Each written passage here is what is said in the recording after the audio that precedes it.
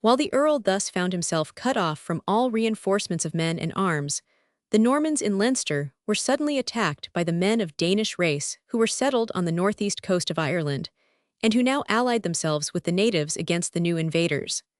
They attacked Dublin, but without success. The Normans, however, dreading the formidable league against them, made a second application to Henry through Hervé Fitzmaurice.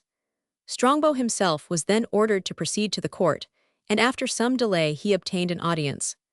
The earl agreed to surrender to the king the town of Dublin, with the larger of the other towns on the coast. In return, Strongbow was permitted to retain his other acquisitions in Ireland, and was restored to the possession of his estates in Wales. MacMurrough having died previously to this interview, Strongbow had assumed the title of King of Leinster, in right of his wife Eva, and he now found himself reduced from the condition of a sovereign prince to that of steward of the English crown. In the year 1171, Henry set sail from Milford to take possession of his new territories. The royal force consisted of 400 vessels, containing about 5,000 men, among whom were 500 knights. Henry landed at the Crook, near Waterford, October 18th, and was received by the Norman chiefs, who tendered him their homage. The army commenced its march, by way of Cassell to Dublin, meeting with no resistance. The inhabitants, overawed by the numbers and the martial equipment of their enemies, fled in dismay before the advancing troops, and the native kings of the south had no other alternative than to surrender at the summons of the conqueror, and offer their allegiance to him. Having established his court at Dublin, Henry styled himself king of all Hibernia, and summoned the whole of the Irish chiefs to his presence. Many obeyed, but the kings of Connaught and Ulster, entrenched in their native mountains, refused to acknowledge his authority, and the sovereignty of Henry was limited by a line drawn across the island, from the mouth of the Shannon to that of the Boyne. All the pomp which distinguished the Plantagenet court was displayed in Dublin, and the Irish people, lively, impressible, and fond of novelty, derived pleasure from contemplating the splendid appearance of the Norman arms, horses, and accoutrements of war. The majority of the clergy also gave their support to the invader, and welcomed him as one bearing the authority of the Church. Henry promulgated the bull of Pope Adrian, and various reforms and observances of canonical discipline were introduced into the Irish Church. Henry's former haughtiness towards the clergy, and his resistance to the encroachments of the papal see upon the rights of the crown, had now disappeared. Not only did he require the support of the bishops to secure his new conquest, but the popular feeling excited throughout his dominions by the death of Becket rendered it necessary for him to conciliate where he had formerly threatened. This course of action met with temporary success, and Pope Alexander Roman III issued a bull confirming that of his predecessor, Adrian, and ratifying the king's title to the possession of Ireland. After he had remained in the country for a few months longer, Henry received news which compelled his immediate return to England. Having appointed officers to the chief places of power in the island, he sailed from Wexford on the 17th of April, 1172, and landed at Portfinnen in Wales. At this time the king had 4 legitimate sons living: Henry, Richard, Geoffrey, and John, of whom Henry, the eldest, was 18 years of age. Equitable provision had been made for each of them, it being intended that Henry should succeed to the English throne, as well as to the territories of Normandy, Anjou, and Maine. Richard, who was the favorite of his mother, was to receive her estates of Aquitaine and Poitou. Geoffrey, who had married the daughter of the Duke of Brittany, was to succeed to that province, and John was to be made King of Ireland. During the archbishopric of Thomas Becket, the king had taken measures to show his authority by causing his eldest son to be crowned king by the Archbishop of York.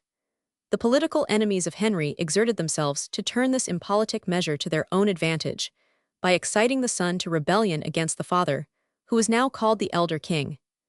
In these attempts they were seconded by Queen Eleanor, whose affections had been alienated from the king by his numerous infidelities. She was a woman of strong passions, and determined to make her children the instruments of her vengeance.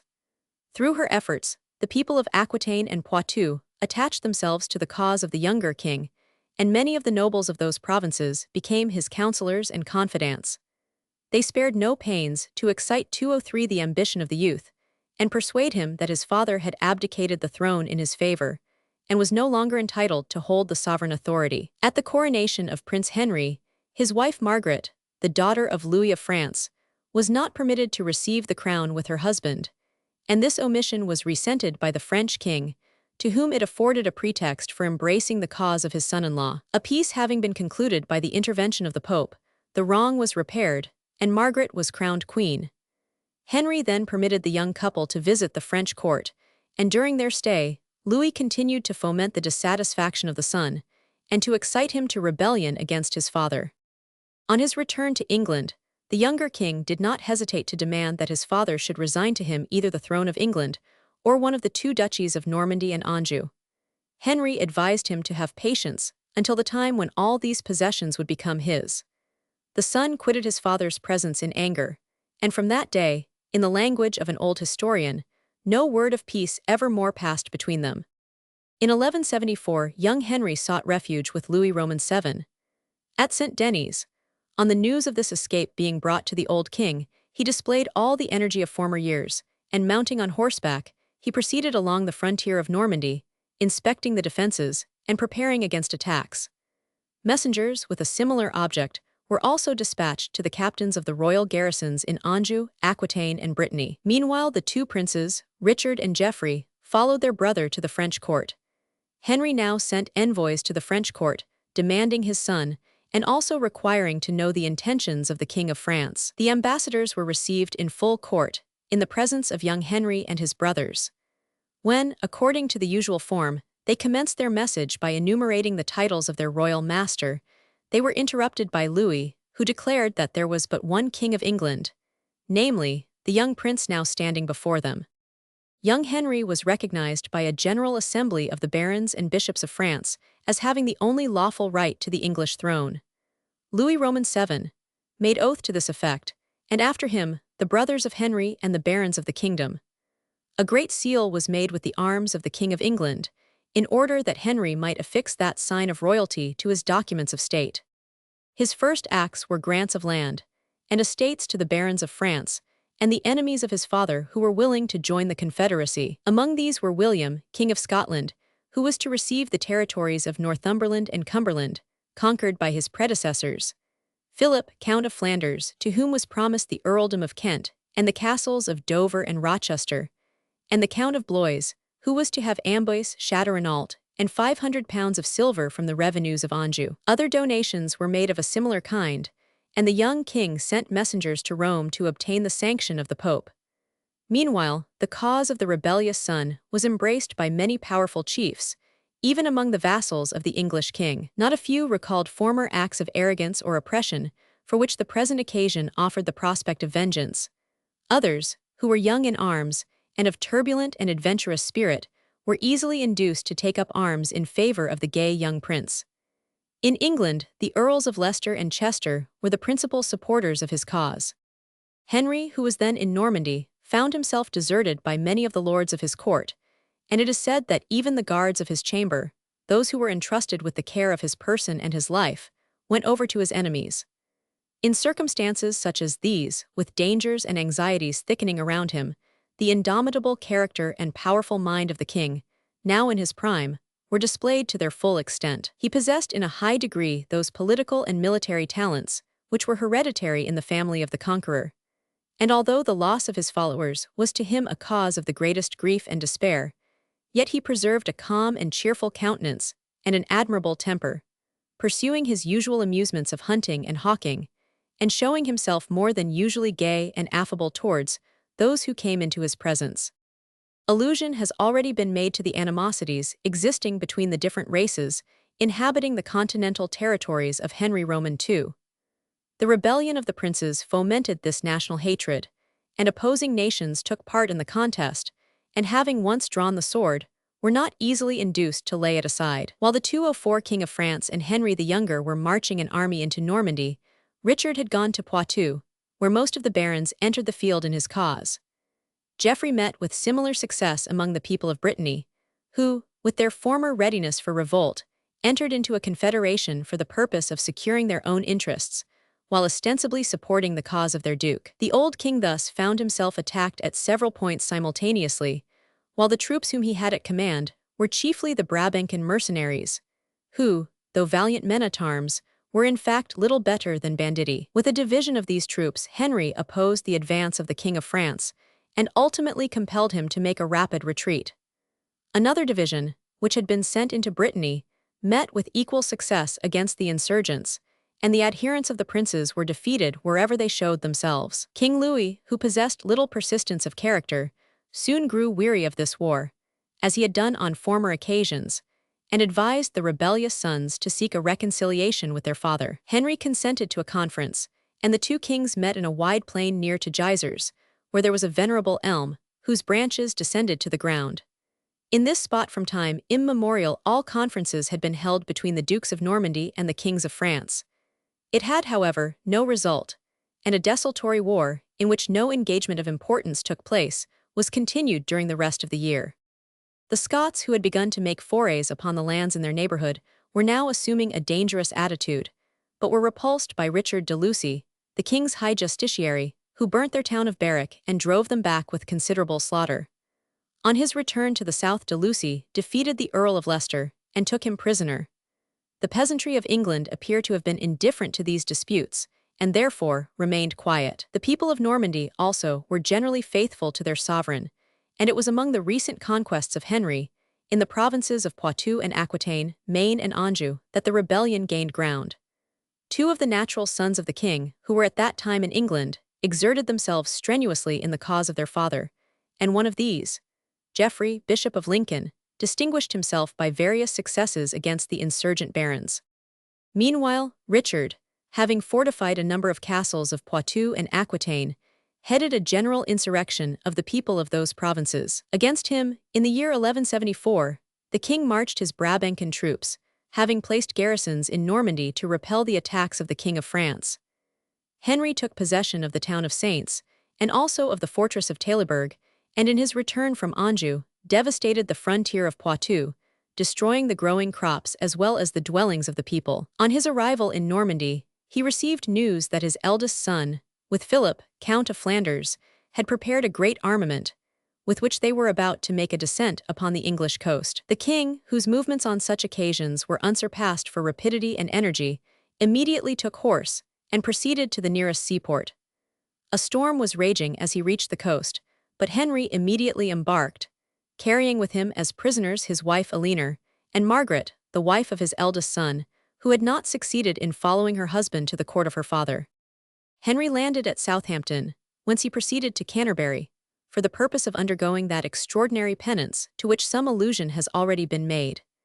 It is related that he rode all night without resting by the way, and that when, at the dawn of day, he came in sight of Canterbury Cathedral, he immediately dismounted from his horse, threw from him his shoes and royal robes, and walked the rest of the way barefoot along a stony road. On arriving at the cathedral, the king, accompanied by a great number of bishops, abbots, and monks, including all those of Canterbury, descended to the crypt, in which the corpse of Thomas Becket was laid. He knelt upon the stone of the tomb, and stripping off part of his clothes, exposed his back to the scourge. Each of the bishops then took one of the whips with several lashes, used in the monasteries for penance, and each, in turn, struck the king several times on the shoulders, saying, "As Christ was scourged for our sins, so be thou for thine own." The scourging did not end the acts of humiliation. Henry remained a day and a night prostrate before the tomb, during which time he took no food and did not quit the place. The fatigue which he thus underwent brought on a fever, which confined him during several days to his chamber. The display of repentance, whether real or assumed, produced a reaction in the king's favor among the people 205, and he at once recovered the popularity he had lost. It happened that on the day when Henry was thus humbling himself before the tomb of Becket, one of his most powerful enemies had been taken prisoner. William the Lion of Scotland had made a hostile incursion into the lands of the English, and on the 12th of July, when he was amusing himself by tilting in a meadow with some of his nobles, he was surprised by Ranulph de Glanville and captured, together with those who were with him. The English people, deeply imbued with the superstition of the time, attributed this success to the favor of the martyred archbishop, and they flocked to the standard of the king. Henry was not long in recovering his strength, and taking the field once more, he advanced against the rebellious barons, who gave way and fled at the sound of his approach. Many of their castles were carried by storm, and many were surprised before the inmates had time to escape. So many prisoners were taken that, according to Giraldus Cambrensis, there were hardly cords enough to bind them, or prisons enough to hold them. CP 204. Henry, on his way to Becket's tomb, CP 204. See larger version. Having effectually repressed the revolt in England, Henry passed over with his army into Normandy. The inhabitants of Poitou and Brittany rose again in rebellion. Meanwhile, the Count of Flanders had resigned his project of invading England as soon as Henry's return thither, and the various successes which attended him were made known. The Earl turned his forces in another direction, and having been joined by Henry, the younger king, and by Louis of France, laid siege to the city of Rouen. The attacking forces had scarcely sat down before the place, when Henry, who had returned in haste to the continent, appeared on the scene of action and obtained possession of the stores of the French army. Louis and his allies made but a brief resistance, and in a few days raised the siege. Their numerous army retreated hastily before the forces of the English king, who pursued his advantage, and compelled his adversaries once more to come to terms. Louis was again the first to withdraw from the contest, and proposed a conference for arranging terms of peace, to which the princes Henry and Geoffrey reluctantly assented. Richard at first refused to be included in the truce, but receiving no succor from his allies, he was unable to maintain a defense, and after the loss of many fortresses, he was compelled to return to his father and implore his pardon. The king, stern and unrelenting towards ordinary offenders, acted with remarkable indulgence towards his rebellious children. An act of reconciliation was agreed upon, by which estates and revenues were assigned to each of the princes, and Henry made peace with the French king and the Count of Flanders, on condition that they restored the territories which they had occupied since the commencement of the war. On the other hand, Henry agreed to give up those lands which he had conquered, and to liberate all his prisoners, with the exception of the King of Scotland, who had been confined in the castle of Falaise. In the following month of December, 1174, the Scottish king obtained his freedom by doing homage to Henry and acknowledging himself as his vassal, thus sacrificing nominally the independence of his kingdom. The three princes assented to the terms offered by their father, and promised future honor and obedience to him, the two younger taking the oath of fealty. In 1175, Henry returned to England with his eldest son, and the reconciliation between them was now so complete that it is related that they ate at the same table and slept in the same bed. At length the country enjoyed a short period of tranquility, and 8 years elapsed, during which there was peace at home and abroad, and the energies of the king were engaged in promoting reforms in the internal government of the kingdom. His reputation for wisdom and power at this time stood so high that the kings of Navarre and Castile, who had been engaged in a prolonged warfare upon a question of territory, agreed to refer their dispute to the decision of the English monarch, and it is related that he delivered a wise and impartial judgment between them. In 1180, 2 fresh disputes arose between Henry and his sons.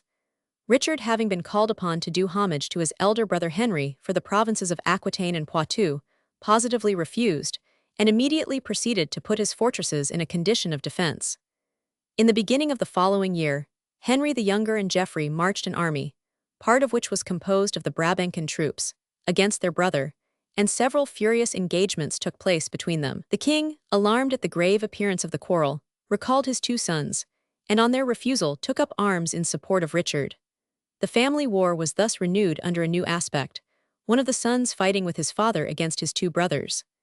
Contemporary historians speak with a fitting horror of these unnatural contests, and attribute their recurrence to an evil destiny which hung over the race of Plantagenet, as the result of some great crime which remained unexpiated. Revolting stories were related of the origin of the family, and of the deeds of its descendants, stories, of which some are evidently fabulous, and others, probably, had little or no foundation in fact. One of these, which occurs in the Chronicles of Johannes Brompton, may be given as an instance. An ancient Countess of Anjou, from whom King Henry was descended, was observed by her husband to evince great reluctance to entering a church, and when she did visit one, she invariably quitted the edifice before the celebration of the sacrament. The husband, whose suspicions were excited, caused her one day to be forcibly detained by 4 esquires, but at the moment of the consecration, the countess threw off the cloak by which she was held, flew out of the church window, and was never seen afterwards. It is related that Prince Richard was accustomed to refer to this anecdote, and to say it was no matter of surprise that he and his family, who had sprung from such a stock, should be on bad terms with each other. The Plantagenet dominions in France, AD 1185. See larger version. Henry and his son Richard marched against Limoges, which was in the possession of Henry the Younger and Geoffrey.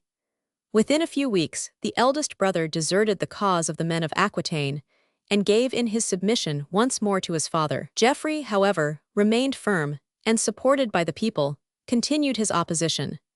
Prince Henry communicated with his brother through Bertrand de Born and arranged that a meeting should take place between his father and Geoffrey for the purpose of arranging terms of peace. When the king arrived at Limoges to attend this conference, he was surprised to find the gates of the town shut against him, and on presenting himself with a small escort before the walls and demanding 207 admittance, he was answered by a flight of arrows, one of which pierced his armor. An explanation ensued when this occurrence was declared to be a mistake, and the king entered the town and was met by Geoffrey in an open place, where they began the conference. During the interview, a second flight of arrows was discharged from the walls of the castle adjoining, one of which struck the king's horse on the head. Henry ordered one of his esquires to pick up the arrow, and taking it in his hand, he presented it to Geoffrey with words of sorrow and reproach. Henry the Younger, finding his attempts at mediation frustrated, declared that the men of Aquitaine were obstinate rebels, with whom he would never more make peace or truce, but that he would remain true to his father at all times. And yet a month had scarcely elapsed before he again quitted his father and entered into a league with his adversaries.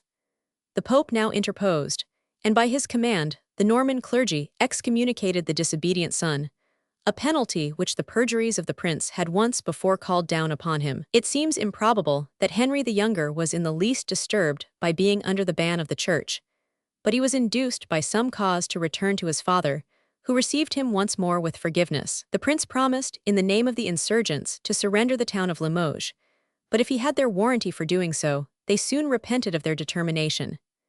The envoys of the king, who were sent to take possession of the town, were butchered within the walls, and the people, whose national spirit was thoroughly aroused, showed themselves resolved to put down all measures of reconciliation.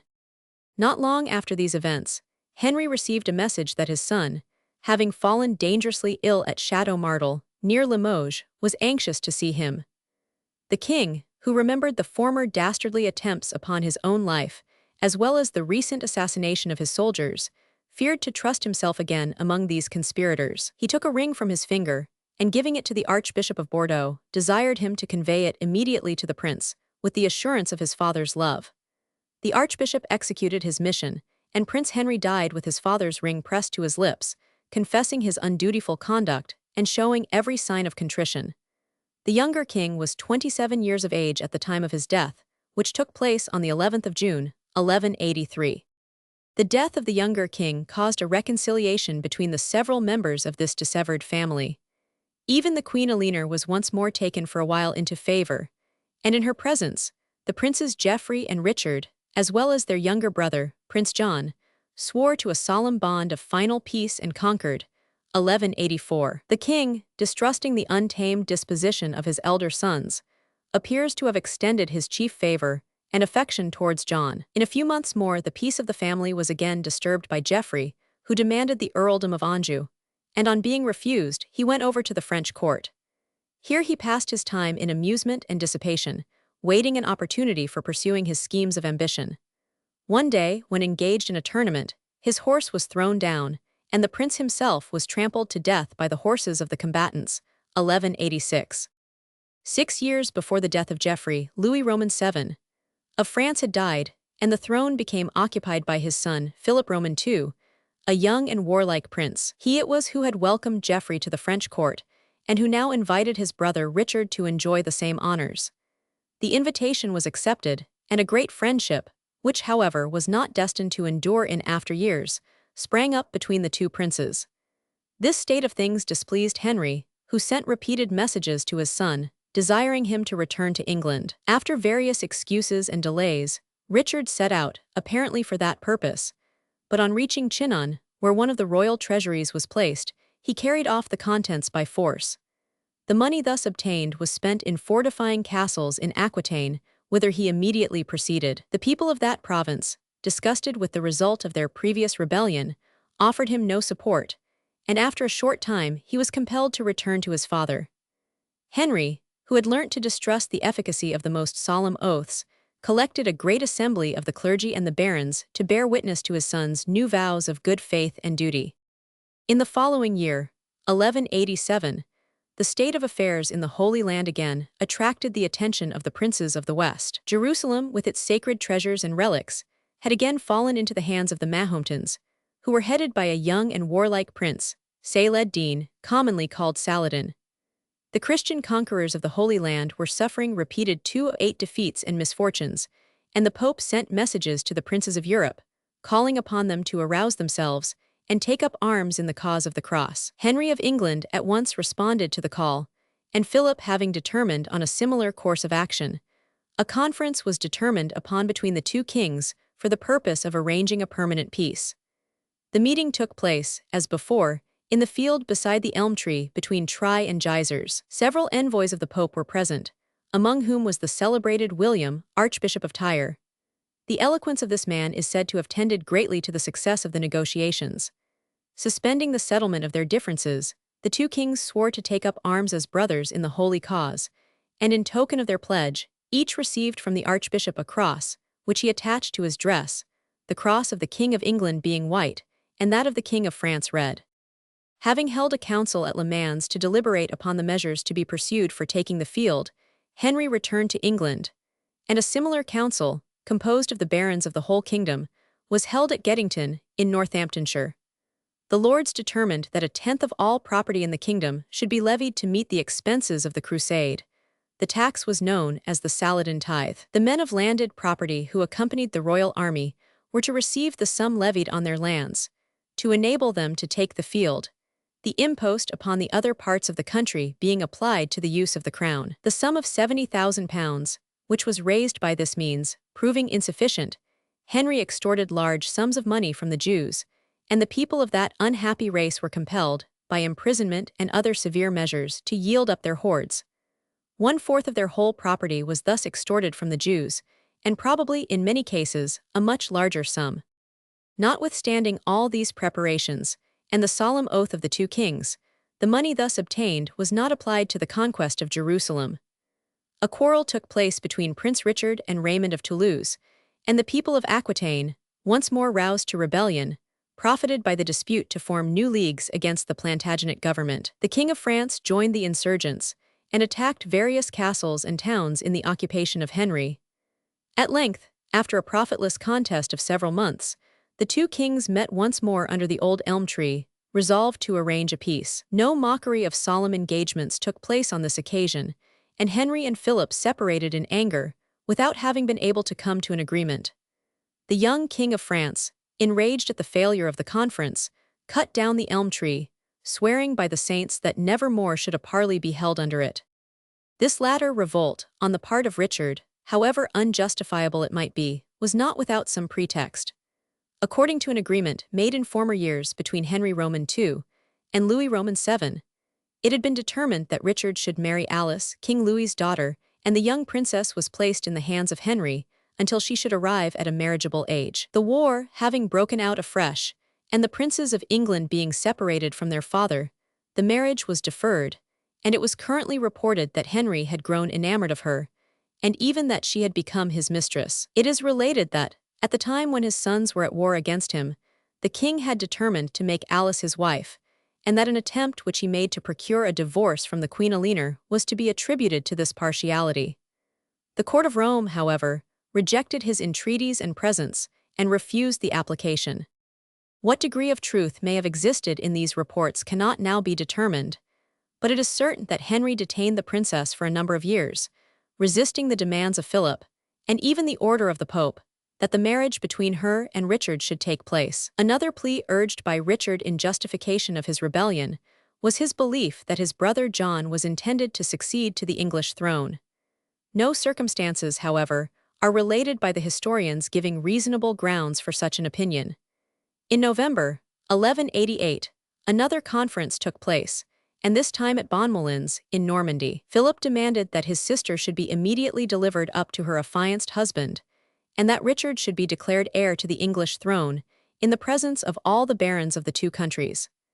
Henry, remembering the events which had followed the recognition of the claims of his eldest son, refused to repeat an act which might be attended with similar disturbances. Richard, enraged at this refusal, turned from his father, and placing his hands in those of the King of France, declared himself his vassal, and said that 209 he committed the protection of his hereditary rights into his hands. Philip accepted his oath of fealty, and in return, presented him with some towns conquered by the French troops from his father. Henry quitted the spot in violent agitation, and mounting his horse, he rode to Somer, there to make his preparations for continuing the war. CP 210. Henry receiving the news of John's treachery. CP 210. See larger version. At the news of this fresh rupture, the Bretons, who had been quiet for 2 years, rose once more in revolt, and the men of Poitou declared for Richard so soon as they perceived him to be finally separated from his father. Many of the nobles and knights of Henry began to desert him, as they had done before, and the party of his son, supported by the King of France, increased in strength daily. On the other hand, the greater part of the Normans remained faithful to their sovereign, and the Pope granted Henry his assistance, causing sentence of excommunication to be declared against all the adherents of the rebellious son. But Henry was no longer young. The repeated vexations and misfortunes he had undergone, the wounds he had received from the disobedience of his children, at length produced their effect, and he resigned himself to sorrow, leaving to the legate of the Pope and to the priests the care of his defense. The French king attacked his territories in Anjou, while the Poitevins and Bretons, headed by Richard, seized the royal towns and castles in the south. The old king, whom grief and failing health had reft of all his former energy, was compelled once more to sue for peace, and offered to grant whatever terms might be demanded. Philip and Henry met for the last time on the plain of Colombières, Richard remaining at a distance, waiting the result of the interview. Philip demanded that the English king should give in his allegiance to him, and place himself at his mercy, that Alice should be committed to the care of persons appointed by Richard, until his return from the Holy Land, whither he intended to proceed immediately, that Henry should give his son the kiss of peace, in token of entire forgiveness of the past, and should pay to the king 210 of France 20,000 marks of silver for the restitution of the provinces which he had conquered. According to Roger of Hoveden, a contemporary historian, the two kings were talking in the open field, when suddenly, although the sky was without a cloud, a loud clap of thunder was heard, and a flash of lightning descended between them. They immediately separated in affright, and when, after a short interval, they met again, a second clap, louder than the first, was heard almost on the instant. The conference was broken off, and Henry, whose weak state of health rendered him liable to be seriously affected by any violent emotion, retired to his quarters, where the articles of the treaty, reduced to writing, were sent to him.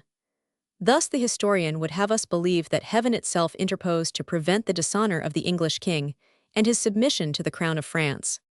The envoys of Philip found the old king in bed, and while he lay there they began to read out to him the articles of the treaty. When they came to the part which referred to the persons engaged secretly or avowedly in the cause of Richard, the king desired to know their names, that he might at least learn who they were who had been his enemies.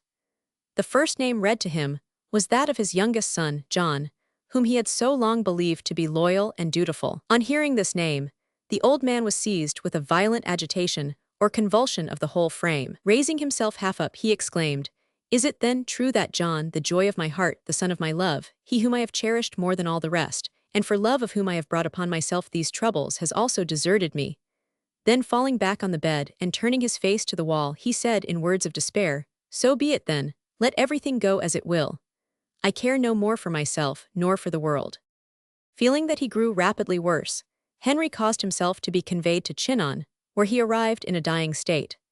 In his last moments he was heard to utter maledictions on himself as a conquered king, and to curse also the sons he was leaving behind him.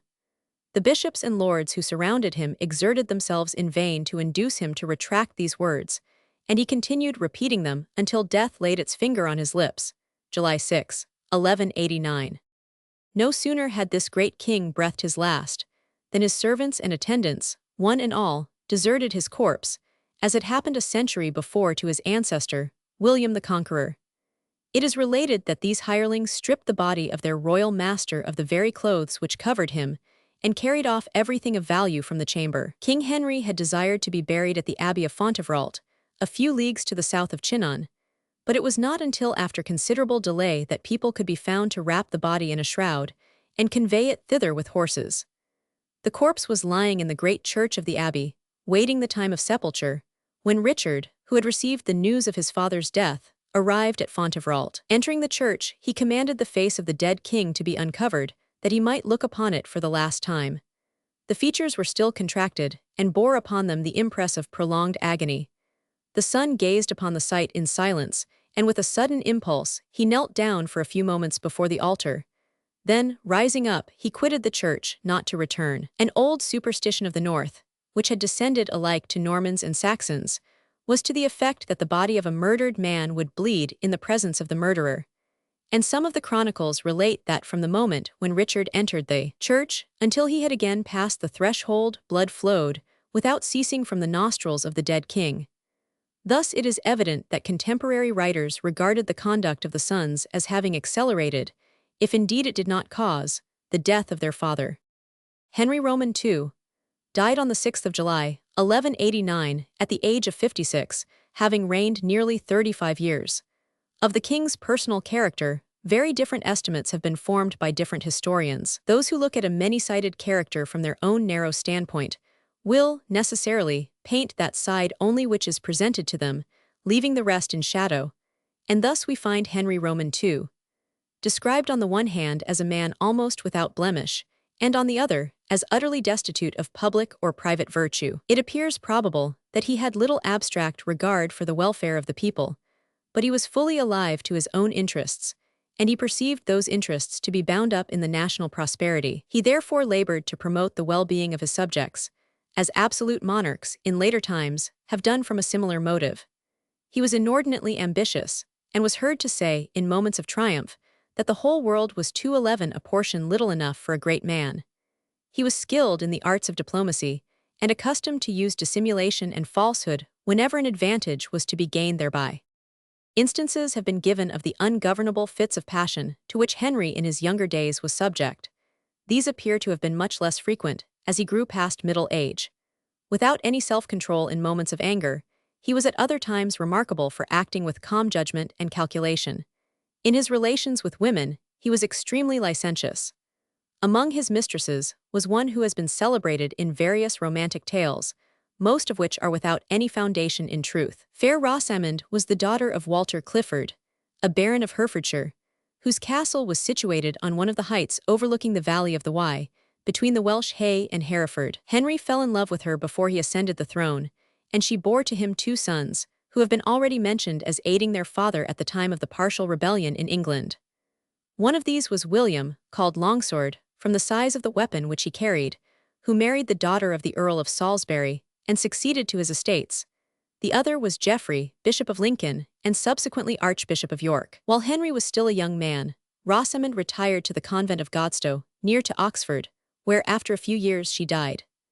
During her residence there, Henry bestowed many valuable presents upon the convent for her sake, and the nuns, who seem to have been actuated by a personal regard for her, as well as by a recollection of the benefits she had conferred upon them, buried her in their choir, burning tapers round her tomb, and showing to her remains other marks of honor. Hugh, Bishop of Lincoln, 20 years afterwards, gave the nuns to understand that one who had led an impure life, even though the mistress of a king, was not worthy to lie in the sacred edifice. The repentance of Rosamond, which appears to have been sincere, was not permitted to wipe away the shame of the past, and her body was removed and buried in the common cemetery. The nuns, however, feared no contamination from the poor remains of their frail sister, and they secretly collected her bones, strewed perfumes over them, and buried them once more in the church. The story of the bower of Rosamond, and of the poison bowl forced upon her by the jealousy of a leaner, cannot be traced to any contemporary source, and must be rejected as devoid of truth.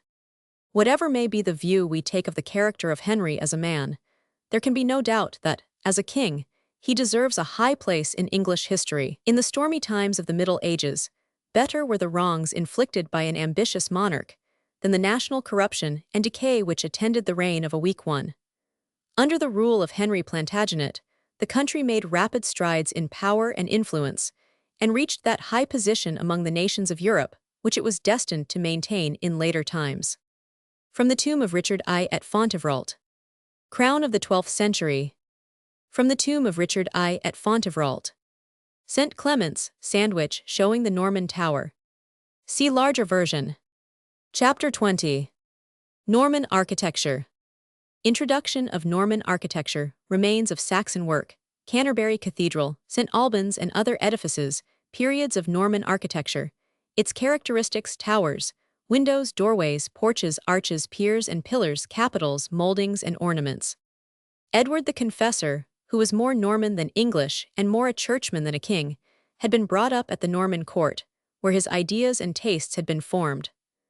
On his accession to the English throne, he introduced the Norman fashions and manners, filled his court with Norman ecclesiastics, and adopted the Norman style of architecture for his ecclesiastical buildings. Shortly before his death, he built the Abbey Church of Westminster, which is described by William of Malmesbury 34 as being constructed in a new style, and he also says that it served for a model for many subsequent buildings. This edifice, which has long since disappeared, was doubtless in the style he had imported from abroad, and though built by an English monarch, was, there can be no doubt, a genuine Norman building. Numerous churches and monasteries, founded on this model, are said to have sprung up in towns and villages in all directions, and thus we see that the Norman style was established even before the Norman conquest. That great event confirmed the changes which the Confessor had begun, and the rude English churches were swept away and replaced by the more finished Norman edifices. The Normans were essentially a building people, and no building seems to have been good enough 213 for them if they had the means of erecting a better. Hence we see a continued change, a constant pulling down and rebuilding on a larger scale, and to this must be ascribed the disappearance of the buildings which had been erected before the conquest. It is chiefly in remote places, which were too poor to enlarge their churches, that we still find remains of the original Saxon work. In many of the smaller churches, which were erected soon after the conquest, the Saxon ideas still linger. The towers have the same proportions, and the same general appearance prevails, but the workmanship is better. The baluster disappears and is replaced by a shaft, and the capitals assume more of the Norman form. This lingering love for the old form was, doubtless, owing to the necessary employment of Saxon workmen, who naturally still clung to their national style. But in large buildings, where foreign architects and workmen would be employed, the new style would be exhibited in its purity. Canterbury, St. Albans, Rochester, and Ely were built in the reign of the Conqueror, but of these Canterbury is the most interesting, as it so fully illustrates the history of architecture in this kingdom. There was a Saxon cathedral on the spot at the time of the conquest, but having been destroyed by fire, it was rebuilt on an enlarged scale by the Norman Archbishop, Lanfranc, in 1070.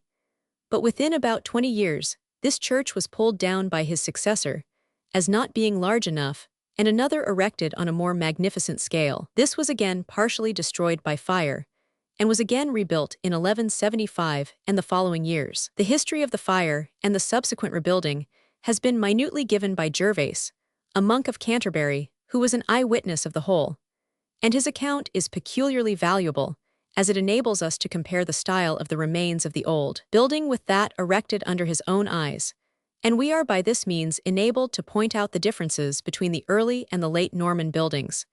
His narrative is clear and interesting, and his description of the present building wonderfully correct.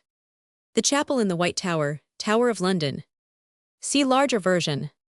St. Albans Abbey was built in the reign of 214 the Conqueror, and in the construction of the building, the materials of the Roman city of Verulam were freely used, so that a great part of it is built of Roman bricks.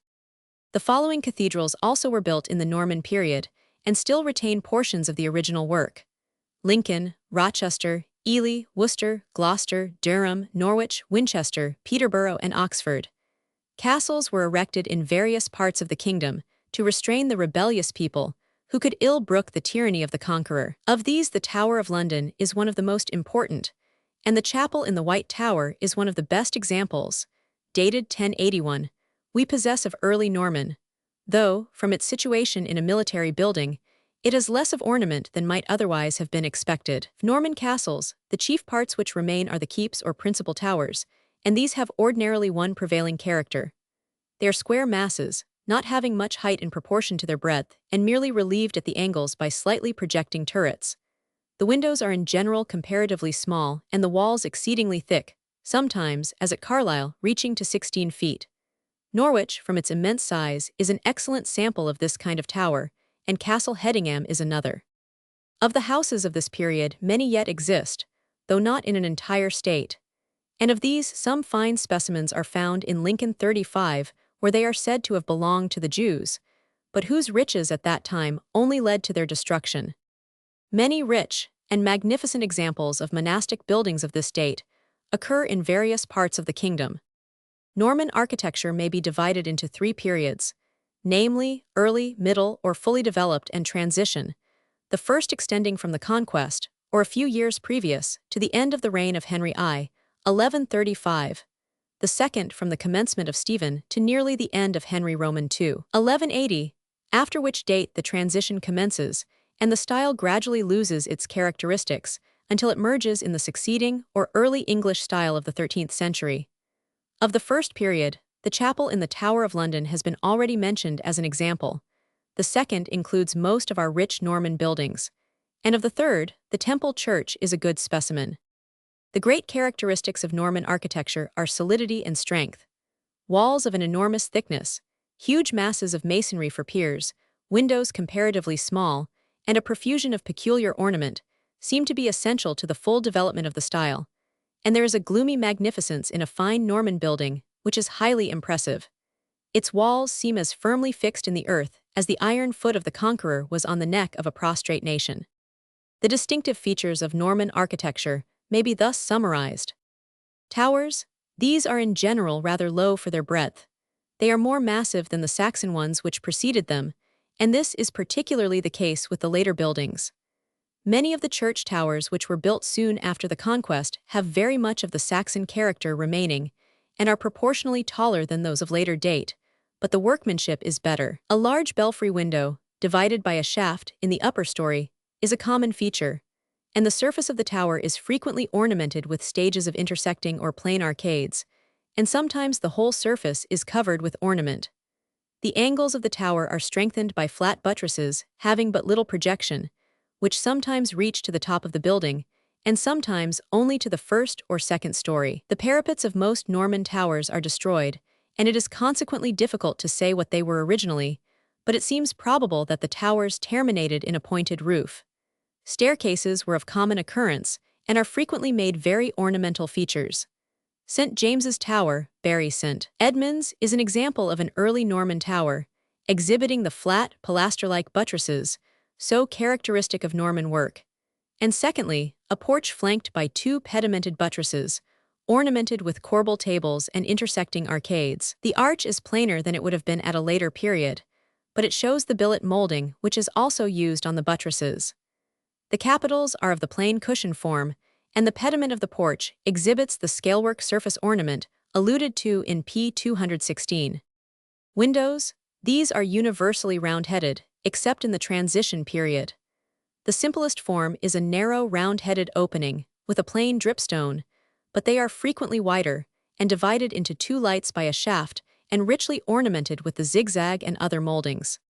Doorways, these are the features on which the most elaborate workmanship was bestowed by the Norman architects, and it is perhaps to be attributed to this that so many of them have been preserved, the Norman doorway having frequently been retained when the church was rebuilt. They are always, except in the transition period, semicircular, and are very deeply molded.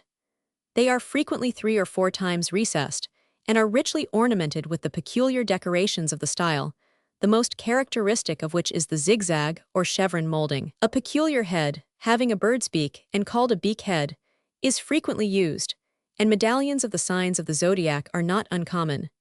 The jambs of the door are ornamented with shafts which are sometimes richly adorned and have elaborately sculptured capitals. The doorway itself is frequently square-headed, and the tympanum or space between this and the arch is filled with sculpture representing the Trinity, the Savior, saints, or some symbolical design or monstrous animal, and sometimes merely foliage. There are a few doorways which are trefoil-headed instead of circular. Portion of doorway, Durham Cathedral. Porches. The Norman porch is in general not much more than a doorway, the little projection it has from the wall being intended chiefly to give greater depth to the doorway, which is very deeply recessed, and it is in these porches that we find the richest doorways, the arches and shafts being overlaid with the utmost profusion of ornament, which, though sometimes rude, always produces a fine effect, and there is scarcely any architectural feature which has been so universally admired. Other styles may be more chaste and more finished, but there is a grandeur about a rich Norman doorway which is peculiarly its own. Arches. The semicircular is the characteristic form of the Norman arch, but there are a few early examples in which the pointed arch was used, supported by massive piers. They are not likely to be mistaken for those of the next style. In the transition, the pointed arch is very frequently used. Sometimes the arch is brought in a little at the impost, when it is called a horseshoe arch, and sometimes the spring of the arch is above the impost and is carried down by straight lines. It is then said to be stilted. Piers and pillars. The piers in early buildings were very massive, consisting frequently merely of heavy square masses of masonry, with nothing but the impost molding to relieve their plainness. Sometimes they were recessed at the angles, and sometimes they were circular, with capitals and bases, but still of very large diameter. As the style advanced, they were reduced in thickness, and had richly sculptured capitals and bases, frequently ornamented with sculpture at the angles. In the transition period, the pillars become slender and clustered, with little to distinguish them from the next style. The Galilee at Durham is an excellent example of late Norman. The round arch and the zigzag moldings are still retained, but the pillars are as slender as those of early English. Capitals. The capital is the member by which the styles are more easily distinguished than by any other. In the Saxon style, we have seen that the Corinthian capital was rudely imitated, and we find in the early Norman, this imitation continued, but with more resemblance to the original, and this imitation was more and more complete as the style advanced. The general form of the plain capital is that of a hemisphere cut into 4 plain faces. This form is called a cushion capital. This may be considered as the fundamental form from which other varieties have been worked. It is sometimes doubled or multiplied, and sometimes highly ornamented. The abacus, or upper member of the capital, will at once distinguish the Norman from all other styles, and throughout Gothic architecture, it is the feature most to be depended on in distinguishing one style from another. In the Norman, it is square in section, with the corner edge sloped or chamfered off. It is commonly quite plain, but sometimes it is molded, and sometimes highly ornamented, but in all cases it retains its primitive and distinctive form. The capitals of the chapel in the Tower of London are excellent examples of early Norman, showing the volutes at the angles and the plain block in the center, in room of the collicoli, and surrounded by a peculiar stiff kind of foliage 216, the whole being an evident but rude imitation of the Corinthian capital. The volutes and the center block are common features of early Norman capitals, but the foliage is rare. Moldings and ornaments. These are extremely numerous. The ornamented moldings are almost endless in variety, but the most general is the zigzag, which is used for decoration in all places, both simple and in every variety of combination, sparingly in the early buildings, but profusely in the later ones. The billet is much used in early work, as is also a peculiar kind of shallow lozenge, and other ornaments which required little skill in the execution. After a photograph by Poulton and Sons. Cassell Rising, Norfolk. After a photograph by Poulton and Sons. See larger version. When large and otherwise blank spaces of walls, either on fronts or towers, have to be relieved, it is frequently done by introducing stages of intersecting arcades, a fine example of which occurs at Cassell Rising, in Norfolk. There is a peculiar kind of ornament which is used to relieve surfaces of blank spaces, either over the arches or the interior, or in the heads of window porches. And see, this is frequently called diaper work, and consists either of lines cut in the stone in the form of a trellis, or in imitation of scalework, arches, and c. A portion of a doorway from Durham Cathedral is engraved, CP 215, as an example of rich Norman, and exhibits the peculiar moldings and ornaments of the style. The dripstone shows a rude kind of foliage, on which are placed at intervals medallions containing animals, and see, it is not unusual for these to be occupied with the signs of the zodiac. The arch exhibits a rich series of zigzags. The abacus of the capitals is of the usual Norman form, but has its upright face ornamented with what is an imitation of a classical form, generally known as the Grecian honeysuckle. The capitals are of cushion shape, but overlaid with foliage and monstrous animals. The shapes exhibit 2 varieties of ornamentation, much used in very rich doorways. The first two are fluted spirally in opposite directions, and the third displays a kind of diaper work, being a modification of the zigzag, in which the interstices are filled with foliage. Richard I. Chapter 21. Reign of Richard I, the Third Crusade. Richard's show of penitence, his coronation, massacre of the Jews, results of the Second Crusade. Richard raises money for the Third Crusade, the regency departure for the Holy Land, the Sicilian succession, the quarrel concerning Joan's dower, Richard's prodigality, his interview with the monk, Joachim, treachery of Philip, and Richard's repudiation of Alice, Richard's betrothal to Berengaria, adventures on the coast of Cyprus, and the conquest of the island, the siege of Acre and its fall, dissension between Richard and Philip, and return of the latter to France, massacre of prisoners on both sides, the Battle of Azotus, occupation of Jaffa, the advance towards Jerusalem, quarrels among the Crusaders, and negotiations with Saladin, chivalry of Saladin, death of Conrad, and charges brought against Richard, last advance upon Jerusalem, Battle of Jaffa, truce with Saladin.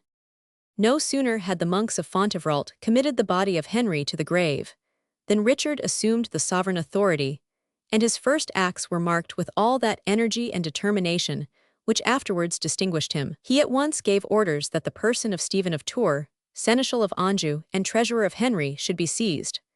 This functionary was thrown into a dungeon, where he was confined with irons on his feet and hands, until he had given up to the new king, not only all the treasures of the crown, but also his own property. Richard then called to his councils the advisers of his father, with the exception of Ranulph de Glanville, and discarded those men who had supported his own rebellion, not 218, excepting even his most familiar friends. This policy, which has been attributed by some historians to the repentance of Richard, was more probably the result of profound calculation, and was based upon sound reasoning.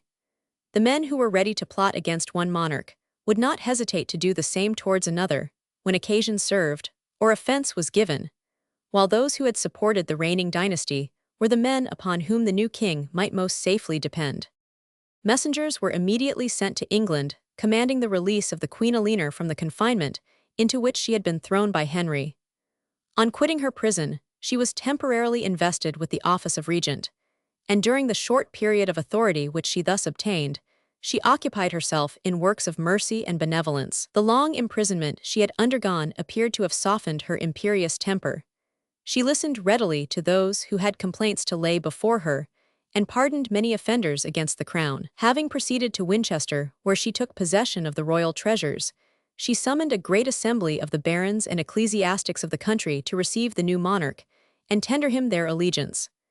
After a delay of 2 months, Richard crossed the Channel, accompanied by his brother John, and landed at Portsmouth. On his arrival at Winchester, he caused the gold and jewels of the crown to be weighed in his presence, and an inventory made of them.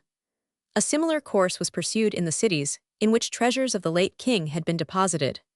Richard was absorbed in the project of a grand expedition to the Holy Land, which should reduce the infidel to permanent submission, and place himself on the highest pinnacle of military renown. To this circumstance, we may in some degree attribute the fact that the ambitious John permitted his brother to succeed to the throne without any attempt to dispute his right. John probably calculated that in the king's absence, the actual sovereignty would devolve upon himself, and that the impetuous Richard might never return from the dangers of the Holy War. Apart from these considerations, however, it is doubtful whether the weak temper of John would have permitted him to rebel openly against his powerful and energetic brother. On the 3rd of September, Richard was crowned at Westminster, and the ceremonial was conducted with great pomp and splendor. The procession along the aisles of the cathedral was headed by the Earl of Albemarle, who carried the crown. Over the head of Richard was a silken canopy, supported by 4 lances, each of which was held by one of the great barons of the kingdom. The bishops of Bath and Durham walked beside the king, whose path to the altar was spread with a rich carpet of Tyrian purple. The ceremony was performed by Baldwin, Archbishop of Canterbury, and Richard took the customary oath to fear God and execute justice. The cloak or upper clothing of the king was then taken off.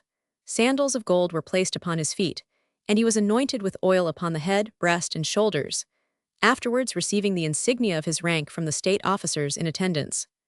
Richard was then led to the altar, where he renewed the vows he had taken, and lifting with his own hands the crown from off the altar, which he did in token that he received it from God alone, he gave it to the archbishop, who placed it upon his head. The day of the new king's coronation was marked by an event which resulted in an attack upon all the Jews assembled in the city, who were barbarously murdered with their wives and children. In the Middle Ages, while the science of finance was in its infancy, and men had not yet learned to associate together for purposes of trade, the Jews were the principal, if not the only, bankers of Christendom. There were no laws in existence to regulate the interest of money, and their profits were frequently enormous. The wealth which they thus obtained, no less than the obnoxious faith to which they firmly adhered, caused them to become objects of hatred to the people. And this feeling was increased at the date of the new crusade. In consequence of the increased rate of interest, they demanded from men who were about to risk their lives in that dangerous journey. During the reign of Henry Roman II, the Jews had enjoyed some degree of protection and had, accordingly, increased in numbers and wealth. In France, they were less fortunate. On the accession of Philip Roman II, he had issued an edict ordering the banishment of all the Jews from the kingdom and the confiscation of their property. Hated by the people, the persecuted race had no other hope than in the favor of the prince, and fearing that Richard might be disposed to follow the example of his ally, the King of France, they determined to secure his protection by presents of great value. From the painting by James Archer, RSA.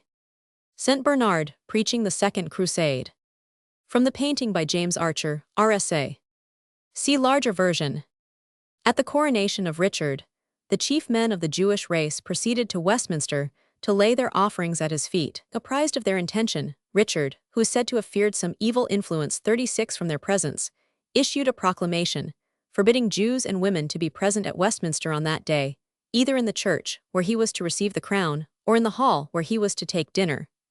Some of the Jews, however, trusting that the object of their errand would excuse the breach of the royal command, attempted to enter the church among the crowd, and were attacked and beaten by the king's servants. A report was then rapidly circulated among the multitude outside, that the king had delivered up the unbelievers to the vengeance of the people. Headed by some of the lower class of knights and nobles, who were not sorry to get rid of men to whom they owed large sums of money, the crowd surrounded the unhappy Jews and drove them along the streets with staves and stones, killing many of them before they could reach the doors of their houses. At night, the excitement spread throughout the town, and the populace attacked the dwellings of the hated race in every direction.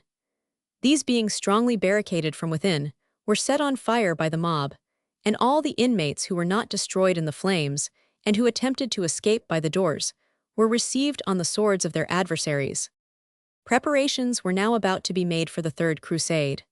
The Second Crusade, headed by Louis Roman VII, of France and the Emperor Conrad of Germany, had been a total failure. Although 200,000 persons perished in it, it is not to be ranked in importance with those which preceded and followed it. It was preached in 1146 with all the zeal of the celebrated St. Bernard, abbot of Clairvaux, who was noted equally for eloquence and piety, but its acceptance was confined to France and Germany, and it took the character of a great military expedition rather than of a popular movement.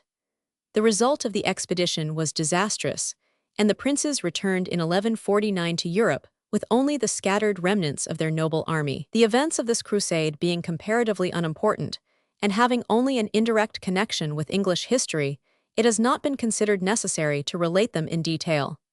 The state of affairs in the East, which induced the kings of France and England to determine upon a third crusade, has been briefly referred to in a preceding chapter. See pp. 207-8.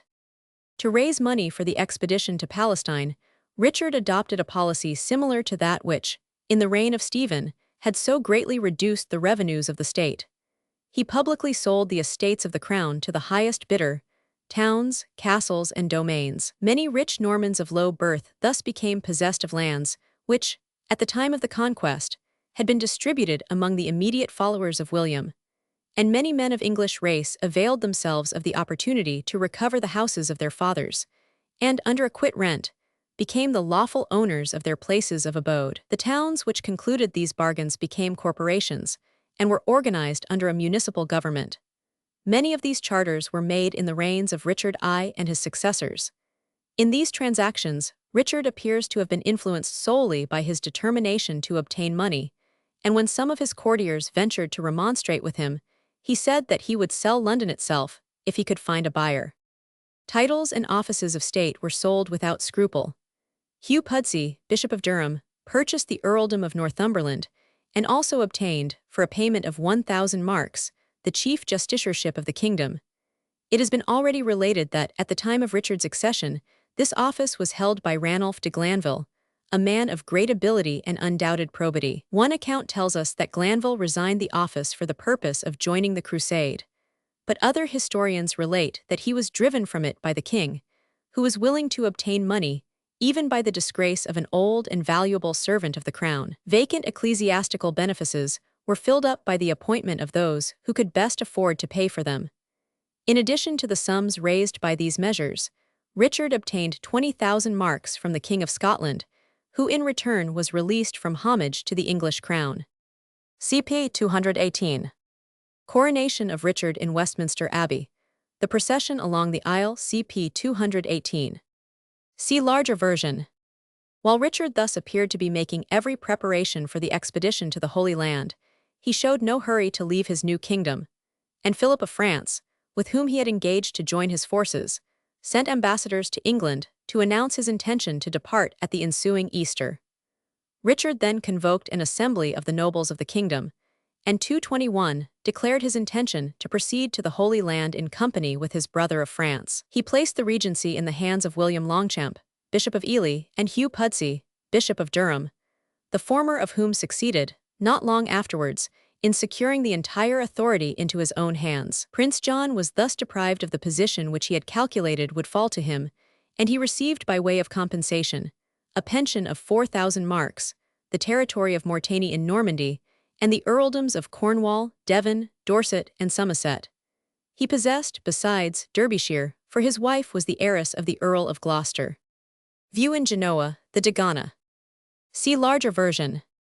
Early in the following year, 1190, Richard crossed the Channel into Normandy, and soon afterwards a meeting took place between the two kings of France and England, at which they bound themselves to a compact of brotherhood and alliance, each swearing to maintain the life and honor of the other as he would his own.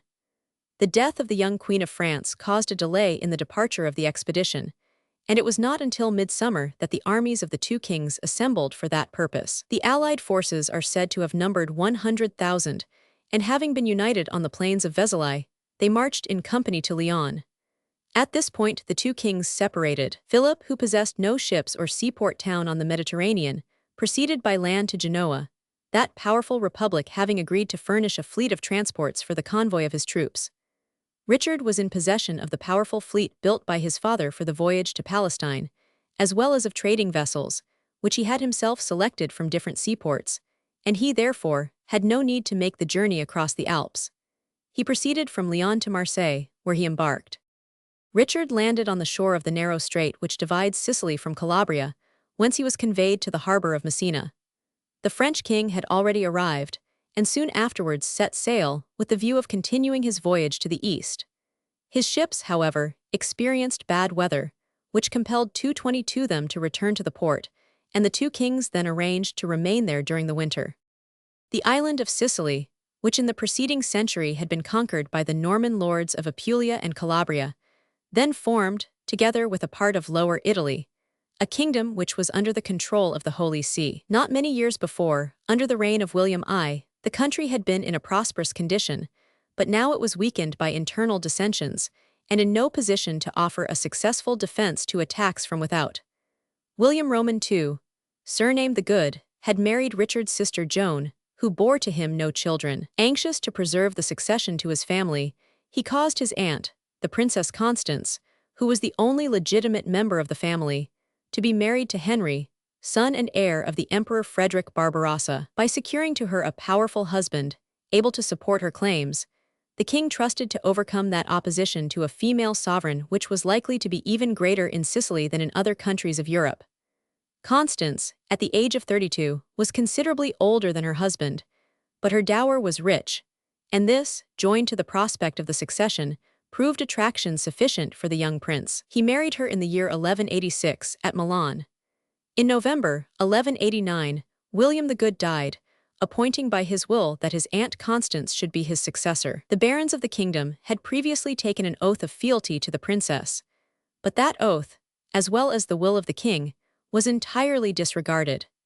The nobles were necessarily indisposed to submit to the rule of a foreign prince, and the aggressions of the German emperors in the north of Italy had given good cause for dread of any further increase of their power. Constance and Henry were also out of the country at this critical moment, and the barons, after various disputes among themselves, conferred the crown upon Tancred, nephew to William the Good, though reputed to be illegitimate by birth. The new king was hailed by the people with acclamation, and was acknowledged by the Pope, Clement Roman III, who sent him the customary benediction. His reign, however, had no sooner commenced than various conspiracies were formed against him by the barons who had been competitors for the throne, and though he had succeeded in reducing these to submission, he was threatened by Henry, who had now become emperor, and who was preparing a powerful army to support the claims of his wife Constance. Such was the position of affairs in Sicily at the time of the arrival of the kings of England and of France. Both monarchs were received by Tancred with every token of honor and hospitality. Philip was entertained within the city of Messina, and Richard took up his quarters in a house without the walls, situated in the midst of a vineyard. After having remained for a very brief period in tranquility, Richard found in the position of his sister, Joan, a cause of quarrel with the King of Sicily. At the time of the marriage of that princess with William the Good, a splendid dower had been given to her by her husband, including many towns and cities, and territory of considerable extent. When Tancred ascended the throne, he withheld these broad lands, part of which, however, were occupied by nobles who were in rebellion, and which, therefore, it would not have been easy to deliver up. Richard first demanded that his sister should be sent to him, and when the request was complied with, he sent other messengers requiring the whole of her dower. Without waiting for an answer, the impetuous prince passed over to the Calabrian shore and seized possession of the castle of Bagnara. Here, he left his sister defended by a body of troops, and returned to Messina. On the borders of the strait, overlooking the English camp, there was a convent of Greek monks, having a strong natural position and capable of being easily fortified. Richard drove out the monks, and placed in their stead a strong garrison, who turned the monastery into a fortress, and issued thence on licentious excursions through the town and the neighborhood. The disorders of the foreigners at length aroused the indignation of the Sicilians, who, jealous of the honor of their wives and daughters, suddenly attacked the English, who were in the city, and at the same time closed the gates of the town. The whole camp speedily took to arms, and assembled without the walls, making a reckless and unorganized assault upon them. Richard, having received news of the tumult, mounted his horse and rode hastily among his soldiers, beating them back with a truncheon which he carried in his hand. By exertions of this kind, joined to the influence of his character, he succeeded in restraining his troops, not, however, before some animosities which had arisen between them and the French soldiers had found vent in several partial combats. The kings of France and England 223 held a solemn meeting, at which to arrange against future differences of this kind, as well as to determine upon a peace with the Sicilians. On the hill overlooking the Norman camp, a number of the natives were assembled, and during the conference they attacked a few stragglers from the camp. Having learnt the cause of the uproar, Richard called his men to arms, drove the Sicilians from the hill, and followed them to the walls of the city, which the English now attacked under the direction of their prince. The troops of Tancred made little resistance against their impetuous assailants. The town was carried by storm, and Richard raised his banner on the walls, as though the town had become exclusively his. The jealousy of Philip was excited, and a rupture took place between the two princes, which was appeased only by the town being given into the hands of the Knights Hospitallers and Knights Templars, who were to hold possession of it until the claims of Richard against Tancred had been finally adjusted. In addition to the territories assigned to Joan as a dowry, she was entitled, as Queen of Sicily, to a golden table, 12 feet long and a foot and a half broad, a golden chair, 2 golden trestles for supporting the tables, 24 silver cups, and as many silver dishes. William the Good had left in his will to Henry Roman II a contribution towards the Holy War, in which that prince was proposing to engage. This legacy consisted of a tent of silk to accommodate 200 persons seated, 60,000 measures of wheat, and 60,000 of barley, with 100 armed galleys, equipped and provisioned for 2 years. Henry Roman II died before his son-in-law, and therefore, Richard could prefer no legal claim in right of his father. He, nevertheless, demanded that all these things should be given up to him, as well as the treasures to which his sister was entitled. An agreement was ultimately entered into, by which a sum of 20,000 gold ounces was paid to Joan, and a further sum of 20,000 ounces to Richard, in satisfaction of their several demands. The legality of Richard's claim was not acknowledged, but the money was paid to him ostensibly on a treaty of marriage, which was concluded between his young nephew Arthur and an infant daughter of Tancred. The payment thus took the form of a dower, and was to be returned in case either of the children died before they reached a marriageable age. The money of which Richard thus became possessed was lavished with the utmost prodigality. His tastes were magnificent, and the extraordinary fame which he had acquired throughout Europe was due no less to his own gigantic strength and brilliant valor than to the glittering halo of romance which surrounded him, and the splendor with which he dazzled the eyes of his followers. Soldiers of fortune of every country came to offer their swords to Coeur de Lion, and were received with welcome and entertainment. Tournaments and spectacles of various kinds succeeded each other. The sounds of mirth and music resounded through the camps. Troubadours and jongleurs offered their feats of skill, or songs of war and beauty, secure of a liberal reward. Relying upon his strong arm to replenish his coffers, Richard showered gifts and largesses upon all comers, and at a great banquet which he gave to the knights of both armies, he sent away each of his guests with a large present of money. Thus, throughout the winter, the soldiers of the north gave themselves up to luxury and pleasure under the sunny sky of Sicily. But Coeur de Lion was no mere voluptuary. If in many respects he bore a resemblance to the gallant but ill-fated Robert of Normandy, he possessed, at the same time, a degree of intellectual power and energy little inferior to that of William the Conqueror. Amidst the glare of rich banquets and gorgeous spectacles, amidst the tinkling of harps whose strings were attuned to flattery, and the glances of bright eyes, which brought their tribute of admiration to the young prince of the Lion Heart, his ardent nature languished and longed for activity. There was a strong impulsive force within the men of those days, which rendered exertion the only pleasure, ease and rest a punishment not to be endured. Cut off for a time from the excitements of battle, Richard sought occupation in the field of theological controversy and the exercises of religion. At this time, a certain Calabrian monk, named Joachim, abbot of Curatio, had made himself famous throughout Europe by his writings and preachings against the abuses of the court of Rome. We have already seen how at intervals, during the Middle Ages, some sandaled monk would rise up from obscurity, and by the mere force of intellect, with no advantages of outward circumstances, would obtain a power over the minds of men, compared with which that of princes was as nothing. This influence was of a purely personal nature, and was attained by the gift of eloquence. The books which Joachim had written would have availed little. They appealed 224 only to the few who could read them, and to posterity, but the man could speak his thought in the ear of the present. We know little in these later times of the meaning of the word eloquence. We apply it to what is written, to thoughts expressed upon inanimate paper, dull and lifeless, as words from the mouth of a statue. The growth of civilization is unfavorable to eloquence, for civilization is built up of laws and customs, and the language of the heart defies all law and pays no deference to expediency. The modern teacher dare not trust his heart. Sermons are written, speeches are prepared, periods carefully rounded, sentiments weighed in the nicest balance. Even the tone of the voice and the motion of the arm are studied beforehand under a master. The influence attained is exactly commensurate with the means employed, and the listeners find themselves on a level of caution, equally removed from danger on the one hand, or from excellence on the other. But such a level is not the normal condition of the human mind.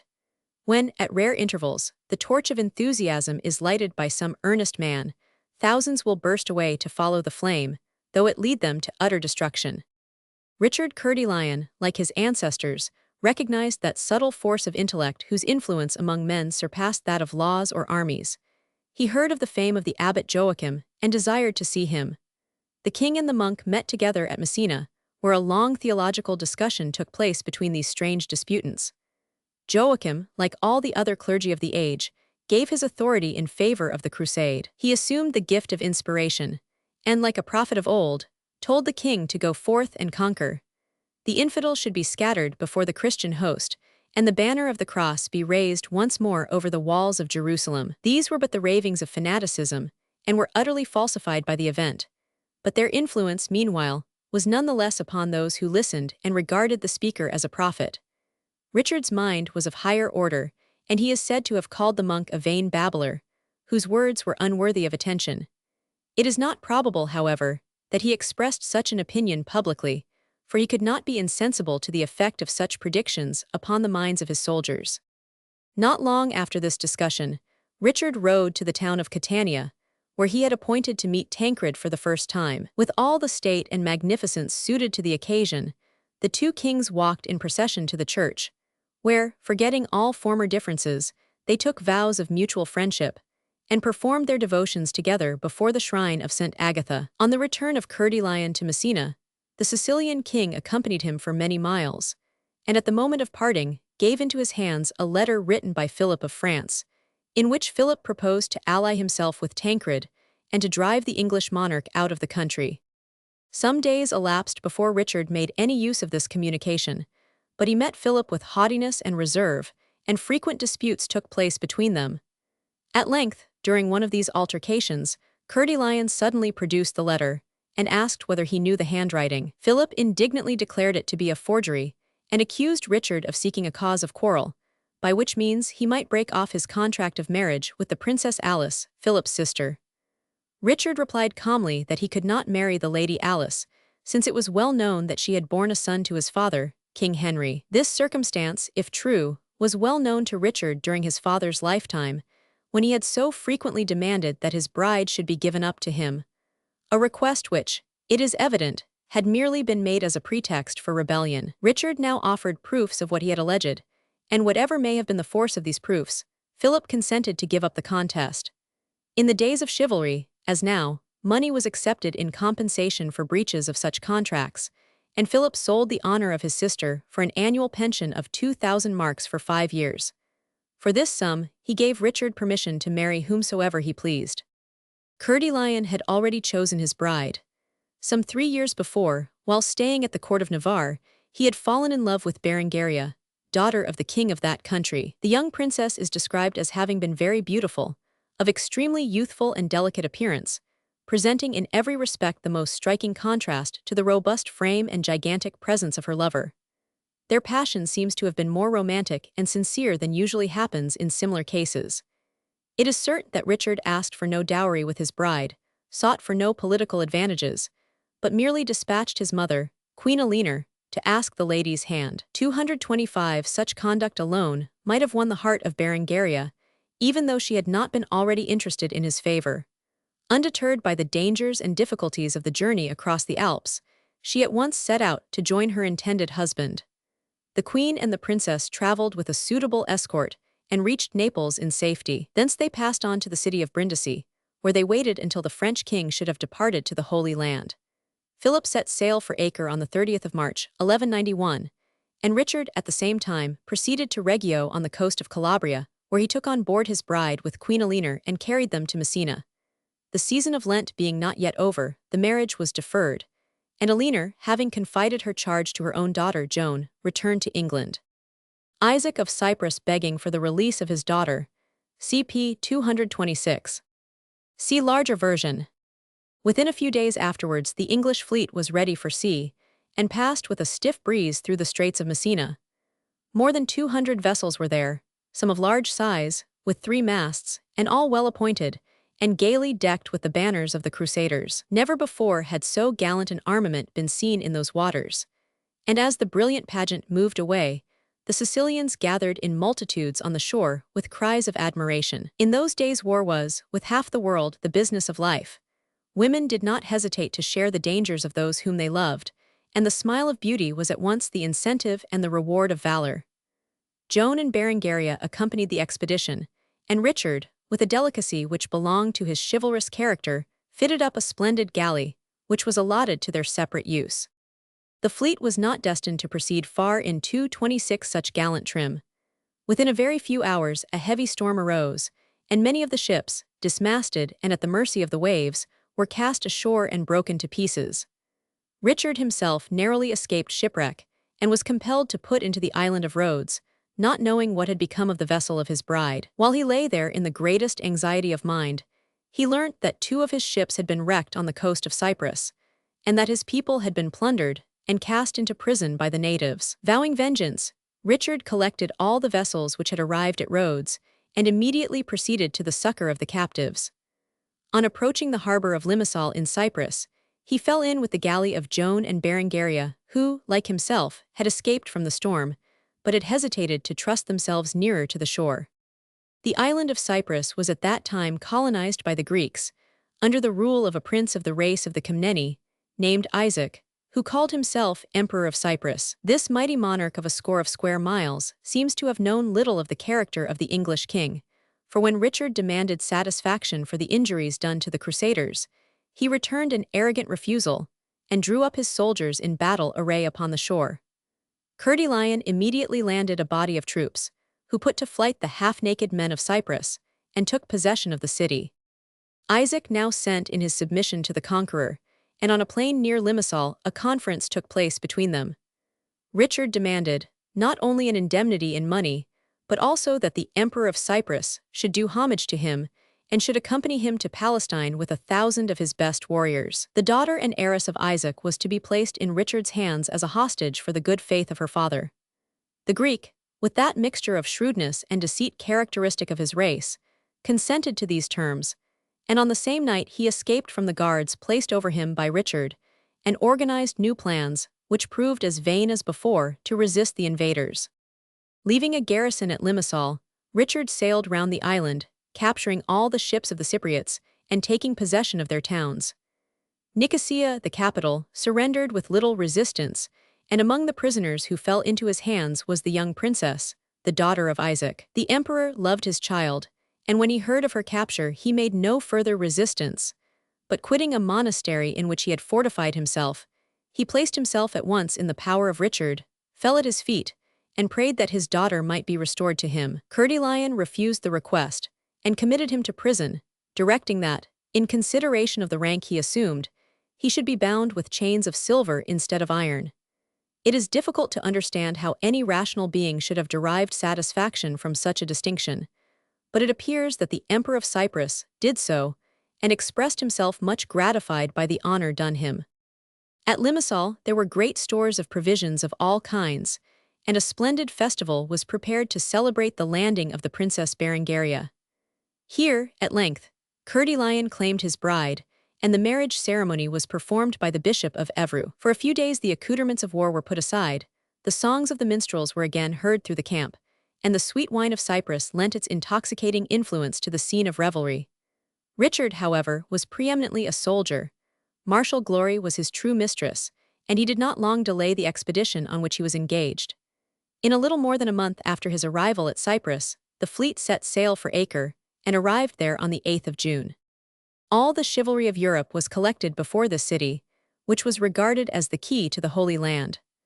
Hospitallers and Templars, priests and princes, knights of high and low degree, from every Christian country, had flocked to lay down their lives in a cause which they believed to be sacred. For 2 years before the arrival of Richard, the siege had been carried on with all the military skill of the age.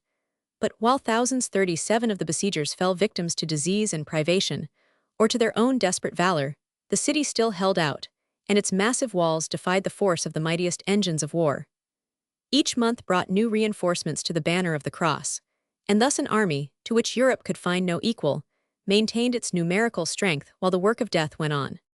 Saladin, one of the greatest names in Eastern history, had posted his immense forces upon the heights about Mount Carmel, whence he watched 227 the great armament of Richard, still numbering more than 100 sail, as it advanced into the roadstead of Acre. The fame of Coeur de Lion had gone before him, and the Crusaders hailed his approach with shouts of rejoicing. Gay banners flashed in the sun, and trumpets and drums sounded their loudest note of welcome. Philip, however, could not witness without envy the power and splendor of his ally.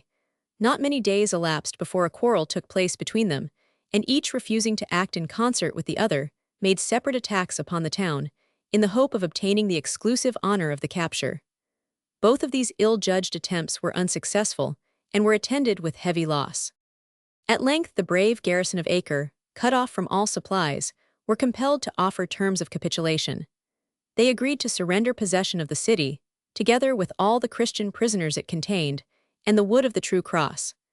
A sum of 200,000 pieces of gold was to be paid by Saladin within 40 days, as a ransom for the lives of the inhabitants, several thousands of whom were retained as hostages for the performance of these conditions. The Army of the Cross entered Acre on the 12th of June, 1191, and at the same time Saladin withdrew from the neighboring heights and proceeded a short distance into the interior to concentrate his forces. Soon afterwards, Philip of France expressed his intention to return to Europe. The reason he gave for doing so was the bad state of his health, and it is not improbable that this prince, who seems to have possessed neither the occasional religious impulses nor the warlike spirit of Coeur Lion, should have found the first approaches of disease sufficient to deter him from the toils and dangers of a journey to the Holy Sepulchre.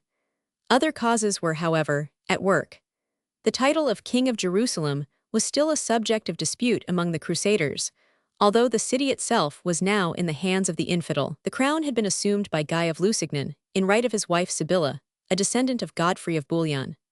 During the siege of Acre, Sibylla died, and her sister Isabella, who had married Conrad of Montferrat, Prince of Tyre, put in her claim to confer the title on her husband. While Philip had declared in favor of Conrad, Richard, who seems to have acted merely from the desire of opposing his ally, supported the cause of Lusignan and acknowledged him King of Jerusalem. In this, as in every other dispute between the two monarchs, Philip was compelled to yield, but he did so with an ill grace, and it was hardly to be expected that the King of France could long submit to such a course of humiliation. He determined to return to his own country, where his will was law, and his power absolute, and where, too, he might have opportunity, during the absence of the English king, to seize upon some portion of the latter's territories, and extend the rather circumscribed limits of the French kingdom. Richard at first received the news of Philip's intended departure with a malediction, calling down shame upon his head for deserting the holy cause in which he was engaged. The feeling of anger seems soon to have given place to something like contempt, for Coeur Lion added, "Let him go, if his health needs it, and he cannot live away from Paris."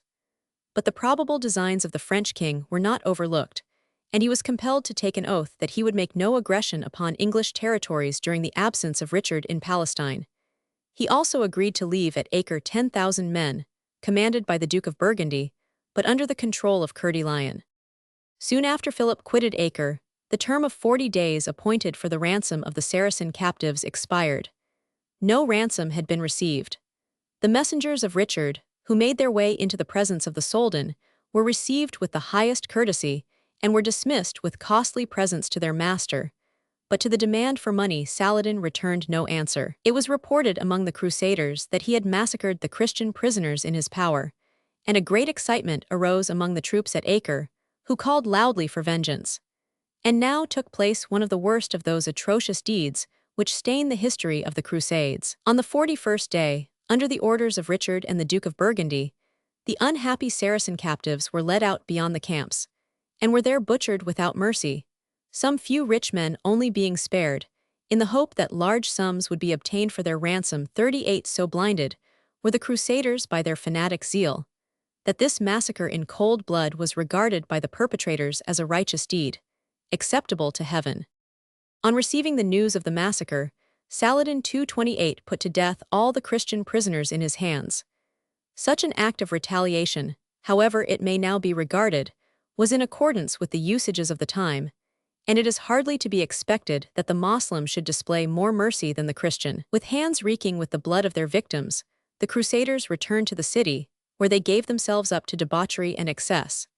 Many of them would probably have been well disposed to go no farther, but Richard roused them once more into activity, and his will was not to be resisted.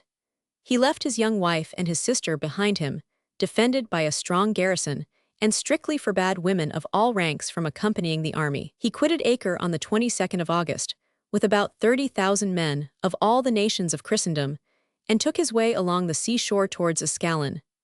Saladin, whose scouts were everywhere, was speedily apprised of the march of the Crusaders, and he appeared at a distance with a great army, hovering about them, and keeping them continually in expectation of attack. The troops of Richard, however, marched fearlessly on, and when, after a day's march across those burning plains, exhausted by the weight of their heavy armor, they reached a halting place, a herald stood forth from each camp, and cried aloud 3 times, "Save the Holy Sepulchre!" And the whole army knelt down and said, "Amen." Human nature displays the most striking contrasts where the fortunes of men are subject to extremes of vicissitude, and thus the soldiers who one day were engaged in acts of brutal cruelty or sensuality, on the next might be seen marching to the death with a devotion which, if mistaken, was not the less sublime. Richard at the Battle of Azotus, CP 229. See larger version. When Richard had advanced as far as Azotus, he was opposed by the Saracen forces, ranged in order of battle.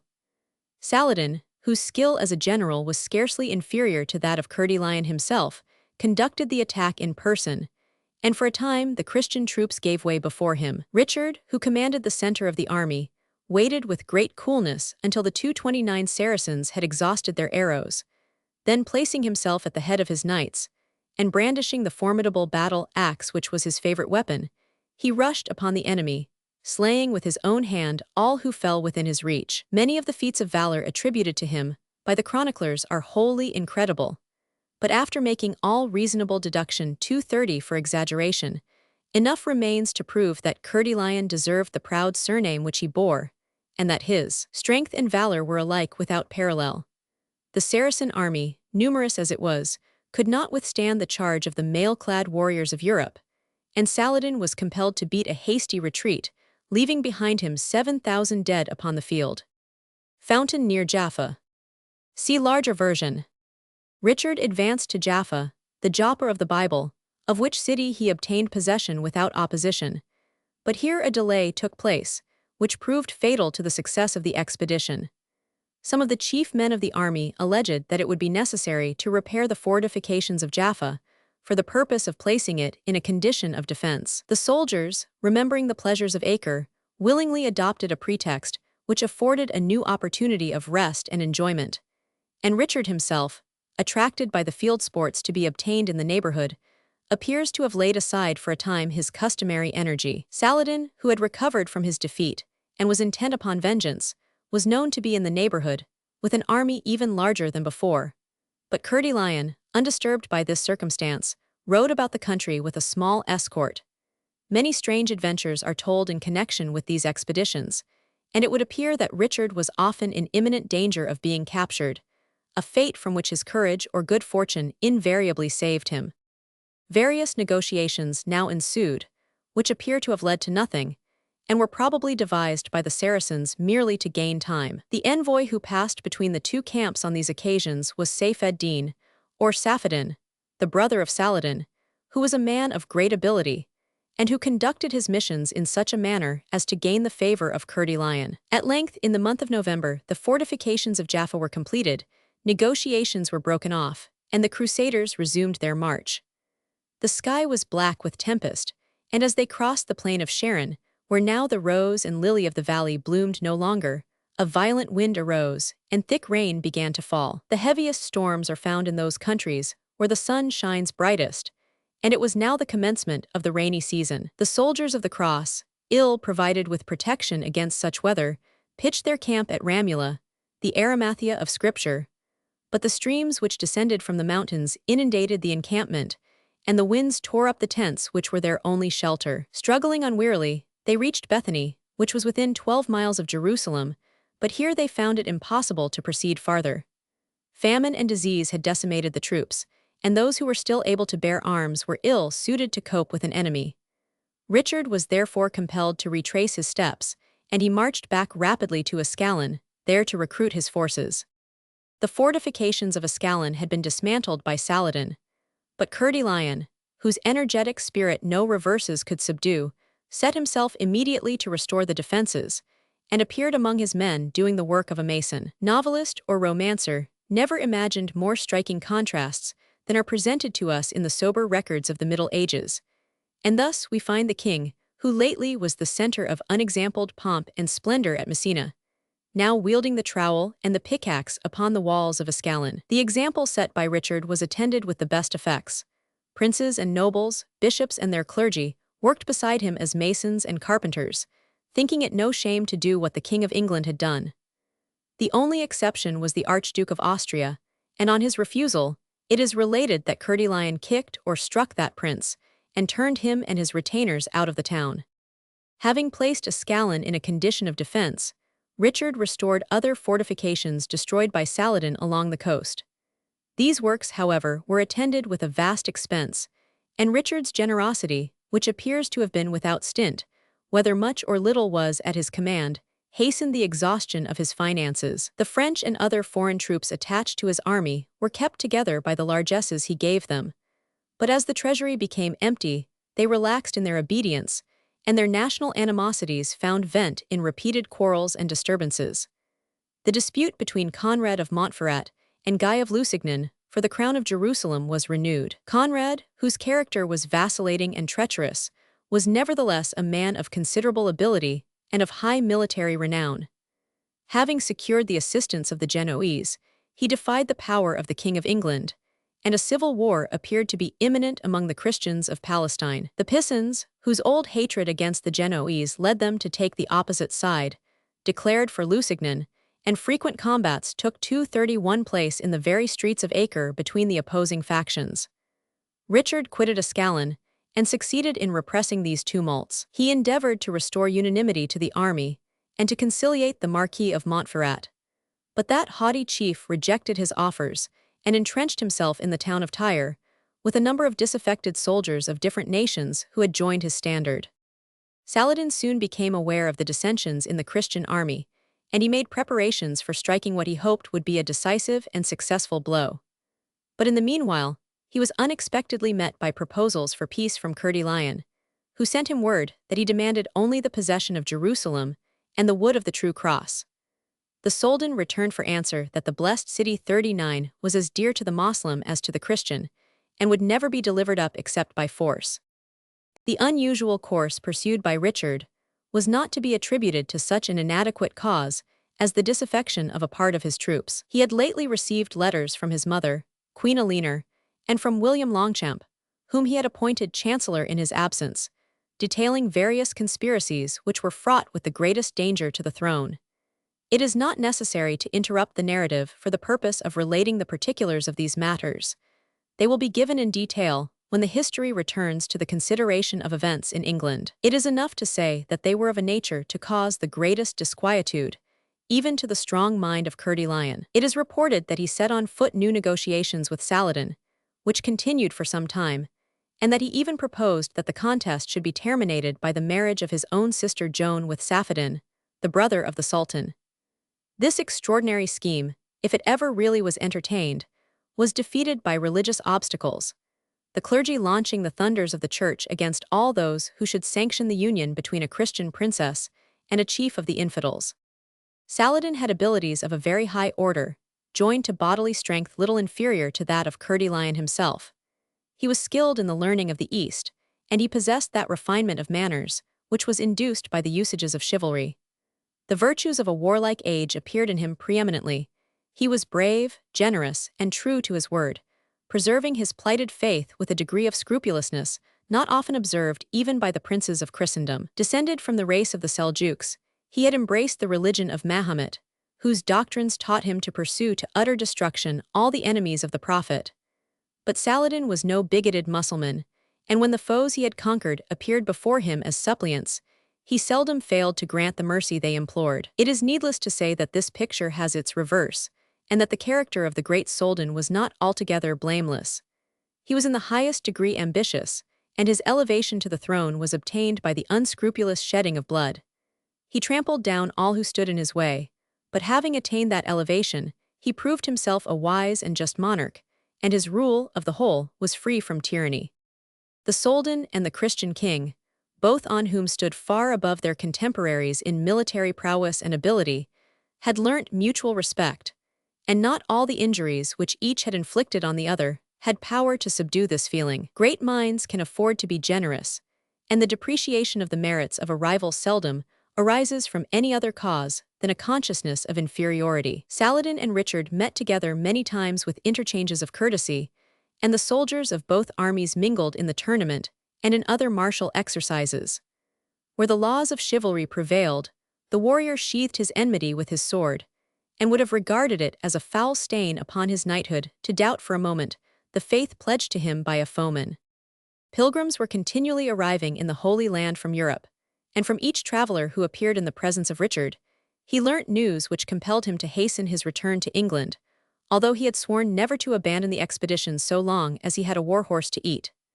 In the hope of establishing peace among all parties, he consented that Conrad of Montferrat should be crowned King of Jerusalem, and gave to Lusignan, by way of compensation, the island of Cyprus. It is probable that the energetic character of Conrad might ultimately have enabled him to obtain possession of Jerusalem, but at the time when he was preparing for his coronation, he was murdered in 232, the streets of Tyre, by two men of the sect of the Assassins. This name, then quite new to the languages of Europe, was applied to those fanatical Moslems who devoted themselves to assassinating the enemies of their faith by surprise, in the belief that they should thus secure admission into paradise. In the mountain defiles of Lebanon there lived a whole tribe of these enthusiasts, under the rule of the old man 40 of the mountain, a mysterious chief, whose name became a sound of terror throughout Europe.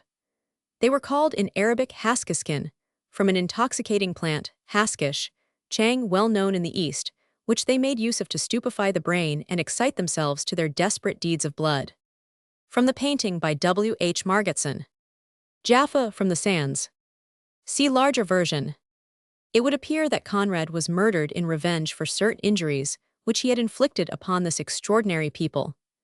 An Arabic writer relates that when the two assassins were seized and put to the torture, they confessed that they had been employed by the King of England.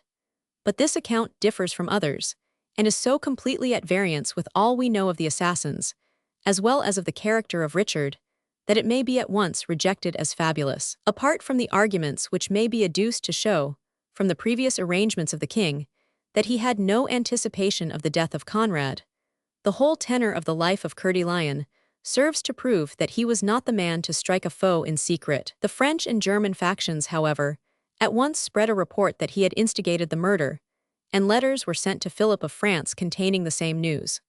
Philip, who contemplated a descent upon the English territory, eagerly seized a pretext for his treason.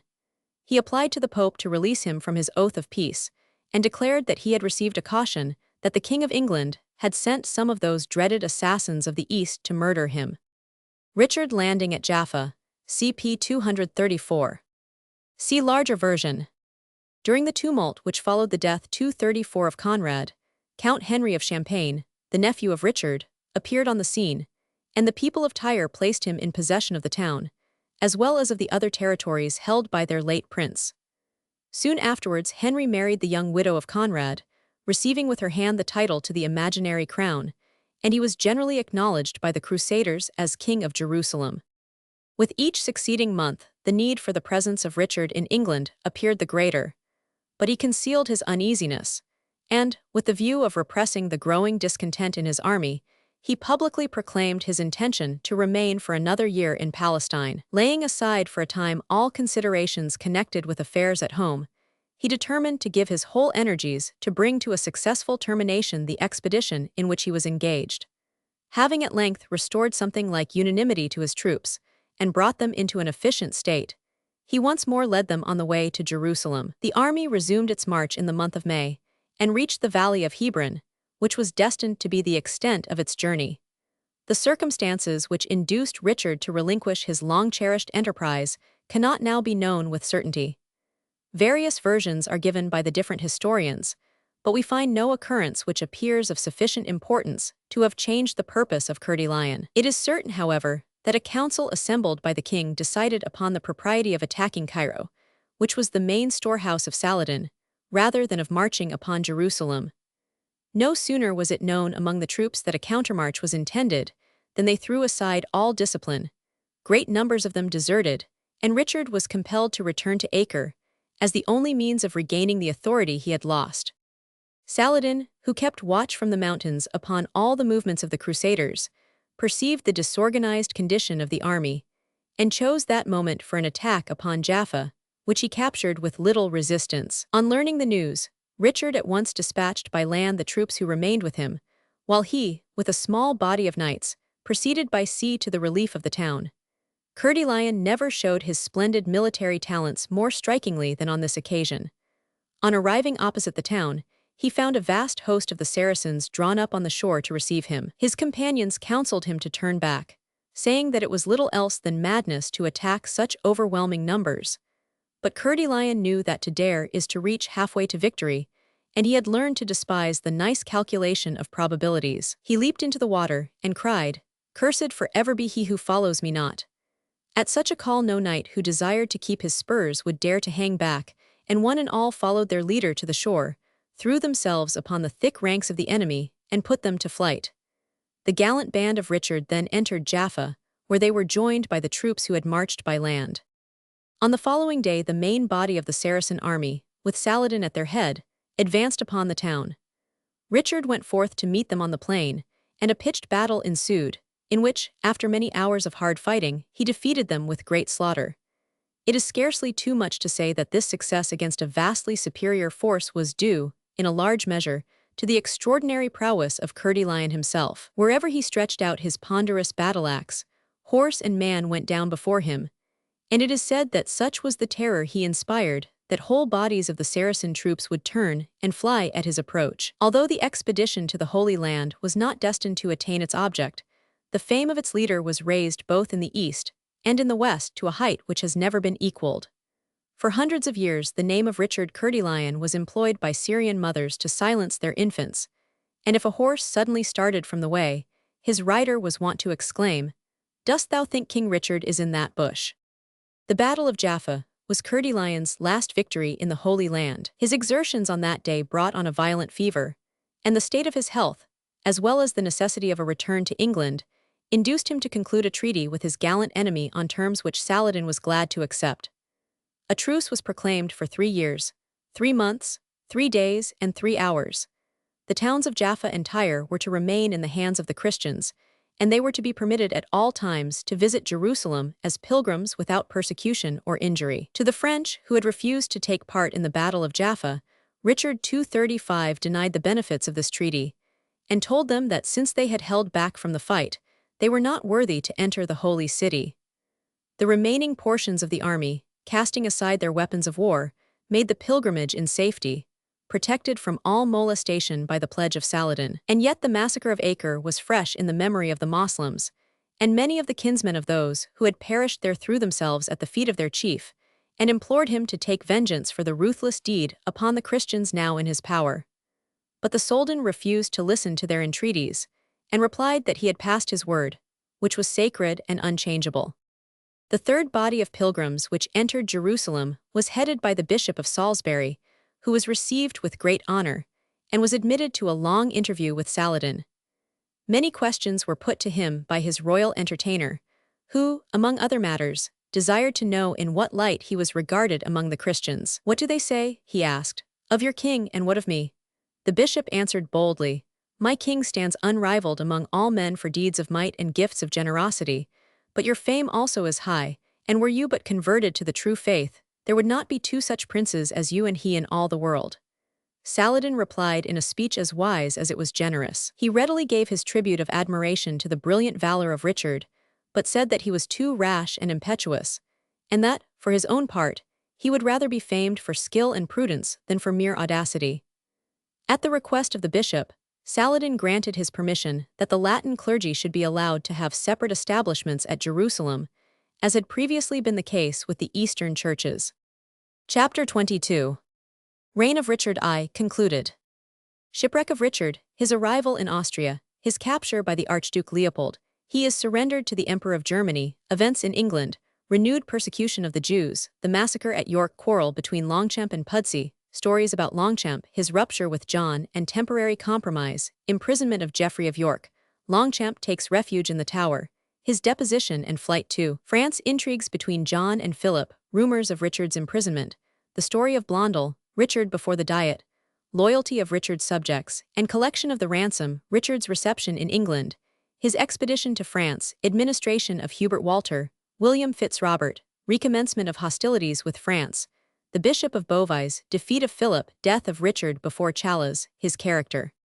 Richard set sail from Acre in October, 1192, with the Queen Berengaria, his sister Joan, and all the knights and prelates who held fealty to the English crown. The proud heart of Curdie Lion would not permit him to visit Jerusalem in the lowly guise of a pilgrim, but he quitted Palestine with feelings of the deepest regret, and he is reported to have stretched out his arms towards the hills, exclaiming, "Most holy land, I commend thee unto God's keeping. May he grant me life and health to return and rescue thee from the infidel. A heavy storm, attributed by the sailors to the displeasure of heaven, overtook the returning fleet, scattering the ships, and casting many of them ashore on the coasts of Barbary and Egypt.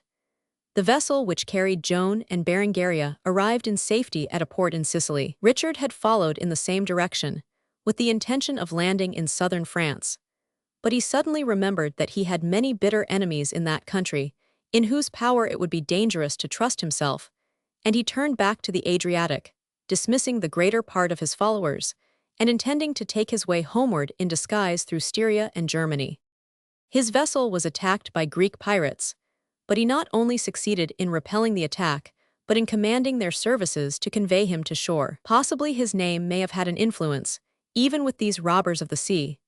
But whatever were the means employed, it is certain that they placed themselves under his 236 orders, and that he quitted his own ship for one of theirs, in which, the better to secure his disguise, he proceeded to Zara in Dalmatia and there landed. He was attended by a Norman baron, named Baldwin of Bethune, 2 chaplains, a few Templars, and some servants.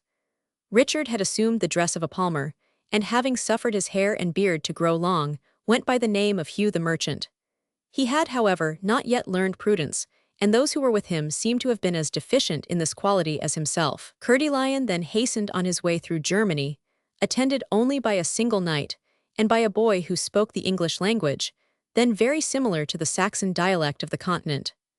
For 3 days and nights, they traveled without food among mountains covered with snow, not knowing in which direction they were going. They entered the province which had formed the eastern boundary of the old empire of the Franks, and was called Sterreich, which means the East Country. This country, known to us by the name of Austria, was subject to the Emperor of Germany, and was governed by an archduke, whose capital was Vienna on the Danube. This duke was the same Leopold whom Richard had insulted at Ascalon, and with whom also, on a former occasion, he had a serious quarrel. This occurrence took place at Acre, where the duke, having presumed to raise his standard on a portion of the walls, Coeur de Lion seized the flag and trampled it underfoot. Richard and his companions arrived at a small town near Vienna, exhausted with fatigue and fasting.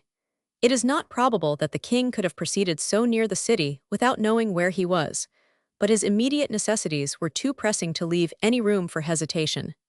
Having taken a lodging, he sent the boy into the marketplace to buy provisions. The boy was dressed in costly clothes, and these, together with the large sums of money which he exhibited, excited the suspicions of the citizens. But he made excuse that he was the servant of a rich merchant who was to arrive within 3 days at Vienna. When he returned to the king, he related what had happened, and begged him to escape while there was yet time. Richard, however, little accustomed to anticipate danger, and fatigued with his journey, determined to remain some days longer. Meanwhile Leopold heard the rumor of the landing of his enemy at Zara, and, incited at once by feelings of revenge, and by the hope of the large ransom, which such a prisoner would command, sent out spies and armed men in all directions to search for him. As the Duke was scarcely likely to anticipate the presence of the fugitive so near the capital, the search was made without success, and Coeur de Lion would doubtless have escaped undiscovered if another strange act of carelessness had not drawn suspicion upon him. One day, when the same boy who had before been arrested was again in the marketplace, he was observed to carry in his girdle some embroidered gloves, such as were worn only by princes and great nobles on occasions of ceremony. He was again seized, and the torture was employed to bring him to confession. He revealed the truth, and pointed out the house in which King Richard was lodging. Coeur de Lion was in a deep sleep when the room in which he lay was entered by Austrian soldiers. He immediately sprang up, and seizing his sword, which lay beside him, kept them at bay, vowing that he would surrender to none but their chief. The soldiers, superior as their numbers were, hesitated to undertake the task of disarming him, and the Archduke of Austria having been sent for, Coeur de Lion gave up the sword into his hands. No sooner did the Emperor Henry Roman VI of Germany learn the news of the arrest of Coeur de Lion than he sent to the Archduke of Austria, his vassal, commanding him to give up his prisoner. "A duke," said he, "has no right to imprison a king. That is the privilege only of an emperor." This strange proposition does not seem to have been denied by Leopold, who resigned the custody of the English king, on condition of receiving a portion of his ransom. The agreement having been concluded, Richard was removed from Vienna at Easter, 1193, and was confined in one of the imperial castles in Worms. Before we follow further the fortunes of this adventurous king, it is necessary to go back to the period of his departure for the Holy Land, and to trace the course of events in England during his absence. The popular feeling which had been excited against the Jews at the time of Richard's coronation, and which he had done so little to repress, found vent in persecutions and massacres throughout the country. In those turbulent times, there were among the people a certain number of lawless characters, who, ever eager for plunder, were doubly so when they 237 could obtain it by means which were encouraged by their superiors, and permitted secretly, if not openly, by the clergy. To kill a Jew was regarded not only as no crime, but as a deed acceptable to God. And in England, as in Palestine, the pure and holy religion of peace was believed to give its sanction to acts of merciless bloodshed and plunder. In February 1190, a number of Jews were butchered in the streets of Lynn, in Norfolk, and immediately afterwards, as though by a preconcerted movement, similar bloody scenes were enacted at Norwich, Lincoln, St. Edmundsbury, Stamford, and York. Richard assailed by the Austrian soldiers. CP 236. See larger version. The massacre of York, which took place in March 1190, was remarkable no less for the number of victims who were sacrificed than for the circumstances of horror which attended it. At nightfall on the 16th of the month, a company of strangers, armed to the teeth, entered the city and attacked the house of a rich Jew who had been killed in London at the coronation. His widow and children, however, still remained, and these the ruffians put to the sword, carrying off whatever property the house contained. On the following day, the rest of the Jews in York, anticipating the fate which awaited them, appeared before the governor, and entreated permission to seek safety for themselves and their families within the walls of the castle. The request was granted, and the people of the persecuted race, to the number of not less than 1,000 men, women, and children, were received into the fortress, within whose strong walls they might hope to find shelter from their enemies. But for some reason or other the governor passed outside the gates, and returned attended by a great number of the populace. The Jews, whose misfortunes had made them suspicious, feared that they had been permitted to enter the castle only as into a slaughterhouse, and refused to admit the governor, excusing their disobedience by their dread of the mob, who, it was evident, would enter with him if the drawbridge were lowered. The governor refused to listen to such an argument, reasonable as it was, and whatever may have been his original 238 intention, he now gave orders to the rabble to attack the rebellious Israelites. The command was willingly obeyed, and the populace, whose numbers were continually increased by all the vagabonds and ruffians of the neighborhood, laid siege to the castle and made preparations for taking it by assault. It is related that the governor became alarmed at the tumult he had raised, and that he recalled his order and endeavored to calm the excitement of the people. If so, his efforts were unsuccessful. Few things are easier than to rouse the passions of men, nothing more difficult than to quell them. The unhappy Jews heard the loud shouts of vengeance without the walls, and foreseeing that they could make little or no defense against the force brought against them, set the place on fire, slew first their wives and children, and afterwards, with a few exceptions, themselves. It has been already related that, before the departure of Richard for the Holy Land, he had sold the chief justiciarship of the kingdom to Hugh Pudsey, Bishop of Durham, whose authority he subsequently curtailed by appointing as rival justiciary William Longchamp, Bishop of Ely. Longchamp, who also held the chancellorship and the custody of the Tower of London, was the favorite of Richard, and he soon secured into his own hands the entire government of the country. The king, who had the greatest confidence in his loyalty and ability, issued letters patent, directing the people to obey him as their sovereign, and by the authority of the Pope, the Chancellor was also appointed legate of England and Ireland. Thus doubly armed with spiritual and temporal power, the rule of Longchamp was absolute throughout the kingdom. Pudsey, however, had paid for the justiciarship, and was by no means disposed to see his privileges swept away without making an effort at resistance. He accordingly laid his complaint before the king, and Richard, in reply, sent him letters, authorizing him to share with Longchamp the authority which was his due. Armed with these, Pudsey made his appearance in London with great ceremony, but the barons of the kingdom, assembled there, refused to permit him to take his seat among them. After having in vain insisted upon the king's authority which he carried with him, the discomfited bishop proceeded in search of the chancellor. When the two prelates met, Longchamp approached his brother of Durham with a smiling countenance and courteous demeanor, expressed himself ready to obey the commands of the king, and invited Pudsey to an entertainment on that day sennight in the castle of Tickhill. The Bishop of Durham, who possessed either more good faith or less shrewdness than is usual with statesmen in that or any other age, accepted the invitation, and as soon as he had passed the gates of the castle, Longchamp placed his hand on his shoulder and arrested him, saying that as sure as the king lived, the bishop should not leave that place until he had surrendered not only his claim to power but all the castles in his possession. "This," said he, "is not bishop arresting bishop, but chancellor arresting chancellor." Pudsey was accordingly imprisoned and was not released until he had fulfilled the required conditions. The power of Longchamp was now employed to the utmost to raise money for the king's necessities, and to further his own schemes of aggrandizement. Among the chroniclers are several who speak in strong terms of his avarice and tyranny, while Peter of Blois alone has a good word to say for him. He, however, was an impartial witness, and an authority whose words carry considerable weight. Matthew Paris says that such was the rapacity of the chancellor that not a knight could keep his baldric, not a woman her bracelet, not a noble his ring, not a Jew his hoards of gold or merchandise. He used his power to enrich his relations and friends, placing them in the highest and most profitable posts under government, and entrusting to them the custody of towns and castles, which he took from those who had previously held them. He passed through the country with all the pomp and parade of royalty, attended by more than 1,000 horsemen, and it is related that whenever he stopped to lodge for the night, a 3 years' income was not enough to defray the expenses of his train for a single day. His taste for luxury was further ministered to by minstrels and jugglers, whom he invited from France, and who sang their strains of flattery in the public places, proclaiming that the chancellor had not his like in the world. There is an evident air of exaggeration about these statements, and many of them were to be referred to men as disaffected towards the king as towards his chancellor. If Longchamp reduced the country to poverty by his exactions, it is most likely that he was impelled to obtain the money by the demands of Richard. We shall presently see, however, that the national wealth was by no means exhausted by the burdens, heavy as they were, which it sustained.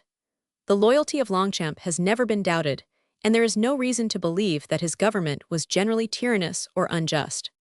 The nobles viewed the increasing power of the chancellor with feelings of envy, and Earl John, the brother of Richard, who had long entertained designs upon the throne, perceived that his chances of success were small indeed, so long as a man devoted to the king retained the supreme power in the realm. Some of the turbulent barons, to whom Longchamp had given cause of offense, attached themselves to John and encouraged him in his ambitious schemes.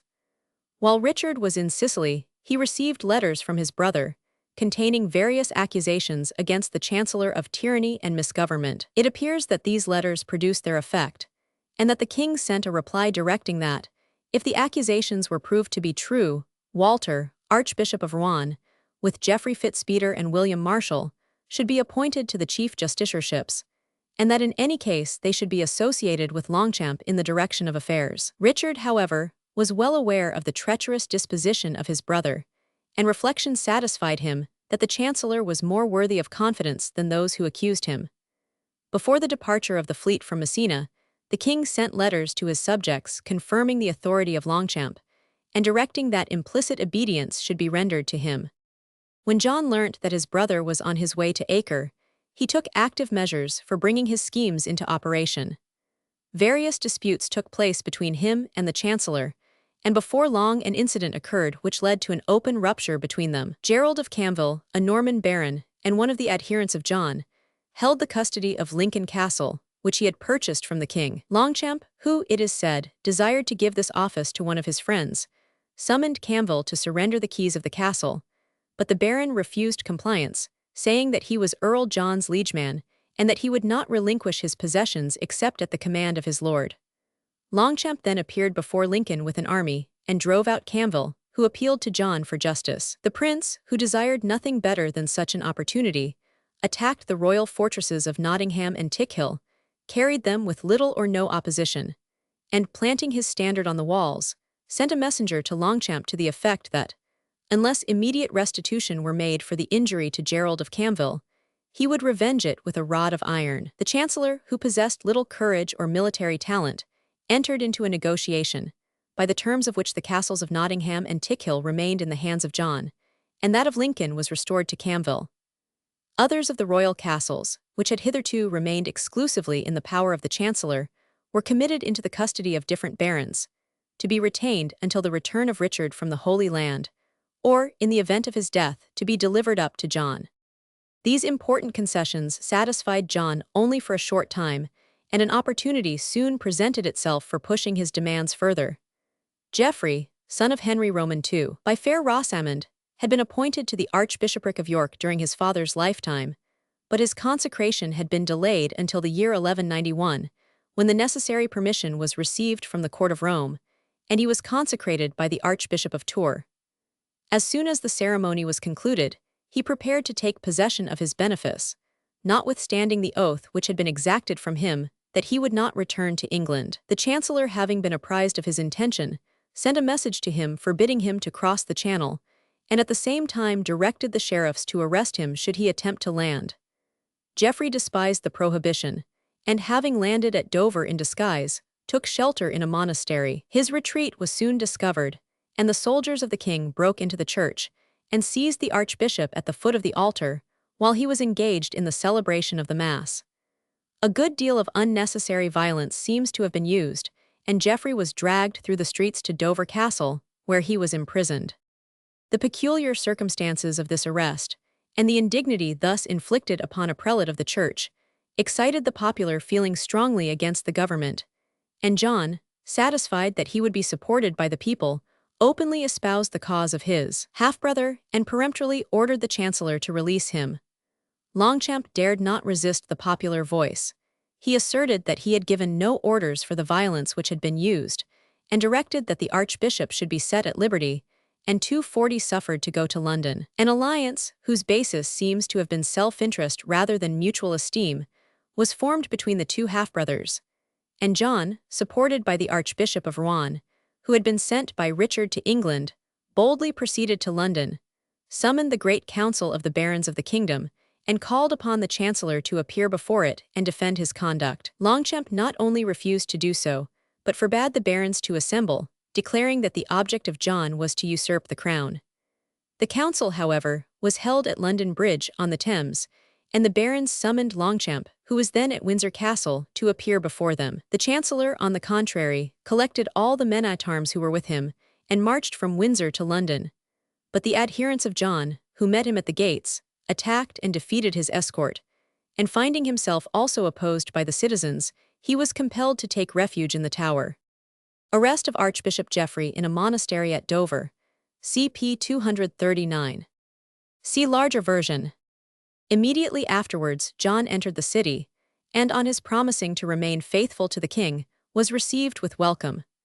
The people 241, though they were willing to join in deposing the chancellor, retained, almost without exception, the utmost loyalty to their brave sovereign, and showed clearly they would permit of no treason against his authority. The act contemplated by the barons involved very important consequences, and John, with the craft and caution peculiar to his character, determined to obtain the assent of the citizens of London, and thus to involve them in a portion of its responsibility. The suffrages of the people were taken in a manner which shows at once the rudeness of the times and the unusual nature of such a proceeding. On the day fixed for the great assembly of the barons, the tocsin, or alarm bell, was rung, and when the citizens poured forth from their houses, they found heralds posted in the streets, who directed them to St. Paul's Church. When the people arrived there in a crowd, they found the chief men of the realm, barons and prelates, seated in council. These haughty nobles, chiefly of Norman descent, whose usual custom had been to treat the native English as mere serfs and inferior beings, now received the people with extraordinary courtesy and invited them to take part in the proceedings. The debate which followed, being conducted in Norman French, must have been unintelligible to the majority of the citizens, but they were shown the king's seal affixed to a letter, which was said to authorize the deposition of the chancellor in case he failed to conduct properly the duties of his office. When this letter had been read, the votes of the whole assembly were taken, and it was decreed by the voice of the bishops, earls, and barons of the kingdom, and of the citizens of London, that the chancellor should be deprived of his office, and that John, the brother of the king, should be proclaimed chief governor of the whole kingdom. Southwest view of Old St. Paul's, showing the chapter house, etc. See larger version. On the news of these transactions being conveyed to Longchamp, it is reported that he fell upon the floor insensible. It was evident that he had no longer any power to resist the pretensions of John. Resistance, to have been of any avail, should have come sooner. The troops of his opponents having surrounded the tower, the chancellor came out from the gates, and offered 242 to surrender. John, who thought it worthwhile to buy his adhesion or submission to the new authority, proposed to leave him in possession of the bishopric of Ely, and to give him the custody of 3 castles belonging to the crown. The honor of Longchamp, he refused to accept gifts from such a source, or to resign of his own free will any of the powers entrusted to him by his sovereign. "I submit," he said, "only to the superior force which is brought against me." And with these words he gave the keys of the tower into the hands of John. The barons, however, compelled him to take an oath that he would surrender the keys of the other royal fortresses, and his 2 brothers were detained as hostages for the performance of these conditions. The ex-chancellor himself was permitted to go at large, and it appears that he determined, rather than resign possession of the castles, to leave his brothers in danger, and to escape to Normandy. Having reached Canterbury, he stayed there for a few days, and then quitted the town in the disguise of a hawking woman, having a bale of linen under his arm and a yard measure in his hand. In this strange costume, the ex-chancellor, who had been accustomed to travel with a retinue of 1,000 men-at-arms, took his way on foot to the seashore. Having to wait a while for a vessel in which to embark, he sat down upon a stone with his veil, or hood, drawn over his face. Some fishermen's wives who were passing by stopped and asked him the price of his cloth, but as he did not understand a word of English, he made no answer, much to the surprise of his questioners. Presently some other women came up to him, who also took an interest in his merchandise, and desired to know how he sold it. The prelate, who was keenly alive to the ludicrousness of his situation, burst out into a loud laugh, which stimulated the curiosity of the women, and they suddenly lifted his veil. Seeing under it, as Roger of Hoveden hath it, the dark and newly shaven face of a man, they ran away in alarm, and soon brought back with them a number of men and women, who amused themselves by pulling the clothes of this strange person and rolling him in the shingle. At length, after the ex-chancellor had tried in vain to make them understand who he was, they shut him up in a cellar, and he was compelled to make himself known to the authorities as the only way of regaining his liberty. He then gave up the keys of the royal castles, and was permitted to proceed to the continent. Immediately on his arrival in Normandy, Longchamp wrote those letters to Richard which reached him in the Holy Land, and apprised him of the unsettled condition of affairs in England, and of the dangerous assumption of power on the part of John. This prince had appointed the Archbishop of Rouen to the chief justiciarship of the kingdom, but it would appear that the new justiciary was too honest a man to assent to all the views of his unprincipled master, and John, being in want of money, entered into a negotiation with Longchamp to replace him in his office for a payment of £700. The chief ministers, however, dreading the consequences which might follow the return of the ex-chancellor to power, agreed to lend John a sum of £500 from the treasury to induce him to withdraw his proposal.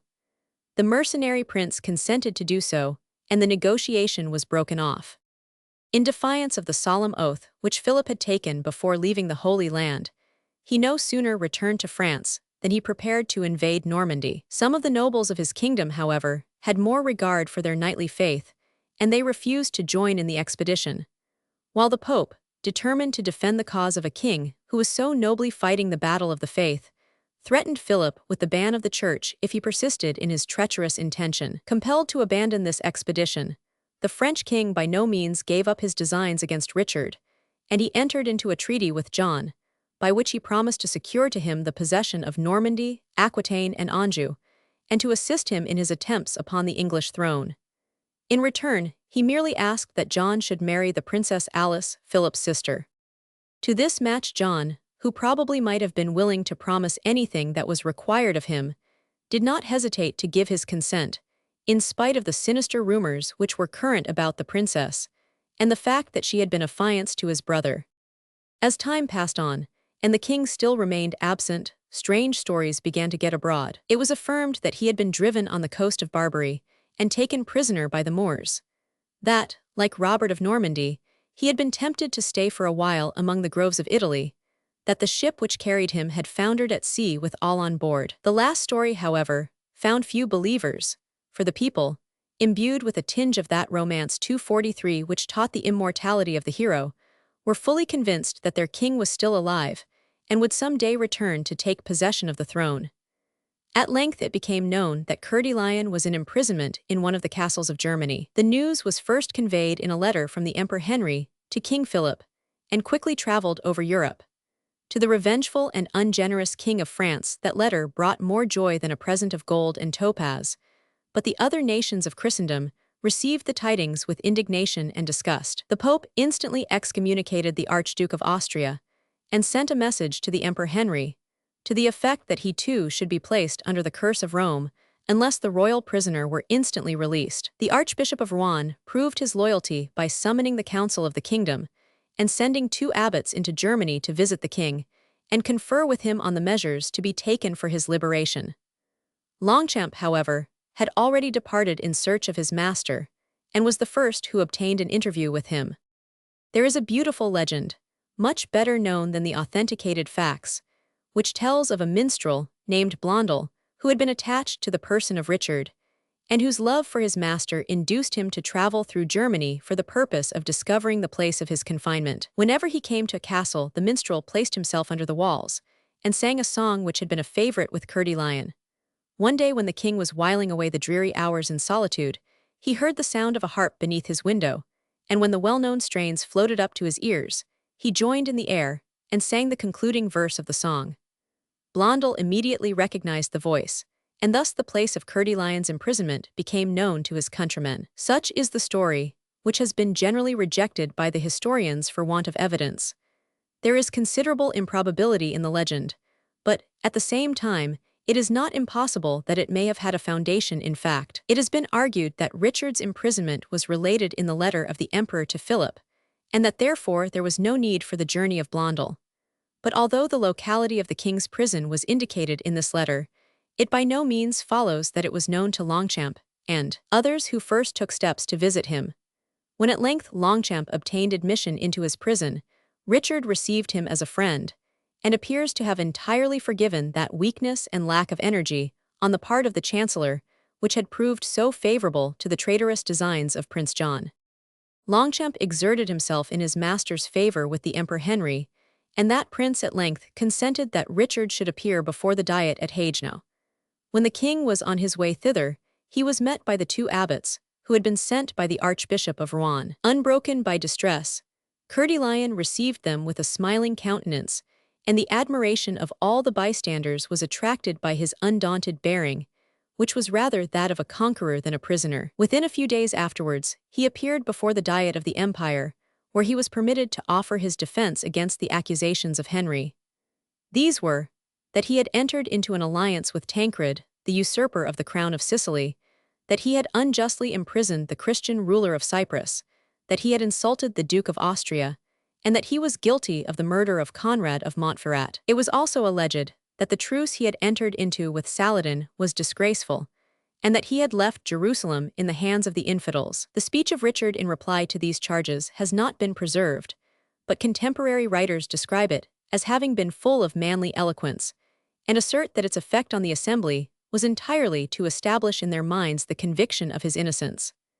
The emperor, however, was by no means disposed to set his prisoner at liberty, and insisted upon a heavy ransom, which was subsequently raised to the large sum of 100,000 marks. It was also stipulated that Richard should give hostages to the emperor and the Duke of Austria for the further payment of 50,000 marks, which was to be made under certain conditions, and that Eleanor, the Maid of Brittany, sister to Prince Arthur and niece of Richard, should be affianced to the son of Leopold. It is related by Hoveden that Richard did homage to the emperor for the crown of England. This act of vassalage, if it really took place, was but an acknowledgement of the pretensions of the ancient emperors of Germany to the feudal superiority of Europe as heirs of the Roman Caesars. When the first news of Richard's imprisonment reached England, John collected a body of 244 troops and took possession of the castles of Windsor and Wallingford. Thence he marched to London, causing it to be proclaimed wherever he went that the king his brother had died in prison. The people refused to believe this report, and when John required the barons of England and Normandy to acknowledge him as their sovereign, they answered by raising the standard of Coeur de Lion. The troops of John were attacked and put to flight, and the prince himself passed across the Channel and joined his ally, Philip of France. Philip then entered Normandy with a large army, but there, as in England, the people remained loyal to their sovereign, and the French king was compelled to retreat with heavy loss. Great Seal of Richard I. The ransom of Richard, which was obtained almost wholly in England, appears to have been raised with great difficulty. The officers of the crown went through the country, compelling men of all ranks to contribute, making no distinction between clergy and laity, Saxons or Normans. The plate of the churches and monasteries was melted down into coin and bullion, and the Cistercian monks, whose poverty had usually exempted them from such exactions, were forced to give up the wool of their sheep. Frauds were practiced to a considerable extent by the officers, who exacted money for their own use under the pretense of applying it to the king's ransom. And thus the already grievous burdens of the people increased to such an extent that they were said to be in dire distress from sea to sea. At length, after much delay, the sum of 70,000 marks was raised and sent to the emperor, who paid over 1/3 of the sum to the Archduke of Austria as his share of the booty. It was then agreed that Richard should be set at liberty, on condition of his leaving hostages for the payment of the sum in arrear. The king, whose captivity had now endured for 13 months, was disposed to agree to almost any terms that might be demanded of him, and the hostages having been obtained, he was released about the end of January, 1194. Attended by a few followers, Richard left Antwerp in a small vessel and landed at Sandwich on the 13th of March, 1194. The English people had paid heavily for his freedom, but he seemed to have become more endeared to them on that account. Impulsive and enthusiastic then as now, they crowded about him with uproarious welcome and accompanied him on his way to London with shouts of rejoicing. The injuries inflicted by the Norman conquest were beginning to disappear from their minds, and though Coeur de Lion could not speak their language, he was their king, and his exploits were a national honor. London, at least, was not impoverished by the sums raised for his ransom. So magnificent was the reception given by the citizens. Such stores of plate, and jewels, and cloth of gold were displayed, to do honor to the occasion, that one of the German barons who went with him expressed his astonishment at the sight, and said that if the emperor his master had known the wealth of the country, he would not have let his prisoner off so easily. At the moment when Richard entered London, bells were ringing at the churches, tapers were lit, and at every altar in the city sentence of excommunication was pronounced, by order of the bishops, against Prince John and his adherents. Reception of Richard on his return from the continent. CP 244. See larger version. John himself had received timely notice of the release of Richard by a letter which reached him from Philip, containing the significant words, "Take care of yourself. The devil is broken loose," and the prince immediately sought safety in flight. At a council held at Nottingham, the barons summoned him to appear within 40 days, on pain of the forfeiture of all his estates. They also determined that Richard should be crowned a second time, and though the king was opposed to this extraordinary proceeding, he submitted to a decision which was evidently dictated by loyalty. The ceremony was performed at Winchester on Easter Day following. On the return of King Richard to London, and immediately after his second coronation, he commenced preparations for a war in France, which he proposed to undertake in revenge for the injuries he had sustained at the hands of Philip. For this purpose, as well as for his own necessities, money was required, and Richard showed no scruple as to the means by which it was obtained. He at once annulled the sales of royal estates which he had made before his departure for the Holy Land, declaring that they had not been sold but mortgaged, and that the crown was entitled to their restitution. Many important appointments were also resumed in the same manner, and these, as well as the lands, were again sold to the highest bidder. Impatient to take the field, Richard collected as many troops as could be got together, and passed over into Normandy in May, 1194. He landed at Harfleur, and as soon as he had set foot upon the beach, he was met by his cowardly brother John, who crouched at his feet and begged forgiveness. His mother, Queen Eleanor, seconded the request with her prayers, and Richard on this occasion showed a magnanimity which was rare indeed in those days. He granted his brother's pardon and said, "I forgive him, and I hope to forget his injuries as easily as he will forget my pardon." The prince who thus knelt trembling on the beach at Harfleur had just been guilty of a most foul and treacherous murder. Regardless of the oath he had taken, he determined to desert the cause of Philip, whom he feared less than his brother.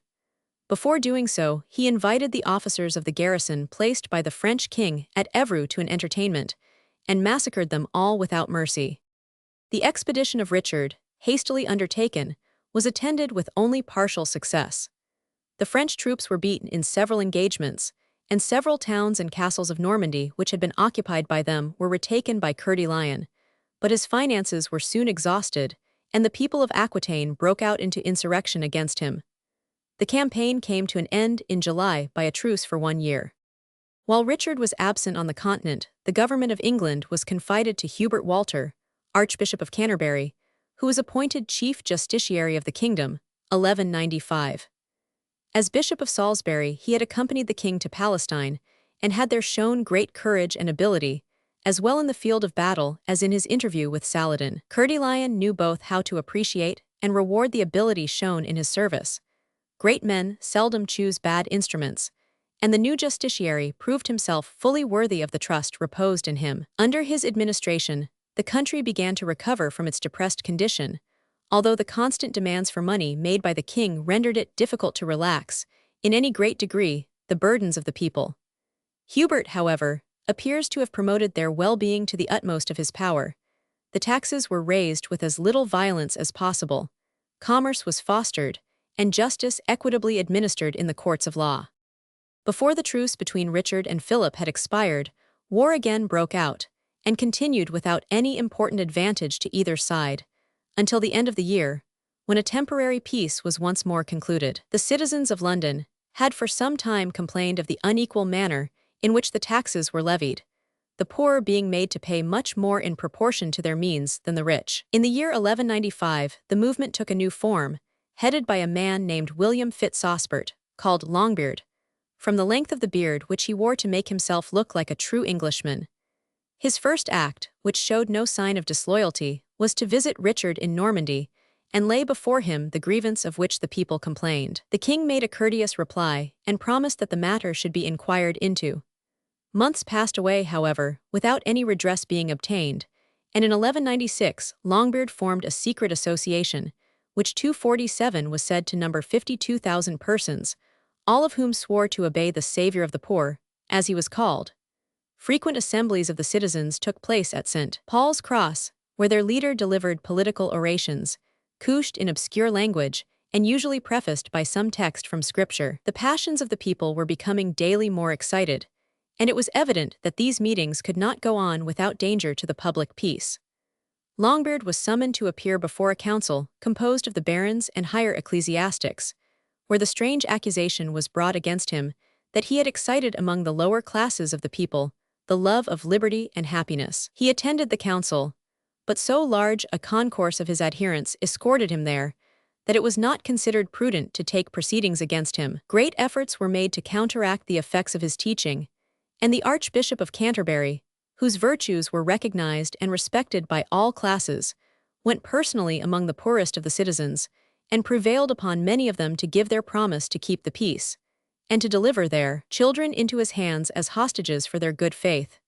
2 citizens now presented themselves to the council, and since it was dangerous to arrest Longbeard openly, offered to take him by surprise. The offer was accepted, and these men were employed to dog his footsteps and watch an opportunity of seizing him. At length they found him with only a few companions, and having called to their assistance some armed men whom they had in readiness, they advanced and laid hands upon him. Longbeard immediately drew a knife and stabbed one of them to the heart. Then with his companions, he effected his escape to the church of St. Marylebone, in the tower of which he barricaded himself. Here for several days he maintained his position, but at length the tower was set on fire, and Longbeard and his friends were driven out by the flames. They were immediately seized and bound, but at that moment a youth, the son of the citizen who was killed, approached Longbeard and plunged a knife into his bowels. The wound did not cause death, and the soldiers, to whom pity would seem to have been unknown, tied the wounded man to the tail of a horse, and dragged him in this manner to the Tower of London, whence, by sentence of the Chief Justiciary, he was taken to West Smithfield, and was there hanged, together with his companions.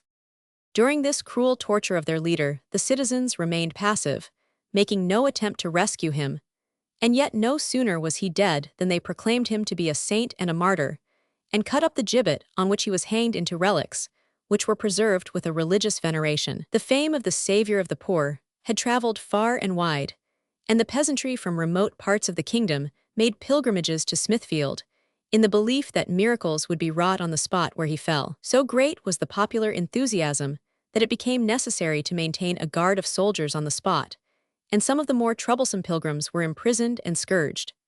Even these severe measures were only successful after a considerable lapse of time. So enthusiastic were the people in their attachment to the memory of one whom they believed to have died in their cause, but whom in his death agony they raised no arm to save. In the year 1197 hostilities again commenced between Richard and Philip, the latter of whom derived support from the disaffection of the English king's continental subjects. The people of Brittany, ever impetuous and eager for liberty, joined the standard of Philip or fought separately against his enemy, without reflecting that their efforts, if successful, would tend only to a change of masters, and not to establishing their independence. The men of Aquitaine had risen in insurrection. The Count of Flanders in the north, and the Count of Toulouse in the south, simultaneously declared war against Richard, and raised large bodies of troops in their territories. The war continued in a desultory manner, fortune leaning now to this side, now to that. But wherever Coeur de Lion showed himself in person, he maintained his reputation, and overcame his opponents. The king ultimately secured the adherence of the Count of Toulouse, by giving him the hand of his sister Joan, the Queen Dowager of Sicily, who, with the Queen Berengaria, had returned to Aquitaine. Map of the English possessions in France, 1189. See larger version. In this campaign the Bishop of Beauvais, a powerful prelate, who had evinced great enmity to Richard, was captured by Mercati, a captain of the Brabanters in the king's service. He was taken in complete armor, fighting sword in hand, contrary to the canons of the church. By direction of Richard, he was consigned to a dungeon in the castle of Rouen. Two of his priests presented themselves before the king to beg that their bishop might no longer be subjected to such harsh treatment. Richard replied that they themselves should judge if he deserved it.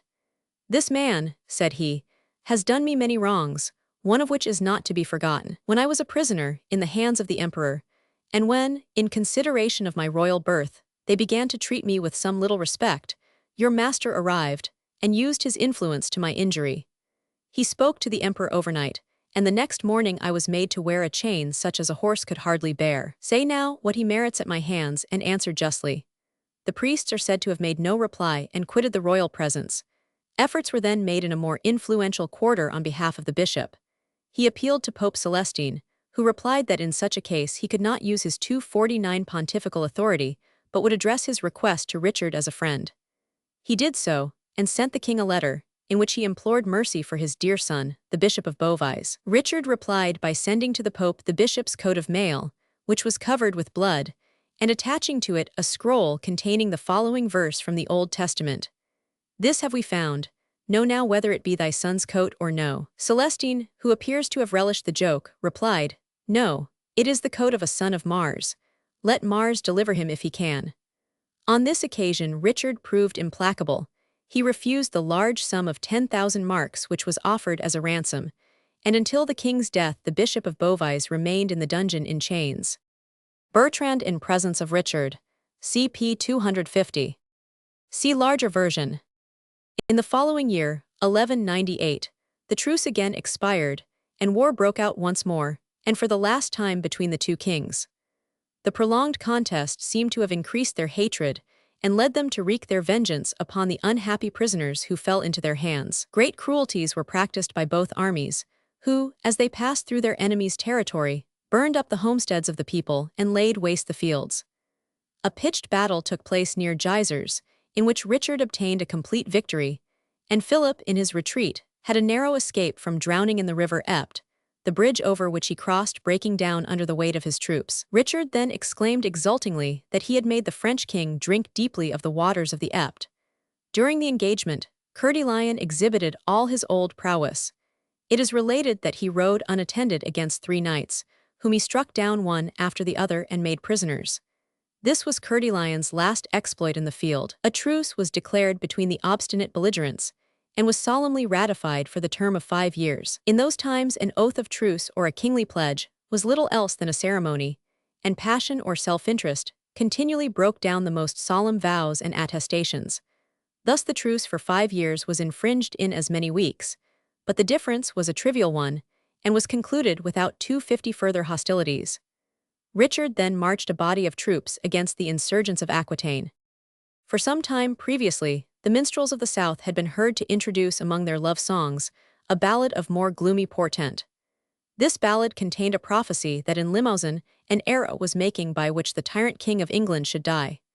Such proved to be, indeed, the manner of Richard's death, and the previous existence of the prophecy would appear to indicate a conspiracy to assassinate him. These were the men who, as already related, had attempted the life of Henry Roman II by shooting arrows at him, and it is not improbable that they should have determined among themselves to get rid of his son in the same manner. The circumstances of Richard's death, however, seem to have had no connection with such a conspiracy. It was provoked by his own spirit of revenge, and by the reckless indifference with which he exposed himself to danger. The story most commonly received is to the following effect.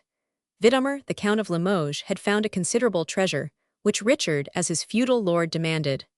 The Count offered one half and no more, and the king, who wanted money, and seldom listened to argument in such cases, besieged the rebellious noble in his castle of Chales. Famine soon appeared among the garrison, and they sent to the king to tender their submission, on the condition only that their lives might be spared. Richard refused the request, and swore he would storm the castle and hang the whole garrison on the battlements. The unhappy men of Chales had received this reply, which seemed to cut them off from hope, and they were consulting together with despairing looks when they observed the king, attended by Mercati, approaching the castle walls to reconnoiter and determine where the attack should be made. A youth named Bertrand de Gourdon, who stood upon the ramparts, then took a bow and, directing an arrow at the king, lodged it in his left shoulder. The castle was then carried by assault, and the whole of the garrison were massacred, except Bertrand, who was led into the presence of Richard, to learn the more horrible fate which it was supposed would await him. Meanwhile, the arrowhead had been extracted with great difficulty by the surgeon, and it was evident that the wound would prove mortal. In the presence of death, none but the most depraved minds retain their animosities, and the dying king looked calmly on his murderer, while the youth, for his part, bore an undaunted brow. "What have I done to thee," Coeur de Lion said, "that thou shouldst seek my life?" The youth answered, "Thou hast killed with thine own hand my father and my 2 brothers, and myself thou wouldst hang. Let me die in torture if thou wilt. I care not, so that thou the tyrant deest with me." Such a speech found an echo in the breast of him of the lion heart. "Youth," he said, "I forgive thee. Let him go free and give him 100 shillings. The command was not obeyed, for it is related that Mercati retained the prisoner, and after the king's death caused him to be flayed alive and then to be hanged. Like others of the princes, his contemporaries, Richard expressed contrition and remorse at the prospect of death, and in his last moments courted the offices of the church. He died on the 6th of April, 1199, at the age of 42, having reigned, or rather worn the crown, for nearly 10 years, during which, with the exception of a few months, he was absent from England. He had no children to succeed to the throne, and he left a will in which he appointed his successor and gave directions as to the disposal of his remains. "Take my heart," he said, "to Rouen, and let my body lie at my father's feet in the Abbey of Fontevrault." Richard Coeur de Lion appears to us as the type of manhood unfettered by a high civilization. A strong, passionate heart, with great capacities for good or evil, placed above the control of ordinary circumstances, little influenced by the power of religion, and therefore left in a large measure to its own native impulses. Richard was revengeful but not implacable, passionate but not vindictive. The story of his life, like that of other kings of the Plantagenet race, cannot be written without the record of many acts of cruelty, which there is little to excuse or palliate. If he wanted money, he seized it wherever it was to be had, with or without pretext. If a man opposed him, he crushed him down or hanged him without scruple. When, on his return from captivity, the garrison of Nottingham held out against his troops, doubting the report of his return, it was not until the prisoners taken by the besiegers were hung up before the castle walls that the rebels became convinced of their error and realized that the king was there. Absolute power is unfitted for human nature, and since the beginning of the world no man has ever wielded it without blame. But if Coeur de Lion was not free from the crimes belonging to his 251 age and kingly position, he surpassed his contemporaries as much in nobility of character as in bodily strength and valor. His courage was of the highest order, for it combined not only the dash and gallantry common to men whose physical organization is perfect, and who are incited by the love of military fame, but also that calmer, but not less admirable, quality of fortitude, which sustains the heart of the prisoner in chains, or of the soldier in time of famine and disease. The business of his life was war, and its recreation the tournament or the chase. Then, if ever, were the days of chivalry as they are depicted by the poets, stormy and perilous days, when the pulse of life beat high, and there was enough of intellectual culture to show men how to use their passions, but not to restrain them. It has been said by a modern historian that the character of Richard was described by the Normans in one word, when they called him Coeur de Lion, or the Lionheart, but that the tiger might with more fitness have been taken as his prototype. Such an opinion does not appear to be warranted by the facts. To say that Richard was guilty of acts which we now stamp as cruel and tyrannous is but to say that he was possessed of power and lived in the 12th century. But to intimate that his whole life was a course of such acts is to violate historical justice. This terrible warrior king had his moments of gentleness, and more than once displayed a magnanimity which, under all the circumstances, must excite our high admiration. If he was false to his wife, as appears to have been the case, his vices of that kind were less conspicuous than those of his predecessors. If he struck down his enemies without pity, he at least used no treachery for that purpose. Whatever he did he dared to do openly, and would have disdained to use intrigues like those which disgraced the sovereigns of France and Germany. Without searching the records of his reign for isolated instances of virtue, we may believe that many noble qualities must have been possessed by the man who could attach his friends and attendants so warmly to himself, and excite in the breasts of his people, ground down as they were by his exactions, such strong sentiments of loyalty and admiration. The great fault in his character is his complete indifference to England and the welfare of his subjects. Chapter 23. John and the Great Charter. Accession of John, his position Arthur of Brittany, peace between John and Philip of France. John's marriage with Isabella of La Marque, rupture with France. The struggle begins, capture of Arthur, the stories of his death, the loss of Normandy, peace with Philip, quarrel with the Pope, the kingdom laid under an interdict, and excommunication of John, John's desperate measures, expedition to Ireland. John is deposed, arrival of Pandulph in England. Surrender of the kingdom to the Pope, successes of John, Langton. Arrives in England, he becomes leader of the baronial party. The Battle of Bouvines, insurrection in England. The barons confront John, his intrigues, meeting at Brackley, occupation of London. The meeting at Runnymede, greatness of the occasion, provisions of the charter, duplicity of John, siege of Rochester, John in the north, his cause supported by the church, the crown offered to Louis of France. He enters London, sieges of Dover and Windsor, reported conspiracy, John's disaster at the Wash, his death and character. When the news of the death of Richard I was conveyed to his brother John, he immediately took measures for obtaining possession of the throne. This degenerate son of the house of Plantagenet recovered his courage when he had only a child to oppose his ambitious schemes, for the young Arthur, son of his elder brother Geoffrey, was not yet 12 years old.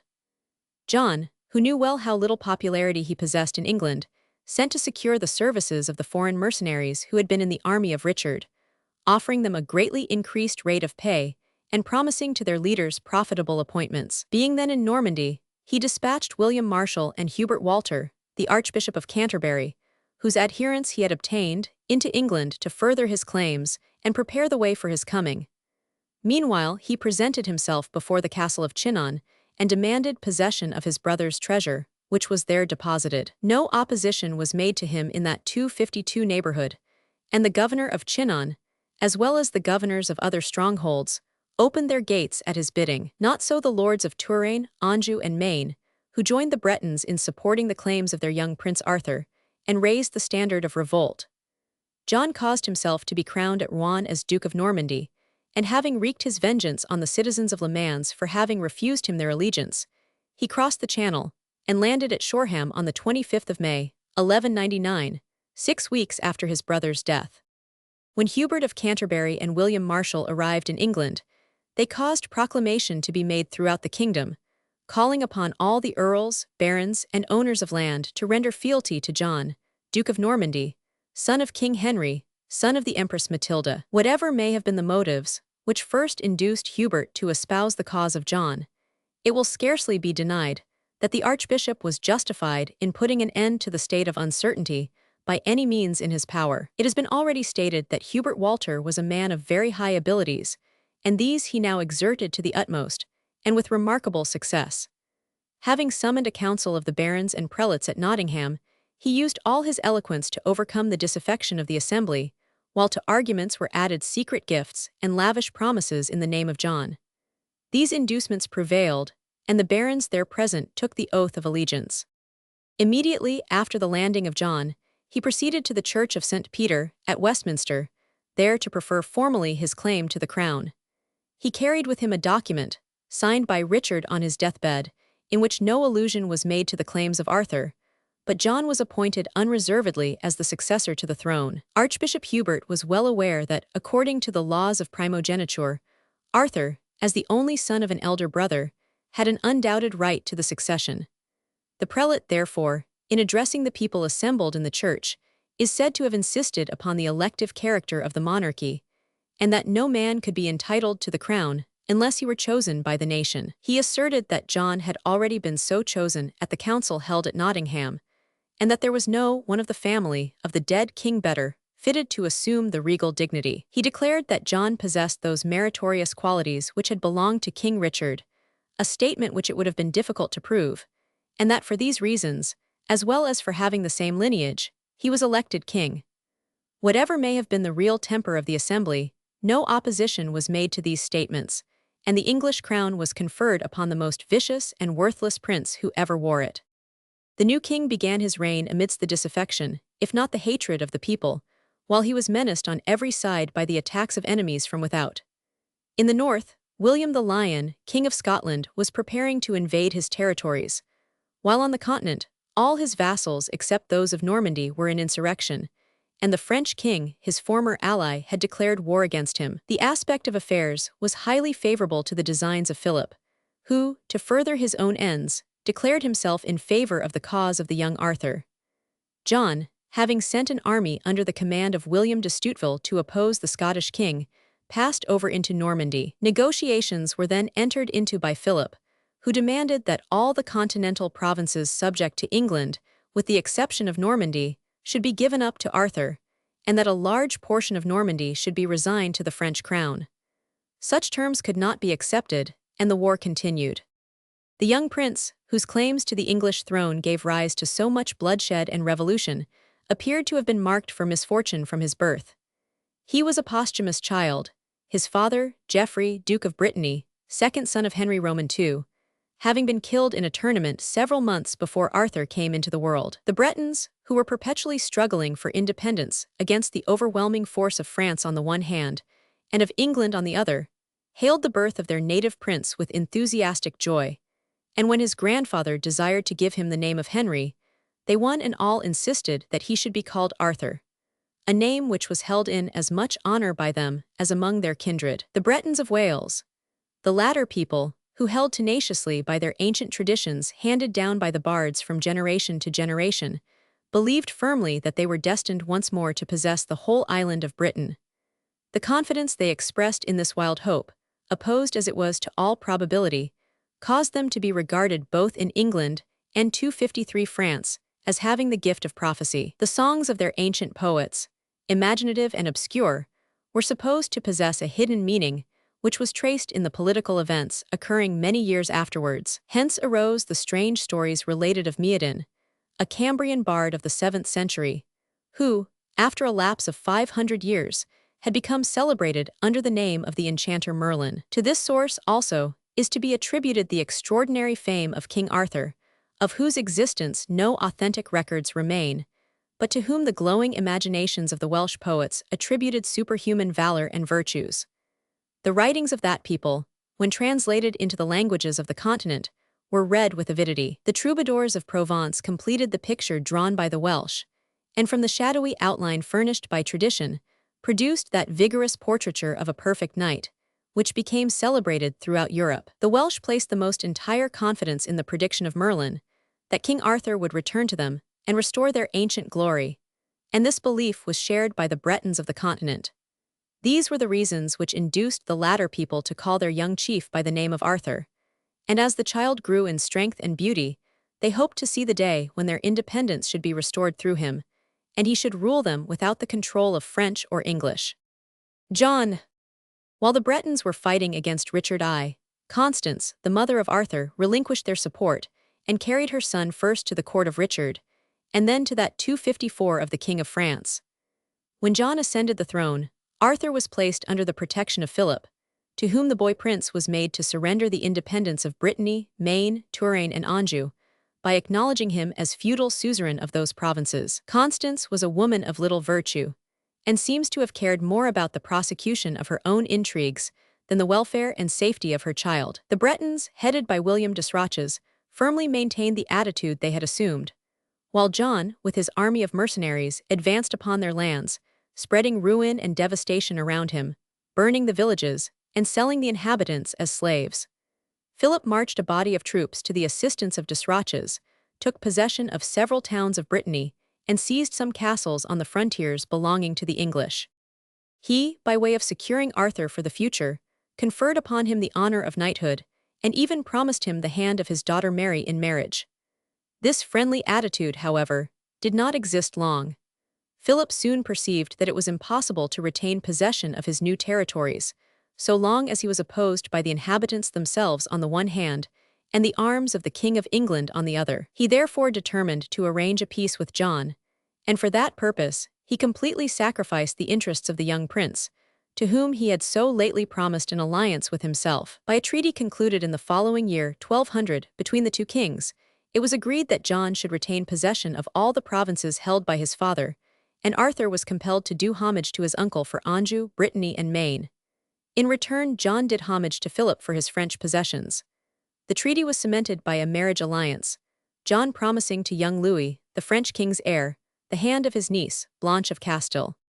In spite of the act which thus deprived young Arthur of his inheritance, he remained at the French court, where Philip retained him, to be brought forward in case of any new cause of offense on the part of John.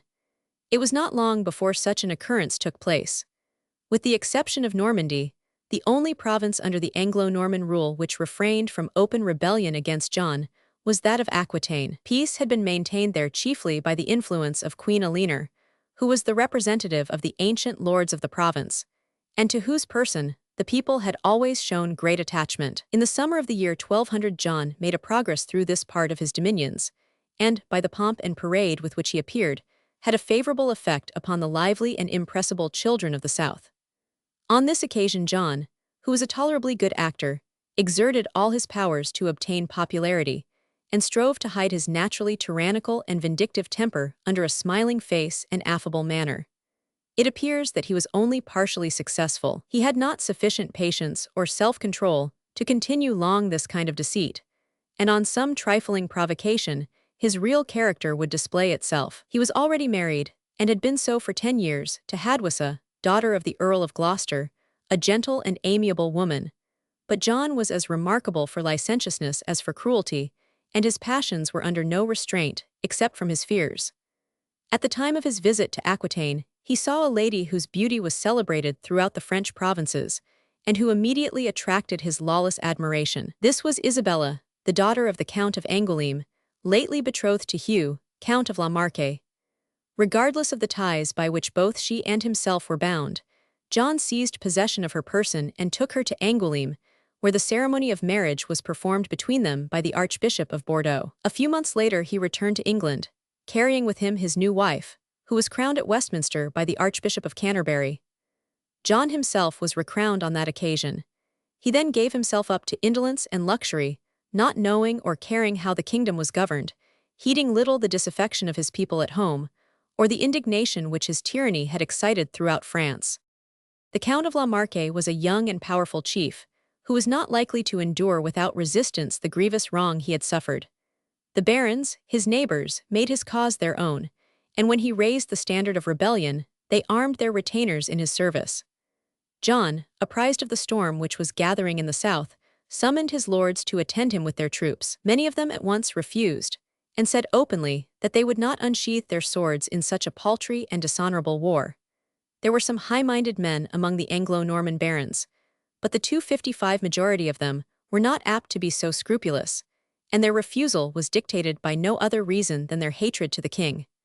They afterwards proposed to accompany him on condition of all their rights and liberties being restored. John's rage on this occasion gave him energy, and for a time he asserted his authority by compelling the barons to pay the tax of scutage, and to give hostages in place of their personal service. He then crossed over into Normandy, accompanied by Isabella, and proceeded to Paris, where he was received by Philip, a much abler hypocrite, with great show of courtesy. On his refusal, however, to answer the charges brought against him by the Poitevins, Louis declared his French provinces forfeited. The French king had already entered into an alliance with the Count of La Marque, and was at that moment engaged in organizing a formidable insurrection in Brittany. A part of Aquitaine still remained quiet under the influence of Eleanor, and through this district John passed in state after he had quitted Paris. He, however, did not go for the purpose of fighting, and soon marched back again, having produced no other effect than to inspire the insurgents with contempt for so aimless a demonstration. In the year 1202, the struggle at length commenced, which was destined to give a fatal blow to the Plantagenet power in France. It has been considered probable that had the successors of Henry Roman II possessed the abilities which distinguished that monarch, they would ultimately have extended their authority over the whole of France. But if we regard the relative geographical positions of the two countries and the turbulent and warlike character of the French people, it will appear unlikely that such a condition of affairs could have been long maintained, and that, on the contrary, it was almost a matter of certainty that the French provinces would sooner or later become separated from the English crown. But that separation took place at a much earlier period than it otherwise would have done, in consequence of the indolence and pusillanimity of John. Philip, who had waited only to arrange certain differences in which he had been engaged with the Pope, now openly declared himself in favor of the claims of Arthur and of the cause of the men of Aquitaine. He proclaimed the young Prince Count of Brittany, Anjou, and Poitou, and gave him 200 knights, with whom he directed him to march and take possession of those provinces, and to conquer the towns of Poitou, which were in the hands of the English king. Arthur entered into a treaty, by which he resigned to Philip all the Norman territory of which the king had become possessed, or which he might obtain during the expedition which he was preparing to take into that province. Arthur then raised his standard and appealed for aid to the Bretons, who promptly responded to the call by joining an alliance with the Poitevins and sending their prince 500 knights and 400 foot. These, with 100 men-at-arms from Touraine and Poitou, and the small body of French troops, was all the force at his command. It did not suit the purpose of Philip to place too much power in the hands of the boy, to whom he never meant to resign any portion of those territories for which Arthur believed himself to be fighting. Arthur was now an orphan, his mother Constance having died during his stay at the French court. He was in his 15th year, and therefore, though possessing all the valor of his race, he was necessarily deficient in knowledge of the art of war and experience in the field. Nevertheless, the boy leader rode gallantly at the head of his little army, and led them against the town of Mirabel, in which his grandmother, Eleanor of Aquitaine, was then shut up. His advisers may probably have reminded him that Eleanor had always been the enemy of his mother, and that, could he take her prisoner, it would be an important step towards bringing the king, his uncle, to terms. Whether Arthur was or was not aware that his grandmother was within the town, the circumstance proved fatal to the success of the expedition. The town surrendered without much resistance, but not before Eleanor had thrown herself into the castle, which was very strong, and there this Amazon of 80 maintained a vigorous defense against the attacks of the prince, whose troops had occupied the town. The Breton army remained in apparent security, when John, who on this occasion displayed an extraordinary degree of activity, suddenly appeared before the gates of Mirabel. The troops of Arthur, though taken by surprise, made a gallant resistance, and it was only by means of treachery that, on the night of the 31st of July, John obtained possession of the town. The prince was taken while asleep, and the other leaders of the insurrection were made prisoners without the opportunity of resistance. Among these were the unhappy Count of La Marque, Isabella's former lover, the Viscounts of Thouars, Limoges 256 and Lusignan, and nearly 200 other nobles and knights of fame. Great Seal of John. Of the fate of the young Prince Arthur, no authentic details have been recorded. That his youth and innocence did not save him from the bloody hands of John is certain, but of the manner in which he came by his death, we can form an idea only by comparing the different stories which are current on the subject among the old chroniclers. Arthur was conveyed by his uncle to the castle of Falaise, whence he was removed to that of Rouen. There he disappeared, and there ends the narrative of sober fact, the rest bringing us into the region of conjecture and probability. The Normans, who remained loyal to the English king, spread a report that Arthur died of sickness in the castle of Rouen, or was killed in attempting to make his escape. This statement may be at once rejected as a mere invention, and not a very ingenious one. The account given by some of the French chroniclers is to the following effect: John, having visited his nephew at Falaise, desired him to put confidence in his uncle. Arthur rejected his advances and said indignantly, "Give me my inheritance, the kingdom of England." The king then sent him to Rouen, strongly guarded, and not long afterwards he suddenly disappeared. It was suspected by all men that John had murdered his nephew with his own hands, and he became the object of the deepest hatred.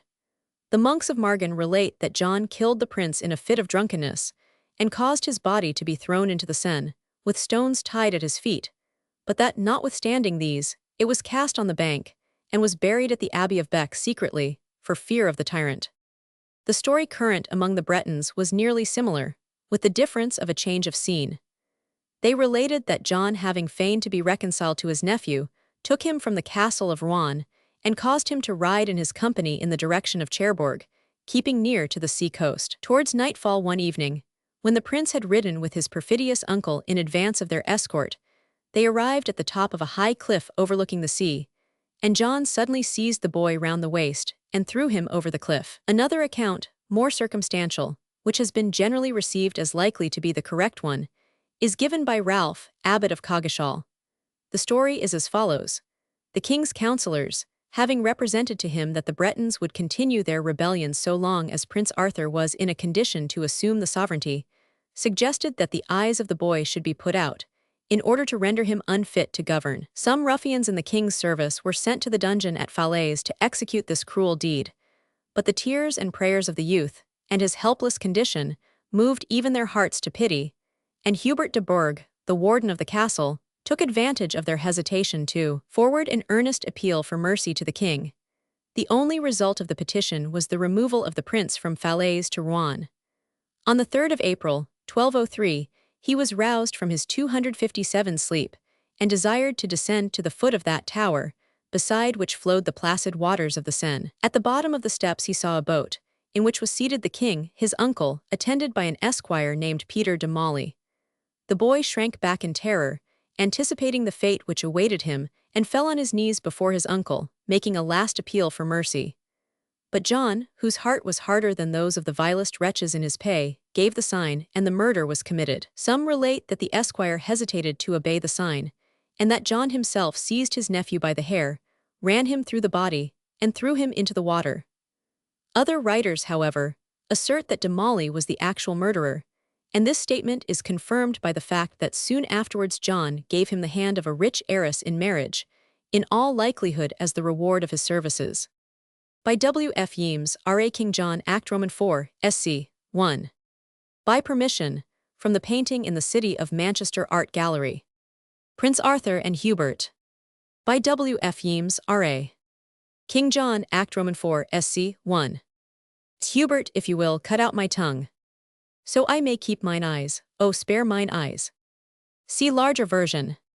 Murder of Prince Arthur, CP 257. See larger version.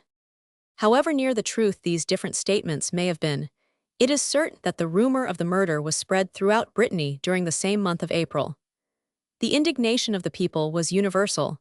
They had believed their future destiny to be connected with that of their prince, and they professed the greatest attachment to the French king, as the enemy of his murderer. The elder sister of Arthur, the Maid of Brittany, whose lot was scarcely more fortunate than that of her brother, was confined in a monastery at Bristol, where she remained for 40 years. But the people declared Alice, daughter of Constance by her last husband and half-sister to Arthur, to be their duchess, and appointed her father, Guy of Thouars, as their regent or governor. The barons of the province then appeared before Philip, to whom, as their feudal suzerain, they complained of the murder of their prince. Philip eagerly availed himself of the appeal, and cited John, as his vassal for the Duchy of Normandy, before the court of the barons of France, to whom, it may be noted, the name of peers was now first given. The accused monarch did not put in an appearance, and was condemned by the court to the forfeiture of all the lands which he held of the kingdom of France, possession of which was to be taken by arms. No sooner did Philip appear with his forces on the frontier of Poitou, than the inhabitants rose to join his standard, and when he returned to attack Normandy, he found he was anticipated by the Bretons, who had occupied the whole of that portion of the duchy which bordered on their territories. They took by assault the strong castle of Mount St. Michael, seized upon Avranches, and burned the villages which lay between that city and Caen. These successes gave new strength to the expedition of the French king, who, joined by the people of Anjou and Maine, took Bayeux, Evreux, Domfront, and Lycia, and then joined the Breton army at Caen. While this formidable confederacy menaced him on every side, John was passing his days in voluptuous indolence or in the sports of the field. He again refused to answer complaints at Paris. When his courtiers brought him intelligence of new successes on the part of his enemies, he expressed his contempt of the rabble of Bretons and of anything they could do. But when, in the month of December, the insurgents appeared in the neighborhood of Rouen, he suddenly became aware of the danger in which he was placed and fled over into England. On his arrival, he demanded the aid of the barons to raise an army for his service, but the call was responded to with the utmost apathy. It would appear that the Anglo-Norman lords no longer possessed the great estates they had formerly held in Normandy, for had such been the case, it is not probable that their hatred to the king would have induced them to disregard their own interests. After in vain attempting to raise a sufficient force to oppose the French king, John appealed to Rome, 1205, and Pope Innocent sent 2 legates into France for the purpose of negotiating a peace. Philip, however, who had everything to gain by prolonging the war, not unnaturally refused to listen to the entreaties of the legates, and their mission ended without success. When John fled from Normandy, there remained in his possession throughout the duchy only the town of Rouen and the fortresses of Château-Gaillard and Verneuil. The people of Rouen held out until they were reduced to the last extremity by famine, when, having concluded a truce of 30 days with the French king, they sent to John praying for succor. The messengers found the king playing at chess, and while they told their deplorable tale, he remained seated at his game and gave them no answer. When the game was over, he told them that he had no means of helping them and that they must do the best they could. This was the only recognition he made of the heroic struggle of the citizens on his behalf. Rouen surrendered, the 2 castles soon afterwards followed its example, and the conquest of Normandy was complete. This duchy was then finally restored to the French crown, after having been separated from it for 292 years. Within the same year, Anjou, Maine, Touraine, Poitou, and Brittany also fell under the authority of Philip, and John retained only a few castles in those provinces besides the territory of Aquitaine, which remained nominally under his rule. The Bretons soon discovered that, so far from having recovered their independence, they had 259 changed the tyranny of a weak arm for that of a strong one. Disgusted with the supremacy of the King of France, they made efforts which proved fruitless to renew their alliance with John, and then, with a sort of suicidal ferocity, they aided their new sovereign to destroy the independence of their neighbors. In the year 1206, John landed an army at La Rochelle, whence he proceeded to the Loire, taking the castle of Montauban and burning the town of Angers. His energy, however, did not last long, and for several months he gave himself up to feasting and debauchery. Aroused once more, he passed on to the town of Nantes, to which he laid siege, but on the approach of Philip with an army, he raised the siege, and proposed to negotiate with the French king. During the negotiations, John ran away to England covered with disgrace. By the intervention of the Pope, however, a truce for 2 years was then arranged between the 2 kings. Degraded as he was in the eyes of all honorable men, John retained his arrogance and governed his kingdom with greater tyranny than ever. In the following year, 1207, he defied the authority of the power which was consented in the Holy See, now so formidable throughout Europe, and which he, of all men, was least fitted to resist. The ground of the quarrel was the right of the crown to the appointment of bishops. Archbishop Hubert of Canterbury died in 1205, and a dispute arose between the monks of the cathedral and the suffragan bishops of the diocese, both parties claiming the right to elect the new archbishop. Some of the younger monks proceeded to settle the question offhand, and without consulting the bishops or the king, secretly elected their subprior, Reginald. He was sent to Rome, but before reaching the Pope he bragged of his good fortune, and the news reached England. The elder monks took alarm, went to the king and agreed to elect John de Grey, Bishop of Norwich, who was one of John's ministers. He also was sent to Rome, and shortly afterwards appeared representatives from the bishops, who were angry at being altogether disregarded. Innocent settled the knotty question in a masterly manner. He decided that the right of election lay neither with the king nor the bishops, but with the monks, The election of Reginald, however, had been irregular, and therefore he ordered such of the monks as were at Rome to elect an entirely new candidate, Stephen Langton, cardinal priest of St. Chrysogonus. John, however, was determined that his favorite, John de Grey, Bishop of Norwich, should receive the appointment, and he sent 2 knights with a body of soldiers to Canterbury to drive the rebellious monks out of the country. Once more those walls which had witnessed the murder of Becket were profaned by a deed of violence. The monks were compelled to quit their monastery and take refuge in Flanders, where they were received into the religious houses. Innocent, who was a man of great ability, sent a temperate letter to the king, demanding redress for this outrage. But John returned an insolent reply and set the pontiff at defiance. Soon afterwards, the bishops of London, Ely, and Worcester received directions from Rome to wait upon the king, and in case they were still unable to obtain redress for the injury, to threaten him with an interdict upon the whole kingdom. John heard the threat with transports of rage, and swore that if the bishops dared to lay his states under an interdict, he would seize upon their property, and drive them and their clergy penniless to Rome, that if any Roman priests dared to appear in the country, he would cut off their noses and tear out their eyes, and so make them a witness of his vengeance before the nations.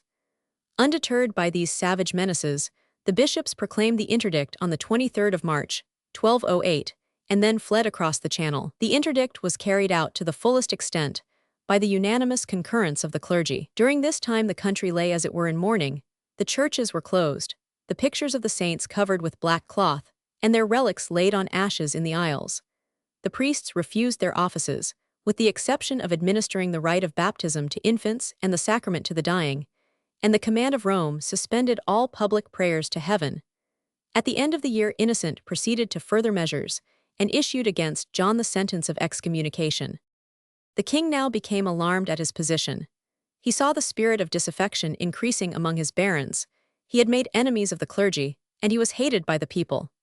Abroad, the aspect of affairs was no less menacing. He knew that the Pope would follow up the sentence of excommunication by proclaiming his dethronement and declaring him unworthy to rule in a Christian land, and he perceived that Philip II was making ready to invade England, armed with the authority of the Holy See. Wherever he looked he saw none but enemies, and it was evident that his downfall would be attended with a general rejoicing throughout Europe. It is related by Matthew Paris that at this moment of danger John applied for succor to the Emir al-Nasir, the powerful chief of the Moslems of Spain. It was even reported that he had offered to embrace the religion of Mahomet and to become a vassal of the Emir in return for the assistance he demanded. Improbable and disgraceful as such an offer would have been, there is no doubt that John was capable of making it. But if he did so, it was not accepted, and the king was compelled to give up the attempt to obtain assistance from abroad. For the purpose of raising an army, John determined to obtain money by any and every means in his power, and in the spring of 1210 he commenced a series of exactions, compared with which those of his predecessors had been moderate. He employed the most lawless means of forcing their hoards from his subjects, and especially from the Jews, who, as the richest, were invariably the first to suffer on such occasions. He declared that his object was to drive the French king from Normandy, but as soon as he had raised an army, he crossed over into Ireland, where the English nobles had thrown off his authority. He landed on the 6th of June, and on his arrival at Dublin, many of the native chiefs came to offer him their homage. With their assistance, he marched through the country, destroying the castles of the insurgent barons, who were totally unprepared for resistance, and within a few weeks he had reduced them to submission. He then established English laws in the island, appointing officers to see them duly executed. He also directed that the same coins of money should be used in the two countries, a measure by which the interests of commerce were greatly promoted. Having appointed John de Grey, Bishop of Norwich, to the government of the island, he returned to England. This expedition, in which he encountered no opposition, encouraged him to make a descent upon Wales in the following year, 1211. For this purpose more money was required, and he obtained it by measures more flagitious, if possible, than before. He summoned before him all the heads of religious establishments, abbots and abbesses, and compelled them to deliver up the property of the church into his hands. Having exhausted this source of supply, he again attacked the unfortunate Jews, visiting them with imprisonment and the torture to force a compliance with his peremptory demands. Having now raised a great army, the king entered Wales and penetrated as far as Snowdon. The people could make no resistance against the force brought against them, and they were compelled to pay to him a tribute of cattle, and to give 28 hostages, the sons of their chiefs, as security for their fidelity. But the efforts made by John to destroy their independence proved altogether fruitless. Their strength now, as in former years, lay in their mountain fastnesses. The spirit of freedom has her seat among mountains in every age and country. Within a year after the king's return to England, the Welsh were again up in arms. As soon as the news was brought to John, he hanged the unhappy youths who were in his hands as hostages, and he was preparing for another descent upon Wales, when he learnt that a conspiracy was forming against him among the English barons. He then immediately relinquished his intention, and shut himself up for 15 days in Nottingham Castle, where he seems to have stayed in something like an extremity of fear. His acts at this time were dictated entirely by impulses, now of cruelty, now of cowardice, and cannot be accounted for by any rational rule of conduct. Suddenly he recovered his courage, quitted Nottingham, and marched to Chester, once more declaring that he would exterminate the Welsh. Then as suddenly he retraced his steps and marched into Northumberland, where the barons were in arms against him. It would appear that he lived in continual dread of his life, suffering no one to approach him but his immediate attendants and favorites, whose fidelity he secured by his gold, and keeping himself surrounded by large bodies of foreign mercenaries.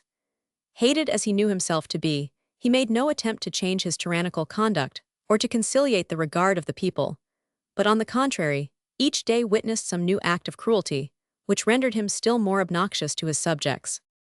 At length Pope Innocent listened to the prayers of the English exiles, solemnly proclaimed the deposition of the English king as an enemy to the Church of Christ, and called upon all Christian princes to take up arms against him, and to join in hurling him from the throne. Stephen Langton, the banished Archbishop of Canterbury, with other prelates, appeared with 261 the Pope's letters at the French court.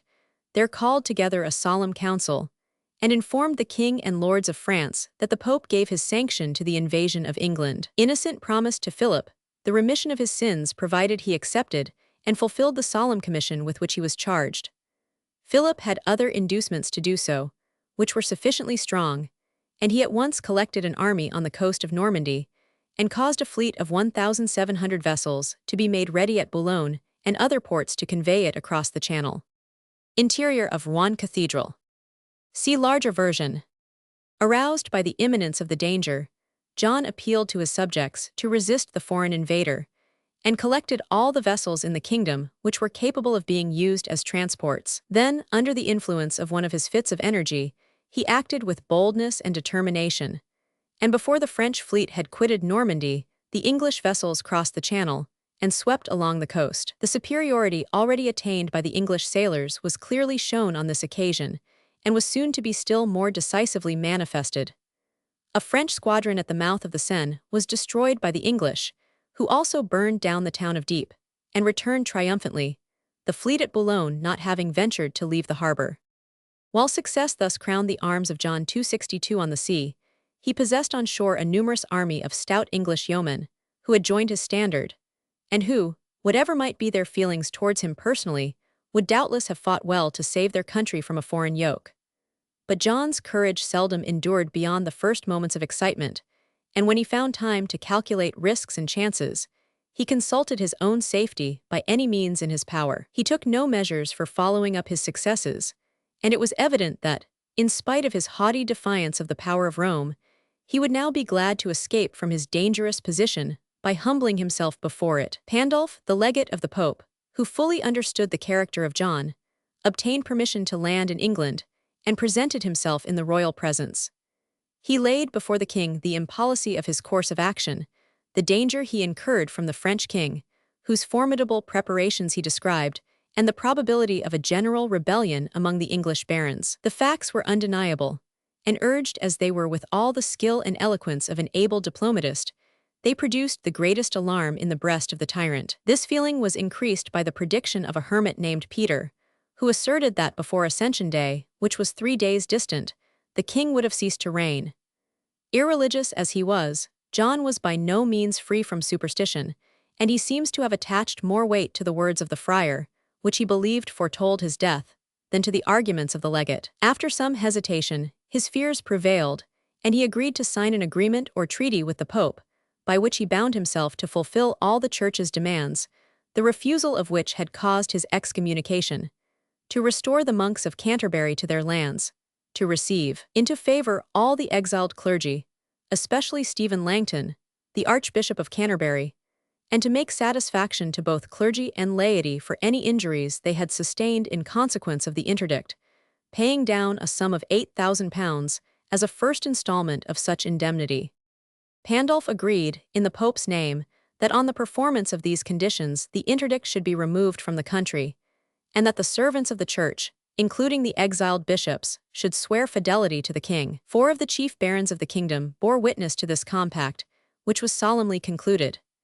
By this agreement, John suffered no peculiar indignity, but it was immediately followed by a proceeding in the highest degree disgraceful, and which can only be accounted for by the subtle art with which the legate worked upon the fears of the pusillanimous monarch. On the 15th of May, 1213, John proceeded at an early hour in the morning to the Church of the Templars at Dover, and there, in the presence of the bishops and nobles of the realm, he knelt down before Pandulf, placed his crown in his hands, and took the oath of fealty to the Pope. At the same time he gave into the hands of the legate a document which set forth that he, the King of England, Lord of Ireland, in atonement for his sins against God and the Church, did of his own free will, and with the consent of the barons, surrender into the hands of Pope Innocent and his successors forever, the Kingdom of England and Lordship of Ireland, to hold them henceforth as fiefs of the Holy See, John and his successors paying for them a yearly tribute of 700 marks for England and 300 marks for Ireland. On the following day, which was the Feast of the Ascension, John awoke with something of the feeling of a criminal whose hour of execution has arrived. The words of the hermit Peter caused him to tremble even more than the thunders of Rome, and he watched the long hours till sunset, anticipating the stroke which was to end his hateful existence. When the time of the prediction had passed away, and he found himself still alive, he caused Peter and his son to be dragged at the tails of horses to the gibbet, where they were executed as a punishment for the terror they had caused him. But it was commonly said among the people that the monk had told no lie, and that John had ceased to be a king when he laid his crown at the feet of a foreign priest. The Holy See, having secured a humble and subservient vassal in the King of England, now espoused his cause, and undertook to defend him against his enemies. Pandulf returned to France, and forbade Philip to prosecute the war, or to invade a kingdom which was under the protection of the Church. Philip thought proper to argue the matter on religious grounds, and said that he had expended large sums of money upon this expedition, for the purpose of obtaining, according to the promise of the pontiff, the remission of his sins. The legate seems to have cared little about this circumstance, and simply 263 repeated his prohibition. Philip then continued his march towards the coast, prepared to defy the authority of the Holy See, and to continue the expedition, now no longer for the remission of his sins, but avowedly for more worldly ends. His design, however, was frustrated by the disaffection of his vassals, to whom the command of the Pope served as a sufficient justification of rebellion. Count of Flanders withdrew his forces from the expedition, declaring that he would not engage in such an unjust war. Philip immediately followed him into Flanders, intending to punish his rebellion by seizing upon the whole province. Several towns and fortresses fell into the French king's hands, who passed on, and laid siege to the strong city of Ghent. The Count of Flanders then applied to John for assistance, which it was manifestly to his interest to grant, and which, therefore, was not refused. The English fleet set sail from the harbour of Portsmouth, 500 vessels, having on board 700 knights and a large force of infantry, under the command of William Longsword, Earl of Salisbury, a son of fair Rosamond, and William, Earl of Holland. They bore down upon the coast of Flanders, and approached the port of Dam, in which the French fleet, 3 times more numerous, was lying at anchor. Many of the French troops and sailors were then absent from the ships, engaged in predatory excursions throughout the country. As the English neared the coast, they saw a number of vessels lying outside the harbour, which, capacious as it was, could not contain them all. Shallops or fishing boats were then sent in to reconnoitre, and returned with the news that the fleet had been left without sufficient hands to defend it. No time was lost. The tall ships along the coast were attacked, and captured with little difficulty. The smaller vessels, which, when the tide went down, were left upon the beach, were plundered and set on fire, the men on board escaping to the shore. The English then approached the harbour, for the purpose of attacking the fleet within it, But here a delay took place, in consequence of the difficulty of bringing a large force to bear in so confined a space. The period of inaction, however, did not last long, and the fleet, on the preparation of which Philip had exhausted his resources, was annihilated. When the conquerors had returned thanks to heaven for their victory, they sent 300 of the prizes to England. These were richly laden with stores for the French army, corn, oil, wine, and other provisions. Others of the ships which were on shore were burnt within the harbor. A portion of the fleet, which lay higher up, protected by the town, still remained uninjured, and the English, having landed, were joined by the Count of Flanders, and proceeded to attack the place. Meanwhile the French king had learnt the destruction of his fleet, and having raised the siege of Ghent, was advancing with the utmost rapidity. The English and the Flemings made a gallant defence in the engagement which soon afterwards took place. But the force opposed to them was overwhelming, and they were compelled to retreat to their ships, with a loss which is stated by the French to have been 2,000 men. But the English had no intention of relinquishing the contest, and from the shores of the Isle of Walcheren, they watched their opportunity for renewing the attack. Philip perceived that the unskillfulness of his seamen left no hope of preserving the remainder of his ships, and he therefore set fire to them himself, that they might not fall into the enemy's hands. It was evident that the project of invading England must now be abandoned, the French king having no means of transporting his troops across the Channel. He even found it impossible to maintain them in Flanders, and was compelled to make a hasty retreat into his own territories, with scarcely an effort to maintain possession of the towns he had taken. Elated by the success of his arms, John assumed all his old arrogance of demeanor, and showed little disposition to fulfill the terms of the treaty into which he had entered with the Pope. He now determined to invade France, and for this purpose he summoned the barons of the kingdom to attend him at Portsmouth with their troops. They obeyed the command.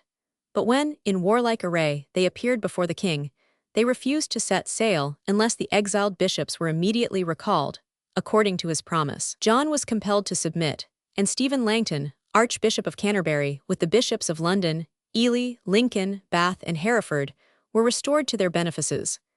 The monks of Canterbury also returned in peace to their cloister. The king and the archbishop met each other at Winchester, where they exchanged a kiss of amity, and Langton gave the king absolution for the injuries done to himself and his colleagues, John once more taking an oath to execute justice, and to preserve his fealty to the Pope.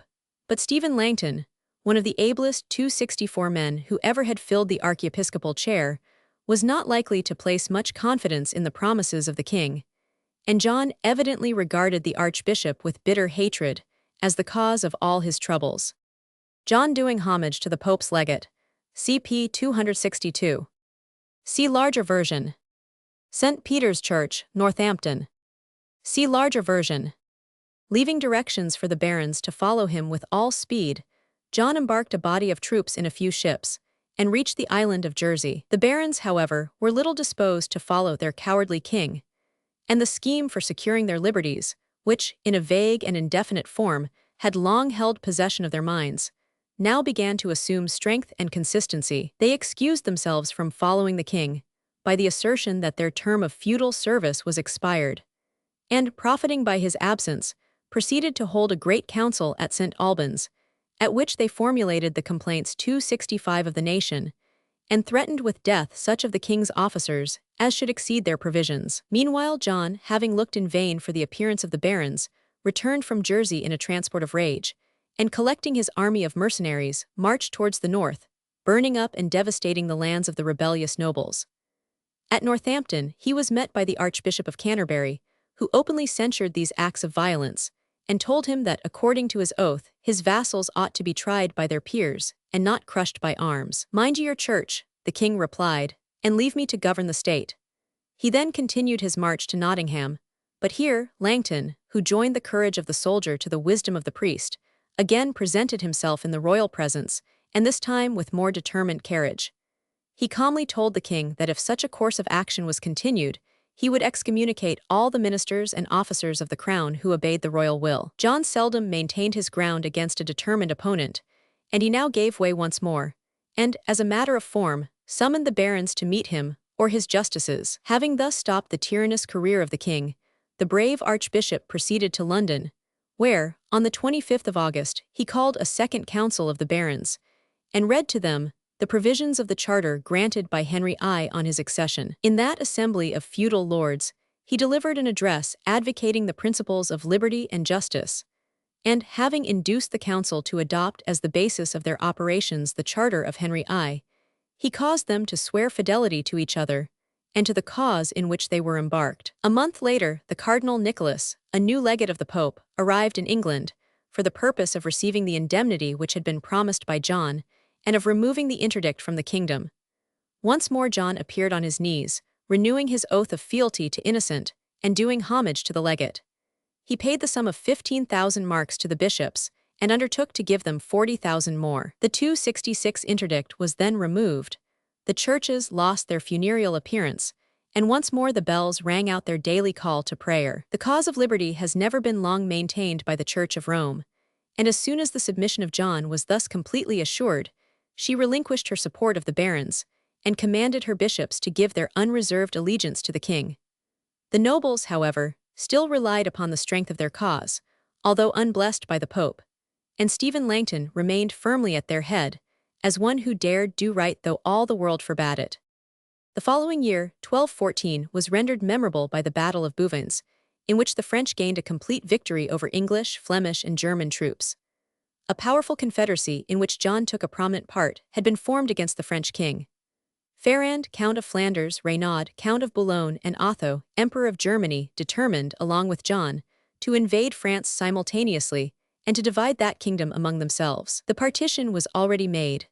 Ferrand was to receive Paris, with the Isle of France, Renaud the country of Vermandois, John the territory beyond the Loire, and Otho all the remaining provinces. The English king dispatched a body of troops, commanded by William Longsword, Earl of Salisbury, to Valenciennes, which had been appointed the headquarters of the Confederates. He then proceeded to Poitou, whence he led his army into Brittany. Philip, who was thus menaced on both sides, sent his son Louis to oppose the troops of John and to prevent his advance. This was not difficult, and the cowardice or indecision of the English king kept him in a state of inactivity, while his allies were being utterly routed. Philip, whose forces were inferior in number to those of his enemies, gave them battle at Bouvines, a village between Lisle and Tournai, and after a sanguinary conflict the Earl of Salisbury, the Count of Flanders, and the Count of Boulogne were taken prisoners, together with great numbers of nobles and knights of inferior rank. The Bishop of Beauvais, whose martial spirit was untamed by his long imprisonment, appeared again in the field on this occasion, and he it was who took prisoner the gallant William Longsword. The bishop, however, no longer used a sword, but carried in its stead a formidable club, with which he laid about him, having satisfied himself, by some curious logical process, that in doing so he was acting in accordance with the canon of the Church, which forbade her priests to shed blood. He was not the only bishop who distinguished himself on that day as a warrior. Guerin of Senlis appeared among the French troops, like Odo of Bayeux among the soldiers of the conqueror, bearing a wand or staff of authority, with which he waved them on to victory. The Battle of Bouvines, which was fought on the 27th of July, 1214, completed the ruin of John. A few months later John made proposals for a truce, which he obtained for 5 years, on condition of restoring all the towns and fortresses which he had taken during the expedition. He then made a disgraceful retreat to England, where, with the true spirit of a coward, he vented upon his unoffending subjects that rage which he dared not display towards his foes. He disregarded all the vows he had taken, and let loose his foreign mercenaries over the country, who oppressed and robbed the people in every direction, unrestrained by law and secure of the king's favor. But his career of tyranny was now drawing to a close. Each day which was marked by new acts of oppression cemented more closely the league among the barons, who only waited an opportunity of assembling together for the purpose of arranging a combined movement. Such an opportunity presented itself at the Feast of St. Edmund, on the 20th of November, when pilgrims of all ranks, from every part of the country, proceeded to St. Edmundsbury to offer their devotions at the shrine of the saint. Mingling with the crowd of worshippers, the champions of freedom advanced one by one in order of seniority to the high altar, on which they placed their swords, and swore that if the king refused to admit the rights they demanded from him, they would one and all abandon their allegiance, renounce their vows of fealty, and compel him by force of arms to sign a charter granting their just requests. Having agreed to assemble at the court for this purpose during the approaching festival of Christmas, they separated. When Christmas Day arrived John was at Worcester, where he was attended only by a few of his immediate retainers and the foreign mercenaries. None of his great vassals came, as the custom was at that season, to offer their congratulations. His attendants tried in vain to assume an appearance of cheerfulness and festivity, and among the people such an appearance had long ceased to be found when the king was present. Alarmed at the gloom which surrounded him, and 267 the desertion of the barons, John hastily rode to London, and there shut himself up in the house of the Knights Templars, which was as strong as a fortress. The temper in which the barons entered upon their cause may be inferred from the seasons which they chose for their efforts, and the manner in which they invoked, as it were, the blessing of heaven upon them. Some holy day consecrated each step of their way, and marked the renewal of the struggle against tyranny. On the feast of the Epiphany they assembled in great force at London, and presenting themselves before the king, demanded an audience. John was compelled to grant the request, but he assumed a bold and defiant air, and met the barons with an absolute refusal and the most violent threats. 2 of their number were affected by these menaces, and one of the bishops joined them in consenting to recede from their claims, but the rest of the assembly were made of sterner stuff, and firmly maintained their demands. John looked upon their calm and dauntless faces with a dread which he could not conceal. He entirely changed his manner, and descended from invective to expostulation. "This petition," he said, "treats of matters weighty and arduous. You must grant me time for deliberation until Easter, that I may be able, in considering the request, to satisfy the dignity of my crown." Many of the barons were opposed to such a delay, knowing how little dependence could be placed upon the king's good faith. But the greater number consented on condition that Stephen Langton, Archbishop of Canterbury, William, Earl of Pembroke, and the Bishop of Ely, should be sureties for the king that he would give them a reply at the time appointed. As soon as the nobles had quitted his presence, John directed his efforts to escaping from the pledge he had given, and took measures which he hoped would bring the rebellious lords within the reach of his vengeance. The important privilege of the appointment of bishops, which in former years had given rise to so many disputes between the crown and the church, was now formally abandoned. And when, by this means, John believed himself to have secured the good will of the clergy, he caused a new oath of allegiance to be administered by the sheriffs to all the free men of their several counties. He then dispatched messengers to Rome, entreating the aid of the Pope against the treasonable violence of the barons. Innocent listened to the appeal, and showed himself determined to support the cause of his royal vassal. The English nobles had also sent their message to the pontiff, but he answered it only by a letter of threats and reproaches, which was addressed to Stephen Langton, commanding him and his colleagues at once to cease their opposition to the king. Langton, with a high-souled courage, the full extent of which we can now only imperfectly appreciate, disregarded the command, and dared to defend a righteous cause, even in defiance of the Pope. The king, as a last effort to sustain his tottering throne, assumed the cross, making a solemn oath that he would lead an army on a new crusade to the Holy Land. When Easter Day arrived, the king was at Oxford. The barons of England assembled at Stamford, attended by 2,000 knights and vast multitudes of their retainers and of the people. They had marched to Brackley, when they were met by Stephen Langton, the Earl of Warenne, and the Earl of Pembroke, who came to bear their message to the king. The barons delivered the schedule containing the chief articles of the petition, and declared that if their claims were not instantly granted, they would appeal to arms. When the deputation returned to the king, and Langton explained to him the terms of the document which he brought, John fell into a transport of rage, and swore that he would not grant them liberties which would make him a slave. He proposed some modifications of the charter which were at once rejected. Pandulf, who stood at his side, asserted that the primate of the kingdom ought to excommunicate the rebels, but Langton replied that the Pope's real intentions had not been expressed, and that so far from doing so, he would excommunicate the foreign mercenaries who overran the kingdom, unless the king ordered their instant dismissal. The barons now declared war against the king, chose Robert Fitzwalter as their leader, and marched against the castle of Northampton, which was garrisoned by foreigners. The army of God and the Church, for so they styled themselves, was composed of the best and bravest men in the kingdom, but the strong fortress to which they first laid siege resisted all their attacks. They had prepared no battering rams or other necessary engines, and the garrison, on their side, fought with the desperation of men who knew that they had earned for their misdeeds a bitter retribution. After 15 days the besiegers raised the siege, and marched towards Bedford. The barons were strong in arms, and in the justice of their cause, but their strength 268 was not of itself sufficient to overturn the throne or force the king to submission. Within the past century, a middle class of freemen had been growing up in the country, increasing in wealth and influence year by year. Had the king possessed the affections of the free burghers of England, the Anglo-Norman barons, powerful as they were, would have been driven from the country. But the people knew that now, at least, the cause of the nobles was their own, and they rose with joy to welcome the pioneers of freedom. The men of Bedford opened their gates at the approach of the army, and the citizens of London sent messengers to the leaders, inviting them to march thither with all speed and assuring them of the support of the people. On Sunday, the 24th of May, the troops of Fitzwalter reached the capital. The city of London lay wrapped in that Sabbath stillness which, on summer days, descends like a blessing upon an English landscape, as though nature herself had ceased from labor.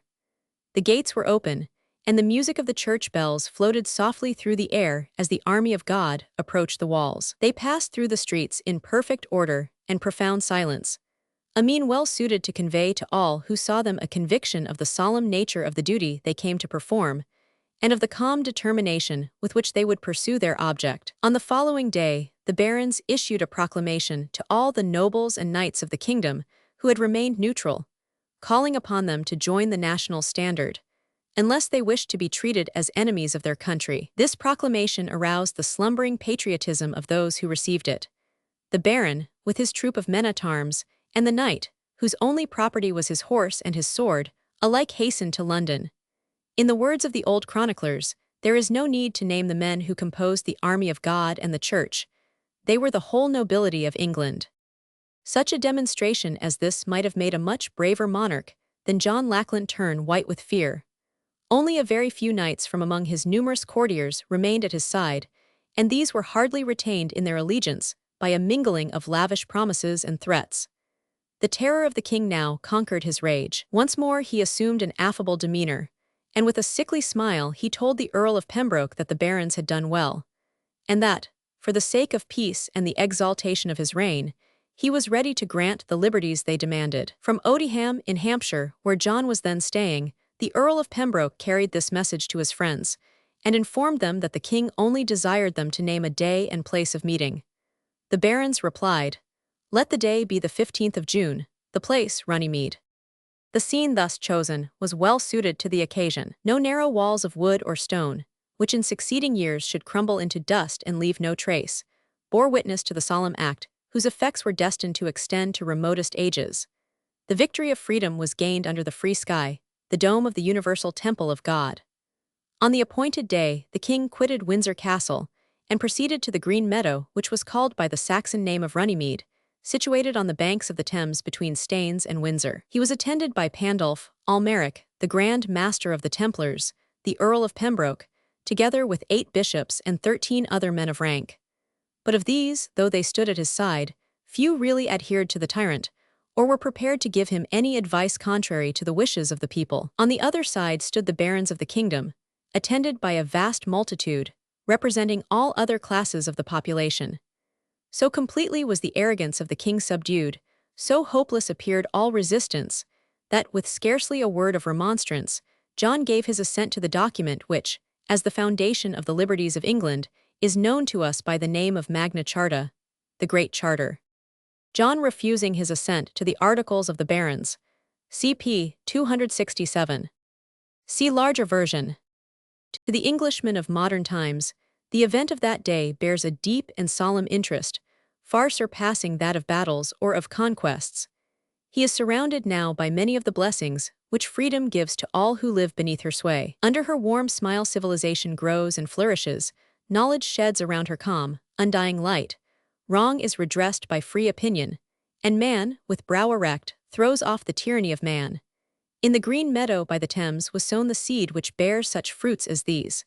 Centuries more of toil and struggle may be needed to bring it to maturity. The progress of the human race is slow and beset with difficulties. Amidst the present material prosperity, with all the advantages of civil and religious liberty, we are still far from the goal which lies before us. Error still treads close upon the heels of truth, poverty still retains her grasp upon half the world, grinding men down to a lifelong struggle, with little joy or hope. But the work steadily goes on. With each passing year flies a prejudice. With each 270 passing year, some gigantic wrong lifts up its head, and claims and meets redress. Now at least the way is open to us, and cannot be mistaken. The light of heaven shines full upon it, the obstacles grow fewer and weaker every day, the efforts to oppose them grow stronger, and the final triumph is secure. The value and importance of Magna Charta is not to be estimated by its immediate application to ourselves. Those positive laws and institutions of later times, which secure our rights and liberties, all have their root in this charter. It had many evils to remedy. In the first place, the Church secured its rights and freedom of election. Roman 2.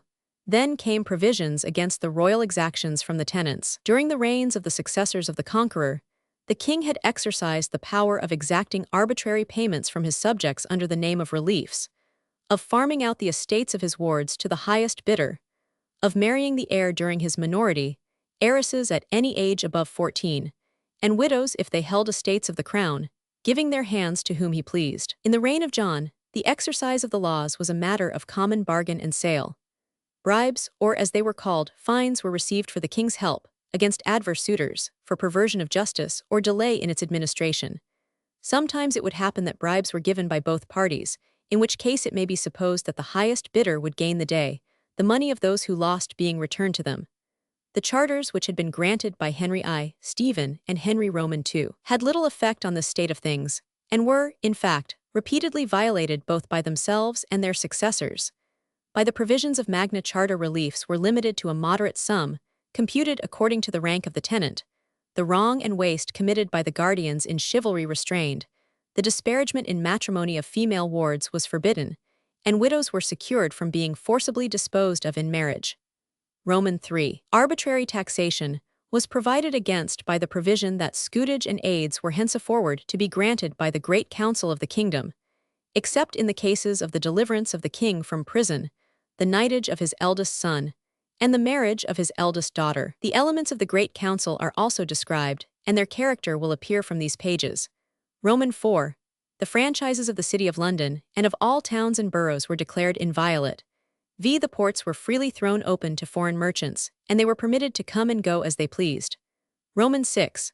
The Court of Common Pleas, which had hitherto followed the king's person, whereby much inconvenience and injustice had been occasioned, was fixed at Westminster. The most important clauses of Magna Charta are those which protect the personal liberty and property of every freeman in the kingdom, by giving security from arbitrary imprisonment and unjust exactions. Roman 7. No freeman, says the Charter, shall be taken or imprisoned or dispossessed of his tenement, or be outlawed or exiled or any otherwise destroyed, nor will we go upon him nor send upon him, unless by the lawful judgment of his peers or by the law of the land. Roman 8. To none will we sell, to none will we deny or delay right or justice. The barons required securities for the due observance of these provisions. They demanded that the foreign officers of the crown, with their families and retainers, should be sent out of the country, that the barons should keep possession of the city, and Stephen Langton of the Tower of London, for the 2 months following, that 25 of their number should act as guardians of the liberties of the realm, whose business it should be to secure the observance of the charter, and who, in case of its provisions being disregarded, should have power to make war upon the king, and to seize upon his towns, castles, or other possessions, until the grievance should be redressed. By this article, the 25 barons were invested with the real government of the kingdom, setting aside altogether the royal prerogative, a measure which, opposed as it was to all precedent, must be considered as having been rendered necessary by the duplicity of the king, by whom the most solemn oaths were habitually disregarded. When the vast assembly had dispersed, and the defeated tyrant found himself again in Windsor Castle, attended only by some of the foreign adventurers who still hung about his person, he gave vent to all the suppressed passion of his soul. In transports of impotent rage, he uttered fearful curses against the deed which had been done, and against those who had forced him to do it. He rolled his eyes and gnashed his teeth like one insane, and restlessly strode about his chamber gnawing sticks and stones. So say the chroniclers, and the account may readily be 271 believed. A depraved heart, hardened by a long course of crime and cruelty, would probably display itself in an outburst of passion in colors such as these. His attendants, the slaves of his gold, who saw their career of robbery and injustice suddenly cut short, incited the king to vengeance for the humiliation he had sustained, and counseled him to resist the charter, and to take measures for the recovery of his power. John, released from his immediate fears, listened to their advice and sent 2 of them to the continent to carry out the schemes they proposed. One of them took his way to Rome to appeal to the Pope for prompt and efficient aid. The other proceeded to Flanders, Gascony, and among the former continental vassals of the king, to hire fresh bodies of mercenaries and to bring them over to England. Meanwhile, the king entered secretly into communication with all the governors of castles who were foreigners, ordering them to lay up stores of provisions and keep themselves prepared for defense, doing this without noise and with caution, for fear of alarming the barons. The barons did not yet know what hard and unremitting effort the struggle for liberty demands. They looked upon the work as done, when in fact it was only beginning, and on their departure from Runnymede, they appointed a grand tournament to be held on the 2nd of July at Stamford, in celebration of their joy. No sooner did he hear of their intention than John threw to the winds the oaths he had taken and formed a plot to seize possession of London during the absence of the nobles. The scheme, however, was communicated to them, and the tournament was arranged to take place nearer the capital.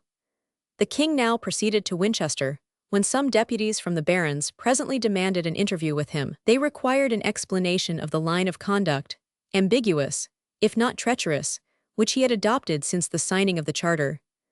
John met them with the hollow smile which he was accustomed to put on at such times, and assured them that their suspicions were unfounded, and that he was prepared to fulfill all that he had promised. The barons withdrew, little satisfied by these assertions, and the king took his way to the Isle of Wight, where he remained for 3 weeks.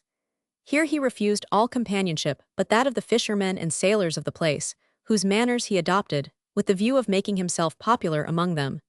To a certain extent he seems to have succeeded, and during the struggle which soon afterwards took place, the English sailors proved generally true to his cause. In July, John was at Oxford, but after a stay of a few days he again turned to the south, and proceeded to Dover, where he remained, anxiously awaiting the arrival of the mercenaries whom he expected from the continent. During the month of September, the barons learnt that troops were landing in small bodies, with little noise, but in a manner which indicated a well-organized confederacy.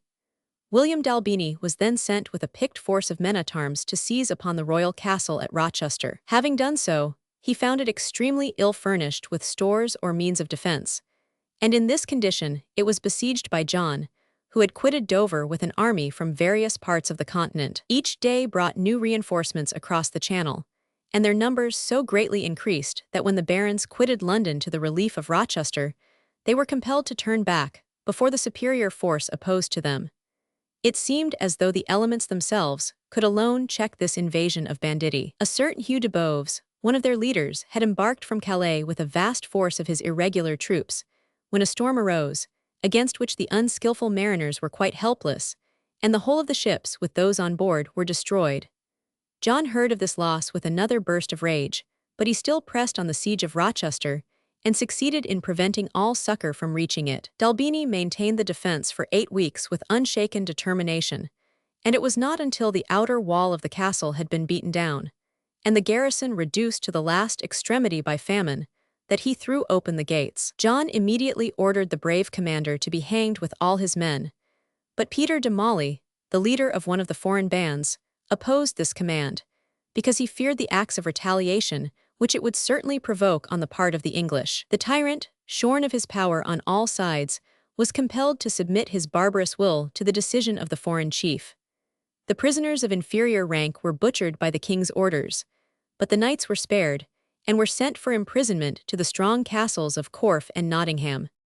The Pope now responded to the application of 272 John by declaring himself against the English nation, and issuing sentence of excommunication against the barons. He asserted that they were worse than Saracens, for daring to rebel against a vassal of the Holy See, a religious monarch who had taken up the cross. This decision of the Pope, together with the success at Rochester, gave John new courage, and he marched northward to St. Albans, accompanied by the immense force which, composed of many races, and presenting striking contrasts of appearance and accoutrements, possessed one common attribute of unredeemed ferocity. The citizens of London, who were among the first to join in the struggle for right, were also among the bravest to maintain it, and as the foreign hordes swept by the city, showed an undaunted front, which deterred the king from attacking them. From St. Albans he passed on towards Nottingham, encouraging his soldiers to seize their pay from the wretched inhabitants of the country. The northern counties had long been the chief seat of disaffection, and now Alexander, the young king of Scotland, who had concluded an alliance with the English barons, crossed the borders with an army and laid siege to the castle of Norham. John saw the means of vengeance in his hands, and he determined to use them to the utmost. A few days after the feast of Christmas, when the ground was covered with snow, he marched from Nottingham into Yorkshire, laying waste the country and meeting with no opposition. True to the instincts of his base and malignant character, he became more ruthless in proportion to the helplessness of his victims. Every house and village on the road were destroyed, the king himself giving the example, and setting fire with his own hands in the morning to the roof which had sheltered him during the night. The fury of the savage horde did not end there. The inhabitants, driven from their homes, were plundered of everything they possessed, and often butchered upon their own hearthstones. Others, less happy, were subjected to torture to make them give up their hidden stores of money. Runnymede from Cooper's Hill. See larger version. The expedition of John to the north, like that of William the Conqueror through the same district, was one long course of rapine and cruelty. 273 castles and towns were burned to the ground, and the path of the king was marked by a trail of blood among heaps of blackened ruins. The young King of Scots retired before the vast force brought against him, and John pushed his way to Edinburgh. Here he found himself in danger of attack, and, as was usual with him in such cases, he at once turned back and recrossed the border. Among the towns burnt up by the king during this expedition were Alnwick, Morpeth, Mitford, Roxburgh, Berwick, Haddington, and Dunbar. A division of his forces had been left in the south to oppose the barons and keep in check the citizens of London. And this division, reinforced by fresh arrivals from the continent, made predatory incursions through the southern counties, marking their course with equal ferocity. The only distinction between their conduct and that of the king appears to have been that the castles which fell into their hands were occupied by someone of their number, instead of being destroyed. Specimen of the writing of the Great Charter. Meanwhile, further measures had been taken by the Church against the insurgent barons. The abbot of Abingdon, with other ecclesiastics, in obedience to the tyrant and the pope who supported him, fulminated a second sentence of excommunication, in which Robert Fitzwalter, the chief of the Confederacy, with many others of the most powerful nobles, were mentioned by name, and an interdict was placed upon the city of London. The measure was not without its effect upon certain classes of the country people, but the courage and intelligence of the citizens of London rose superior to the thunder of Rome. In defiance of the interdict, they dared still to offer their prayers to heaven, and to keep the solemn festival of Christmas. The churches remained open, and the bells still rang out the note of freedom. But dangers were thickening on every side around them. The barons saw themselves hemmed in by increasing hordes of foreigners, and at the same time had reason to fear the effect of the excommunication upon the mass of the people. It does not appear that there was among the nobles any man of sufficient influence or military genius to break through the obstacles by which they were surrounded. Many councils were held and schemes proposed, only to be laid aside as unfeasible. At length the barons determined to offer the English throne to Prince Louis, the eldest son of Philip of France. Such a step scarcely admits of excuse under any circumstances, but the barons, unable of themselves to wrest the power from John, might not improbably consider that any change would be to their advantage, and that it would be better for the country to be under the rule even of the son of their ancient enemy, than to submit to a tyrant who had lost every attribute of manhood. Louis had married Blanche of Castile, who was the niece of John, and thus he might pretend to some shadow of a title to the crown. The barons also considered that, if he landed in England, many of the foreign mercenaries who were subjects of France would be detached from the cause of John and would join the standard of their prince. When the proposal was carried to the court of France, it was received by the king and his son with that degree of exultation which might have been anticipated. Louis was anxious to sail for England immediately, but Philip, with more wisdom and caution, demanded that 24 hostages, the flower of the English nobility, should first be sent to Paris, in assurance of the fidelity of the barons. A French fleet then sailed up the River Thames, and arrived at London in February 1216, conveying a small army which formed the first detachment of the French forces. The commander informed the barons that Prince Louis would arrive in person at the approaching feast of Easter. The Pope, true to the cause he had embraced, no sooner heard of these preparations than he sent a new legate into England, who, as he passed through France, boldly remonstrated with the king and his son upon the course they were 274 pursuing. Once more England was called the patrimony of St. Peter, and Philip was asked how he dared to attack it, and was threatened with immediate excommunication in case he persisted in doing so. Louis immediately set up a claim to the English throne in right of his wife, and leaving the legate in astonishment at this new view of the matter, he escaped from further argument and took his way to Calais. Having collected a great army, well furnished with stores, he embarked them on board 680 vessels, and set sail from Calais at the appointed time. The English sailors of the Cinque Ports, on whom the efforts of John to secure their goodwill had not been thrown away, lay in wait for an opportunity of inflicting damage on the invaders, and a storm having arisen by which the French fleet became scattered, they took advantage of the circumstance, and cut off and captured some of the ships. The rest of the fleet arrived safely at Sandwich, where Louis landed on the 30th of May. John had arrived at Dover with a large army, but so far from attempting to prevent the landing of the French, he made a rapid retreat at the news of their approach. His own unhappy subjects, however, were not in a position to oppose him. Them he could attack and slaughter in safety, and accordingly, wheresoever his army passed, the same cruelties were practiced, the same ravages committed as before.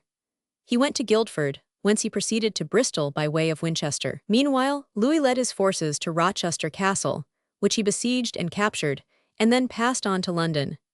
The French prince entered the capital on the 2nd of June, 1216, and was received with the greatest demonstrations of joy by rich and poor. A magnificent procession was formed to accompany him to St. Paul's Church, and there, after he had offered up his prayers, the barons of the kingdom and the citizens paid him the vows of homage. He then placed his hand upon a copy of the Gospels, and swore to restore to the country its just and righteous laws, and to each man the lands or property of which he had been despoiled. One of the first acts of Louis was to issue a manifesto, which was addressed to the King of Scotland, and to all the owners of land throughout the country who were not then present in London. The result of this proclamation soon made itself apparent. Any jealousy towards a foreign prince was entirely subdued by the deep hatred with which all classes of the people regarded their king. The force of an idea was not then so great as in more recent times. The confederacy of the barons, notwithstanding the high and just cause for which they fought, was weak, because it was without a powerful and recognized head. No sooner had the people a living man round whom to rally, instead of a collection of names, than they at once flocked to join his standard. Of the few nobles who had accompanied John on his marauding expeditions, nearly all quitted him at once, and took their way to London. All the people of the northern counties rose up among the ruins of their homes, and cried aloud for vengeance. The King of Scotland prepared an army to march once more to the south, and the foreign mercenaries, with the exception of the Gascons and Poitevins, renounced their adhesion to the tyrant, and either quitted the country or joined the forces of Louis and the barons. Dangers thickened about the king on every side, and his abject spirit was sustained only by the consolations which Gualo, the Pope's legate, poured into his ear. The legate assured him of the constant support of the Pope, and exhorted him to courage, since it was impossible that any harm could happen to a prince who was under the protection of Holy Church.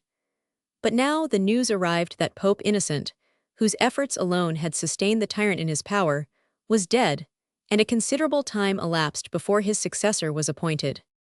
Louis marched his forces to Dover, and laid siege to the castle, which was in the hands of Hubert de Burgh, a man whose character stands so high in history that we are at a loss to understand how he should have retained his allegiance to John. He, however, proved his loyalty by maintaining a most gallant defense, and effectually repelled all the attacks of the besiegers.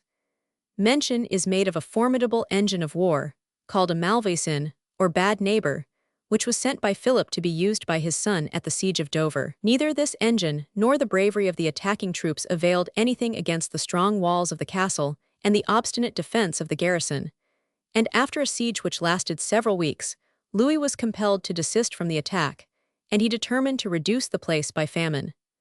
Meanwhile, a number of the barons had laid siege to Windsor Castle, which also made a vigorous defense. The king availed himself of the moment when they were thus occupied to 275 advance upon their estates, where he let loose the greedy adventurers who still remained in his pay. The barons then raised the siege to attack the king, who made a hasty retreat.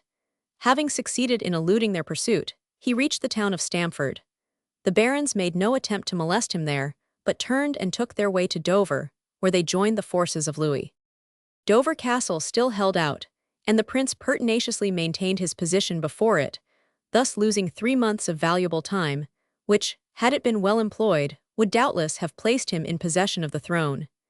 In such a case, inactivity necessarily produced discontent, and other causes of complaint soon presented themselves to the English barons. Louis, who showed himself as deficient in policy as in military skill, began to treat the English with disrespect, and made grants of land and titles in England to his own countrymen.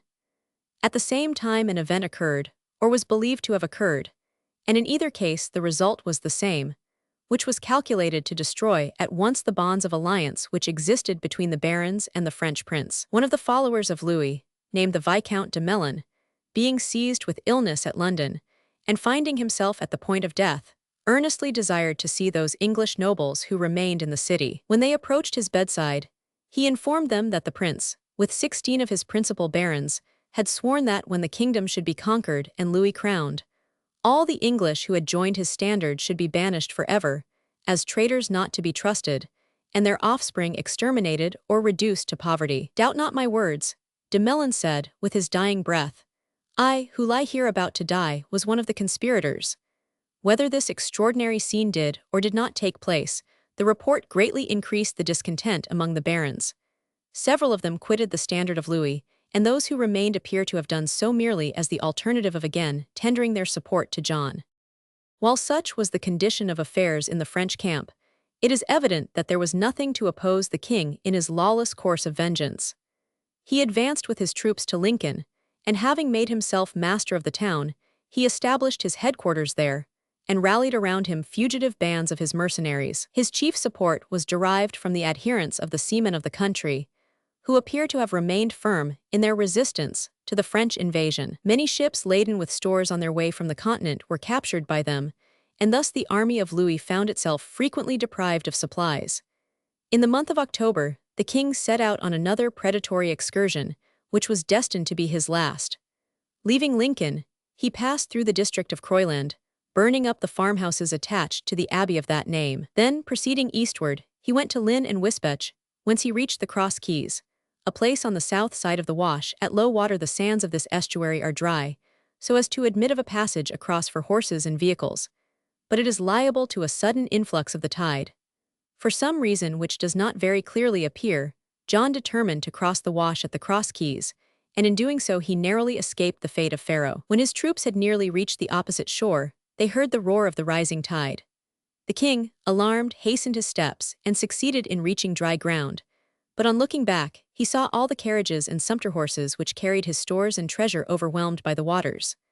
The waves dashed and leaped over them, and presently carriages, horses, and men all disappeared in the whirlpool caused by the confluence of the tide and of the current of the river Welland. Giving vent to his rage by curses and complaints, John took his way gloomily to the Abbey of Cistercians at Swineshead, where he remained for the night. At supper, he is said to have eaten to excess of peaches or pears, and drank great quantities of new cider. A story was current, some 50 years later, that he was poisoned by the monks, but no allusion is made to it in the accounts of his contemporaries, and it is equally probable that his death resulted from excess, acting upon a body already fevered by excitement. He was attacked during the night by severe illness, and on mounting his horse early next morning he found himself unable to sit upright. A horse litter was then procured, in which he was conveyed to the neighboring castle of Sleaford.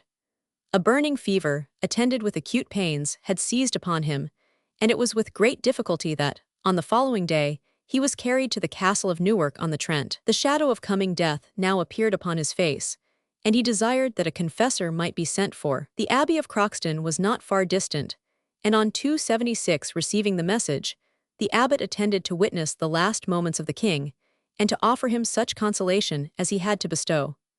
The chroniclers describe the wretched tyrant as dying in an extremity of agony and remorse. He appointed his eldest son Henry as his successor, and a letter was written under his direction to Honorius Roman III, the newly elected pope, entreating protection for his children. He caused his attendants to swear fealty to Henry, and sent orders to the sheriffs and other royal officers throughout the kingdom to render the prince their obedience. In his last moments, the abbot asked where he desired that his body should be buried, and John replied, "I commit my soul to God and my body to St. Wulstan." He died on the 18th of October, 1216, in the 49th year of his age, having reigned 17 years. His body was conveyed to the Cathedral Church of Worcester, of which St. Wulstan was the patron saint, and was there buried. The disaster to John's army at the Wash, CP 275. See larger version. The character of John has been shown only too clearly in the records of those miserable years, during which he occupied the throne. It is unquestionable that the very circumstances which entailed so much misery upon the people under his rule were ultimately of the greatest benefit to the country, and that the cowardice and tyranny of John produced results of far more importance to the welfare of the English nation than the high military talent and abilities of his predecessors. Yet, however highly we may estimate the national blessings which have followed in the train of Magna Charta, we cannot be blind to the fact that, like every other triumph of freedom, it was bought with tears and blood. From a photograph by Frith & Co. Winchester Cathedral. From a photograph by Frith & Co. See larger version. Chapter 24. The Reign of Henry Roman III. Accession of the King, renewal of the Great Charter, messages of conciliation, Battle of Lincoln, destruction of the French fleet, departure of Louis, reduction of Albemarle, resumption of the royal castles, war with France, characters of Richard of Cornwall and Henry Roman III, fall of Hubert de Burgh, Peter des Roches, Henry is his own minister, the House of Provence, the King's marriage articles, the marriage and entry into London, influx of foreigners, papal aggressions, persecution of the Jews, oppression of the Londoners, a religious ceremony. Henry Roman III, or, as he was more generally designated, Henry of Winchester, was only 10 years of age when the death of his father called him to the throne. It was almost an empty honor, the kingdom being in a most distracted state. London and the southern counties acknowledged the authority of his rival Louis, to whom the King of Scotland and the Welsh prince had taken the oath of fealty as vassals. In this position, there were only two parties on whom the youthful monarch could rely for any effectual support. The first consisted of the barons and foreign mercenaries, who had remained faithful to the late king. The second was the papal see, which, since the degrading surrender of the crown by John, considered itself Lord Paramount of England, and in that capacity naturally exerted all its influence to secure the succession to the son of him who had bestowed upon it so rich a gift. About 10 days after the death of his father, Henry was conducted to the Abbey Church of Gloucester, and having taken the coronation oath and sworn fealty to the reigning pope, Honorius, was crowned by his legate Gualo and the bishops of Winchester, Exeter, and Bath, who placed upon his head a simple circlet of gold, the regal crown having been lost with the rest of the royal treasures in the disastrous passage of the Wash. Immediately after this ceremony, a proclamation was issued, in which the boy king lamented the dissensions between his father and the barons, which he professed his willingness to forget, and offered to his subjects full amnesty for the past, and their liberties, as secured by the Great Charter for the future. He also commanded the tenants of the crown to do homage to him for their possessions, and take the oath of allegiance. During a month, the people were forbidden to appear in public without a white fillet round the head in honor of his coronation. The care of Henry's person was confided to the Earl of Pembroke, Earl Marshal of England, who was also named guardian of the kingdom. Well did this illustrious nobleman merit the confidence reposed in him. It was owing to his loyalty and energy that the foreigners were driven from the kingdom. The Earl, in order that he might reconcile all orders in the state to the government of the new king, made him grant a fresh charter, which, though copied in most instances from the one extorted from John, contained several exceptions. The privilege of elections granted to the clergy was not confirmed, nor the liberty of withdrawing from the kingdom without the consent of the crown. In this omission, we may perceive the germ of resistance to the supremacy of Rome, even at a period when it was most necessary to conciliate its influence in favor of the young king. Both the regent and the barons of the party were desirous of reserving the right of the crown to issue the conge de lyre to the monks and chapters, as some check upon the encroachments of the papacy. But the greatest change was the omission of the obligations to which John had subscribed, binding himself not to levy any aids or scutages, as they were termed, upon the nation without the consent of the Great Council. The article was even pronounced severe, and was expressly left to future deliberation. This charter was confirmed by the king in the following year, and several additional articles added to prevent the oppression of the sheriffs. The forest laws were modified, those forests which had been enclosed since the reign of Henry Roman II, were thrown open. Offenses against the forest laws were declared no longer capital, but punished by fine and imprisonment. These last ameliorations were made in a separate charter. Whilst the Earl of Pembroke, by these wise proceedings, gave so much satisfaction to the nation in general, he made great personal efforts to recall the revolted barons to their allegiance by writing in the king's name to each. In his letters, he reminded them that whatever cause of offense John might have given them, his son, who had succeeded to the crown, inherited neither his principles nor resentments, that he was the lineal heir of their ancient kings, and pointed out how desperate was the expedient they had employed in calling in a foreign potentate, an expedient which, happily for them and the nation, had failed of success. It was, he reminded them, still in their power, by a speedy return to their duty, to restore the independence of the kingdom and those liberties for which they had so zealously contended. Adding that, as all their past offenses were now buried in oblivion, they ought, on their part, to show equal magnanimity and forget their complaints against their late sovereign, who, if he had been in any way blamable in his conduct, had left to his successor the salutary warning to avoid the paths which had led to such fatal and dangerous extremities. The considerations so temperately yet strongly urged, enforced by the high character for honor and consistency which Pembroke had ever maintained, had great influence with the barons, many of whom began secretly to negotiate with him, whilst others returned openly to their allegiance. The suspicion which Louis discovered of their fidelity forwarded this general inclining towards the king, and when at last he refused the government of the castle of Hertford to Robert Fitzwalter, one of his most faithful adherents, who claimed that fortress as his property, they plainly saw that the English nobility were to be systematically excluded from every position of trust, and that his own countrymen and foreigners engrossed all the confidence and affection of their new sovereign. The excommunication, too, which the legate of the Pope had pronounced against all the adherents of Louis, was not without effect. Men were easily convinced of the impiety of a cause which it was their interest to abandon. Louis, who, on the death of John, had deemed his triumph certain, found, on the contrary, that event had given an incurable wound to his cause. On his return from France, where he had been to recruit his forces, he discovered his party among the English barons much weakened. The Earls of Salisbury, Arundel, and Warenne, together with William Marshal, eldest son of the Earl of Pembroke, had returned to their natural allegiance, and the nobles who remained were only waiting an occasion to follow their example. The regent felt himself so much strengthened by these accessions to the royal cause that he resolved no longer to remain on the defensive, and at once proceeded to invest Mount Sorel. But on the approach of the Count de la Perche with the French army, he raised the siege, his forces not being sufficient to oppose him.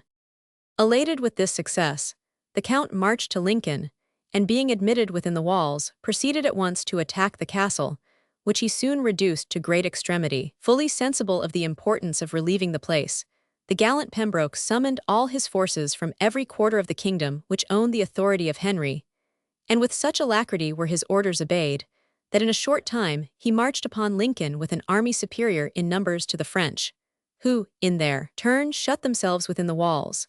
The Earl reinforced the garrison, which made a vigorous assault upon the besiegers, whilst with his own army he, at the same time, attacked the town, which the English entered, sword in hand, bearing down all opposition. Lincoln was given up to pillage, the French being totally defeated. It is singular that the only persons slain were the Count de la Perche and 2 of his officers, but many of the principal leaders and upwards of 400 knights were taken prisoners. And yet this battle, if it may be considered worthy of the name, decided the fate of the kingdom. Louis heard of this event, so fatal to his ambitious projects, while engaged in the siege of Dover, which, under the command of Hubert de Burgh, still held out against him, and instantly retreated to London, the stronghold of his party. Shortly after his arrival, intelligence was brought him of a fresh disaster, which completely put an end to his hopes of the conquest of England. His consort, Blanche of Castile, had levied powerful reinforcements in France, which she had embarked in 80 large vessels, besides galleys and smaller ships, under the command of a noted pirate named Eustace the Monk.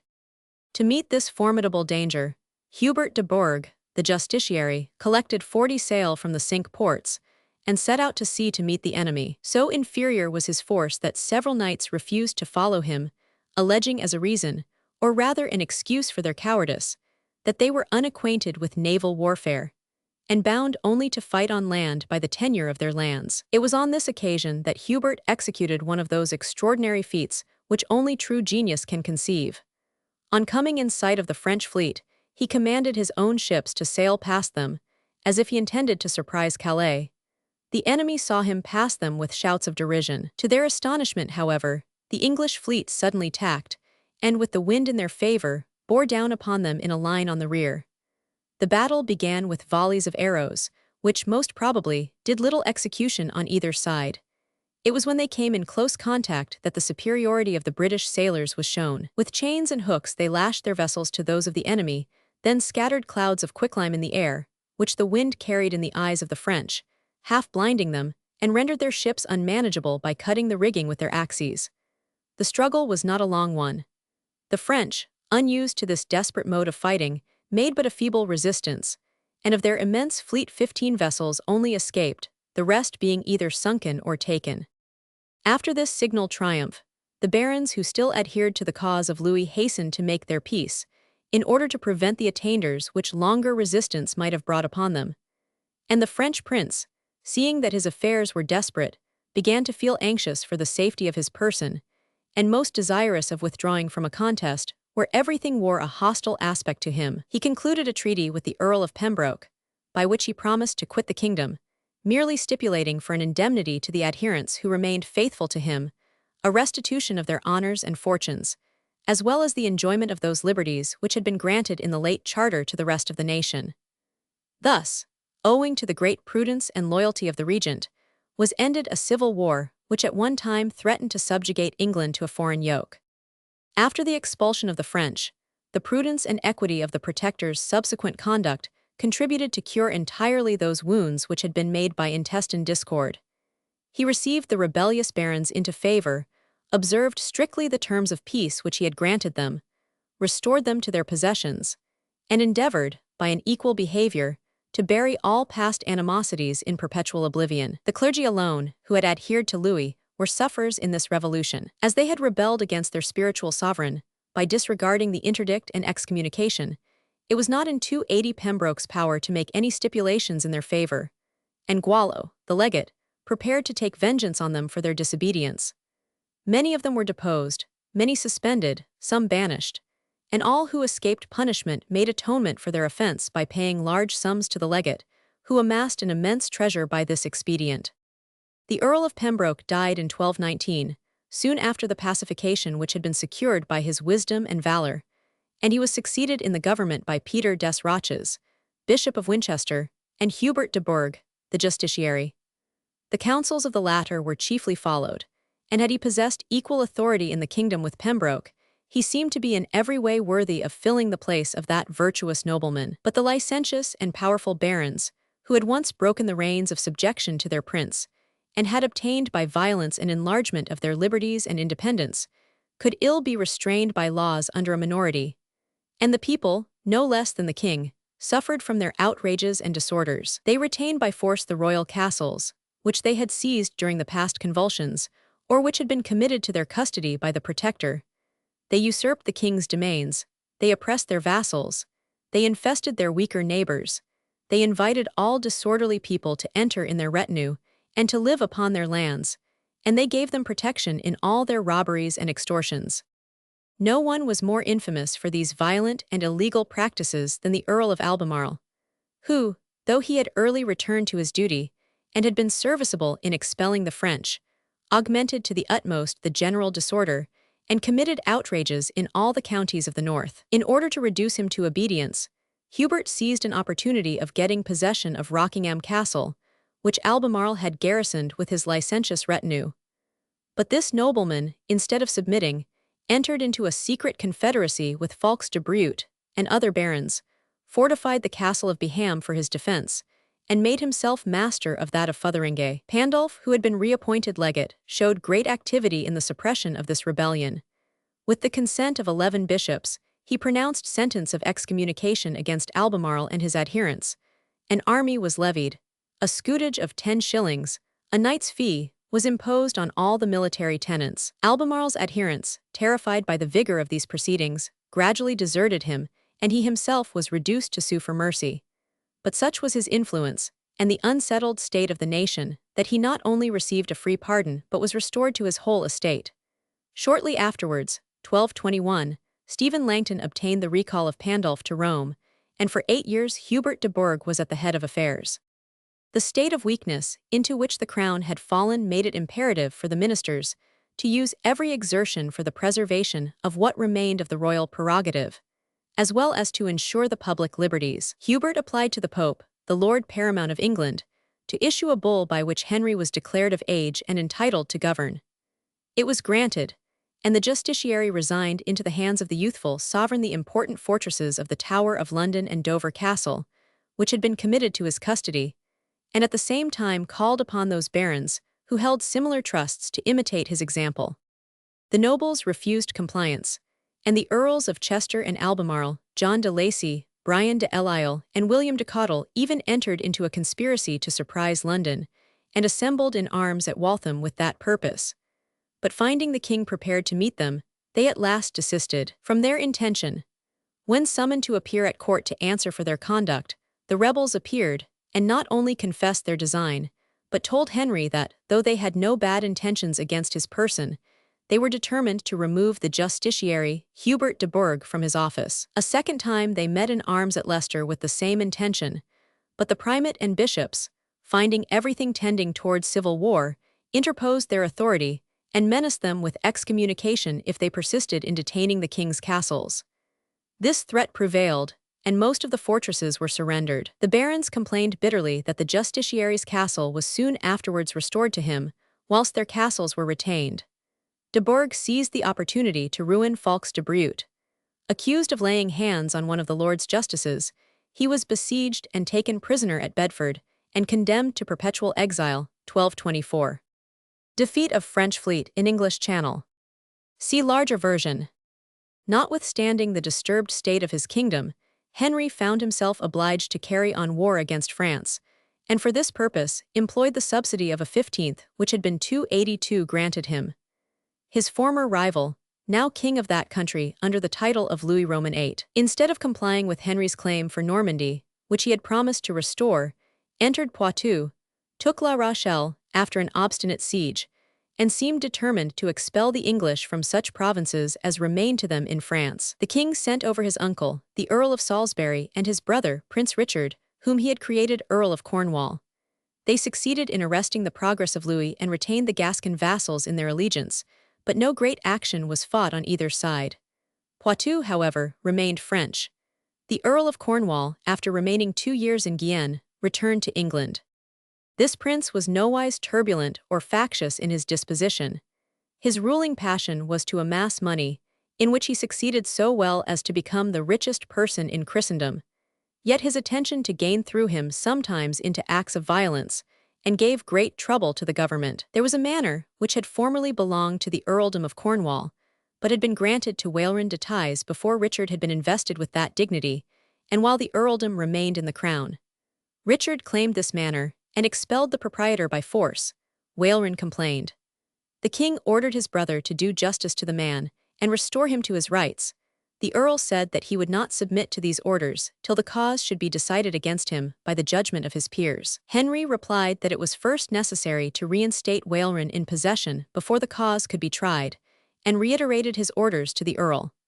We may judge of the state of the government, when this affair had nearly produced a civil war. The Earl of Cornwall, finding Henry peremptory in his commands, associated himself with the young Earl of Pembroke, who had married his sister, and who was displeased on account of the king's requiring him to deliver up some royal castles which were in his custody. These two malcontents took into the confederacy the Earls of Chester, Warenne, Gloucester, Hereford, Warwick, and Ferrers, who were all disgusted on a like account. They assembled an army, which the king had not the power or courage to resist, and he was obliged to give his brother satisfaction by grants of much greater importance than the manor, which had been the first ground of the quarrel. The character of the king, as he grew to man's estate, became every day better known, and he was found in every respect unqualified for maintaining a proper sway among those turbulent barons, whom the feudal constitution subjected to his authority. Gentle, humane, and merciful even to a fault, He seems to have been steady in no other circumstance of his character, but to have received every impression from those who surrounded him, and whom he loved, for the time, with the most imprudent and most unreserved affection. Without activity or vigor, he was unfit to conduct war. Without policy or art, he was ill-suited to maintain peace. His resentments, though hasty and violent, were not dreaded, while he was found to drop them with such facility. His friendships were little valued, because they were neither derived from choice nor maintained with constancy. His true place was in a proper pageant of state in a regular monarchy, where his ministers could have conducted all affairs in his name. But he was too feeble in those disorderly times to sway a scepter, whose weight depended entirely on the firmness of the hand which held it. The ablest and most virtuous monitor that ever Henry possessed was Hubert de Burgh, a man who had been faithful to the crown in the most difficult and dangerous times, and yet showed no desire, even when at the height of power, to enslave or oppress the people. He was aided in his patriotic government by Stephen Langton, whose death in 1228 was a grave blow to the national party. Hubert, while he enjoyed his authority, had an entire ascendancy over Henry, and was loaded with honors and favors beyond any other subject. Besides acquiring the property of many castles and manors, he married the eldest sister of the King of Scots, was created Earl of Kent, and by an unusual concession was made Chief Justiciary of England for life. Yet Henry, in a sudden caprice, threw off this faithful minister and exposed him to the persecutions of his enemies. 1232. Among other frivolous crimes objected to him, he was accused of gaining the king's affections by enchantment, and of purloining from the royal treasury a gem, which had the virtue to render the wearer invulnerable, and of sending this valuable curiosity to the Prince of Wales. The nobility, who hated Hubert on account of his zeal in asserting the rights and restoring the possessions of the crown, no sooner saw the opportunity favorable than they inflamed the king's animosity against him, and pushed him to seek the total ruin of his minister. Hubert took sanctuary in a church, but the king ordered him to be dragged 283 from thence. He recalled those orders, he afterwards renewed them. He was obliged by the clergy to restore Hubert to the sanctuary. He constrained him soon after to surrender himself prisoner, and confined him in the castle of Devizes. In 1234, Hubert was again restored to favor, but never showed any inclination to reinstate himself in power and authority.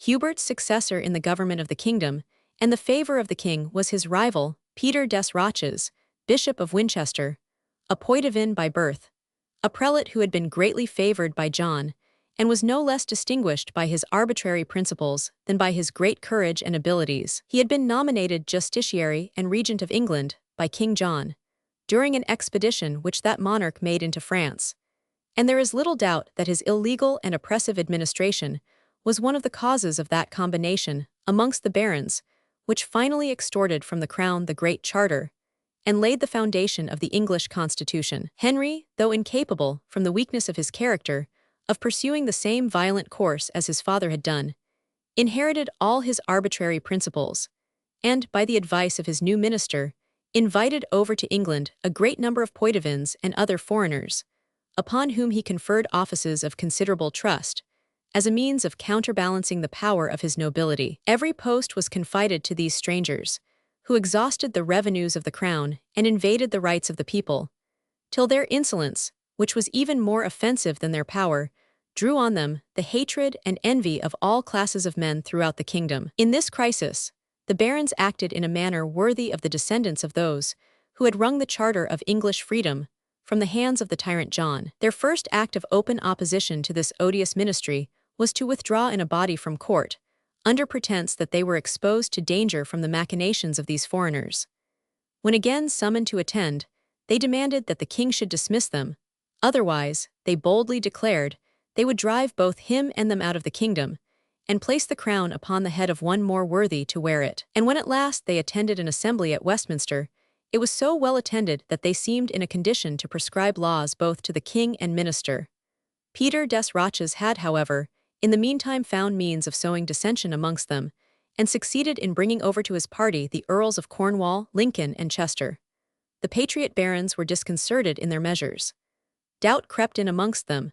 They no longer acted in unity. Richard, the Earl Marshal, who had succeeded to that dignity on the death of his brother William, retired into Wales, from whence he withdrew to Ireland, where he was barbarously murdered by the contrivance of the Bishop of Winchester. The estates of the more obnoxious barons were confiscated without any legal sentence or trial by the peers, and bestowed with profuse liberality upon the Poitevins. Both sides now appealed to arms, and civil war began, in which the royal troops were worsted. Peter had even the insolence to say that the barons of England must not presume to put themselves on an equality with the barons of France, or assume the same liberties and privileges, the king of the former country having a more absolute power than the latter. In the opposition of the nobility and the discontent of the people, we may trace the slow but gradual growth of civil liberty.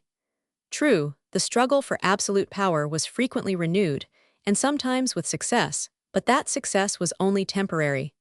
The nation never really gave way, and once more the church came to the aid of the nation. Edmund, the primate, came to court, attended by many other prelates, and represented to the king the injustice of the measures pursued by Peter des Roches, the discontent and sufferings of the people, the ruin of his affairs, and after demanding the dismission of the obnoxious minister, threatened him with excommunication in the event of a refusal. Henry, who knew that in the event of the primate carrying his threat into execution, the entire nation would side against him, was compelled to submit. The foreigners were banished from the kingdom, and the English restored to their places in the council. The change for the better, however, was not of long continuance, as Henry became his own minister and proved incapable of government. During the years which preceded the marriage of the king, much discontent prevailed in England on account of the heavy taxes which continued to be imposed, although the refractory barons were subdued and the mercenary troops dismissed. The hostility of the king to the Great Charter, which he had so solemnly confirmed, excited the indignation of the people. The Forest Charter, for which the nation had paid 1/15 on all movables, a proof how eagerly they desired it, was scarcely more respected. Great Seal of Henry Roman III. The house with which the king sought alliance was, undoubtedly, one of the most illustrious in Europe.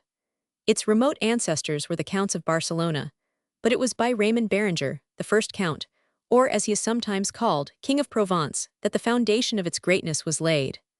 After rendering himself celebrated both as a warrior and a statesman, he died in 1131, and his estates were now governed by his great-grandson, Raymond Roman III. Provence was distinguished very early for the honorable encouragement she gave to literature, especially the art of poetry, and so generally were her claims to superiority in this respect admitted, that Provençal became the popular term to distinguish the poetry of the Languedoc from that of the Languedoil. Richly, if we may judge from its effects, did the Counts of Provence recompense the poets of their country, for so munificent were their gifts to the troubadours who sought their court at Arles, that they gradually became impoverished. The poets have invented a singular legend to account for the subsequent wealth of Raymond. It was the least they could do to recompense him for his extravagant liberality in their favor. And a century later, the legend found a place in that receptacle of religious tales and romances known as the Gesta Romanorum. When Raymond, driven to despair by the sight of his empty coffers, was puzzling his brains with schemes for refilling them, a pilgrim, de Fort Bon Mine, 41 says the Abbé de Ruffy, to whom we are indebted for the story, came to the palace on his return from a pilgrimage to the shrine of St. James. This stranger, after partaking of the hospitality of the count for some days, inquired into the value of his lands, the state of his finances, and finally offered to free him from every difficulty in a short time, provided that he was placed in absolute superintendence of all his affairs. To this proposal, Raymond readily acceded, and the unknown pilgrim was forthwith placed in supreme authority over the household. And well did the stranger perform his promise. Ere long, Raymond was freed from his embarrassments, and in a few years his coffers overflowed with wealth. But now gratitude began to fade from the fickle mind of the count, and he listened to the suspicious hints of his servants, until, altogether forgetful of the great benefits he had received at the hands of the unknown pilgrim, he commanded him to render up his accounts. The pilgrim made no objection. He exhibited his statements and proved the integrity of his conduct so fully that even his bitterest enemies could not answer a word. He then resumed his staff, scrip, and mantle, and in despite of every entreaty of the repentant count, disappeared. Long, strict, and minute search was made after him, but he was never heard of more. CP 287. Banquet at the Marriage of Henry and Eleanor of Provence. CP 287. See larger version. The visit of this friendly pilgrim, we may suppose, was subsequent to the marriage of Raymond's daughter Eleanor, since Matthew Paris represents him as an illustrious and valiant man. But, through continual wars, almost all he 285 had vanished from his treasury. The proposal, therefore, of the King of England was peculiarly grateful, both to Raymond and to his wife, Beatrice of Savoy, whose 3 brothers looked anxiously, even from the commencement of their niece's marriage treaty, to the broad lands 286 and rich church preferment, which they anticipated they should soon possess in wealthy but ill-governed England. It was therefore with eager joy that the proposal of Henry was accepted by the needy count, and with equally eager joy, judging from his haste, did the king transmit his instructions for the marriage articles. In these, he assigns to Eleanor as dower those cities, lands, and tenements which it has been customary for other kings, our predecessors, to assign to other queens. He then proceeds to state that if his sister Isabel should survive him and should have recovered her dower, then his procurators shall assign to Eleanor these towns, Gloucester, Cambridge, and Huntingdon, and the villages of Wych, Basingstoke, Andover, Chiltham, Gumester, Clyne, Kingston, Ospringe, and Ludingland, to hold meanwhile. And after Isabel's death, Eleanor in that case taking the usual dower, these towns should revert to the king. In respect of Eleanor's portion, which is stated to be 20,000 marks, he directs his embassy to agree with the count that the sum shall not be less than that promised, and in a subsequent instrument, he grants full power to the procurators to receive it. In the secret instructions which immediately follow, Henry seems to have apprehended that if he pressed the count for immediate payment of his daughter's portion, he might lose his chance of obtaining a wife. He therefore directs that if his procurators cannot fulfill his commands to the very letter, they shall over and above every power contained in the aforesaid letters, without the payment of the money appropriated for us, in whatever way ye can, take her with you, and safely and securely bring her to us in England. The youthful princess was accordingly placed in the hands of the ambassadors, and amidst the rejoicings of the whole kingdom of Provence, she set forth, accompanied by a gallant cavalcade, in which were more than 300 ladies on horseback. Her route lay through Navarre and France. When Eleanor arrived on the frontier of France, she received a hospitable welcome from the Queen Dowager, and her son, who a short time previously had married an elder sister of the bride. The marriage train finally reached Dover, from whence it proceeded to Canterbury, where Henry awaited their coming. It was in that ancient city that the union took place, the service being performed by the Archbishop Edmund and the prelates who accompanied Eleanor. From Canterbury, the newly wedded pair set out for London, attended by a splendid array of nobles, prelates, knights, and ladies. On the 20th of January, being the feast of St. Fabian and St. Sebastian, Eleanor was crowned at Westminster with great splendor. The historian, Matthew Paris, describes both the gallant array of the royal procession and the gorgeous appearance which, even at that early period, was made by the city of London, with a minuteness which entitles him to the gratitude of every lover of antiquity. There had assembled together so great a number of the nobility of both sexes, so great a number of religious orders, so great a concourse of the populace, and so great a variety of players, that London could scarcely contain them in her capacious bosom. Therefore was the city adorned with silk hangings, and with banners, crowns, palls, tapers, and lamps, and with certain marvelous ingenuities and devices, all the streets being cleaned from dirt, mud, sticks, and everything offensive. The citizens of London going to meet the king and queen, ornamented and trapped and wondrously sported their swift horses. And on the same day, they went from the city to Westminster, that they might discharge the service of butler to the king in his coronation, which is acknowledged to belong to them of ancient right. They went in well-marshalled array, adorned in silken vestments, wrapped in gold-woven mantles, with fancifully devised garments, sitting on valuable horses, refulgent with new bits and saddles.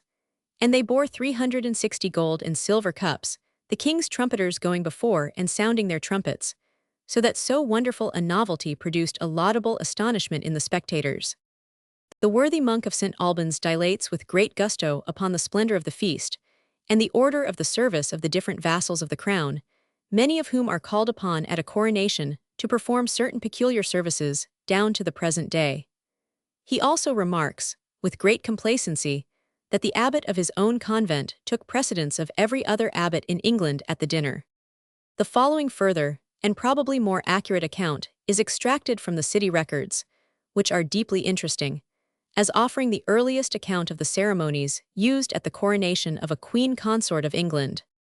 In the 20th year of the reign of King Henry, son of King John, Queen Eleanor, 287 daughter of the Count of Provence, was crowned at Westminster, on the Sunday before the purification, the king wearing his crown and the bishops assisting, and these served in order in that most elegant and unheard-of feast. The Bishop of Chichester, the Chancellor, with the cup of precious stones, which was one of the ancient regalia of the king, clothed in his pontificals, preceded the king, who was clad in royal attire and wearing the crown. Hugh de Peyshall walked before with the patin, clothed in a dalmatica, and the Earls of Chester, Lincoln, and Warren, bearing the swords, preceded him. But the two renowned knights, Sir Richard Seward and Sir Nicholas de Moles, carried the two royal scepters before the king, and the square purple cloth of silk, which was supported upon 4 silver lances, with 4 little bells of silver gilt, held over the king wherever he walked, was carried by the barons of the Cinque Ports, 4 being assigned to each lance from the diversity of ports, that one port should not seem to be preferred before the other. The same in like manner bore a cloth of silk over the queen, walking behind the king, which said cloths they claimed to be theirs by right, and obtained them. And William de Beauchamp of Bedford, who had the office of almoner from times of old, found the striped cloth, or buryl, which was laid down under the king's feet as he went from the hall as far as the pulpit of the Church of Westminster. And that part of the cloth that was within the church always fell to the sexton, in whatever church the king was crowned, and all that was without the church was distributed among the poor, by the hands of William the almoner. At the king's table, on the right hand of the king, sat the archbishops, bishops, and certain abbots who wished to be privileged at table, and on the left hand sat the earls and some barons, although very few, but none claimed their seats by any right. And on that day the office of seneschal was served by Simon de Montfort, Earl of Leicester, to whom the office by right belonged, and the office of the napery was that day served by Henry of Hastings, whose right it was of old to serve. Walter de Beauchamp of Hammerleg laid the salt cellar and the knives, and after the banquet was at an end, received them as his fee. The Earl Warren served the office of butler in the stead of Hugh de Albini, Earl of Arundel, and under him was Michael Belot, whose right it was, as secondary, to hold the cup well replenished with wine to the Earl of Arundel, to be presented by that nobleman to the king when he might require it. Andrew Bankerel, who served the office of Mayor of London from 1231 to 1237, was at Westminster to serve in the butlery, with the 360 gold and silver cups, because the city of London is held to be the assistant to the chief butler, as the city of Winchester is represented in the same way in the kitchen to assist the high steward. The mayor, it seems, claimed Michael Belot's place of standing before the king, but was repulsed by Henry, who decided that the former should serve him. After the banquet the Earl Butler had the king's cup as his fee, and his assistant the Earl's robe as his right. William de Beauchamp that day served the office of almoner, and had entire jurisdiction relative to the disputes and offences of the poor and lepers, so that, if one leper struck another with a knife, he could adjudge him to be burnt. After the banquet was finished, he received as his right the silver dish for alms that stood before the king, and he claimed to have 1 tun of wine in right of alms. And on that day the great chamberlain served the water, as well before as after the banquet, namely Hugh de Vere, Earl of Oxford, and he received as his right the basins and the towels wherewith he served. Gilbert, Earl Marshal, Earl of Strigul, served the office of the marshalsea, and it was his duty to appease tumults in the king's house, to give liveries to them, and to guard the entrances to the king's hall. And he received from every baron who was knighted by the king, and from every earl on that day, a palfrey with a saddle. The head cook of the royal kitchen always, at the coronation, received the steward's robe as his right, and of the aforesaid offices none claimed to themselves the right in the Queen's house, except G. de Stamford, who said that he, in right of his predecessors, ought to be chamberlain to the Queen and doorkeeper of her chamber on that day, which he there obtained, and had, as his right, all the Queen's furniture, as belonged to the chamberlain. And the cloth which hung behind the king at table was claimed on the one side by the doorkeepers, and on the other by the scullions for themselves. Such were the ceremonies which graced the marriage of Henry and Eleanor of Provence. The king found a party far more difficult to manage than the Holy See, in his barons. For 288 having summoned a parliament to assemble at the Tower of London, they unanimously refused to attend, alleging as a reason that, surrounded as the king was with foreign and inimical counsellors, They could not with safety trust themselves in so strong and well-garrisoned a fortress. Henry Roman III. This excuse marks not only the great unpopularity of Henry, but the utter contempt into which his character for bad faith had fallen. It was in vain that he alternately threatened and remonstrated. The barons continued firm, and prudence prevailing over his self-will, he was obliged to yield the point, and returning to his palace at Westminster, held the Parliament there. Never did the Church of Rome proceed with so little prudence, show such utter disregard of everything like justice, as during the reign of the obsequious Henry. The pontiff, not content with the enormous sums of money which under various pretenses he had drained from the kingdom, had the assurance to demand that 300 Italians should be preferred to English benefices. In vain did the primate, Edmund Rich, Archbishop of Canterbury, protest against the iniquitous measure. His patriotism called forth the resentment both of the king and the pope. Wearied with the contest, he retired at last, a voluntary exile to Pontigny, where he died. Never was a system calculated to alienate the affections of a people from the Church more perseveringly pursued than by the court of Rome. It was that of the leech draining the lifeblood of the nation on which it had fastened. Men began to question a religious system which manifested itself 289 only in acts of injustice and oppression. In the universal condemnation of the grasping policy of the pontiff, the seeds were sown which slowly but steadily ripened in the hearts of all who possessed the least sense of dignity and national independence. Little, however, was the growing disaffection of his subjects heeded by Henry, exulting in the protection of the Holy See, which found in him a vassal worthy of her pretensions. He fasted both during Lent and on every Saturday throughout the year, and feasted right royally both at Easter and Christmas, keeping the festival of St. Edward most religiously, passing the whole night in the church, clothed in white. But these observances could neither fill his exhausted exchequer nor conciliate the good will of the nation. The people murmured, the nobles were loud in their complaints, but Henry pertinaciously adhered to his foreign counselors and invited over many of the Queen's relations, on whom he conferred both estates and benefices. The Queen's uncles received enormous fortunes.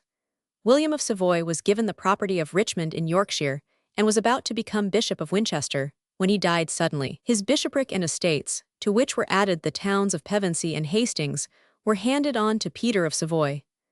A third uncle, Boniface of Savoy, succeeded Edmund Rich as Archbishop of Canterbury. In 1243, we find in the Eftera a charter respecting Eleanor's dower, from which it appears that the appropriated dower of the Queens of England was not even at this period assigned her. In this she is assigned the town and castle of Gloucester, the cities of Worcester and Bath, the manors of Clyne and Chiltham, and instead of the manors assigned by the first charter, the whole county of Chester, together with Newcastle-under-Lyme, is granted.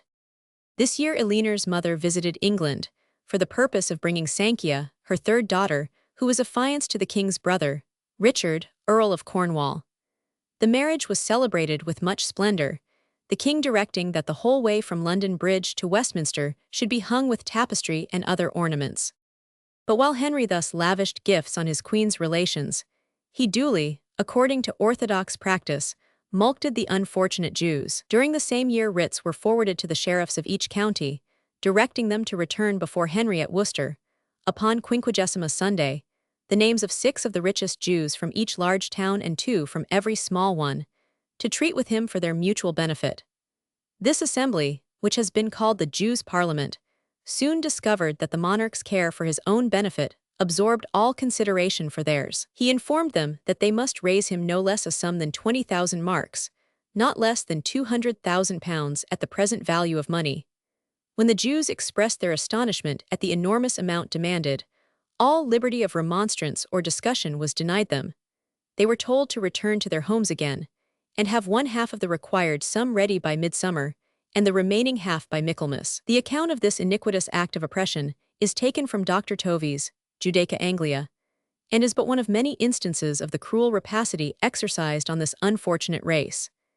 As, during the same year, Raymond, the Queen's father, received a gratification of 4,000 marks, there is little doubt that a portion of the spoil obtained so dishonestly enabled the king to gratify the avarice of his father-in-law. In his oppression of the Jews, Henry resembled his father. On 2 occasions during his reign, the absurd charge of crucifying a Christian child was brought against them, And so strongly were the superstitious feelings of the nation excited that many of the richest Israelites fled, when, as a matter of course, the king seized all their property. In Lincoln, 80 of the wealthiest Jews were hanged, and 63 sent prisoners to the Tower to undergo a similar fate. Several appear to have been marked out for particular spoliation. Aaron of York, whom Scott doubtless had in view when he wrote Ivanhoe, declared to Matthew Paris that no less than 30,000 marks had been extorted from him in 7 years, besides a gift of 200 to the Queen. Towards London the hostility of Henry was strongly marked, and on various right royal pretexts he grievously mulcted the citizens. While his cruel execution of Constantine Fitz-Arnulf, whose only crime seems to have been opposition to the overbearing conduct of the Abbot of Westminster, encouraged an equal hostility in the hearts of the citizens, and from henceforward they determinedly took their place in the ranks of the king's enemies. The whole account may be seen in Stowe, and when we read that this unfortunate citizen offered 15,000 marks for his life, we have strong proof of Henry's hatred to London, which could urge so mercenary and so 290 needy a monarch to reject such a ransom. Ere long, the citizens obtained a marked triumph. The king, reduced almost to beggary by the swarms of foreign adventurers who grew rich upon his bounty, was compelled to pledge the crown jewels. In vain did he offer them to wealthy noble or rich Italian merchant. None could buy. It was the citizens of London who paid down the stipulated sum, and Henry saw the crown jewels pass into the hands of these, the most detested of his subjects. Matthew Paris has left us a singular account of a ceremony which took place in 1247, when Henry received from the Patriarch of Jerusalem a relic which he accepted with unquestioned faith. The gift consisted of a portion of the blood of Christ. On its arrival, the king commanded all the clergy of London and Westminster to attend with crosses, banners, and tapers at St. Paul's, where he himself repaired, and taking from the treasury the crystal vase which contained the supposed treasure, with all honor, reverence, and fear, bore it upon its stand, walking on foot, in mean attire, that is to say, in a cloak made of coarse cloth without a hood, to the church of Westminster. The pious monarch, continues the chronicler, did not cease to carry it in both hands, through all the rugged and miry way, keeping his eyes constantly fixed upon it, or elevating it devoutly towards heaven. Henry, however, had a canopy held over him, supported by 4 lances, and an attendant on either hand, guiding him by the arms lest he should stumble. When he arrived at Westminster, he was met by the whole convent at the church door. But not even then did the king relinquish his precious burden. He went round the church, the chapels, and the adjoining court, and at length presented the vase and its contents to God and the church of St. Peter. Mass was then sung, and the Bishop of Norwich, ascending the pulpit, delivered a sermon to the people, extolling the value of the relic, lauding the great devotion of the king, and anathematizing all those who hinted doubts of its genuineness. This memorable day was closed by the king's feasting sumptuously and conferring knighthood on his half-brother, William de Valence, and the well-pleased monk of St. Albans, who was present, records the gratifying circumstance that Henry, seeing him, called him, and prayed him expressly and fully to record all these things in a well-written book. Chapter 25. The reign of Henry Roman III, concluded. The king's misfortunes abroad and exactions at home, ambition and rapacity of the Church of Rome, the Council of Lyons, the Kingdom of Sicily, Henry accepts the crown for his son, consequent extortions, Richard becomes king of the Romans, disputes between the king and the barons, Simon de Montfort, he becomes leader of the national party, the mad parliament and the provisions of Oxford, banishment of aliens, government of the barons, peace with France, Henry is absolved. From the provisions of Oxford, the barons oppose him, outbreak of hostilities, the award of Amiens, the battle of Lewes, the Massey of Lewes, supremacy of Leicester, the exiles assemble at Dam, the Parliament of 1265, escape of Prince Edward, battle of Evesham and death of de Montfort, continuance of the rebellion, the dictum de Kenilworth, Parliament of Marlborough, Prince Edward goes on crusade, deaths of Henry d'Almaine, Richard of Cornwall, and the king character of Henry. Henry's bounty and profuse liberality to his foreign relations, his friends and favorites, might have appeared less intolerable to his subjects had anything been done for the honor of the nation. But the crown was so utterly subservient to the See of Rome that it fell into contempt and well-deserved hatred. The regal vassal appeared to have no will but that of the pontiff, who, as was to be expected, was not slow to abuse Henry's weakness. It is true that the king, in 1242, declared war against Louis Roman IX of France, and undertook an expedition into Gascony at the earnest solicitation of the Count de la Marque, who promised to support him with all his force. He was unsuccessful in his attempts against that great monarch, was compelled to avoid destruction at Taillebourg by concluding an armistice, was deserted by his allies, lost what remained to him of Poitou, and 291 was obliged to return, with loss of honor, into England. The Gascon nobility were attached to the English government because the distance of their sovereign allowed them to remain in a state of almost total independence, and they claimed, some time after, Henry's protection against an invasion which the King of Castile made upon their territory. Henry returned into Gascony and was more successful in this expedition, but he thereby involved himself and his nobility in enormous debt, which both increased their discontents and exposed him to greater danger from their enterprises. Want of economy and an ill-judged liberality were Henry's great defects, and his debts, even before this expedition, had become so troublesome that he sold all his plate and jewels in order to discharge them. When this expedient was first proposed to him, he asked where he should find purchasers. It was replied, the citizens of London. On my word, said he, if the treasury of Augustus were brought to sale, the citizens are able to be the purchasers. These clowns, who assume to themselves the name of barons, abound in everything, while we are reduced to necessaries.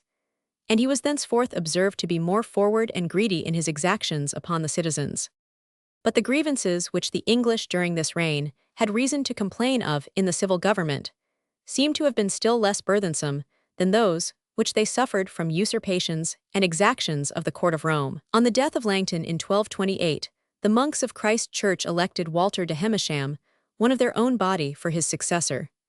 But as Henry refused to confirm the election, the Pope, at his desire, annulled it, and immediately appointed Richard, Chancellor of Lincoln, for Archbishop, without waiting for a new election. On the death of Richard in 1231, the monks elected Ralph de Neville, Bishop of Chichester.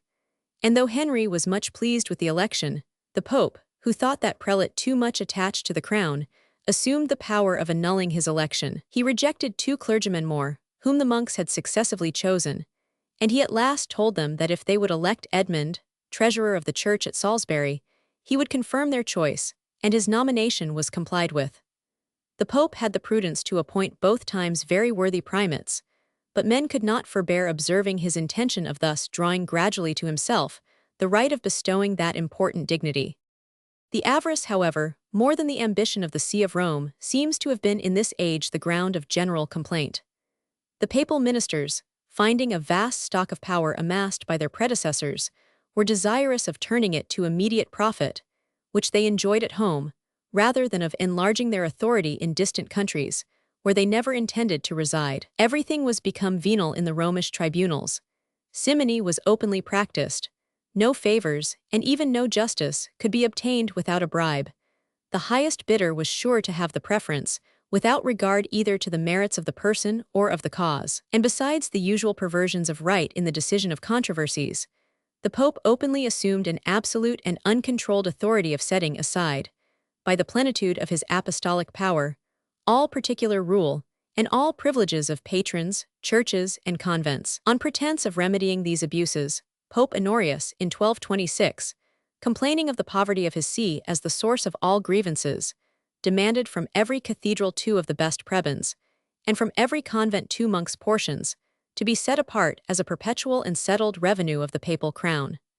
But all men being sensible that the revenue would continue forever, and the abuses immediately return, his demand was unanimously rejected. About 3 years after, the Pope demanded and obtained the 10th of all ecclesiastical revenues, which he levied in a very oppressive manner, requiring payment before the clergy had drawn their rent or tithes, and sending about usurers, who advanced them the money at exorbitant interest. In the year 1240, Otho, the legate, having in vain attempted the clergy in a body, obtained separately, by intrigues and menaces, large sums from the convents and prelates, and on his departure is said to have carried more money out of the kingdom than he left in it. This experiment was renewed 4 years afterwards by Martin, the legate, who brought from Rome full powers of suspending and excommunicating all priests who refused compliance with his demands. And the king, who relied on him for support to his tottering authority, never failed to uphold these exactions. Meanwhile, All the chief benefices in the kingdom were conferred on Italians. Great numbers of that nation were sent over at one time to be provided for. Non-residents and pluralities were 292 carried to an enormous extent. Mansell, the king's chaplain, is reputed to have held at once 700 ecclesiastical livings, and the abuses became so glaring as to be palpable to the slow wits of superstition itself. The people, entering into association, rose against the Italian clergy, pillaged their barns, wasted their lands, and insulted the persons of such of them as they found in the kingdom. And when the justices made inquiry into the authors of this disorder, the guilt was found to involve so many, and those of such high rank, that it passed unpunished. At last, when Innocent Roman IV, in 1245, called a general council at Lyon, in order to excommunicate the Emperor Frederick, the king and nobility sent agents to complain before the council of the rapacity of the Romish Church.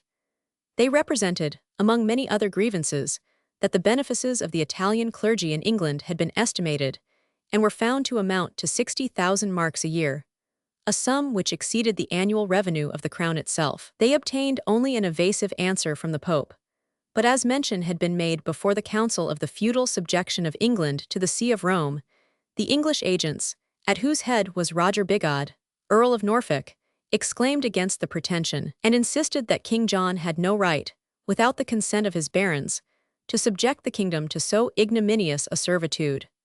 The popes, indeed, afraid of carrying matters too far against England, seem thenceforth to have little insisted on that pretension. Silver penny of Henry Roman III. This check received at the Council of Lyon did not, however, stop the court of Rome in its rapacity. Innocent exacted the revenues of all vacant benefices, the 20th of all ecclesiastical revenues without exception, the third of such as exceeded 100 marks a year, and the half of such as were possessed by non-residents. He claimed the goods of all intestate clergymen. He pretended a title to inherit all money gotten by usury. He levied benevolences upon the people, and when the king, contrary to his usual practice, prohibited these exactions, the Pope threatened to pronounce against him the same censures which he had emitted against the Emperor Frederick. But the most oppressive expedient employed by the Pope was the embarking of Henry in a project for the acquisition of Sicily, as it was called, an enterprise which threw much dishonor on the king, and involved him during some years in great trouble and expense. The Romish Church, taking advantage of favorable incidents, had reduced the kingdom of Sicily to the same state of feudal vassalage which she pretended to extend over England, and which, by reason of the distance, as well as high spirit, of the latter kingdom she was not able to maintain.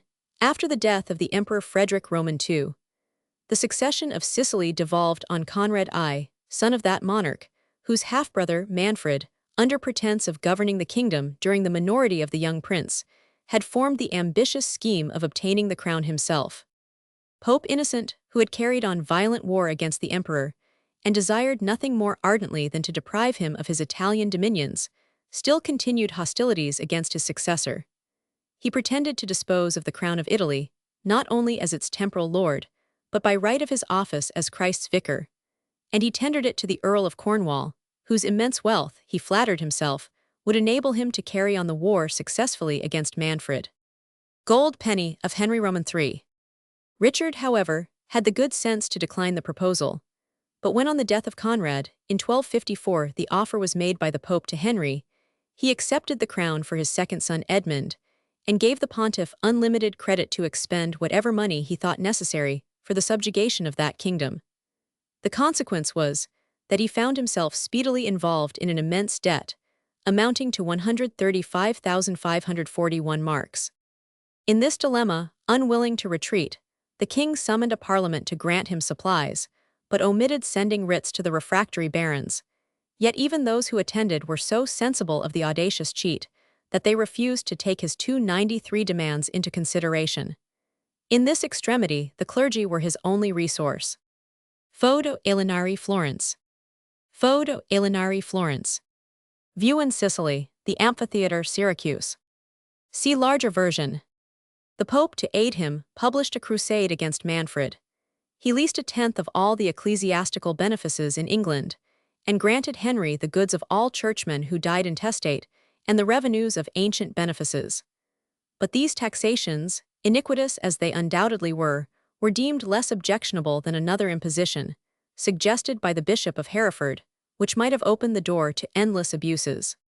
This prelate, who resided at the court of Rome by deputation from the English Church, drew bills of different values, but amounting on the whole to 150,540 marks, on all the bishops and abbots of the kingdom, and granted these bills to Italian merchants, who, it was pretended, had advanced money for the service of the war against Manfred. As there was no likelihood of the English prelates submitting without compulsion to such an extraordinary demand, Rustand, the legate, was charged with the commission of employing authority for that purpose, and he summoned an assembly of the bishops and abbots, whom he acquainted with the pleasure of the Pope and of the king.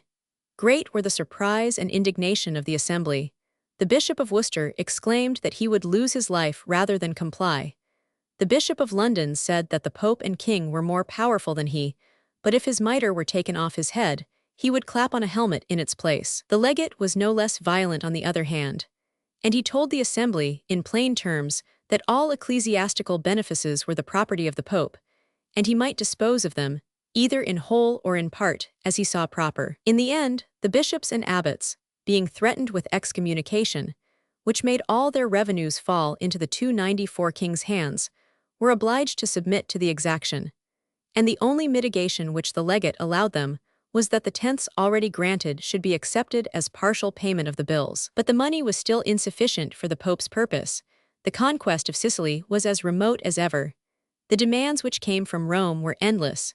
Pope Alexander Roman IV became so urgent a creditor that he sent a legate over to England threatening the kingdom with an interdict, and the king with excommunication, if the arrears which he pretended to be due to him were not instantly remitted. And at last Henry, sensible of the cheat, began to think of breaking off the agreement, and of resigning the crown of Sicily, which it was not intended by Alexander that Henry or his family should ever possess. The Earl of Cornwall had now reason to pride himself on his foresight in refusing the fraudulent bargain with Rome, and in preferring the solid honors of an opulent and powerful prince of the blood of England to the empty and precarious glory of a foreign dignity. But he had not always firmness sufficient to adhere to this resolution. His vanity and ambition prevailed at last over his prudence and his avarice, and he was engaged in an enterprise no less extensive and vexatious than that of his brother, and not attended with much greater probability of success. Immense opulence of Richard having made the German princes cast their eye on him as a candidate for the empire, he was tempted to expend vast sums of money on his election, and in 1257 he was chosen king of the Romans, which seemed to render his succession to the imperial throne inevitable. He went to Germany, and carried out of the kingdom no less a sum than 700,000 marks, if we may credit some ancient authors, but the amount is probably much exaggerated. His money, while it lasted, procured him friends and partisans, but it was soon drained from him by the avidity of the German princes. Then, having no personal or family connections in that country, and no solid foundation of power, he soon found that he had lavished away the hoard of a lifetime in order to procure a splendid title, and that his absence from England, joined to the weakness of his brother's government, had given occasion to the barons once more to revolt, and involved his country and family in great calamities. The successful revolt of the nobles in the reign of King John, and their imposing a limit to the royal power, had sufficiently convinced them of their weight and importance in the state. This triumph, followed as it was by a long minority, had weakened as well as impoverished the crown. In Henry's situation, either great abilities and vigor were necessary to overawe the nobility, or great prudence of conduct to avoid giving them just grounds of complaint.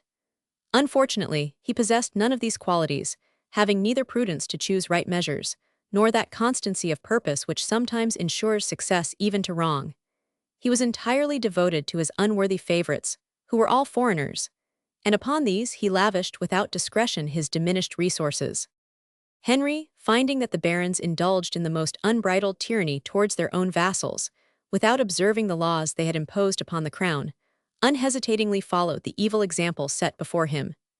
In his administration, the Great Charter was continually violated, a course of conduct which not only lessened his authority in the kingdom, but multiplied the sources of discontent against him, exposed him to affront and danger, and provoked resistance to his remaining prerogatives. Matthew Paris relates that, in 1244, when he desired a supply from Parliament, The barons, complaining of the frequent violations of the charter, demanded that in return for the money, he should resign the right of nominating the chancellor and great justiciary of the kingdom to them. And if we may credit the same historian, they had formed further plans which, if successfully carried out, would have reduced the crown to a state of pupilage and dependence. The king, however, would consent to nothing but a renewal of the Great Charter and a general permission to excommunicate all who might hereafter violate it.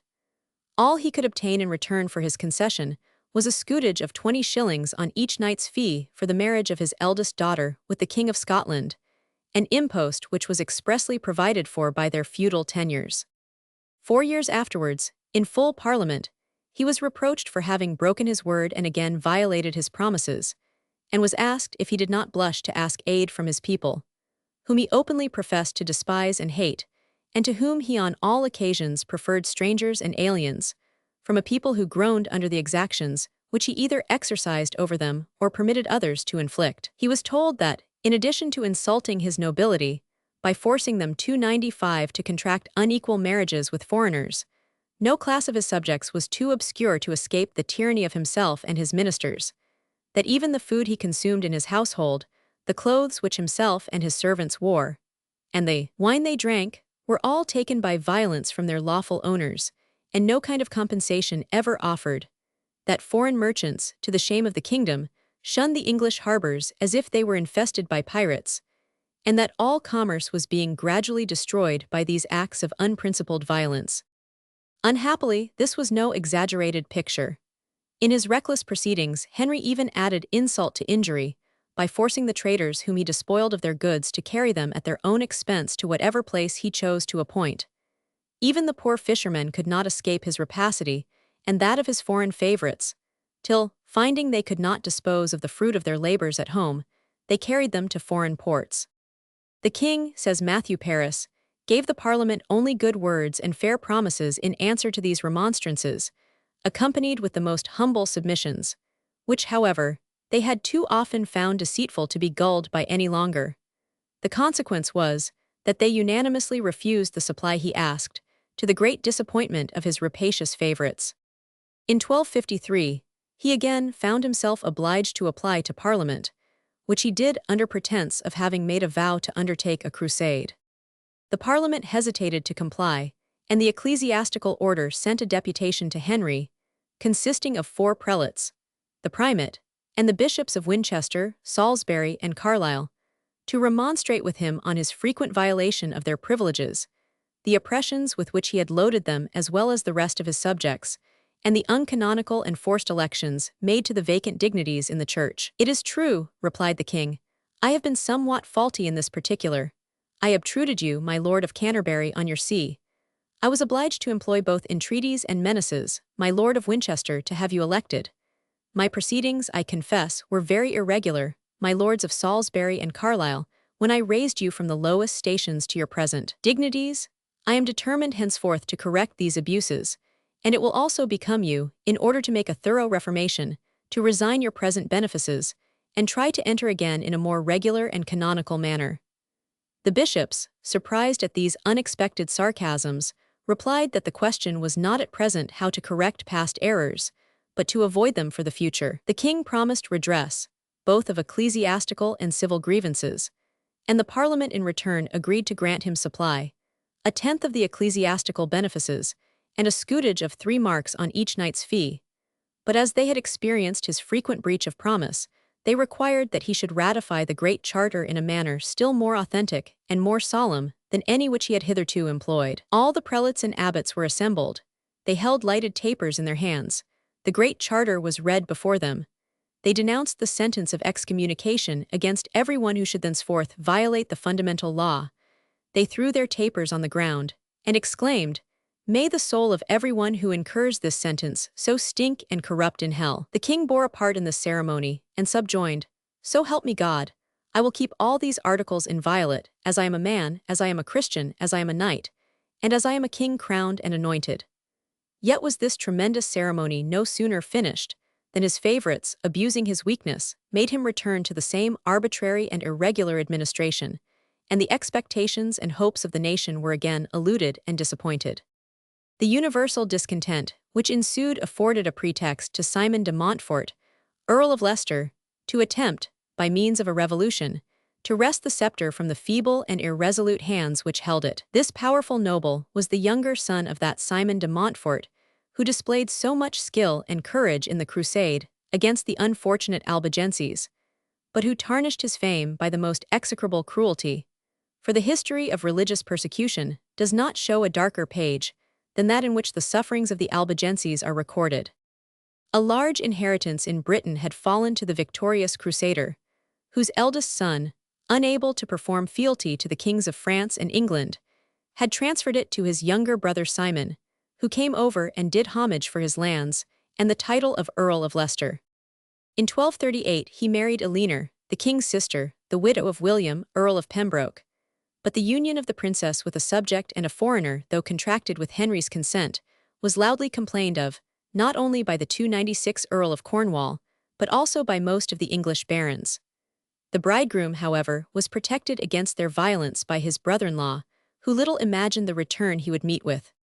No sooner had Leicester succeeded in establishing himself in his new possessions and dignities, than he acquired, by insinuation and address, great popularity and influence with the nation, gaining the affections of all orders of men, a circumstance which lost him the friendship of the feeble monarch, who first banished him from court, then weakly recalled him, and finally, to rid himself of his presence, entrusted him with the government of Gascony, where he did good service, and acquired great honor.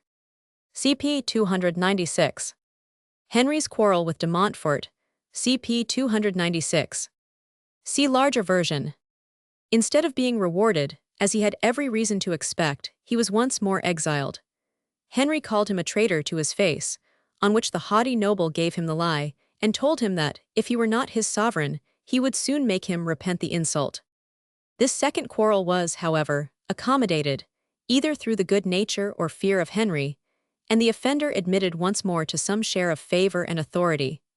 With all his defects, Leicester appears to have been of too noble and independent a nature to observe a compliance with his brother-in-law's capricious humors, or to act in subserviency to his minions. Perhaps he found it more to his advantage to cultivate the good opinion of the people, and to inflame the general discontent against the wretched administration of the kingdom. He filled every place with his complaints against the infringements of the Great Charter, the acts of violence committed on the people, the iniquitous combination between the Pope and the King in their mutual acts of tyranny and extortion, and the neglect shown to his native subjects and barons by Henry. CP 298. The barons submitting their demands to Henry, CP 298. See larger version. In this last complaint, although a foreigner himself, he was more zealous than any other noble in the realm, in representing the indignity of submitting to be governed by strangers. He succeeded in obtaining the favor of the clergy, whilst, at the same time, he secured the affections of the people. He carefully cultivated the friendship of the barons by pretending an animosity against the favorites, which animosity served as the basis of union between himself and that powerful order. A violent quarrel which broke out between Leicester and William de Valence, Henry's half-brother and chief favorite, brought matters to a head, and determined the former to give full scope to his long-cherished schemes of ambition, which the laws and the royal authority had hitherto restrained, though with some difficulty. He secretly called an assembly of the most powerful nobles, particularly Humphrey of Hereford, High Constable, Roger of Norfolk, Earl Marshal, and the Earls of Warwick and Gloucester, men who, by their exalted rank and immense possessions, stood foremost in the rank of English nobility. To this assembly, he exposed the necessity of reforming the state, and entrusting the execution of the laws to other hands than those which had proved themselves, by bitter experience, so totally unfitted for the charge confided to them. In his harangue, he did not forget to inveigh against the oppression exercised against the lower orders, or to exaggerate the violations of the privileges of the barons, and the depredations committed on the clergy, and in order to aggravate the enormity of his brother-in-law's conduct, he appealed to the Great Charter, which Henry had so often sworn to maintain and so repeatedly violated. With much show of justice, he urged that this violation of privileges which their ancestors had wrung from the crown by an enormous sacrifice of blood and treasure ought not to be endured, unless they were prepared to set the seal upon their own degeneracy by permitting such advantages to be torn from them by a weak prince, and his insolent foreign favorites. To all suggestions of a remonstrance, the speaker replied by observing that the king's word had been too frequently broken, although confirmed by oaths, ever again to be relied upon, and that nothing short of his being placed in a position of utter inability to violate the national privileges could henceforth ensure the regular observance of them. These complaints, which were founded in truth, accorded so entirely with the sentiments of the assembly that they produced the desired effect, and the barons pledged themselves to a resolution of reducing the public grievances by taking into their own hands the administration of the kingdom. Henry having summoned a parliament, in expectation of receiving supplies for his Sicilian project, the barons appeared in the hall, clad in complete armor, and with their swords by their side. The king, on his entry, struck with the unusual appearance, asked them what was their purpose, and whether they intended to make him their prisoner. Roger Bigod replied in the name of the rest that he was not their prisoner but their sovereign, that they even intended to grant him large supplies in order to fix his son on the throne of Sicily, that they only expected some return for this expense and service, and that, as he had frequently made submissions to the Parliament, had acknowledged his past errors, and still allowed himself to be carried into the same path, which gave them such just reason of complaint, he must now yield to more strict regulations, and confer authority on those who were able and willing to redress the national grievances. Henry, partly allured by the hopes of supply, partly intimidated by the union and martial aspect of the barons, agreed to their demand, and promised to summon another parliament at Oxford in order to digest the new plan of government and to elect the persons who were to be entrusted with the chief authority. This parliament, which the royalists, and even the nation, from experience of the confusion that attended its measures, afterwards denominated the Mad Parliament, met on the day appointed, and as all the barons brought along with them their military vassals and appeared with an armed force, the king, who had taken no precautions against them, was in reality a prisoner in their hands, and was obliged to submit to all the terms which they were pleased to impose upon him. 12 barons were selected from among the king's ministers, 12 more were chosen by Parliament. To these 24, unlimited authority was granted to reform the state, and the king himself took an oath that he would maintain whatever ordinances they should think proper to 299 enact for that purpose. The barons chose a council of 4, and these in turn nominated a council of state, or executive ministry of 15. Leicester was at the head of this Supreme Council, to which the legislative power was thus in reality transferred, and all their measures were taken by his secret influence and direction. The first step bore a specious appearance, and seemed well calculated for the end which they professed to be the object of all these innovations. They ordered that 4 knights should be chosen by each county, that these should make inquiry into the grievances of which their neighborhood had reason to complain, and should attend the ensuing Parliament, in order to give information of the state of their particular counties, a nearer approach to our present constitution than had been made by the barons in the reign of King John, when the knights were appointed only to meet in their several counties, and there to draw up a detail of their grievances. Meanwhile, the 24 barons proceeded to enact some regulations as a redress of such grievances as were supposed to be sufficiently notorious. They ordered that 3 sessions of Parliament should be regularly held every year in the months of February, June, and October, that a new sheriff should be annually elected by the votes of the freeholders in each county, that the sheriffs should have no power of fining the barons who did not attend their courts or the circuits of the justiciaries, that no heirs should be committed to the wardship of foreigners, and no castles entrusted to their custody, and that no new warrens or forests should be created, nor the revenues of any counties or hundreds be let to farm. Such were the regulations which the 24 barons established at Oxford for the redress of public grievances. But the Earl of Leicester and his associates, having advanced so far to satisfy the nation, instead of continuing in this popular course, or granting the king that supply which they had promised him, immediately provided for the extension and continuance of their own authority. They roused anew the popular clamor which had long prevailed against foreigners, and they fell with the utmost violence on the king's half-brothers, who were supposed to be the authors of all national grievances, and whom Henry had no longer any power to protect. The 4 brothers, sensible of their danger, took to flight, with the intention of making their escape out of the kingdom. They were eagerly pursued by the barons. Aylmer, one of the brothers, who had been elected to the See of Winchester, took shelter in his episcopal palace, and carried the others along with him. They were surrounded in that place, and threatened to be dragged out by force, and to be punished for their crimes and misdemeanors. And the king, pleading the sacredness of an ecclesiastical sanctuary, was glad to extricate them from this danger by banishing them the kingdom. In this act of violence, as well as in the former usurpations of the barons, the queen and her uncles are supposed to have secretly concurred, being jealous of the credit acquired by the brothers, which had entirely eclipsed their own. The subsequent proceedings of the Confederate barons ought to have opened the eyes of the nation to their real design, which was neither more nor less than reducing both the king and the people under the arbitrary power of a very limited aristocracy, which, had it been carried out, must have terminated at last in anarchy or tyranny. They artfully pretended that they had not yet digested all the regulations necessary for the reformation of the state and the redress of grievances, that they must still retain their power till this great purpose was effected, or, in other words, that they intended to remain perpetual governors till it pleased them to abdicate their authority, and, in order to cement their power, they formed an association amongst themselves, and swore that they would stand by each other with their lives and fortunes.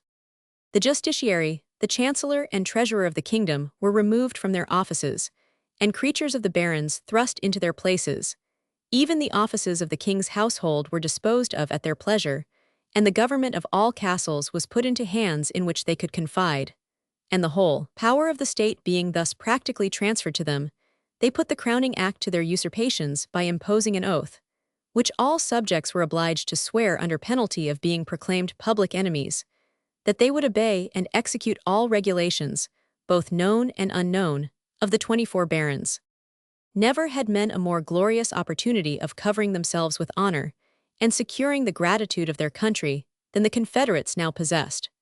But instead of devoting themselves to establishing the liberties of their country, reforming abuses, and correcting the 300 laws, they selfishly preferred their personal aggrandizement.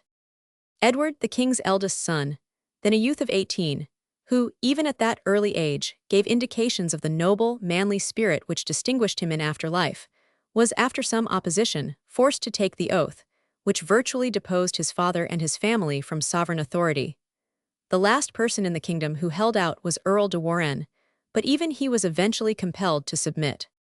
Not content with this usurpation of the royal power, the barons introduced an innovation in the constitution which was utterly at variance with its letter and spirit. They ordained that Parliament should choose a committee of 12 persons, who should, in the intervals between the sessions, possess all the authority of the whole Parliament, and attend, on a summons to that effect, the person of the king wherever he might reside. So powerful were the Confederates, that even this regulation was submitted to, and thus the entire government was overthrown, or fixed upon a new foundation. The monarchy subsisted without it being possible for the king to strike a single blow in defense of the Constitution against the newly elected oligarchy. The lesson to Henry must have been a bitter one, for he was the last person in the kingdom who had a right to complain. He could invoke no law which he had not been the first to violate. The degradation and restraint he endured were the just punishment of his perfidy and countless perjuries. The report that the King of the Romans intended visiting England alarmed the confederated nobles, who dreaded lest his extensive influence should be employed to restore his family and overturn their new system of government. Under this impression, they sent the Bishop of Worcester to meet him at St. Omer, to demand, in their name, the reason of his journey, how long he intended to remain in the kingdom, and to insist that, before he set foot in it, he should swear to observe the regulations established at Oxford.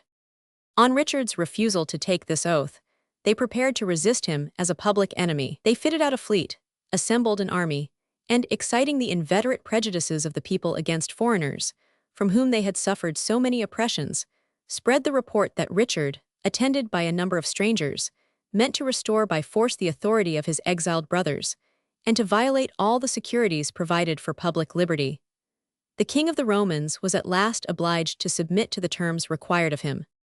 But the barons, in proportion to their continuance in power, began gradually to lose that popularity which had assisted them in obtaining it, and men regretted that regulations, which were occasionally established for the reformation of the state, were likely to become perpetual and subvert entirely the ancient constitution. They were apprehensive lest the power of the nobles, always oppressive, should now exert itself without control, by removing the counterpoise of the crown, and their fears were increased by some new edicts of the barons, which were plainly calculated to procure to themselves an immunity in all their violences. They appointed that the circuits of the itinerant justices, the sole check on their arbitrary conduct, should be held only once in 7 years, and men easily saw that a remedy available only at such long intervals, against an oppressive power which was permanent, would prove totally insignificant and useless.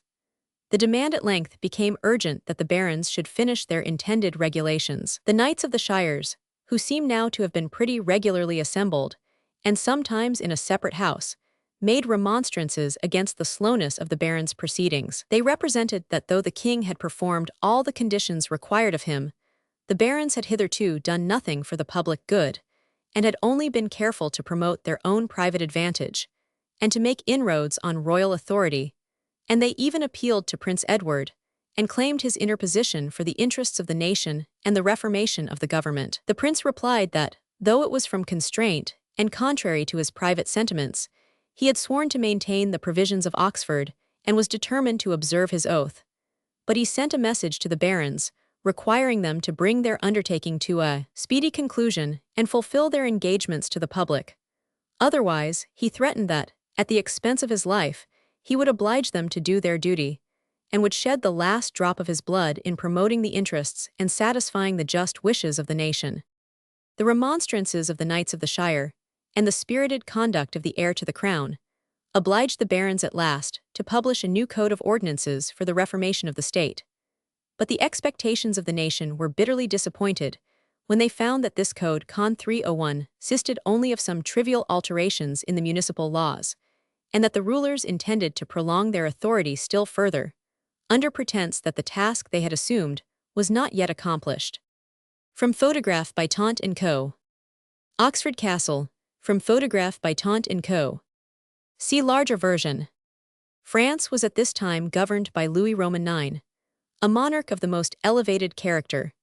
He united to the most earnest piety all the courage and qualities of a hero, the justice and integrity of a patriot, and the mildness and humanity of a philosopher.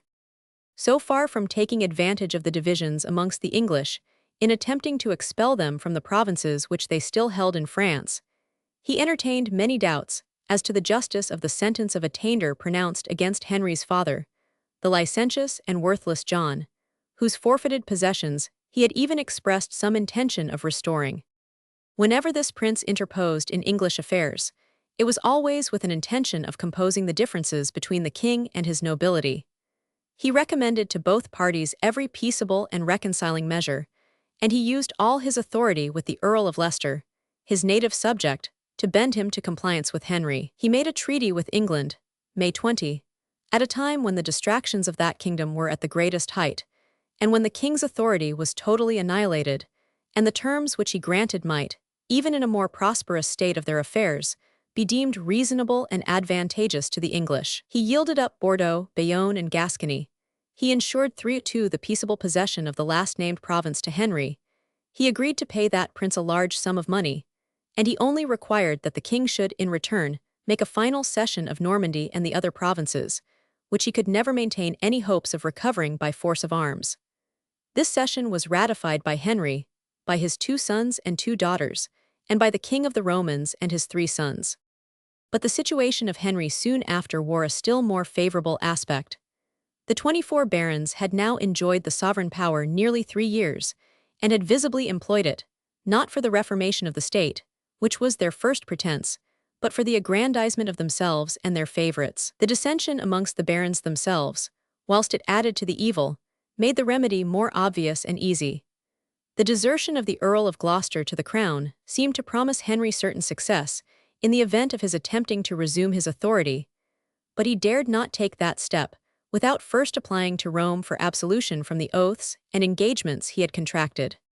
The king could not have made his application at a more fortunate period, for the Pope felt much dissatisfied with the conduct of the barons, who, in order to conciliate the nation, had expelled all the Italian ecclesiastics from the kingdom and confiscated their benefices. He proved himself willing, therefore, on Henry's application, to absolve him and all his subjects from the oath they had taken to observe the provisions of Oxford. Prince Edward, whose liberal mind, though in such early youth, had taught him the great prejudice which his father had incurred by his levity, inconstancy, and frequent breach of promise, refused for a long time to take advantage of this absolution, and declared that the provisions of Oxford, how unreasonable soever in themselves and how much soever abused by the barons, ought still to be adhered to by those who had sworn to observe them. He himself had been constrained by violence to take that oath, yet was he determined to keep it. By this scrupulous fidelity, the prince acquired the confidence of all parties, and was afterwards enabled to recover fully the royal authority. As soon as the king received the pope's absolution from his oath, accompanied with menaces of excommunication against all opponents, trusting to the countenance of the church, to the support promised him by many considerable barons, and to the returning favor of the people, he immediately took off the mask. After justifying his conduct by a proclamation, in which he set forth the private ambition and the breach of trust conspicuous in Leicester and his associates, he declared that he had resumed the government, and was determined thenceforth to exert the royal authority for the protection of his subjects. He removed Hugh le Despencer and Nicholas of Ely, the justiciary and chancellor appointed by the barons, and put Philip Basset and Walter de Merton in their place. He substituted new sheriffs in all the counties, men of character and honor. He placed new governors in most of the castles. He changed all the officers of his household.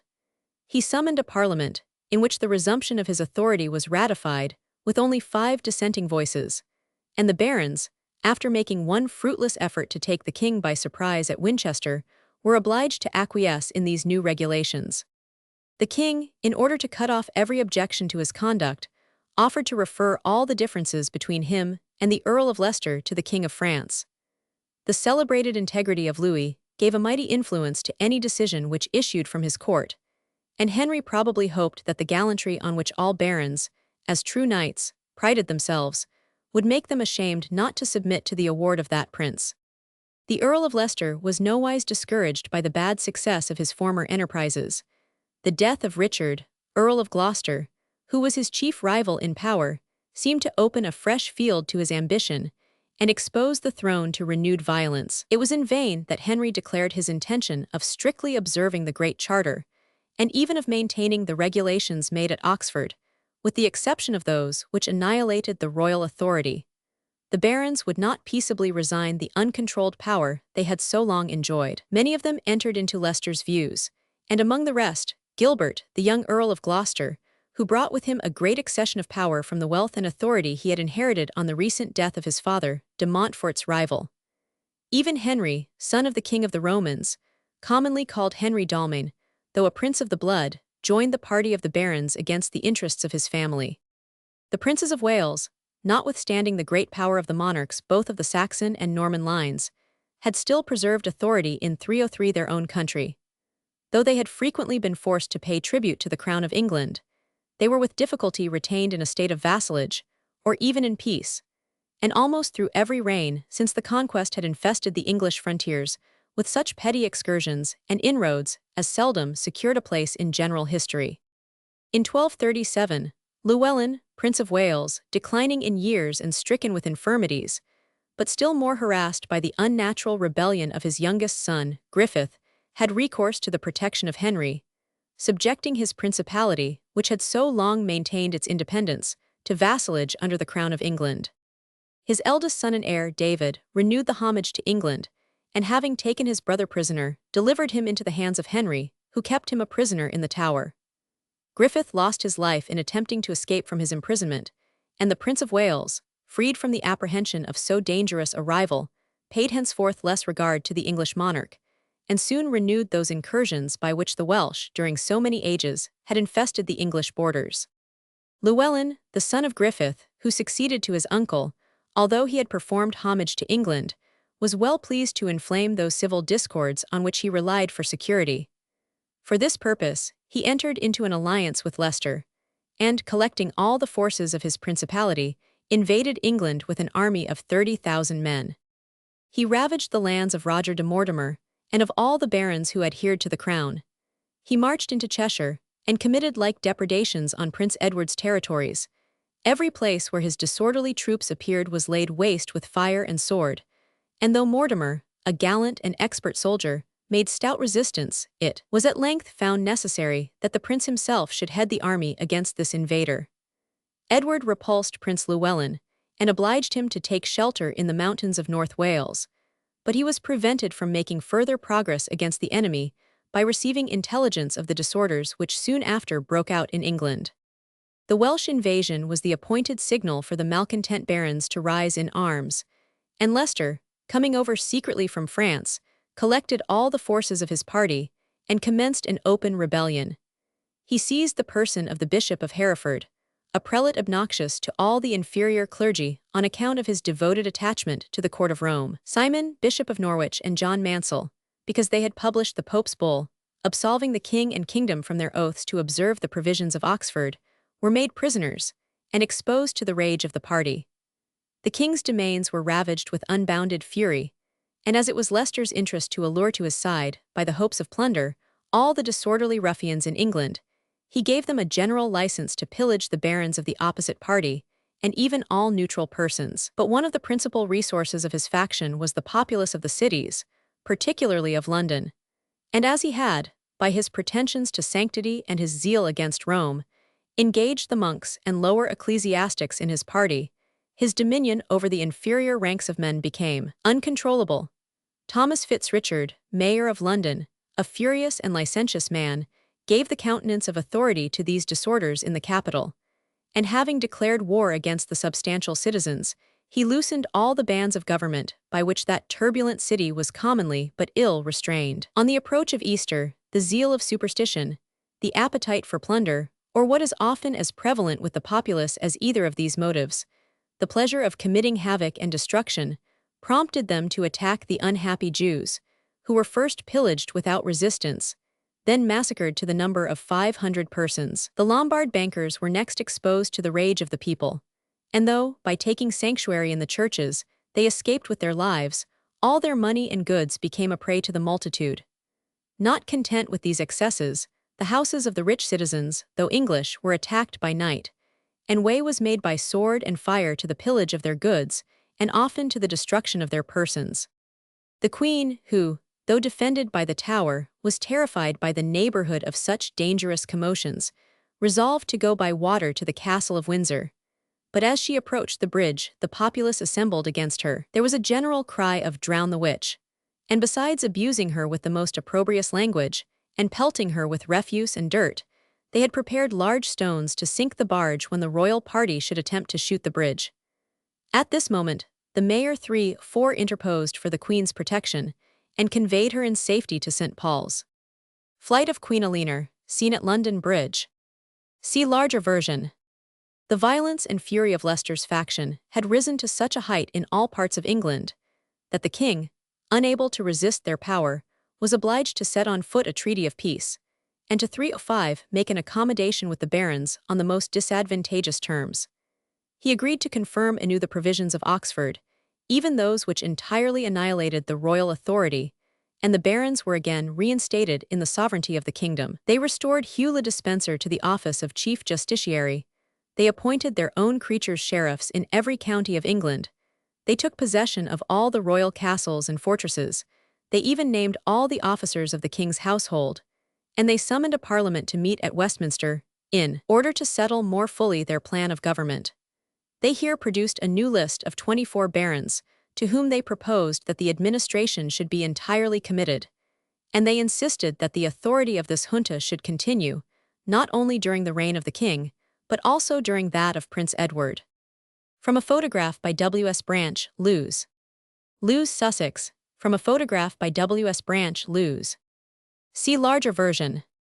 This prince, the life and soul of the royal party, had unhappily, before the king's accommodation with the barons, been taken prisoner by Leicester in a parley at Windsor, and that misfortune, more than any other incident, had determined Henry to submit to the ignominious conditions imposed upon him.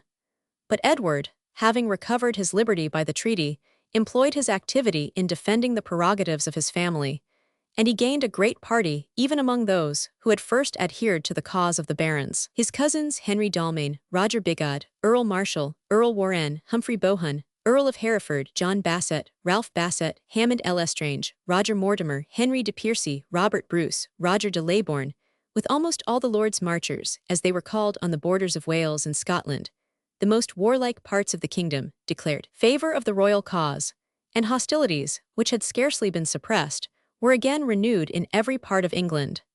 But the near balance of the parties, joined to the universal clamor of the people, obliged the king and barons to open anew the negotiations for peace, and both sides agreed to submit their differences to the arbitration of the King of France. This virtuous prince, the only man who, in like circumstances, could safely have been entrusted with such an authority by a neighboring nation, had never ceased to interpose his good offices between the English factions, and had even, during the short interval of peace, invited over to Paris both the king and the Earl of Leicester, in order to adjust differences between them, but found that the fears and animosities on both sides, as well as the ambition of Leicester, were so violent as to render all his endeavors ineffectual. But when this solemn appeal, ratified by the oaths and subscriptions of the leaders in both factions, was made to his judgment, he was not discouraged from pursuing his honorable purpose. He summoned the states of France at Amiens, and there, in the presence of that assembly, as well as in that of the King of England and Peter de Montfort, Leicester's son, he brought this great cause to a trial and examination. It appeared to him that the provisions of Oxford, even had they not been extorted by force, had they not been so exorbitant in their nature and subversive of the ancient constitution, were expressly established as a temporary expedient, and could not, without breach of trust, be rendered perpetual by the barons. He therefore annulled those provisions, restored to the king the possession of his castles, and the power of nomination to the great offices, allowed him to retain what foreigners he pleased in the kingdom, and even to confer on them places of great trust and dignity, and, in a word, re-established the royal power on the same footing on which it stood before the meeting of the Parliament at Oxford. But while he suppressed dangerous innovations, and preserved unimpaired the prerogatives of the English crown, he was not negligent of the rights of the people. Besides ordering a general amnesty for all past offences, he declared that his award was not in any way intended to derogate from the liberties enjoyed by the nation in virtue of any concessions or charters from the crown. The award of Louis may have been just in the abstract, and was certainly in accordance with the principles of the English constitution, but it involved measures which, under present circumstances, it was by no means expedient should be carried into effect. The barons might, indeed, have pressed too heavily upon the royal prerogative, and seized on every side, with little scruple, the securities they considered necessary. But it was certain that if those securities were suddenly and completely relinquished, the national charters would become as wholly inoperative as they were before the Parliament of Oxford. The word of the king had ceased to have any weight whatever, and the barons determined to resist the award of Louis and once more to take up arms. Again the country was desolated by civil war, which was renewed with more than its former fury. The northern counties and those of the west remained attached to the cause of the king, while the strength of the barons lay in the Midland and southeastern counties, the Cinque Ports, and the neighbourhood of London. The citizens of the capital especially were conspicuous for the firmness with which they supported the barons, and the powerful assistance which they rendered to the insurgent cause. At the opening of the campaign, various successes attended the movements of the royal troops. Elated by his good fortune, Henry marched to the south with the view of gaining the adhesion of the Cinque Ports. Meanwhile Leicester had remained in London, and thence, while watching the successful career of the king, had employed himself, with the calmness of a skillful general, in concentrating a body of forces. Having accomplished this object, he marched from the capital, determined to meet the king in the south, and compel him to a decisive battle. The army of Henry was greatly superior in numbers to the force marching against him, and therefore he resolved to await his enemies in the spot where he was already encamped, in a hollow or valley at Lewes, in Sussex. Leicester marched his troops to the Downs about 2 miles from Lewes, where he encamped for the night. The interval of repose was not suffered to pass unimproved. Leicester employed it in arousing in his favor all the superstitious feelings of his soldiery. In time of war or peace, he had always been noted for his strict observance of religious forms, and he compared his own life and the cause in which he was engaged with the perjuries and treacheries of Henry, which he said had withdrawn from that king all favor of heaven. He commanded that his army should wear a white cross, in token that they were engaged in a sacred war. And the Bishop of Chichester, one of his associates, gave a solemn absolution to the troops, promising honor to those who lived, and to those who fell the welcome of martyrs in heaven. The evening hours were thus spent in exciting to the utmost the enthusiasm of the troops.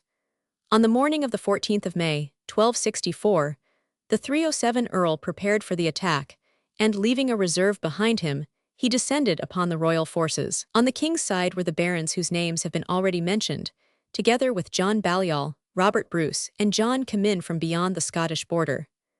On the side of Leicester were the Earls Gloucester and Derby, Robert de Roos, John Fitzjohn, John de Vesey, Nicholas Seagrave, Richard Grey, William Marmion, and many other powerful nobles. As the two armies joined battle, the attack was commenced by Prince Edward, who on this day displayed evidence of that military talent and gallantry which were afterwards to become so conspicuous.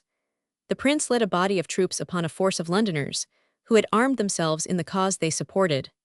Unskilled in the art of war, and probably much inferior in their appointments, the citizens gave way before the heavy cavalry of Edward, which cut them to pieces. Prince remembered the insults they had offered to his mother, and in his eagerness for vengeance he pursued the flying Londoners, perfectly regardless of what might happen to the rest of the royal army. Leicester meanwhile took advantage of this impetuosity, and collecting his forces into a compact and dense mass, led them against the main body of the king's troops and completely defeated them. Henry himself was taken prisoner, with his brother the King of the Romans, Robert Bruce, and John.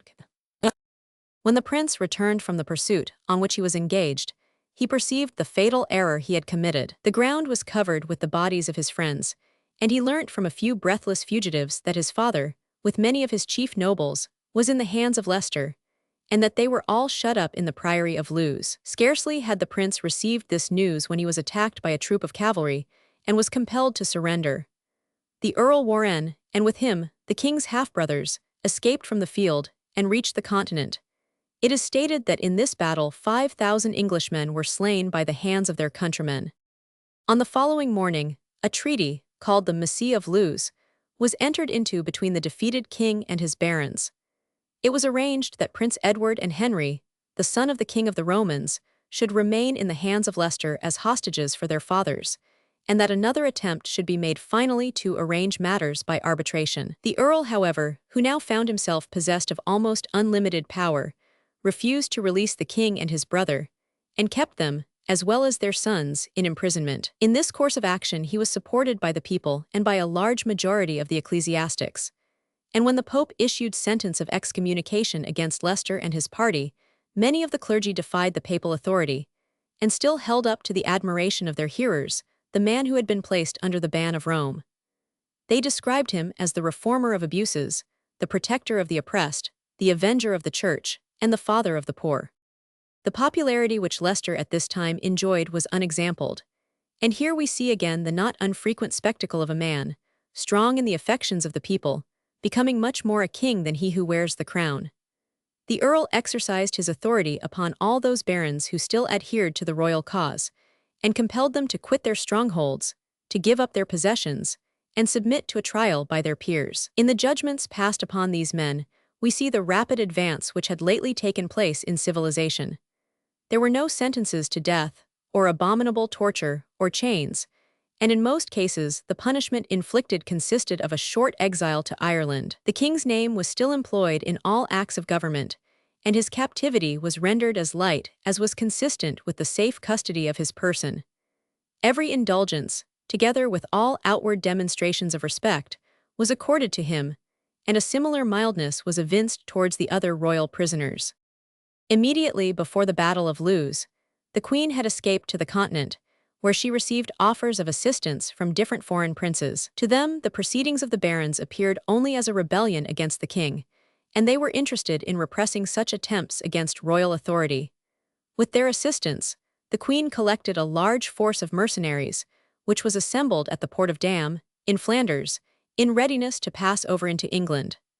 Leicester was not long in taking measures against this new danger. Secure in the good opinion of the people, he sent heralds throughout the country, summoning the men-at-arms from towns and castles, cities and boroughs, to meet him on Barham Downs. The call was generally responded to, and the Earl having formed an encampment of his army on the Downs, He took the command of a fleet which he had collected from the neighboring ports. For some time he cruised about the channel, waiting for the fleet from Dam to set sail, and intending to intercept it and prevent it from reaching the English shores. But the Queen's supporters, who entertained a salutary fear of a sea fight with the English, did not venture to leave their shelter, and eventually her troops were disbanded, and the enterprise was relinquished. But the downfall of the Earl was at hand. Gifted, as he undoubtedly was, with a most powerful intellect, he was not superior to the demoralizing influences of his high position. Possessed already of the substance of power to its full extent, he further aimed at the enjoyment of its forms. He asserted in too marked a manner his superiority over the barons associated with him, a proceeding to which those haughty chiefs were little disposed to submit. Prince Edward, who had been placed with his father, and with him enjoyed considerable liberty of person, carefully observed this growing dissatisfaction, and fomented it by every means at his command. It is worthy of remark here that the Parliament summoned by Leicester to consider the case of Prince Edward was assembled early in 1265, and appears to have been the first Parliament at which representatives of the cities and boroughs were present, together with the knights of the shire. The dissensions among the barons increased rapidly. The Earl of Gloucester declared himself the rival of de Montfort, and with the assistance of his brother, Thomas de Clare, who was an attendant of the prince, arranged a plan by which Edward might escape from confinement. The scheme succeeded. A swift horse was conveyed to the prince, on which he evaded pursuit and reached Ludlow, where the Earl of Gloucester had fixed his headquarters. The Earl was not remarkable for prudence or good sense, but the temper of the nobles had shown itself in too marked a manner to be mistaken, and he perceived that they would require pledges for the fulfillment of the charters before they would render any support to the royal cause.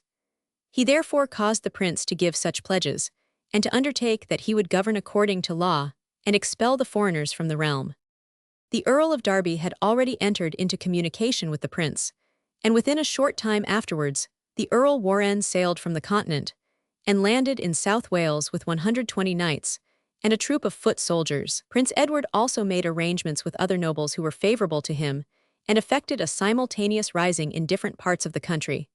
Simon de Montfort, eldest son of the Earl of Leicester, was stationed in Sussex with a small force, while the Earl himself, retaining possession of the king's person, remained at Hereford.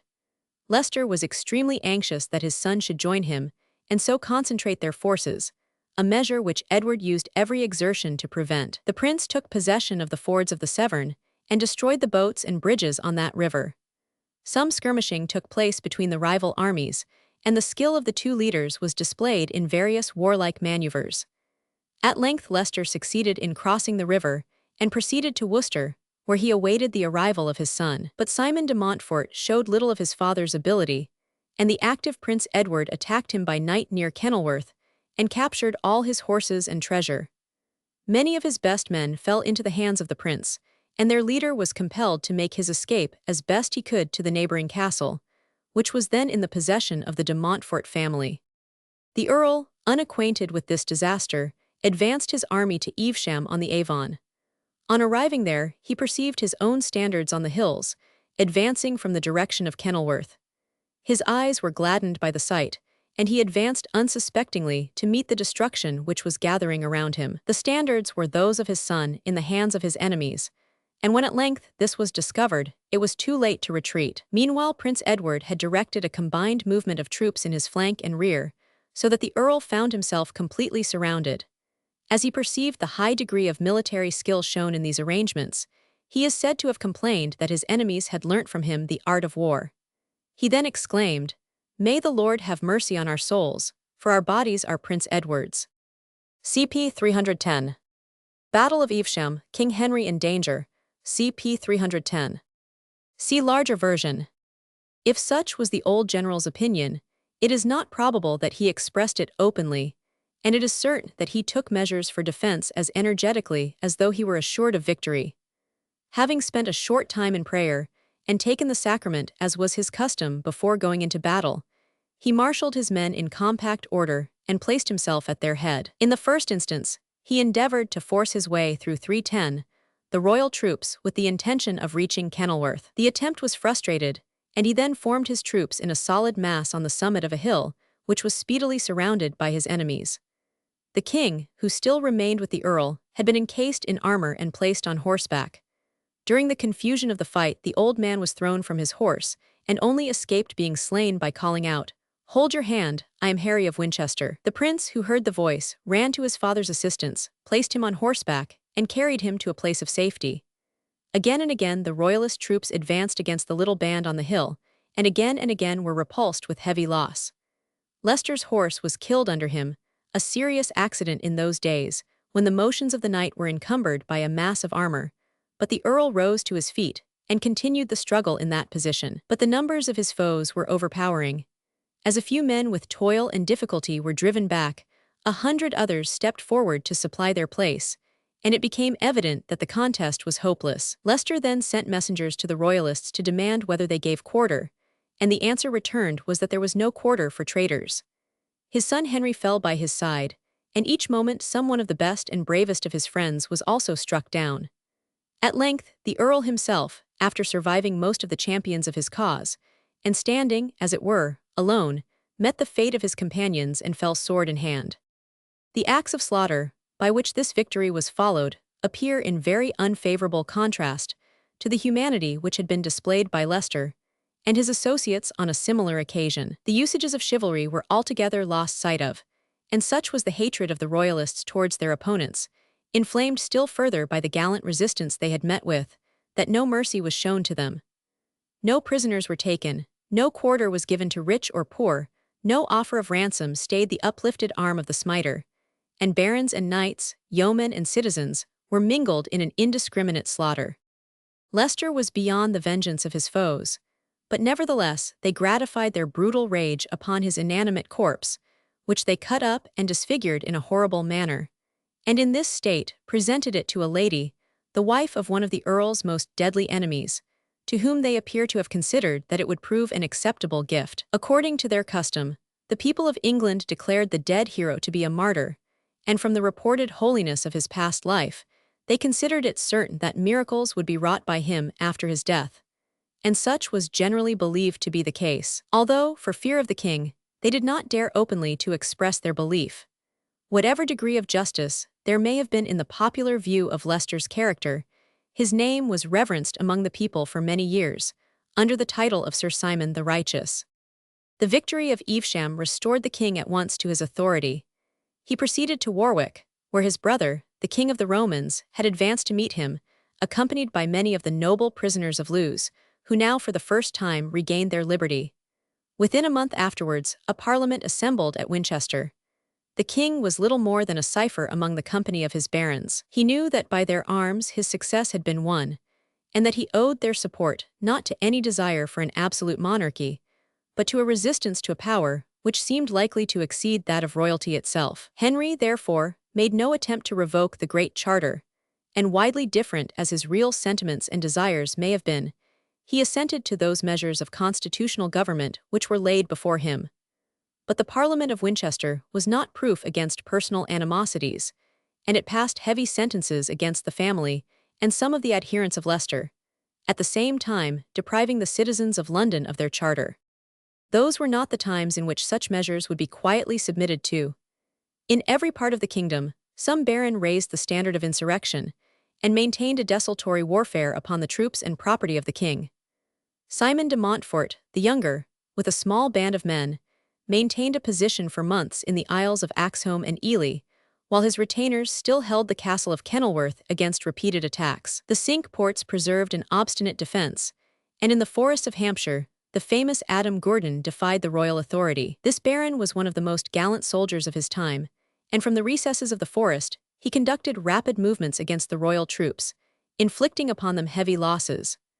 Prince Edward took the field against the rebels, and during 2 years he had full opportunity of gratifying his taste for war. 311 He passed hither and thither throughout the country, striking a blow now in this direction, now in that, and with varying success. All the efforts of the prince proved unavailing to bring the insurgents to submission, and it became necessary to relax the stringent measures of punishment which had been adopted, and to make a display of clemency on the part of the government, as an inducement to the rebels to lay down their arms.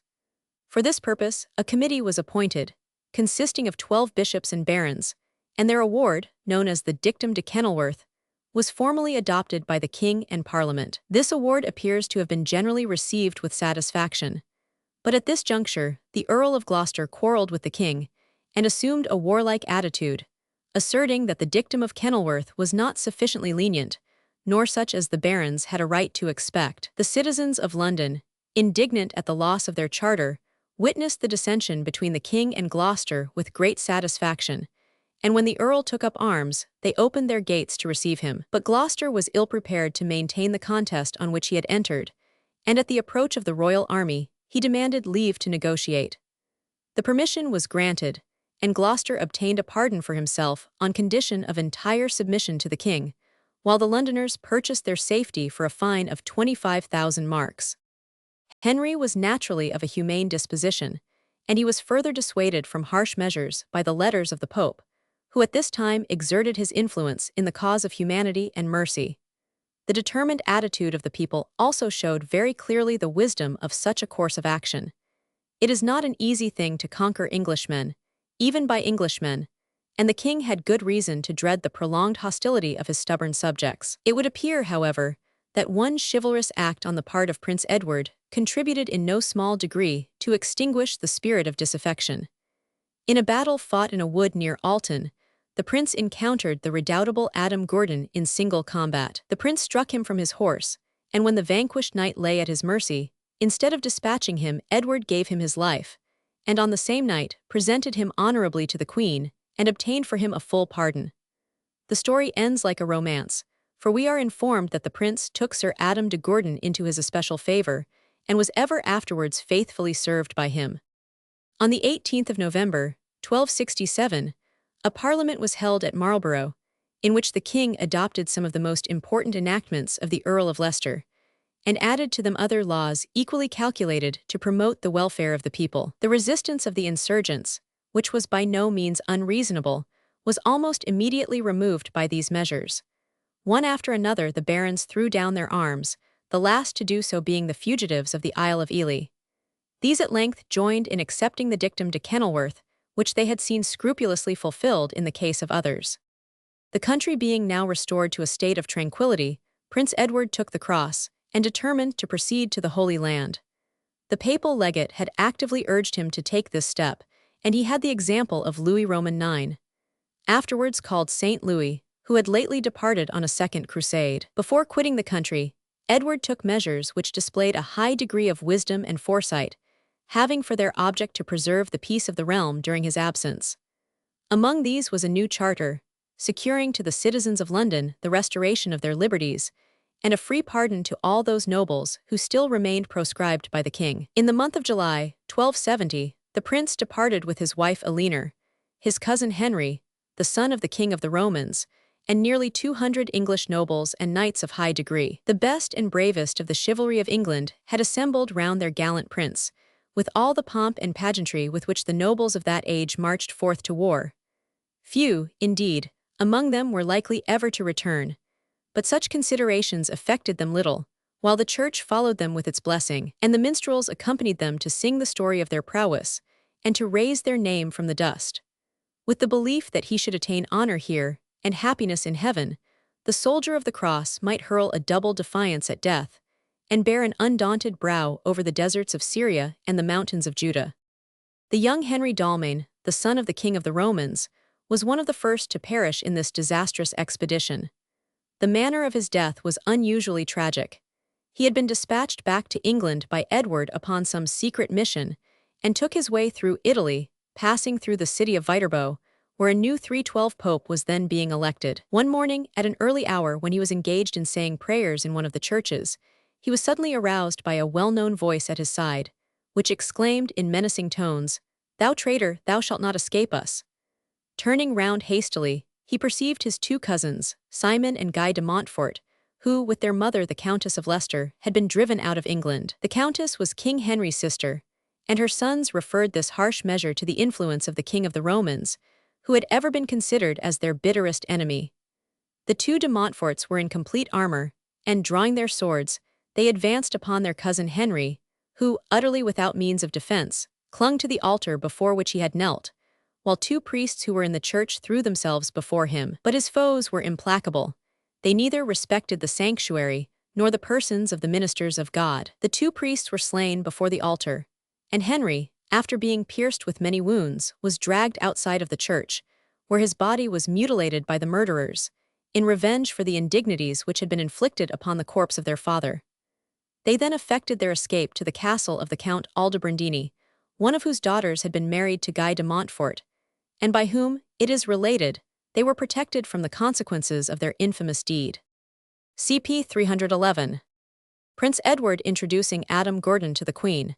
CP 311. See larger version. The King of the Romans had lately married a young German bride, and he was then occupying himself with feastings and displays, still believing that he should live to call himself Emperor of Germany. But the death of his son was a fatal blow to such vain ambition, and the shock affected him so severely that he died in December 1271. In the following winter, the English king was attacked by an illness which also proved mortal. His last moments were characterized by great demonstrations of piety, and Henry Roman III followed his brother to the grave on the 16th of November, 1272. The Abbey Church of St. Peter at Westminster had been rebuilt by him, and he desired that his bones should be laid there, in the grave formerly occupied by Edward the Confessor. The remains of that saintly king had been removed by Henry and placed in a golden shrine. CP 315. Interior of the Temple Church, London. CP 315. See larger version. As the body of the king was about to be lowered into the grave, the barons who were present placed their hands in turn upon it and took an oath of allegiance to Edward, then absent in the Holy Land. Henry Roman III died at the age of 65 years, during 56 of which he had worn the crown. A few words only are needed to sum up the character of this prince, as it is presented to us in contemporary records. He was certainly not without good qualities, which would probably have been more conspicuous in a humbler sphere of life. He was, as had been said of one of his predecessors, rather a monk than a king. He was humane, generous, true to his friends, but he was guided in the choice of those friends rather by his own inclinations than by any regard for the public good, or for the characters of the persons whom he so distinguished. He was remarkable for weaknesses rather than for vices. But in the case of one placed in the seat of authority, it may be considered that such weaknesses are not less than vicious, and may be productive of more serious injury to the governed than positive vices. Few men who have occupied the English throne have rendered themselves so thoroughly contemptible in the eyes of all men, as did Henry Roman III. During the whole of his long reign, from the regency of the Earl of Pembroke to the assumption of power by the Earl of Leicester, Henry was a king only in name, and in those instances where he exercised the royal authority, he did so for purposes of exaction and extortion of money from his oppressed subjects. Chapter 26. Architecture of the 13th century. Transition from Norman to Gothic architecture. The period of change. The early English style examples and characteristics of the style: towers, windows, doorways, porches, buttresses, pillars, arches, moldings and ornaments, fronts. The history of architecture is the history of change, sometimes gradual, sometimes sudden, but always change. People and nations change, new ideas spring up among them, new wants are created, and architecture has to minister to these wants. A necessity arises and has to be met. This suggests a new idea, which, carried out, leads to still further changes. The direction being once given, new forms of beauty are elicited, which are eagerly followed out, until at length scarcely a trace remains of the form from which they sprang. This was preeminently the case with Gothic architecture. The necessity arose from the vaulting of spaces of unequal sides. The Norman semicircular arch could not meet this difficulty, and it could be met only by using a semicircular arch for the longer side and a pointed one for the shorter. The pointed arch was thus introduced, and it was soon seen that it offered great facilities for construction and also for beauty of form. A change was thus commenced which ended only with the entire disuse of the semicircular arch and the establishment of what we now call Gothic architecture. This has been divided into three distinct styles, answering to certain periods of time, as below. Early English, or 13th century, extending from the commencement of the reign of John to the close of that of Henry Roman III. Decorated, or 14th century, from the commencement of the reign of Edward I to the end of that of Edward Roman III. Perpendicular, or 15th century, from the commencement of the reign of Richard Roman II to the end of that of Henry Roman VII. The latter part of each of these periods was one of transition, and therefore the terms 13th, 14th, and 15th century must be taken only in a general sense. In the last chapter on architecture, CP 214, we slightly traced the transitions from the heavy masses of the pure Norman buildings to the comparatively light ones which succeeded, but it will be necessary here to enlarge a little more on the subject. The change commenced in the latter part of the reign of Henry Roman II, continued to increase partly through that of Richard I 315. When towards the end of his reign, it emerged into the succeeding style, the heavy Norman architecture gradually gave way, greater lightness and loftiness were introduced in the piers. The capitals were richly covered with foliage more closely resembling the Corinthian form. The angles of the abacus were frequently cut off. The moldings lost much of their Norman character, and the tooth ornament, which is so characteristic of the next style, began to be introduced. The pointed arch was used along with the round one, both in pier arches and in windows and doors, and throughout this period we find a mixture of the two styles, the new growing, as it were, from the ruins of the old, until in the beginning of the 13th century, it rose in all its purity, and the cumbrous Norman disappeared. Of the buildings of the transition period, the following may be mentioned.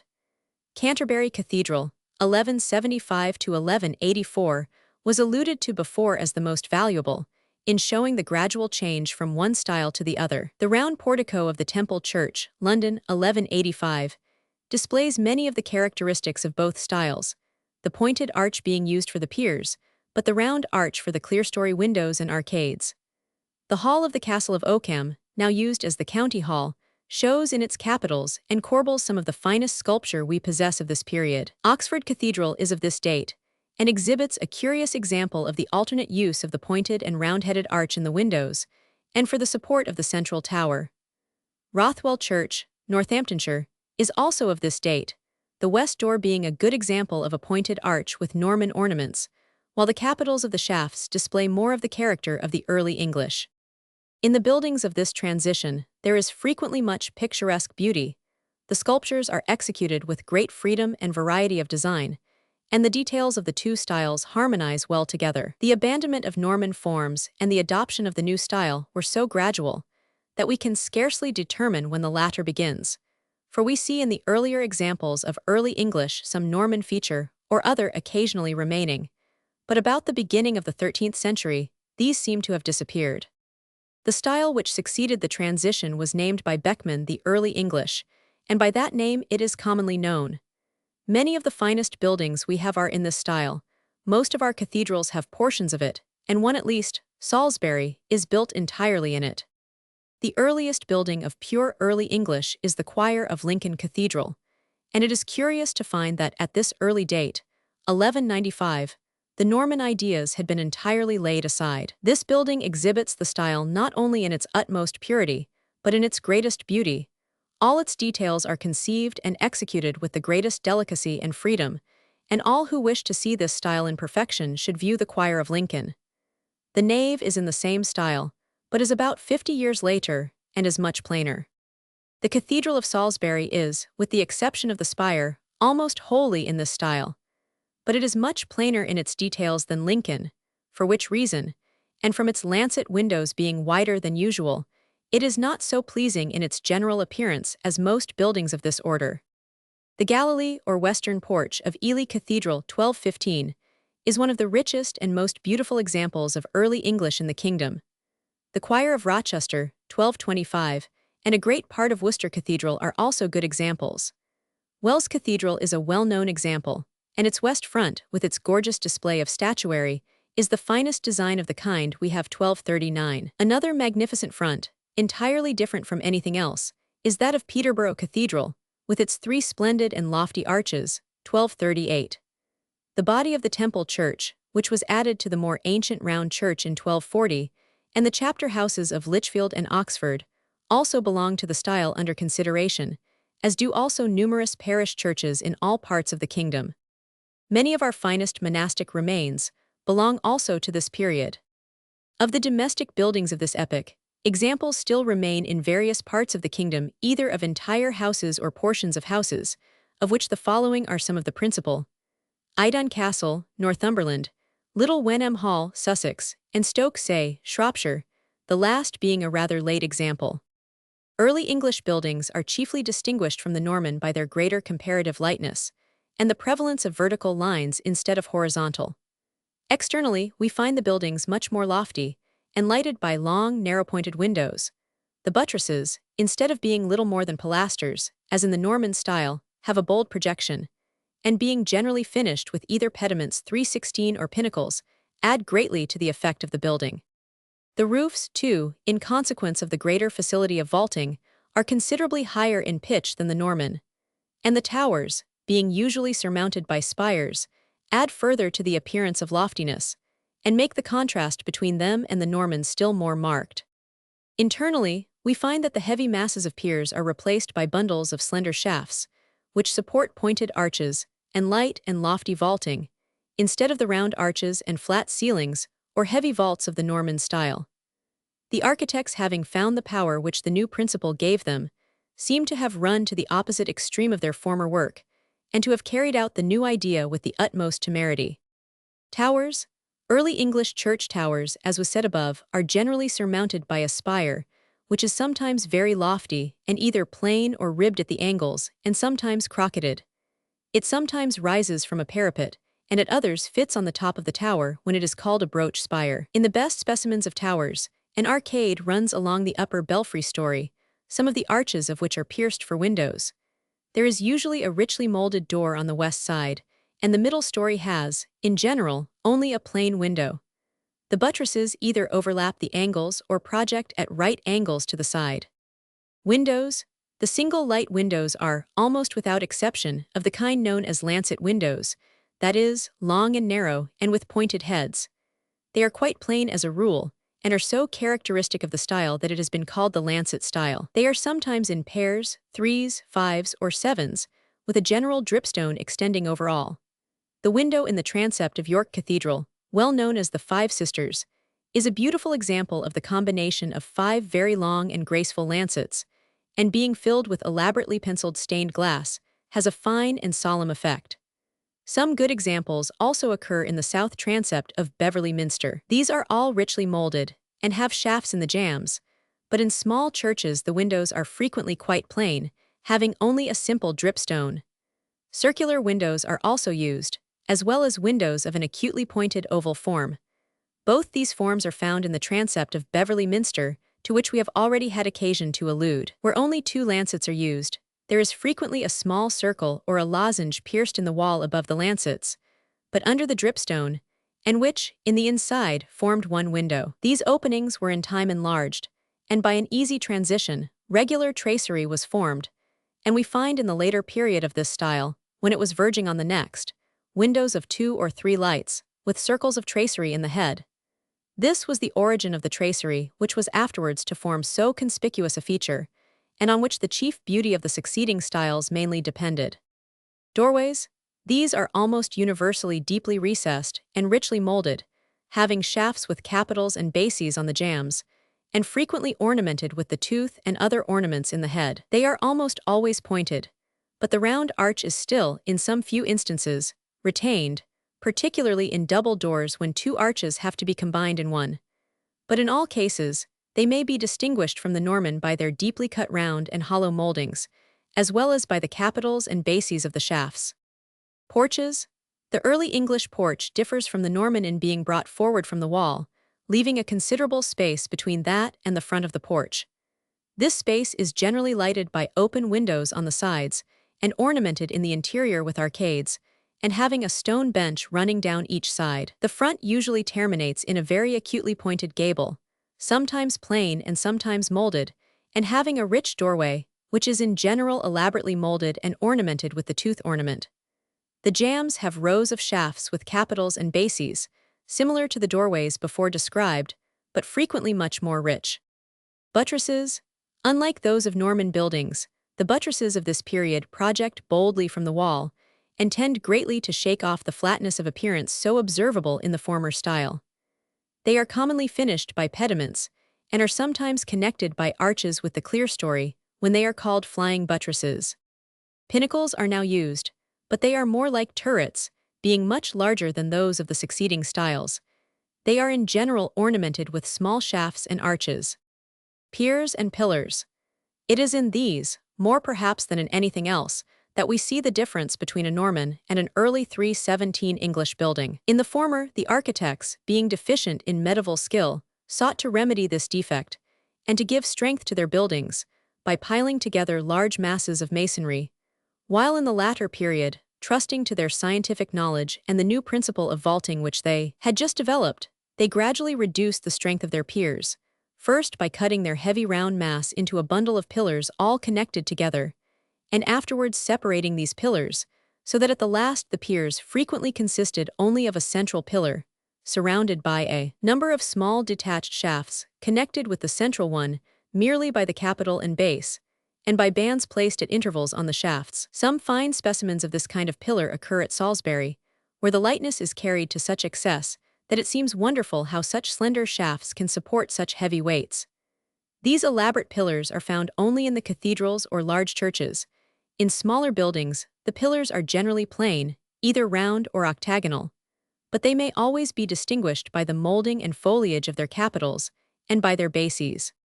From a photograph by Frith & Co. The Choir of Lincoln Cathedral, CP 315. From a photograph by Frith & Co. See larger version. Capitals, foliage, and bases.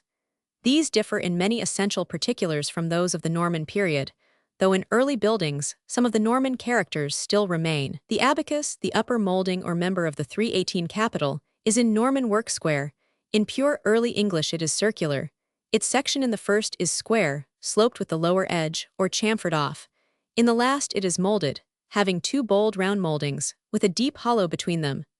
The foliage of this period is very different from that of any other. It consists of a kind of leaf rising, with a stiff stem, from the neck molding of the capital, and turning over in various graceful forms under the abacus. It is from the circumstance of its rising from a stem that it is sometimes called stiff-leaved foliage, but nothing can be farther from stiffness, the utmost grace and elegance being displayed in its design and execution.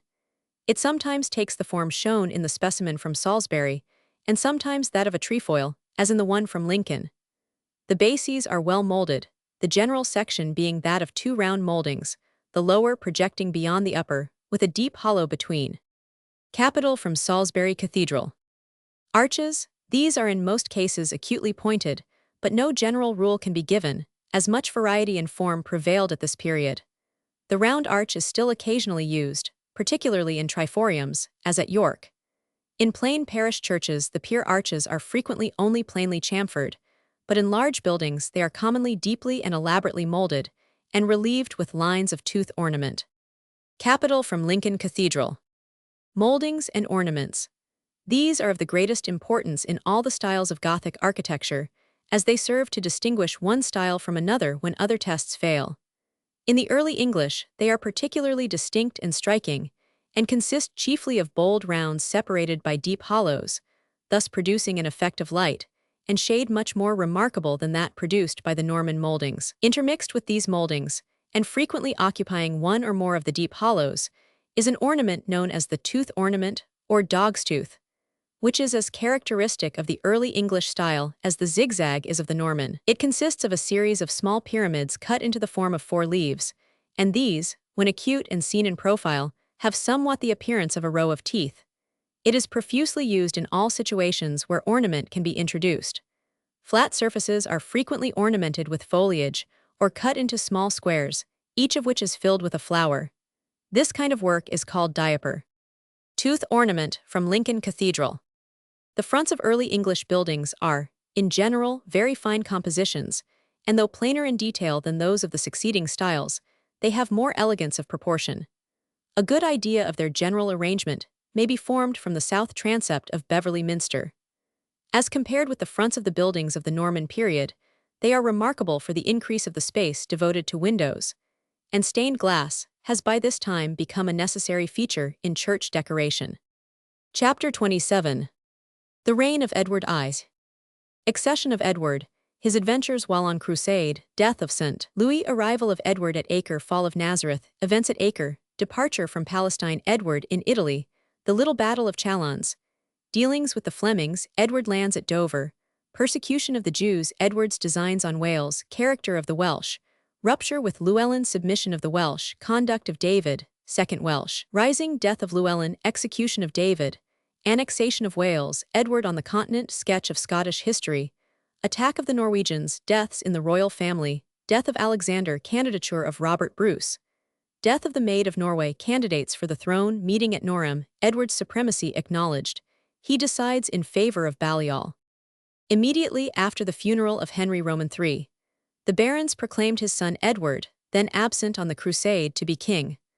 Walter Merton was nominated Chancellor of the Kingdom, and the Earl of Gloucester, the Earl of Cornwall, the candidate for the Sicilian throne, and Walter Giffard, Archbishop of York, were appointed regents. So wise were the measures taken, and so general was the assent of all parties, that no disturbance of the public peace took place, as had hitherto frequently happened on the death of a king. Prince Edward was accepted by the people as their ruler, and his accession was attended with less difficulty or opposition than that of any of his predecessors. When Louis Roman IX departed on his second expedition to the Holy Land, he turned aside to attack the Bay of Tunis, and, instead of proceeding direct to Syria, landed on the shores of Africa. This deviation from his original course was probably due to the representations of his brother, Charles of Anjou, who, in the Battle of Grandella, 1266, had won from Manfred the crown of Italy. There was some pretense of a claim to tribute possessed by the kings of Sicily against Tunis, but it is probable that the real object of the expedition lay in the hope of plundering that immense wealth which was supposed to be treasured up in the African cities. The forces of Louis soon made themselves masters of the town of Carthage, but they had landed during the summer, and the excessive heat of that unaccustomed climate, added to the want of good water and provision, produced severe sickness among the Crusaders.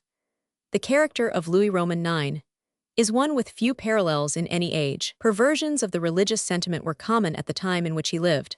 He was not free from their influence, and his piety was mingled with superstition and austerity. But in times of difficulty and danger, when the hypocrite falls away, and the true is distinguished from the false, his fine humanity and nobility of soul shone out in a manner which demands from posterity its highest meed of honor. While his soldiers were dying by hundreds around him, he was in the midst of them, giving up every comfort and running every risk for the sake of administering to them. At length he was himself smitten with the disease, and feeling his death approaching, he lay down calmly to await the inevitable event. In his last moments we are informed that he thought only of the sufferings of his family, and of the best form of words which might tend to console them. "My friends," he said, "grieve not for me, I have finished my course. It is right that I as your chief should lead the way. One day you must all follow me, keep yourselves ready for the journey." Such were the last words of this remarkable man, known in French history by the name of Saint Louis. When Edward received information of the course taken by his ally, he also proceeded to Tunis. But on his arrival there, he found that Louis was dead, and that less than one half of his army were remaining. The progress of the disease, however, had been stayed, and the remaining portion of the French army, deprived of the guidance of their leader, had made terms with the Bey of Tunis, and appeared rather disposed to stay where they were than to tempt further perils in the Holy Land. The English soldiers appear to have been in some degree infected with the same pusillanimous spirit. They recrossed the Mediterranean to Sicily, and passed the winter at Trapani.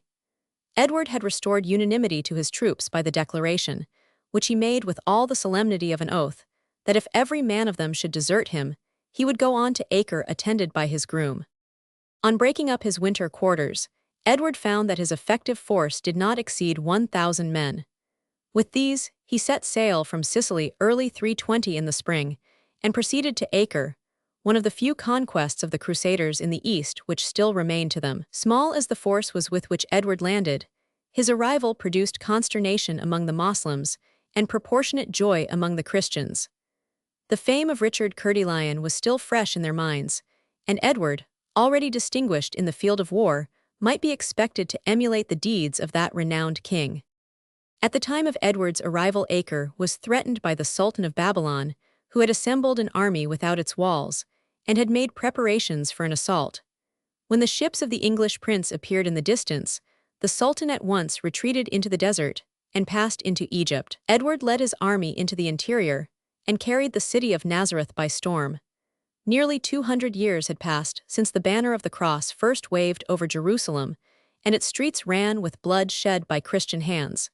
In these 200 years, the world had made some progress in humanity. The advance of the arts of life and the spread of commerce had done something to enhance the value of human life and to promote that intellectual activity which is ever opposed to bloodshed.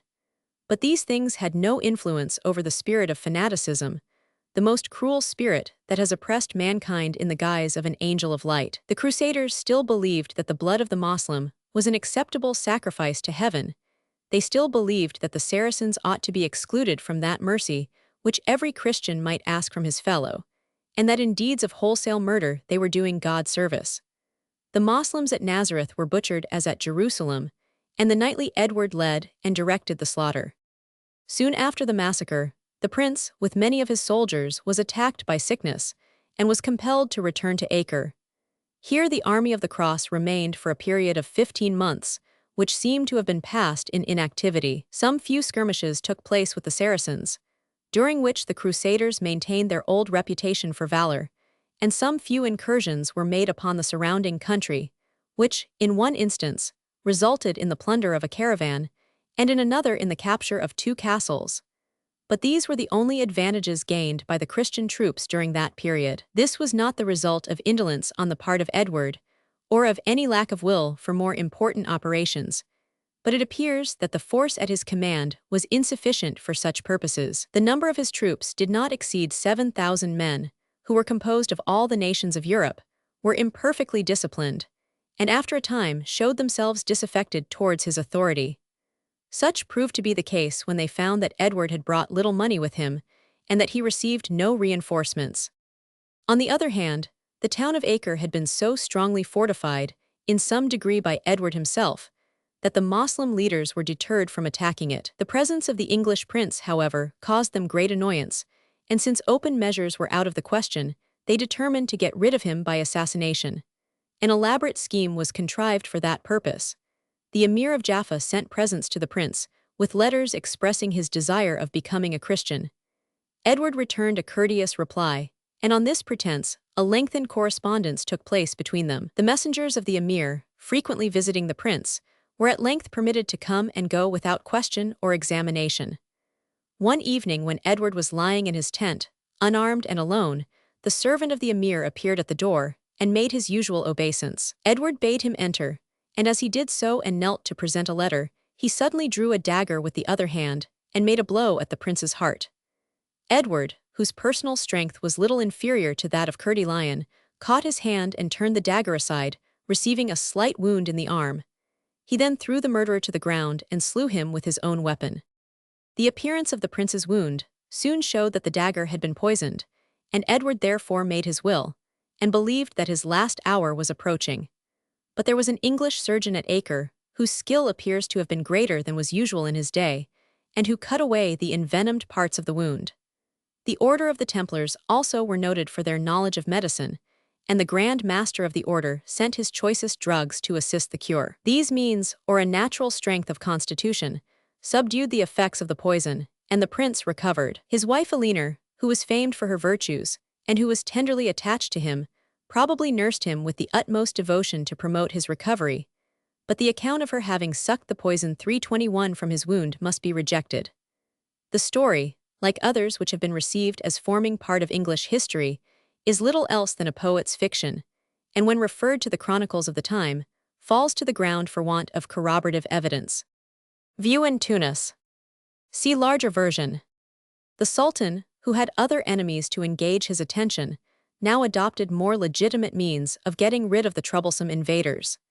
He sent messengers to Edward with offers of peace, and a truce was ultimately concluded for 10 years.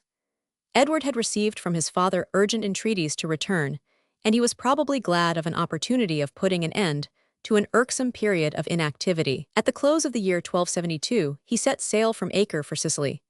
On his arrival at Trapani, he was met by an invitation from Gregory X, the reigning pope, to visit him at Rome. The pontiff, who was newly elected, had, as Archbishop of Liege, accompanied Edward to Palestine, and a firm friendship had arisen between them. The prince therefore accepted the invitation, and having crossed the Straits of Messina, he proceeded by land through the south of Italy.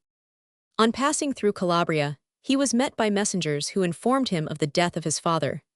The news affected him very deeply.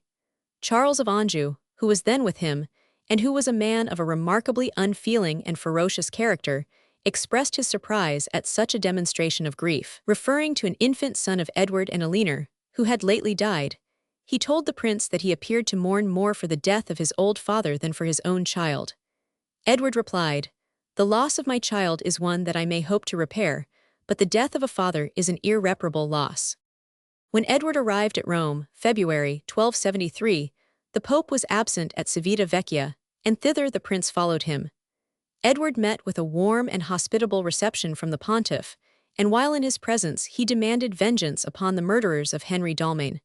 But the demand came too late. Simon de Montfort was already dead, his brother Guy had disappeared, and his place of refuge was not known, while the Count Aldobrandini was too powerful a noble to be proceeded against, otherwise than by a nominal examination which produced no result. It was clear that the Count was guilty, not of the murder, but only of giving shelter to the assassins, one of whom was his son-in-law, and under these circumstances, the English king was compelled to restrain his desire for vengeance. Quitting Civita Vecchia, Edward continued his journey through northern Italy. Everywhere the ardent children of the south received him with welcome and honor. The enthusiasm for the Crusades, soon to be altogether extinguished, showed itself as strongly now as in the days of Robert or of Richard, and the people hailed the young English king with the title of Champion of the Cross. Their sympathies were excited less by his deeds of personal prowess in the East, which, limited as they were exaggerated by the imaginative coloring of the minstrels, than by the wound he had received in the holy cause. They remembered, too, that amidst the general apathy of Europe, he was the only prince who yet remained to bear aloft the banner of the cross. Edward crossed the Alps, and took his way through France to Paris, having received by the way various messengers, who made him acquainted with the state of affairs in England. At Paris, he was honorably entertained by the French king, Philip the Rash, to whom he rendered homage for those territories of which Philip was feudal suzerain. It is matter for surprise that after so long an absence, and when a throne was waiting his acceptance, Edward should show no desire to return to England. It is at least evident that he must have felt full confidence in the security of his succession, or in his own power of suppressing rebellion. Instead of proceeding from Paris to his own country, he took the way to Guyenne, where he remained for several months. The real motives for this step are by no means clear, but it is probable that Edward had cause to suspect the existence of certain plots against his life. The Pope had warned him to beware of the swords of assassins, and he had reason to dread the ambition of Philip, whose character was very different from that of his father, and who was believed to entertain designs for obtaining possession of all the continental provinces held by the English. The suspicions of Edward appear to have been confirmed by an incident which took place in May 1274, when he was still in Guyenne. According to the usages of chivalry, it was permitted for one knight to challenge another to a trial of skill in the tournament, and such a challenge would scarcely be refused by any man, whatever his degree, who had a regard for his knightly fame. The Count of Chalons, a distinguished soldier, sent a message of this kind to Edward, desiring to break a lance with him in the tournament. The warlike king had no desire to evade the challenge, and, waiving his high rank, he consented to meet the Count upon even terms. On the day appointed, Edward rode to the spot, attended by an escort of 1,000 men. But when he arrived there, he saw to his surprise that his adversary was accompanied by nearly 2,000. The king had already heard rumors of some treachery said to be intended by the Count, but, with the temper of a brave man, he had despised them. The military array before him now recalled these rumors to his memory, in a manner not to be disregarded. The intended tournament was converted into a sanguinary engagement, in which all the men of both sides took part, and Edward himself performed some gallant feats of arms.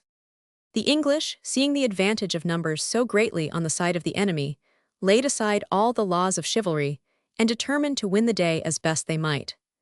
The crossbowmen, whose skill was already noted throughout Europe, obtained an immediate advantage against the French foot soldiers, and drove them from the field. They then joined in the unequal conflict of the cavalry, and stabbed the horses of many of the French knights, or cut their saddle girths, and so brought them to the ground. The Count of Chalons, furious at the resistance he met with, forced his way to the king, and after having in vain attempted to unhorse him with his lance, closed with him, and grasping him round the neck, endeavored to drag him down. The count was celebrated for his great strength, but the king was no less remarkable for that quality, and he remained firmly in his saddle. While forcing his 323 horse suddenly to one side, the count was pulled from his saddle and fell heavily to the ground.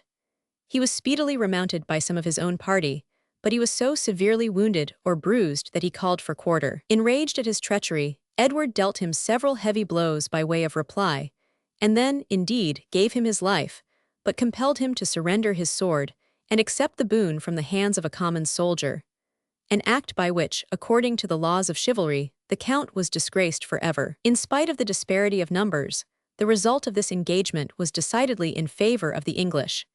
They took many of the French knights prisoners, and great numbers of the foot soldiers were butchered. So fierce was the affray, and so large a number of those engaged were slain, that it was afterwards known by the name of the Little Battle of Chalons.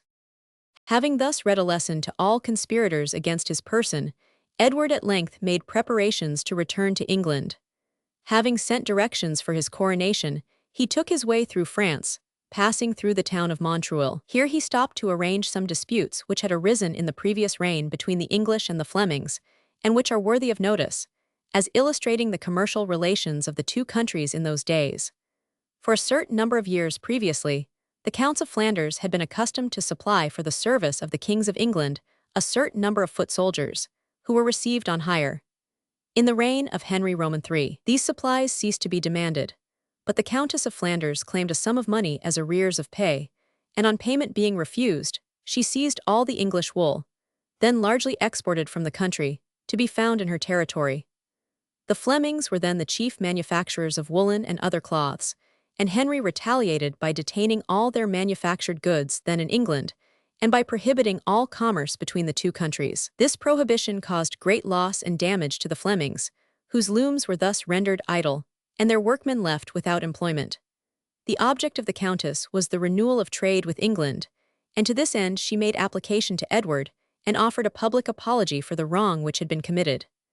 The king acted with wisdom on this occasion, and having sought the advice of some experienced London merchants, he wisely removed the prohibition.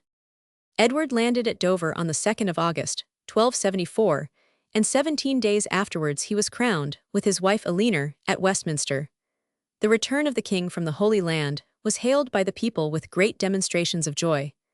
According to Holinshed, the king and queen were received with all joy that might be devised. The streets were hung with rich cloths of silk, arras, and tapestry. The aldermen and burgesses of the city threw out of their windows handfuls of gold and silver, to signify the great gladness which they conceived of his safe return. The conduits ran plentifully with white wine and red, that each creature might drink his fill. So readily did the people forget the injustice and cruelties of their former monarchs, and so enthusiastically did they welcome each new ruler, who they were willing to hope might bless the land with peace and prosperity. Edward's first exercise of power was by acts of extreme and merciless tyranny, directed, not towards his Christian subjects, whose liberties he showed no disposition to invade, but towards the unhappy Jews, who had already suffered such repeated persecutions that it may almost be considered matter for surprise that any of their race were left in the country. On ascending the throne, Edward found the royal treasury almost exhausted, and there is no doubt that his proceedings against the Jews were dictated by the necessity of raising money. That fanatical spirit which had led him to direct the slaughter of unresisting Moslems may probably have justified him in his own eyes in his cruel persecutions of Jews, who were no less regarded as infidels, and as unworthy of the protection of the laws. The pretext put forward, for the day had arrived when at least some pretext was required, was that the Jews had tampered with the coinage of the realm, which had been found to be generally clipped and adulterated. There was no evidence whatever to fix upon this unhappy people as the authors of the crime, but their riches offered a temptation to cupidity, and their helplessness admitted of their being condemned without fear of the consequences. The hatred against the Jews was universal, and the appearance of one of them before a Christian court was followed as a matter of course by his condemnation.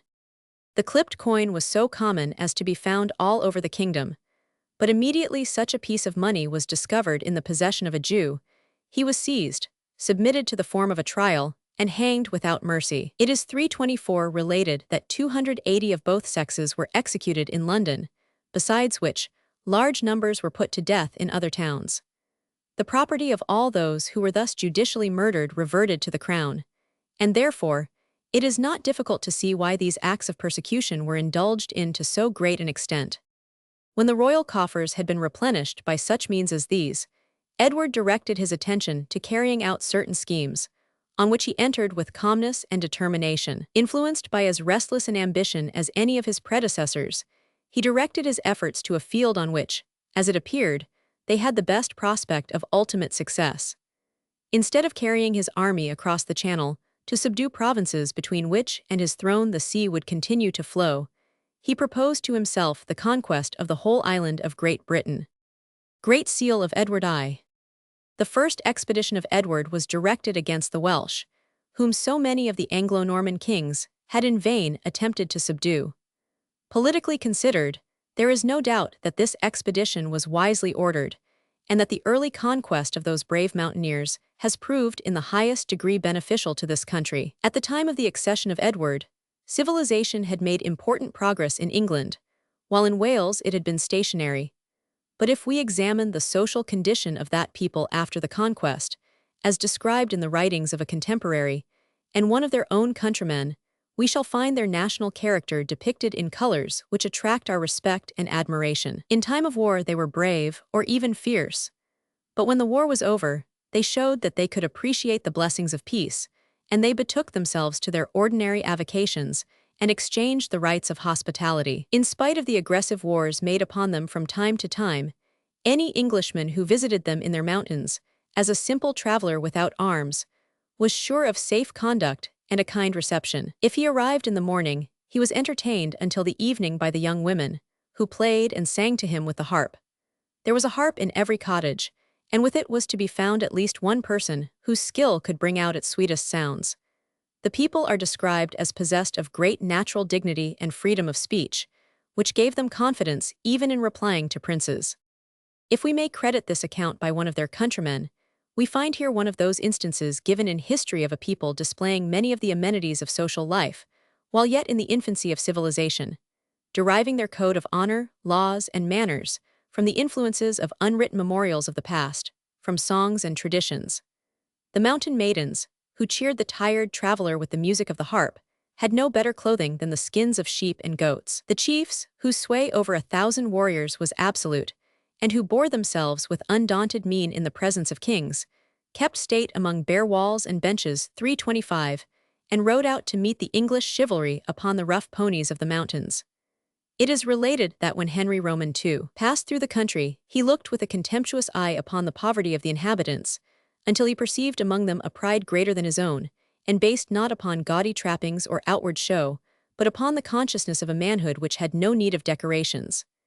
"These people are poor," said a mountaineer to the king, "but such as they are, thou shalt never subdue them. That is reserved for God in his wrath." Edward I's. During the contests between Henry Roman III and the de Montfort faction, Llewellyn, the chief of the north of Wales, had supported the cause of the Earl of Leicester, and at the Battle of Evesham had fought on his side. When that final struggle was over, and the Welsh chieftain had returned to his native hills, he still retained his regard for the fallen family of de Montfort, and sent to offer his hand in marriage to Eleanor, daughter of the deceased earl. The offer was accepted, and the young lady, in company with her brother Almeric, set sail from France to reach her affianced husband. But the vessel having been intercepted by some English ships, the bride and her escort were conveyed to the court of Edward, who detained them prisoners. Exasperated by this act of oppression, Llewellyn collected together his men-at-arms, and determined to revenge himself for the insult he had sustained. It is not certain when the first acts of hostility took place on the part of the Welsh or English, but there is no doubt that Edward had for some time past been pursuing, by various covert measures, the schemes he had in view. He administered bribes without stint among the mountain chiefs, and profiting by long-standing feuds which 326 existed between them, and which were insidiously fomented, he secured many of them to his side. Actuated by a feeling of jealousy, David, the brother of Llewellyn, placed himself among those who gathered round the royal standard, and with him was Rhys ap Meredith, the chief or prince of South Wales. The ground of quarrel which Edward preferred against Llewellyn was that the latter had refused to obey the summons to appear before the king, and render homage as one of the vassals of the crown. On receiving that summons, Llewellyn replied that his life was in danger from the number of his enemies, who, in violation of a recent treaty between him and Edward, had been received at the court. The Welsh prince demanded that a safe conduct should be granted to him, that 10 hostages, chosen from the English nobility, should be sent as security for his safe return, and that his bride should immediately be given up to him. Edward refused these conditions, with the exception of the safe conduct, and it is evident that he had no real desire that his vassal should withdraw his refusal. The king's preparations for the intended expedition were now matured. A large army was ready to take the field, and the church had excommunicated the Welsh prince as a traitor to the crown. At Easter 1277, Edward began his march to Wales, and having crossed the Dee near Chester, he entered Flintshire. A fleet, which had been dispatched for the purpose, co-operated with him by cutting off from Llewellyn all supplies from the Isle of Anglesey. The expedition was well timed, for when these operations had been effectually carried out, and the Welsh prince driven to the mountains, the storms of winter aided the attacks of his enemies. Deprived of food and succor, the condition of Llewellyn soon became wretched in the extreme, and he was compelled to submit to such terms of peace as Edward might please to offer. Those terms were hard indeed. A payment of £50,000 was demanded, together with the cession of the whole of Llewellyn's territories, except the Isle of Anglesey, which was also to revert to the crown in case the prince died without heir male, and for which, during his life, he was to pay a yearly rent of 1,000 marks. The king afterwards remitted the enormous ransom demanded, and had he not done so, it may be questioned whether it would have been possible to raise so much money throughout Wales. In return for these concessions of Llewellyn, Edward promised to release Eleanor de Montfort, but he showed considerable reluctance to fulfill that promise, and many months elapsed before the Welsh prince obtained his bride. Edward spared no pains to secure the advantage he had obtained. He rewarded liberally those among the Welsh chiefs who had supported him, and bestowed what are called honours upon those traitors to their native soil.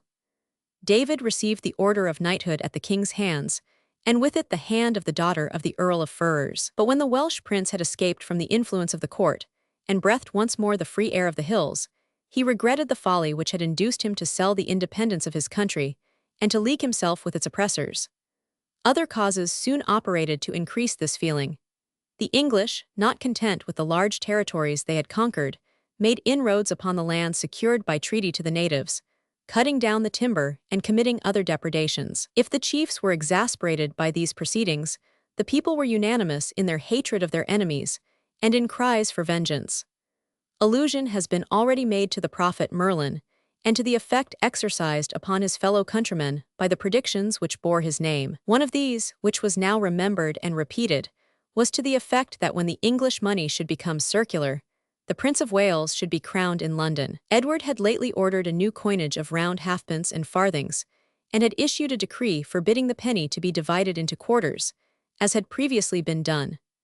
The Welsh, therefore, thought they saw the time arrive to which the prediction referred, and interpreting that dark saying according to their own wild wishes, believed that it foreshadowed nothing less than the subjugation of the whole island to the countrymen of the prophet. The impetuous descendants of the ancient Britons scarcely needed such old stories as these to prompt them to vengeance. David forgot the rewards he had received at the king's hands, and having effected a reconciliation with his brother Llewellyn, agreed to act in concert with him. On the 22nd of March, 1282, David suddenly descended from the Flintshire hills with a body of troops, and surprised the strong castle of Hawarden. Roger Clifford, the justiciary, was taken in his bed and made prisoner, and on the part of the garrison little resistance was made. This success emboldened the natives, who now 327 rose on all sides to join the standard of their chiefs. Llewellyn led his men against the castles of Flint and Rhuddlan, and though repulsed from these fortresses, he inflicted great damage upon the English in other places, forcing them from their strongholds, and often driving them across the borders. When the news of the insurrection was brought to Edward, he refused to believe it, but it has been supposed that his surprise was rather feigned than real, and that he was not displeased to have a pretext for another expedition which should complete his conquest, and place it on a firm basis.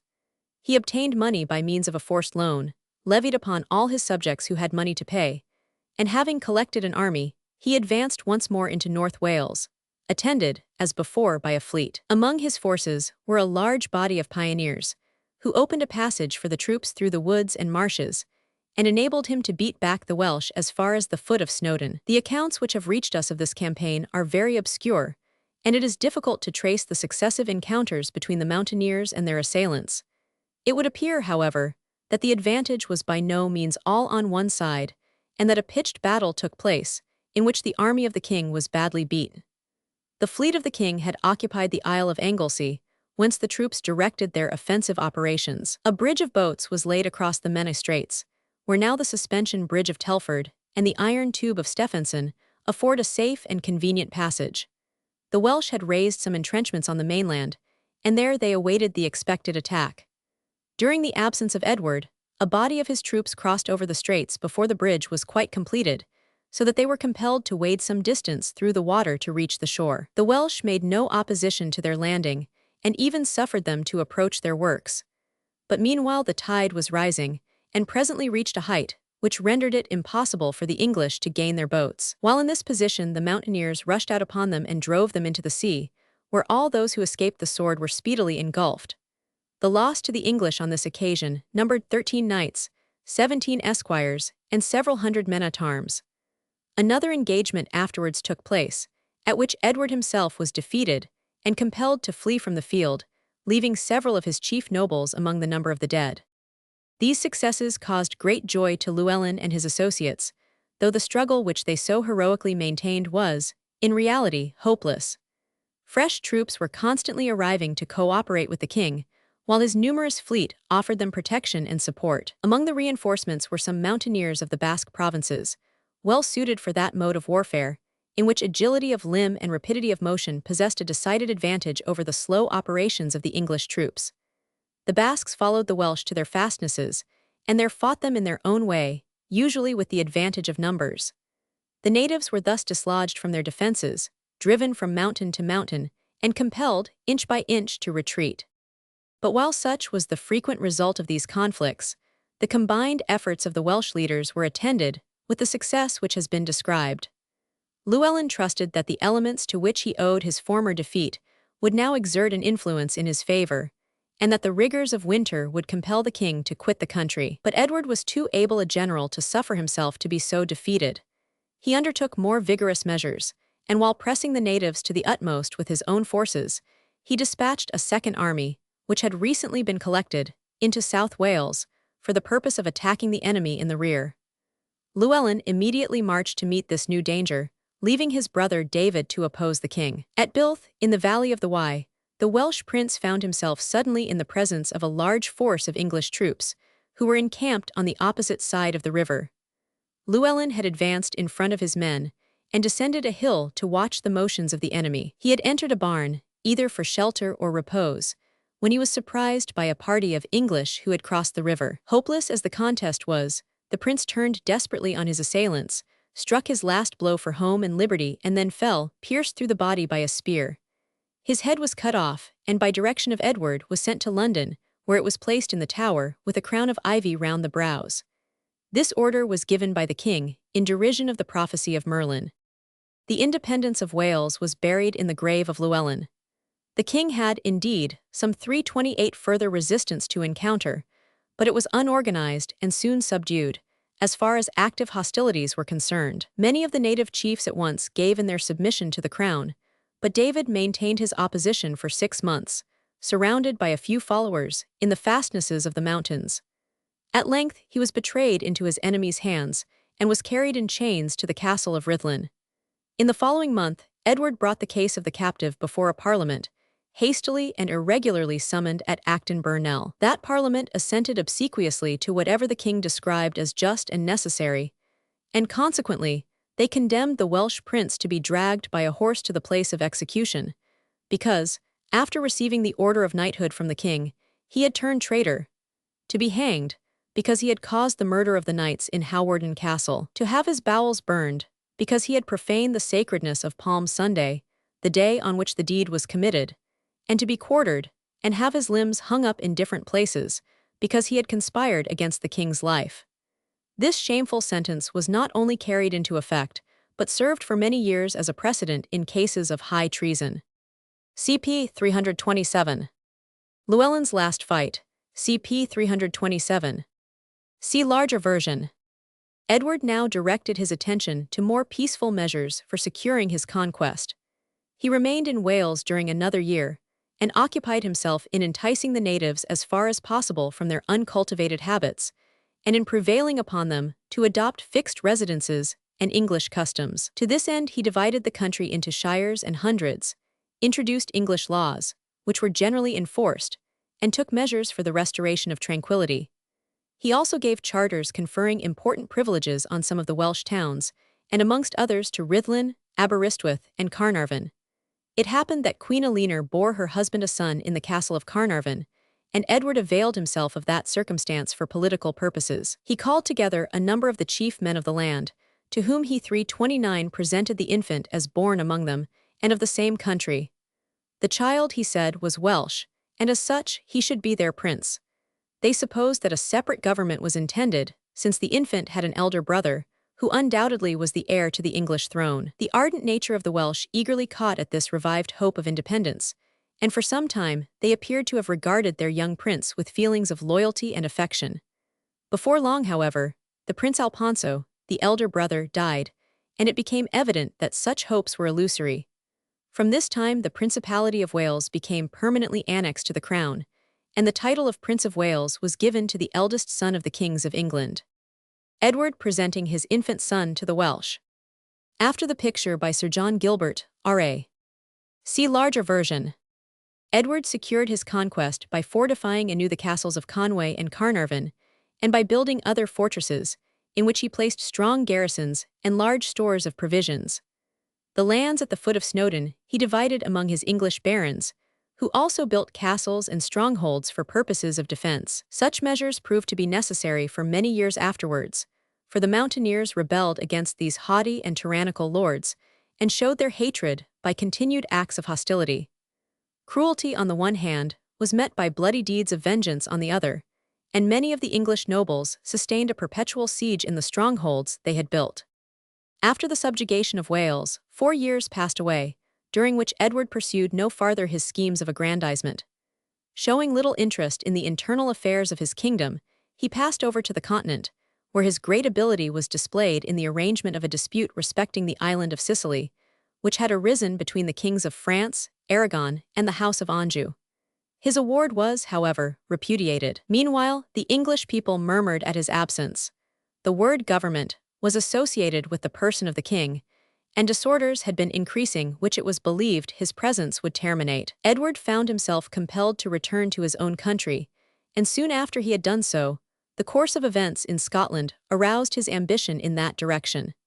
It will be necessary briefly to trace the narrative of Scottish history, from the reign of Malcolm Canmore to the date at which we have now arrived. The influence exercised upon the Scottish people by their queen, Margaret, the sister of Edgar Atheling, was in a high degree beneficial. The fair Saxon introduced among the fierce subjects of her husband the softer manners, the religion, and the dawning civilization of the South.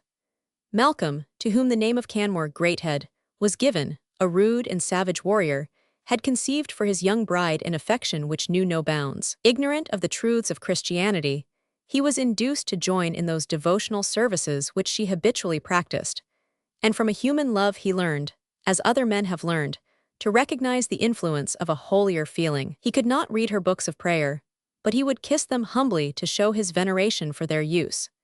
His power was freely placed in the hands of his young queen, and as freely used by her in reforming abuses in the church, and in the introduction of various arts and accomplishments. The people were savage and uncultivated, but they were generous, enthusiastic, and by no means deficient in a sort of rude chivalry. They had a wild imagination, fed by dark and gloomy traditions. They peopled the caves, the woods, the rivers, and the mountains with spirits, elves, giants, and dragons. And are we to wonder that the Scots should, at a very remote period, have evinced an enthusiastic admiration for song and poetry, that the harper was to be found amongst the officers who composed the personal state of the sovereign, and that the country maintained a privileged race of wandering minstrels, who eagerly seized on the prevailing superstitions and romantic legends, and wove them, in rude but sometimes very expressive versification, into their stories and ballads, who were welcome guests at the gate of every feudal castle, and fondly beloved by the great body of the people. While Margaret was spreading among the people the desire for knowledge, Malcolm was enlarging his dominions by conquest, and at the death of this prince, 1093, Scotland was, comparatively speaking, a united and consolidated nation. Then, however, various disorders took place, and when Alexander, son of Canmore, at length obtained possession of the throne, the people seem to have returned to their former condition of barbarism. In 1124 he was succeeded by his brother David, who, like his father, was sagacious and brave, an affectionate husband, and a gallant soldier. David, as the uncle of the Empress Matilda, daughter of Henry I, considered himself bound to support the title of that princess to the crown. The Battle of Northallerton, already described, CP 171, resulted in a severe defeat to the Scottish king, chiefly owing to the insubordination of a portion of his army. David exerted his power for the improvement of the condition of his subjects.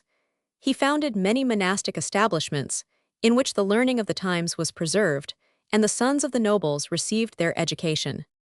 David was succeeded by his son Malcolm Roman IV. 1153, a brave and energetic prince, but whose negotiations with England were unfortunate. 331 Henry Roman II, then in full possession of his power, obtained from the Scottish king the resumption of a portion of Northumberland, which had been ceded by Stephen. The more remote parts of his kingdom were consolidated by Malcolm, who subdued a formidable insurrection among the fierce natives of Galloway. In the year 1165, Malcolm Roman IV died and was succeeded by his son William, surnamed the Lion. This prince it was who, having been made prisoner by Henry Roman II, agreed to purchase his liberty by surrendering the independence of his kingdom. This shameful bargain was rescinded by Richard Coeur de Lion, who restored the relative positions of the two kingdoms to their former footing. Thus the Kingdom of Scotland, properly so called, was restored to its independence, while the possessions in Westmoreland, Cumberland, Northumberland, and Lothian continued to be held by a feudatory title from the English crown. William was succeeded by his son Alexander Roman II in 1214. During the reign of this prince there were few events of importance. He occupied himself rather with the internal affairs of the country than with schemes of foreign aggression, and his policy was attended, on the whole, with favorable results. His son, Alexander Roman III, succeeded to the throne in 1249, and the peace and prosperity by which nearly the whole of his reign was distinguished were to be referred in a great measure to the wisdom and patriotism of his ancestors. As a proof of the advance which had been made by the nation in power, we are told by Matthew Paris that at this time the army of the king amounted to 100,000 men and 1,000 well-appointed horsemen. Alexander Roman III was only 9 years of age when his father died, but in order to prevent foreign interference with the affairs of the kingdom, the boy was immediately crowned at Scone, and was knighted by the Bishop of St. Andrews. 2 years afterwards the English king gave his daughter Margaret in marriage to Alexander, and the nuptials between the two children were celebrated with great pomp at York, in December 1251. The only important danger, which threatened Alexander, arose from the attacks of the Norwegians, whose old quarrel with the Scots respecting the islands of the Hebrides was renewed in this reign. In the summer of 1264, when the young king had just attained to the years of manhood, Hako, of Norway, a powerful king and a renowned warrior, set sail, at the head of a numerous force, for the Scottish shores. The Norwegian fleet arrived in the Frith of Clyde, while Alexander, assembling his troops, advanced to meet the invaders. A storm arose, by which the foreign armament sustained considerable damage, and its violence was scarcely abated when Hako reached the Bay of Largs, near the mouth of the Clyde. Here he was met and attacked by the Scottish army, which arrived in successive divisions. A protracted conflict of 3 days' duration took place there, and the plain, still covered with cairns and rude monuments of the slain, bears witness to the bloody and obstinate character of the struggle. Alexander at length gained a complete victory. The remnant of the invaders retreated to their ships, and effected their escape to the islands of Orkney, where the redoubtable Hako died, either from wounds received in the battle or from mortification at its result. The victory of Largs terminated forever the wars between Scotland and Norway, and after a lapse of 17 years, the two nations cemented their peace by a marriage between Margaret, the daughter of Alexander, and the youthful Eric, Hako's successor. During a period of 20 years succeeding the Norwegian expedition, we may believe that the Kingdom of Scotland enjoyed a condition of uninterrupted prosperity. The young king governed his people wisely and well, and undisturbed by enemies from without. He was able to repress the quarrels of those rival factions of the nobility, which for many years had maintained towards each other a position of active or passive hostility. But heavy clouds were gathering round the future of this prosperous king, and at the moment of its greatest glory, the royal house of Scotland was doomed to perish from the land. Margaret of England, the Queen of Alexander, had died in 1275. Besides the daughter, whose marriage had restored peace to the nation, 2 sons had been born to him, one of whom died in childhood. In the year 1283, the Queen of Norway expired, leaving only an infant daughter, who had also received the loved name of Margaret. A few months later, the Prince of Scotland followed his sister to the grave, and thus the king, while yet in the prime of manhood, was bereft of wife and children. Anxious to secure the succession to his granddaughter, who was called the Maiden of Norway, Alexander summoned a council or parliament at Scone, and those present bound themselves to accept the Norwegian princess as their sovereign, in the event of the king dying without issue. In 332, the hope of obtaining a direct heir, Alexander took for a second wife Yolande, the daughter of the Count of Dreux. The new queen was young and very beautiful, but the marriage was described as attended by evil omens, and the events which followed it might well assist the imagination of the chroniclers as to the portents they describe. Within a year afterwards, Alexander was riding at nightfall from Kinghorn to Inverkeithing, on the north shore of the Frith of Forth, when the horse, starting or stumbling, rolled with him over a precipice. Thus died a prince whom the nation mourned as the last and worthiest of his line, 1285. The first proceeding of the Estates of Scotland was to fulfill their vow by appointing a regency to exercise the functions of government during the minority of the infant queen. But it was evident that the succession of the little Maiden of Norway was scarcely likely to be secured by such a measure. A female sovereign was new to the people, and the same prejudice existed against her as that which, in England, had excluded from the throne the daughter of Henry I. It was therefore scarcely to be expected that the turbulent chiefs would preserve their allegiance to a child, then in a foreign country, and partly of foreign extraction. It was not long before one strong party formed the design of placing its chief upon the throne, to the exclusion of the Maiden of Norway. Robert Bruce could show some relationship to the royal family, his mother Isabella being one of the daughters of David, Earl of Huntingdon, brother of William the Lion. This chief, who was supported by many of the Scottish nobility, held a meeting of his adherents on the 20th of September, 1286. The scene of the assembly was Turnberry Castle, in Ayrshire, the seat of Bruce's son, Robert Bruce, who had received the title of Earl of Carrick in right of his wife. An agreement was entered into, by which all the persons present bound themselves to adhere to one another on all occasions, and against all persons, saving their allegiance to the King of England, and to him who should gain the Kingdom of Scotland as the rightful heir of the late king. There appears little doubt that the real object of the meeting was to obtain the crown for Bruce, to which end they would have been willing to secure the assistance of Edward, by acknowledging him as feudal Lord of Scotland. The English monarch, however, had other designs, which he proceeded to carry into effect. Edward was the granduncle of the Maiden of Norway, and he, with her father Eric, might therefore be considered her natural guardian. The latter seems to have interested himself little about her fate, and neither paternal affection nor schemes of ambition prompted any active exertions in her cause.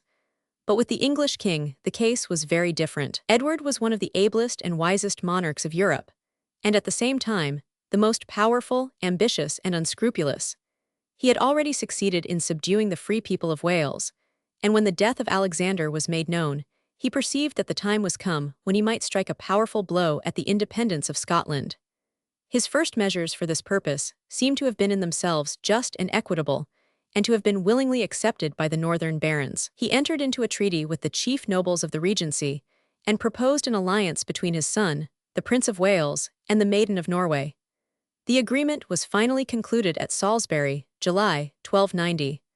Articles were drawn up for securing the independence of Scotland, and they were solemnly sworn to by the English king. It is matter for doubt how far such an oath would have been kept had the match taken place, for it is known that Edward had secured to his own party some of the Scottish chiefs, and under pretense of guarding the peace of the country, had obtained possession of many castles and fortified places, But the scheme of a union between the two kingdoms by marriage was defeated by the early death of the Maid of Norway, who, having set sail for Britain, fell sick during the passage, and unable to pursue the voyage, landed on one of the Orkney Islands, where she expired in her 8th year. Edward was thus compelled either to resort to other measures for the purpose of securing his authority in Scotland, or at once to relinquish his designs upon that country. It is probable that so ambitious a monarch did not long hesitate between the two alternatives, and the result of his deliberations was a communication to his council to the effect that he had it in his mind to bring under his dominion the king and kingdom of Scotland in the same manner that he had subdued the kingdom of Wales. The pretext on which he founded his pretended right to interfere in the affairs of Scotland was the claim which he advanced to be Lord Paramount of that country, a claim supported by his being in possession of the castles already alluded to, by virtue of the Treaty 333 of marriage between his son and the Maiden of Norway. The line of William the Lion having been abruptly cut off, the heir to the crown would be found among the descendants of David, Earl of Huntingdon, his younger brother. The Earl had one son and 3 daughters. The former died without issue, and of the latter, Margaret, the eldest, was married to Alan of Galloway, the second, Isabella to Robert Bruce, and the third, Ada, to Henry Hastings. The eldest daughter bore no son to her husband, but her daughter, Devorgilla, married John Balliol. The issue of this marriage was a son, John Balliol. The Robert Bruce already named, who in right of his wife was Earl of Carrick, was the son of Isabella, and John Hastings was the son of Ada. Between the rival claims of these nobles there could, in our day, be no difficulty in deciding, the laws of primogeniture clearly awarding the title to the descendant of the eldest branch.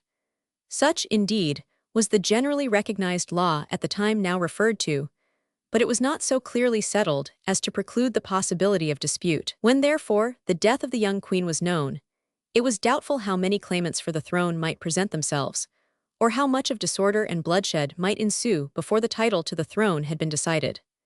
The ambition of Edward, and the position he had assumed towards Scotland, excited the greatest apprehension amongst patriotic men, who saw misfortune and misrule about to succeed to the prosperity which the country had lately enjoyed. From a photograph by J. Valentine Dundee. Norham Castle, from a photograph by J. Valentine Dundee. See larger version. Edward, who was invited to decide the complicated question, requested the barons and the clergy of Scotland to meet him at Norham, a town on the English side of the Tweed. The summons was obeyed, and a conference took place on the 10th of May, 1291. Here Edward openly repeated the intention, which he had already stated to his own barons, that he would dispose of the succession to the Scottish throne as Lord Paramount of that country, and he required that the Scots should immediately recognize his title and 334 authority. It does not appear that the demand excited much surprise among the assembly, but they were not altogether unanimous in their assent, and a voice was heard to declare that the request of the king could only be replied to when the Scottish throne had been filled. Edward swore by the saints that he would vindicate his just rights or perish in the attempt.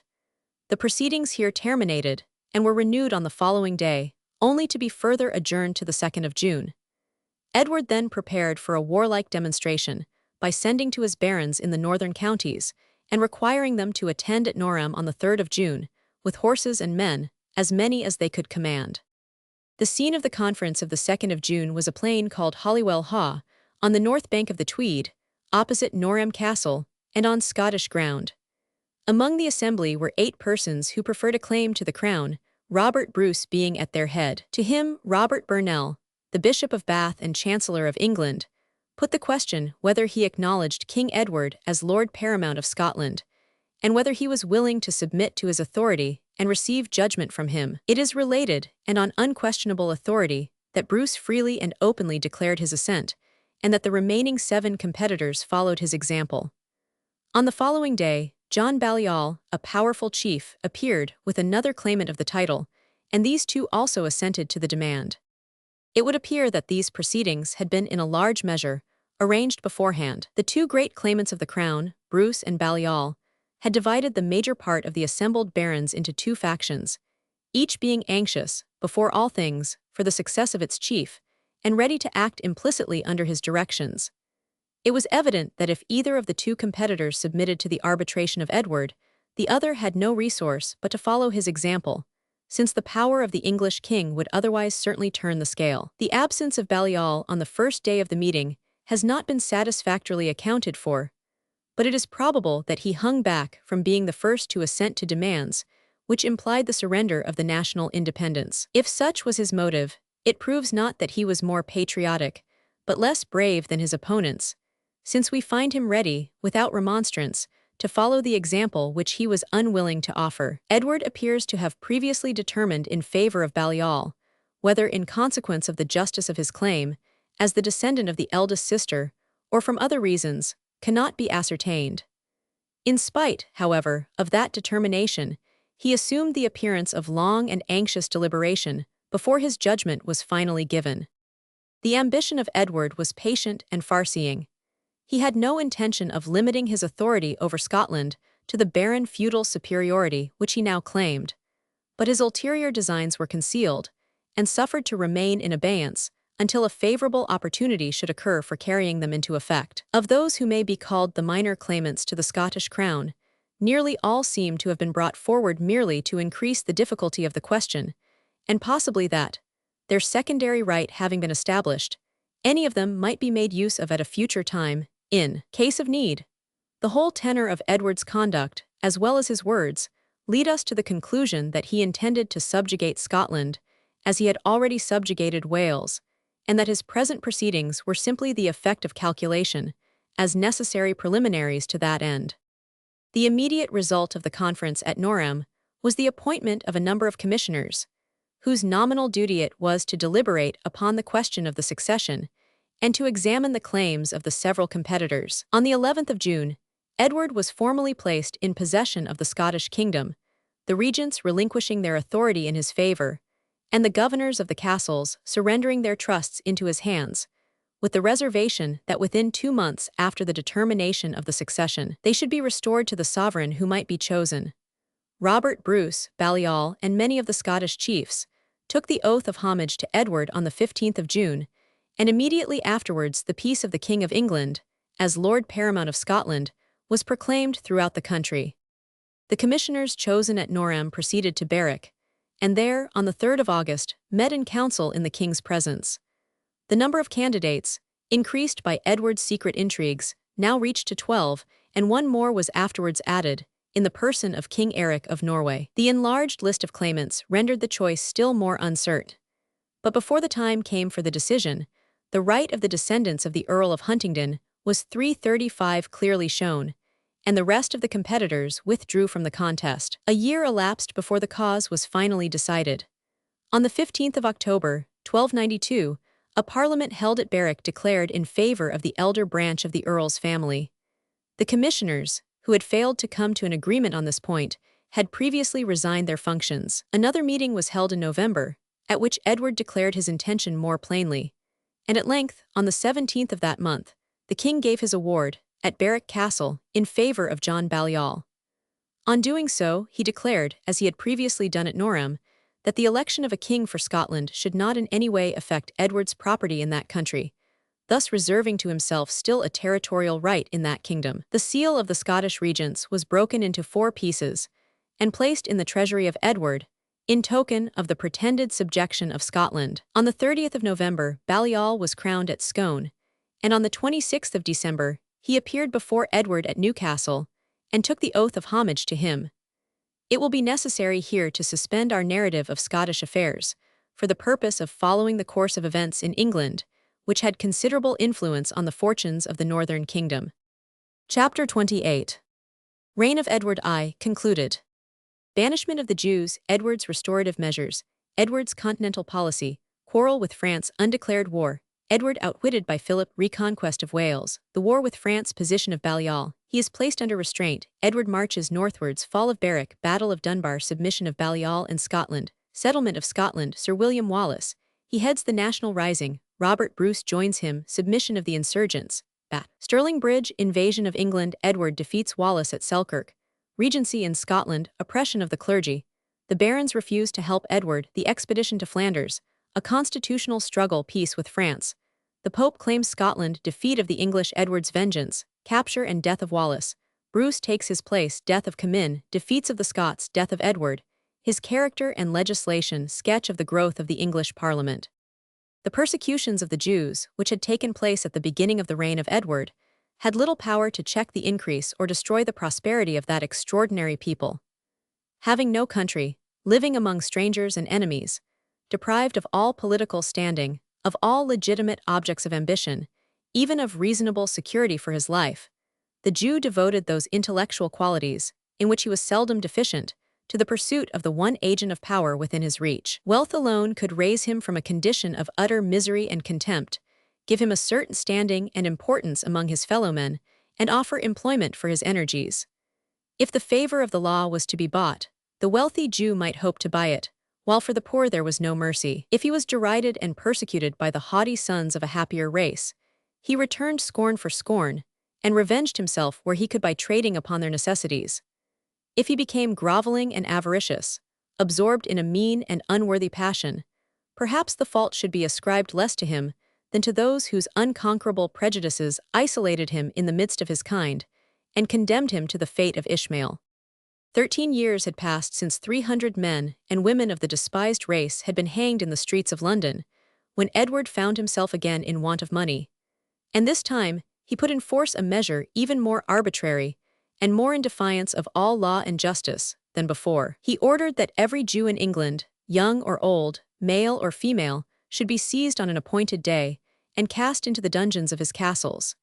Here they were confined until they had paid collectively a sum of £12,000 to the royal treasury. Not long afterwards further measures were taken against them, and this time, as it appeared, rather from a spirit of fanatical cruelty than for the sake of gain. In the year 1290, the king issued a proclamation, commanding all the Jews to quit the country within 2 months, under the penalty of death. 336. In spite of the cruelties they had suffered, their numbers had rather increased than diminished, and more than 16,000 persons were thus banished from the kingdom. They were permitted to carry with them only so much money as would pay the cost of their voyage, the rest of their goods and property being seized in the king's name. There is no doubt that large sums of money were obtained by the crown in this barbarous fashion, and it may at first appear that such was the object of the king in directing this wholesale banishment. If so, it was certainly a short-sighted policy, inasmuch as the supplies which repeated exactions had continued to force from the Jews would now be permanently cut off. CP 337. Earl Warenne showing his title to his estates. CP 337. See larger version.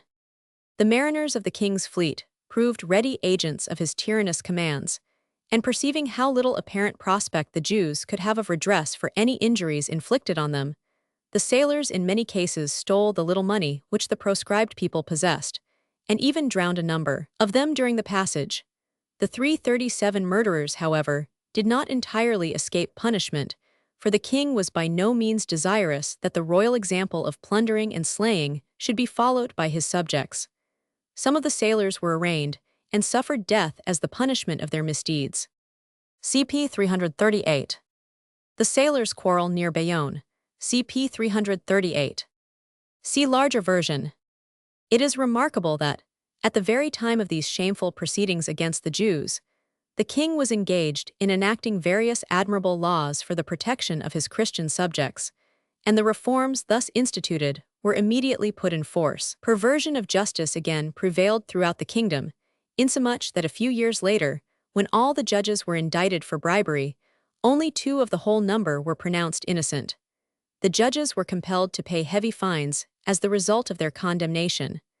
Other measures taken by the king for increasing his revenues proved less successful. Proceedings were instituted for the recovery of portions of the royal domains of which some of the barons had become possessed, and these nobles were required to show the titles by which they held their lands.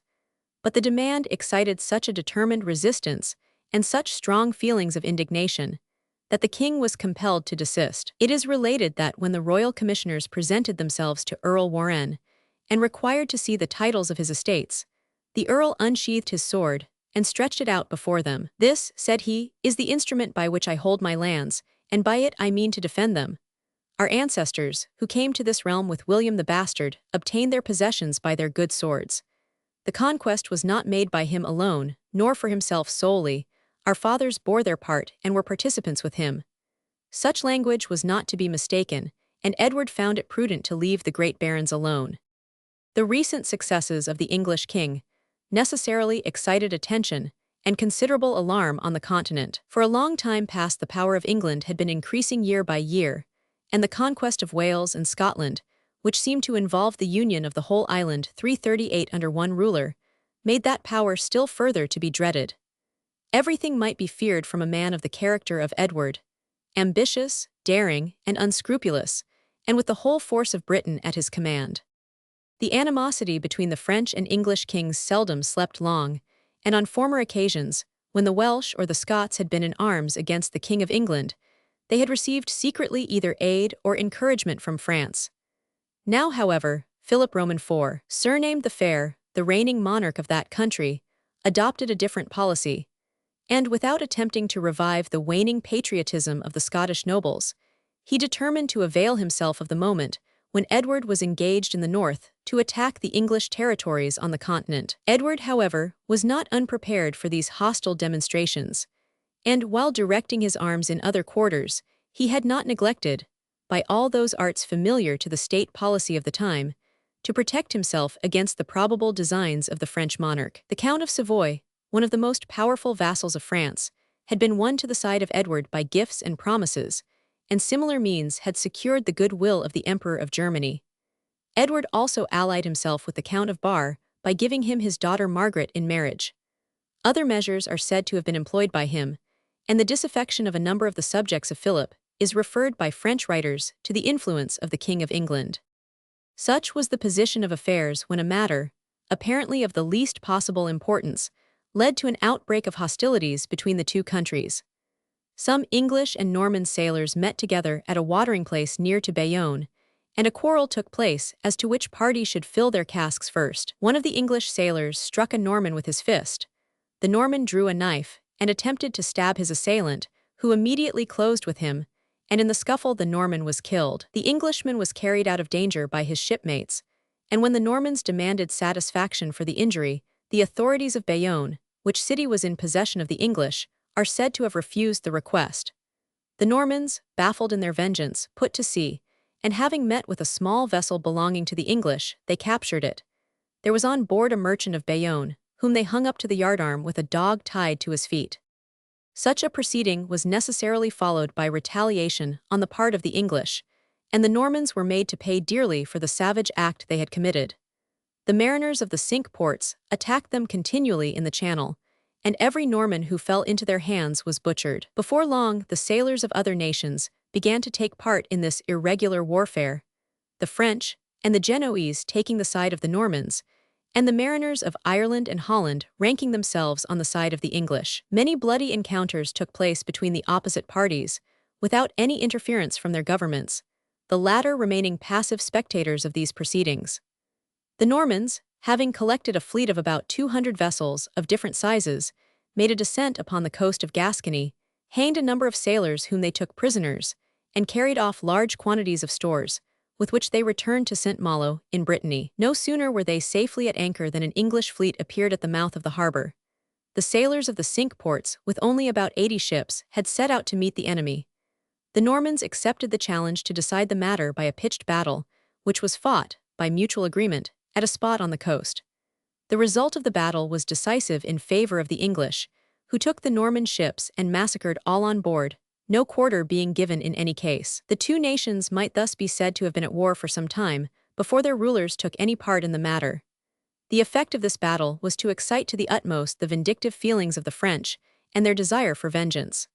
Philip, who was himself enraged at the result of the engagement, perceived that the time was come when the people would hail with delight the declaration of war with England, and when such a war might be undertaken with the best chance of success. Philip assumed the right to punish the English king, who, as Duke of Aquitaine, might be said to be a vassal of the French crown. Officers sent by Philip attempted to seize some of the English lands, but they were driven back by the troops in possession. He then summoned the Duke of Aquitaine to appear before his suzerain after the feast of Christmas. Edward considered it prudent not wholly to disregard this summons, and he sent his brother Edmund to arrange terms with Philip. On this occasion, it would appear that Edward, influenced by the ties of blood, made choice of a bad instrument. The 339 negotiation terminated by an agreement on the part of Edmund to surrender Gascony to the French king for a period of 40 days, as a satisfaction for his wounded honor, receiving the promise of Philip that it should be faithfully given up at the expiration of that time. The French king now declared himself satisfied, but when the 40 days were over and Edward demanded restitution of Gascony, he received the refusal which was to be anticipated. Philip now assumed a bolder front, declared that Edward had not fulfilled the duties of a vassal, and summoned him once more, as Duke of Aquitaine, to appear before his peers. The summons being disregarded, he declared him contumacious, and condemned him to the loss of all his estates in France. This declaration was immediately followed by active measures, while Edward, on his part, prepared for war with all his customary energy.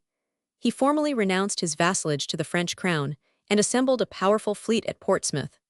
For several weeks the winds were contrary, and during that time the impatient monarch was compelled to remain in a condition of inactivity.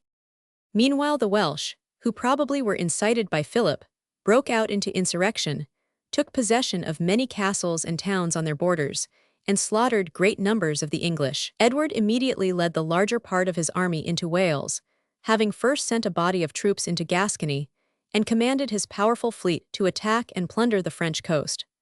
A number of sanguinary sea fights took place between the French and English, and in nearly every instance, the French were defeated with heavy loss. The campaign of Edward in Wales was by no means brief or unattended with danger.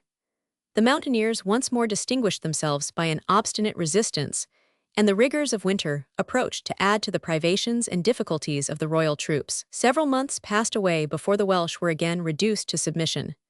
Madoc, their leader, the foremost and best man in this new struggle for liberty, was at length compelled to surrender, and he and some of the most dangerous chiefs were cast into dungeons for life. Thus, after the country had been again ravaged, and the homes of great numbers of the people laid in ashes, the rebellion was quelled. The story which has long been current respecting the hanging of the Welsh bards by Edward rests on no contemporary authority and therefore must be rejected as devoid of truth. There is no question that the king was capable of that, or any other savage act by which vengeance for the past or advantage for the future could be obtained. But it is the business of history to illustrate a man's character by his actions, and not to deduce from that character a confirmation of doubtful statements. No sooner was the submission of the Welsh complete than the position of affairs in Scotland again demanded Edward's presence, and compelled him to relinquish his intention of crossing the Channel in person. The nobles of Guienne had lately declared themselves in his favor, and thither the king dispatched a small body of troops under the command of his brother Edmund. Soon after landing, Edmund died, and the command fell upon the Earl of Lincoln, who attacked the French towns and fortresses with success, driving out the whole of the French garrisons.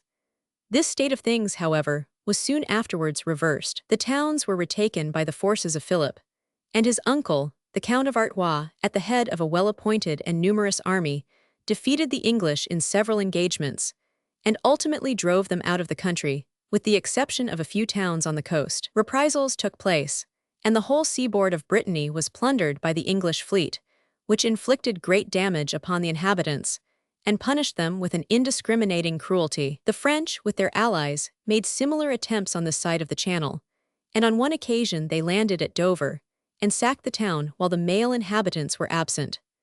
The men of Dover returned to find many of their wives and children murdered, and they overtook the marauders before they could reach their ships, and slew several hundreds of them. The policy of Edward towards Scotland had been insulting and imperious to a degree which can hardly be considered judicious. The king whom he had raised to the throne was thwarted in every assumption of independent sovereignty, and was made to feel that his oath of vassalage was no form, but a galling and bitter reality.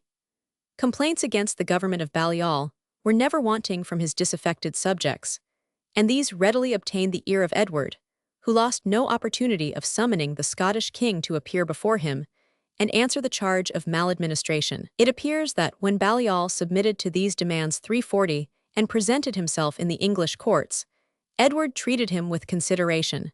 But when the Scottish monarch attempted to assert his independence, he was checked by measures of the utmost rigor. The submission of Balliol to his imperious master was complete, and although he at length was goaded to offer some resistance, this tardy show of spirit tends little to redeem his character from the unfavorable light in which it is viewed by history. Apologists for this degraded king have not been wanting, and have attempted to paint him as a man possessed of lofty qualities, who erred rather from overestimating his strength than from weakness or pusillanimity. His contemporaries among his own countrymen thought otherwise, and gave him a nickname, attributing to him an utter want of energy and ability.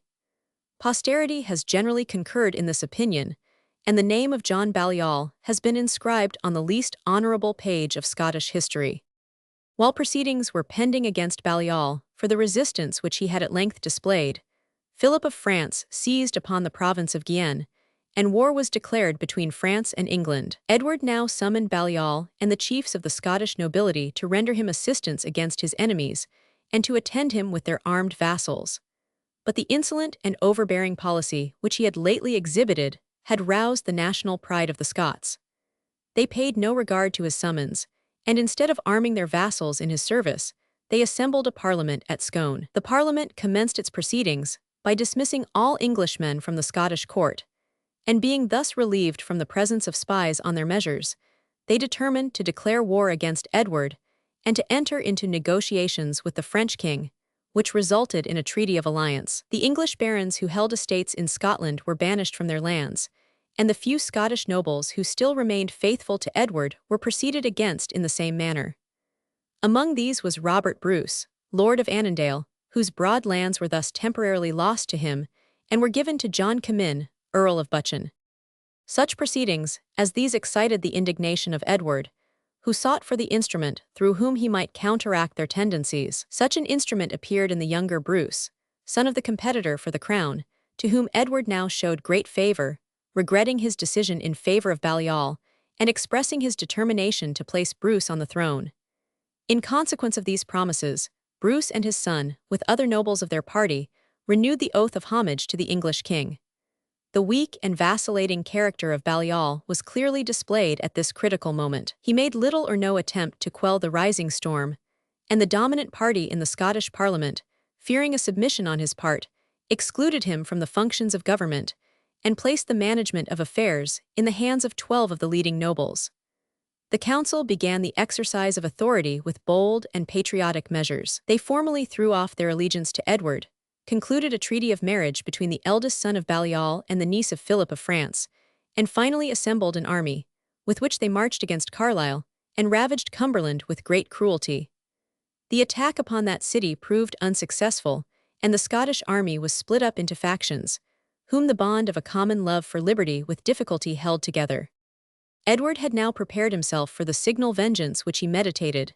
He collected an army of 30,000 foot and 4,000 horse, and was presently joined by 1,000 foot and 500 horse under the command of Anthony Beck, Bishop of Durham.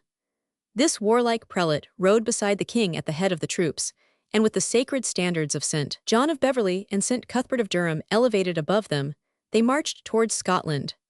Balliol had been already summoned to attend at Newcastle as vassal of the English crown. Edward waited a few days for his appearance, and then crossed the Tweed, and led his army along the Scottish side to the town of Berwick, which was then in the hands of the Scots. Berwick was at that time a place of great importance, celebrated for its wealth and the power of its merchants, and thus its capture offered to Edward other temptations than the prospect of revenge.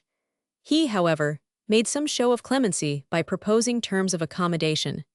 These being refused, a simultaneous attack was made upon the town by the English fleet and the troops of the king. The attack by sea was repulsed, with the loss of 3 ships which were burnt by the townspeople, but the onslaught of the land forces bore down all opposition.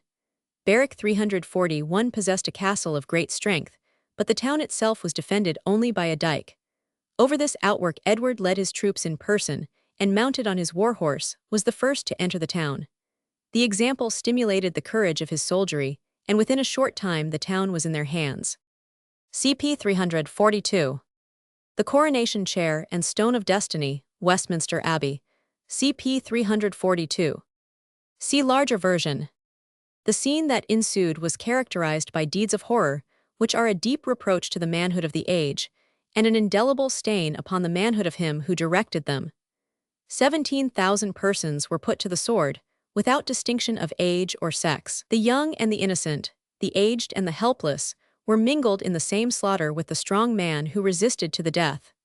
For 2 days the carnage was continued, until the dead were piled up before the doors of the houses, and the streets ran with blood. From the cruelty of man, the wretched inhabitants sought the protection of God, and flocking to the churches, they flung themselves in terror before the altars. But the sanctuary was speedily violated by their enemies. The shelter of the sacred walls availed them nothing, and they were cut down by hundreds where they knelt. It is related that a party of Flemish merchants defended themselves in their factory, a building of great strength, against the whole English army, until the assailants, exasperated by the opposition they encountered, set fire to the factory and burnt it with its brave defenders to the ground. Such was the terrible lesson which Edward was capable of giving to those who opposed him.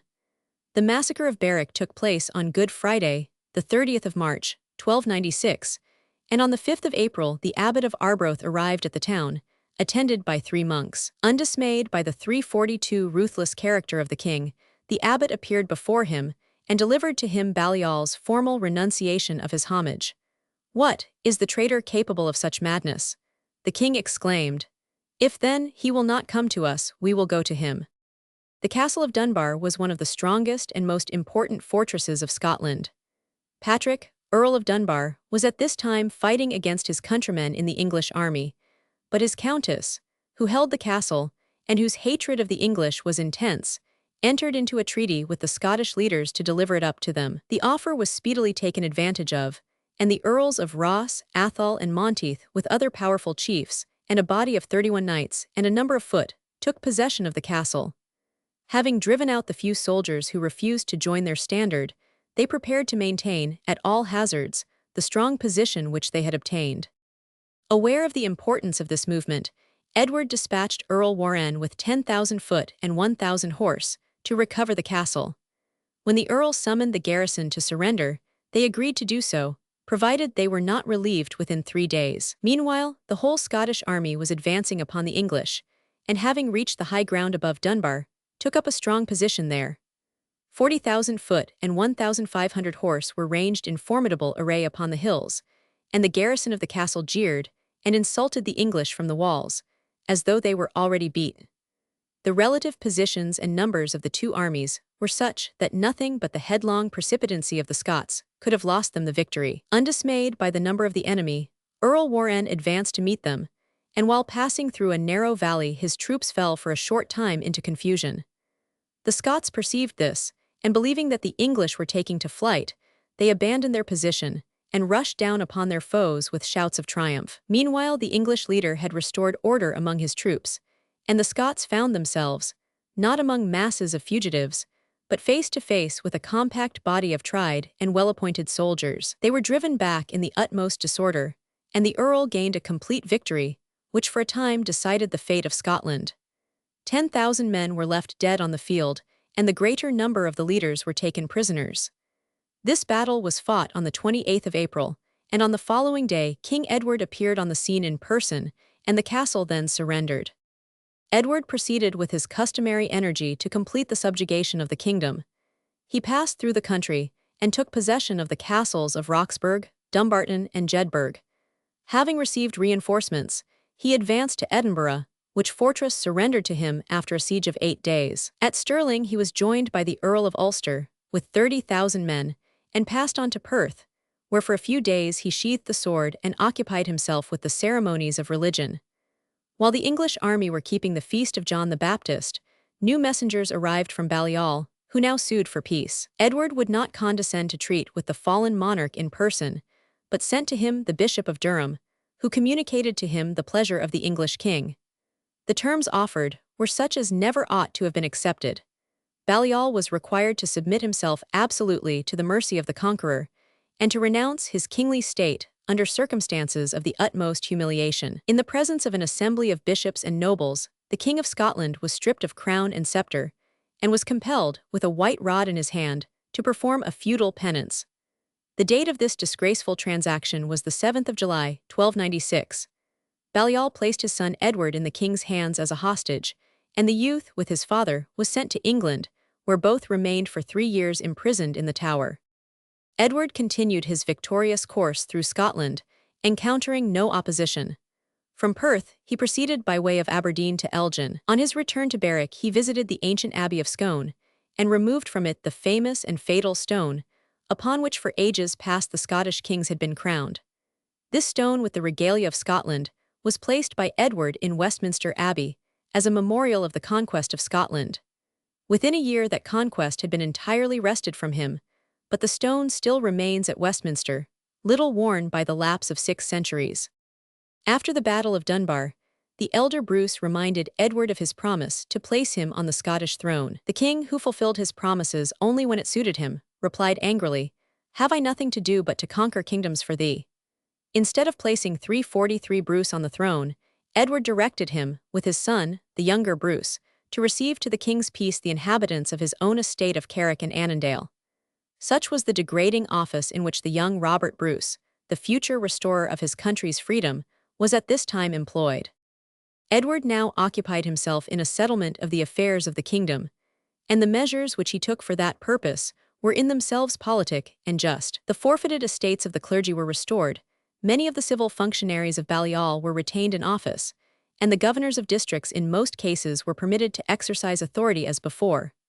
Some Englishmen were, however, placed in command of castles and districts to the south, and the supreme authority was vested in 3 persons: John of Warenne, Earl of Surrey, governor; Hugh de Cressingham, treasurer; and William Ormsby, justiciary.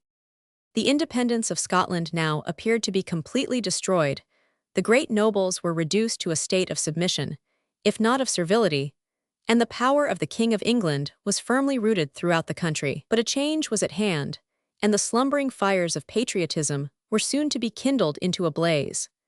The man who was destined to rouse his countrymen from their apathy and work out the freedom of his native land was at this time engaged in roaming the hills of Renfrewshire at the head of a petty band of marauders. He was that Sir William Wallace, famed through succeeding ages in song and story, but of whom history can offer few details worthy of reliance.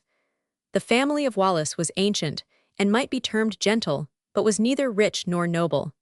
He was the son of Sir Malcolm Wallace, of Elderslie in Renfrewshire. In those stormy times, bodily strength and valor in the field were the first qualities necessary to success. The strength of Wallace is described as having been prodigious. His size was gigantic, and as he grew towards manhood, there were few men who could meet him in single combat. He was a man of violent passions, and a strong hatred of the English, which was evinced by him in early life, was fostered by those with whom he came in contact. So the Scots took up arms once more. The great chiefs, indeed, hung back from the movement, and maintained their condition of supineness and inactivity, but the inferior nobility and the people no longer suffered themselves to be restrained. Incited by their hatred of the English, the peasants formed themselves into armed bands, which infested the highways, and attacked any of their enemies whom they could surprise in detached parties. Edward devoted large sums of money to repressing these disorders, but without success. And now there appeared on the scene the extraordinary individual whose energies, first excited by personal injuries, were afterwards devoted to his country, with efforts not less than heroic. We first read of Wallace as engaged in a quarrel in the town of Lanark with some English officers who had insulted him. Bloodshed ensued, and he would probably have lost his life in the streets, but for the interference of his mistress, to whose house he fled, and with whose assistance he escaped. It is stated that Hislop, the English sheriff, attacked the house, and in a spirit of brutal and unmanly vengeance, seized the unhappy lady and put her to death. Wallace, having heard the news, threw himself upon the sheriff and slew him. For this deed he was proclaimed a traitor, and he left his home to seek a retreat among the mountain fastnesses. Here he was soon joined by a few desperate men, who naturally acknowledged the strongest as their chief, and then, under his guidance, made successful attacks upon straggling parties of English. His name soon became famous, and numbers of men of different classes flocked to his standard. The halo of romance with which this hero was speedily invested by the people, the continued and galling acts of tyranny on the part of the English, and the desire of revenge, all tended to recruit the ranks of the mountain chieftain. Among the first men of note who joined him was Sir William Douglas, the former commander of the garrison of Berwick, who, at the sack of that town, had been permitted to march out with military honors. He now brought a force consisting of the whole of his vassals to the army of Wallace. At this time Ormsby, the justiciary, was holding court at Scone. Thither Wallace led his troops, and surprised the justiciary, who escaped with difficulty, leaving a rich booty behind him. The Scots now openly ravaged the country, plundering and slaying all the English who fell into their power. Wallace was cruel and merciless in war, and through the records of that time, we look in vain for any of those acts of humanity which were inculcated by the laws of chivalry, and occasionally practiced by men who sought the reputation of accomplished knights. The same ruthless 344 barbarity characterized the mode of warfare on both sides, and Scots or English, in passing through the country, marked their course by a trail of blood. CP 342. The Abbot of Arbroath before King Edward, CP 342. See larger version. The conduct of the younger Bruce, who afterwards displayed, as Robert I, such distinguished abilities, was at this time uncertain, and the reverse of energetic. Edward, however, dreaded the rebellion of a chief who possessed such great estates and influence, and having summoned him to Carlisle, compelled him to make oath, on the sword of Thomas Becket, that he would continue faithful. As a proof of his fidelity, he was required to ravage the lands of Sir William Douglas, whose wife and children he seized and carried into Annandale. Having thus quelled suspicion, the young chief, who was then 22 years old, called together his father's vassals, spoke of his recent oath as having been extorted by force, and as being therefore of no weight, and urged them to follow him against the oppressors of their country. They refused to do so in the absence of his father, and Bruce then collected his own retainers and proceeded to join Wallace. The news of the rising of the Scots was brought to Edward as he was about to embark for Flanders. He immediately issued orders for the collecting of an army, which was placed under the command of Sir Henry Percy and Sir Robert Clifford. These distinguished commanders advanced, at the head of 40,000 men, to meet the forces of the Patriots, which were already in a condition of disorganization. The Scots were without any acknowledged leader, and although Wallace, as the prime mover of the revolt, as well as by his superior qualities, was the most worthy to assume 345 that position, the higher nobility who were with him refused to act under the orders of a man whom they regarded as their inferior. Under such circumstances as these, combined movements were impossible, and all the advantages of discipline, which, equally with prudence, may be said to be the better part of valor, were on the side of the enemy. The English leaders proposed to negotiate, and after a short deliberation, the chief associates of Wallace laid down their arms, and once more gave in their submission to Edward. Among those who did so were Bruce, Sir William Douglas the Steward of Scotland, the Bishop of Glasgow, Sir Alexander Lindsay, and Sir Richard London. The document signed by them is dated at Irvine, on the 9th of July. One man alone, of all the higher Scottish nobility, remained to uphold the honour of his order, and preserved his duty to his country. This was Sir Andrew Moray of Bothwell. Undaunted by the disaffection of his powerful companions, Wallace still held together a strong band of men, who, poorer and more patriotic, disapproved of the pusillanimity of their chiefs, and with these he retreated for a time into the mountains. From a photograph by Messrs. G. W. Wilson and Co., Aberdeen. The Abbey Craig and Wallace Monument, near Stirling with the Ochil Hills. From a photograph by Messrs. G. W. Wilson and Co., Aberdeen. See larger version. Several months elapsed, during which Edward appears to have made no attempt to molest the Scottish insurgents. Meanwhile, the fame of Wallace was extended throughout the country, and vast numbers of the people flocked to his standard. Knighton, an old English historian, asserts that the whole of the lower orders already regarded Wallace as the future deliverer of their country, and that amidst the surrounding dangers, they gathered new hope and courage from his undaunted brow. It is stated also that many of the nobility repented of oaths weakly or unwillingly taken, and that their hearts were with the cause of the man whom they had refused to obey. Wallace renewed offensive operations with largely increased forces, and drove the English from the castles of Brechin, Forfar, Montrose, and other fortresses to the north of the Forth. He was engaged in a siege of the castle of Dundee when he received news of the advance of the English. Raising the siege, he marched his forces, consisting 346 of 40,000 men, in haste to Stirling, where he arrived before the English army. Wallace took up a favorable position on the banks of the Forth, a portion of his troops being concealed by the hills. The Earl of Surrey, in command of 50,000 foot and 1,000 horse, soon afterwards appeared on the other side of the river. On observing the strong position of Wallace, the Earl thought it prudent to negotiate with him, and to this end sent messengers to him proposing to treat. The reply of Wallace was bold and decided. "Return," he said, to those who sent you, and say that we are not here to waste words but to maintain our rights and give freedom to Scotland. Let them advance, and we will meet them beard to beard." The English were exasperated by this bold defiance, and importuned their leader to accept the challenge offered to him. Cressingham, the treasurer, a weak and hot-tempered man, joined his expostulations with the others, protesting against a delay which would increase the expenditure of the public money. The Earl, though an able general, who must have perceived the danger of an attack against the position before him, was prevailed upon by such representations as these to yield his own better judgment, and lead his impatient troops to the destruction which awaited them.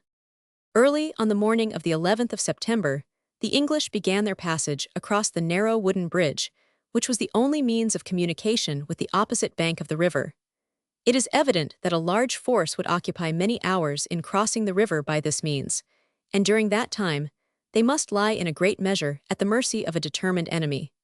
Wallace did not neglect the opportunity thus afforded him. He suffered the English to transport about one half of their forces, and then took possession of one end of the bridge, thus effectually cutting off their further advance. He then surrounded the body of the enemy who were thus separated, threw them into confusion, and gained a bloody victory. Many thousands of the English fell by the sword or perished in the water, and among the dead was the treasurer, Cressingham. This man, during his administration, had made himself peculiarly obnoxious to the Scottish people, and they now revenged themselves after a barbarous fashion, by stripping the skin from the dead body of their enemy, and cutting it into small pieces to be worn, as the North American Indian of a later day carried the scalp of his fallen foe.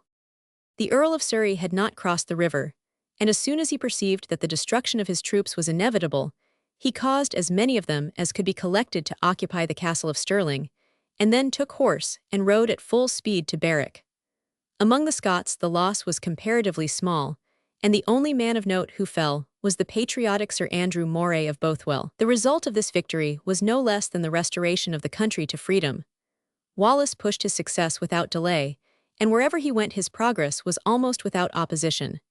The castles of Edinburgh, Berwick, Dundee, and Roxburgh at once surrendered, and within a short time, the rest of the Scottish strongholds submitted to the victor, so that there was not a fortress in the country remaining in the possession of the English king.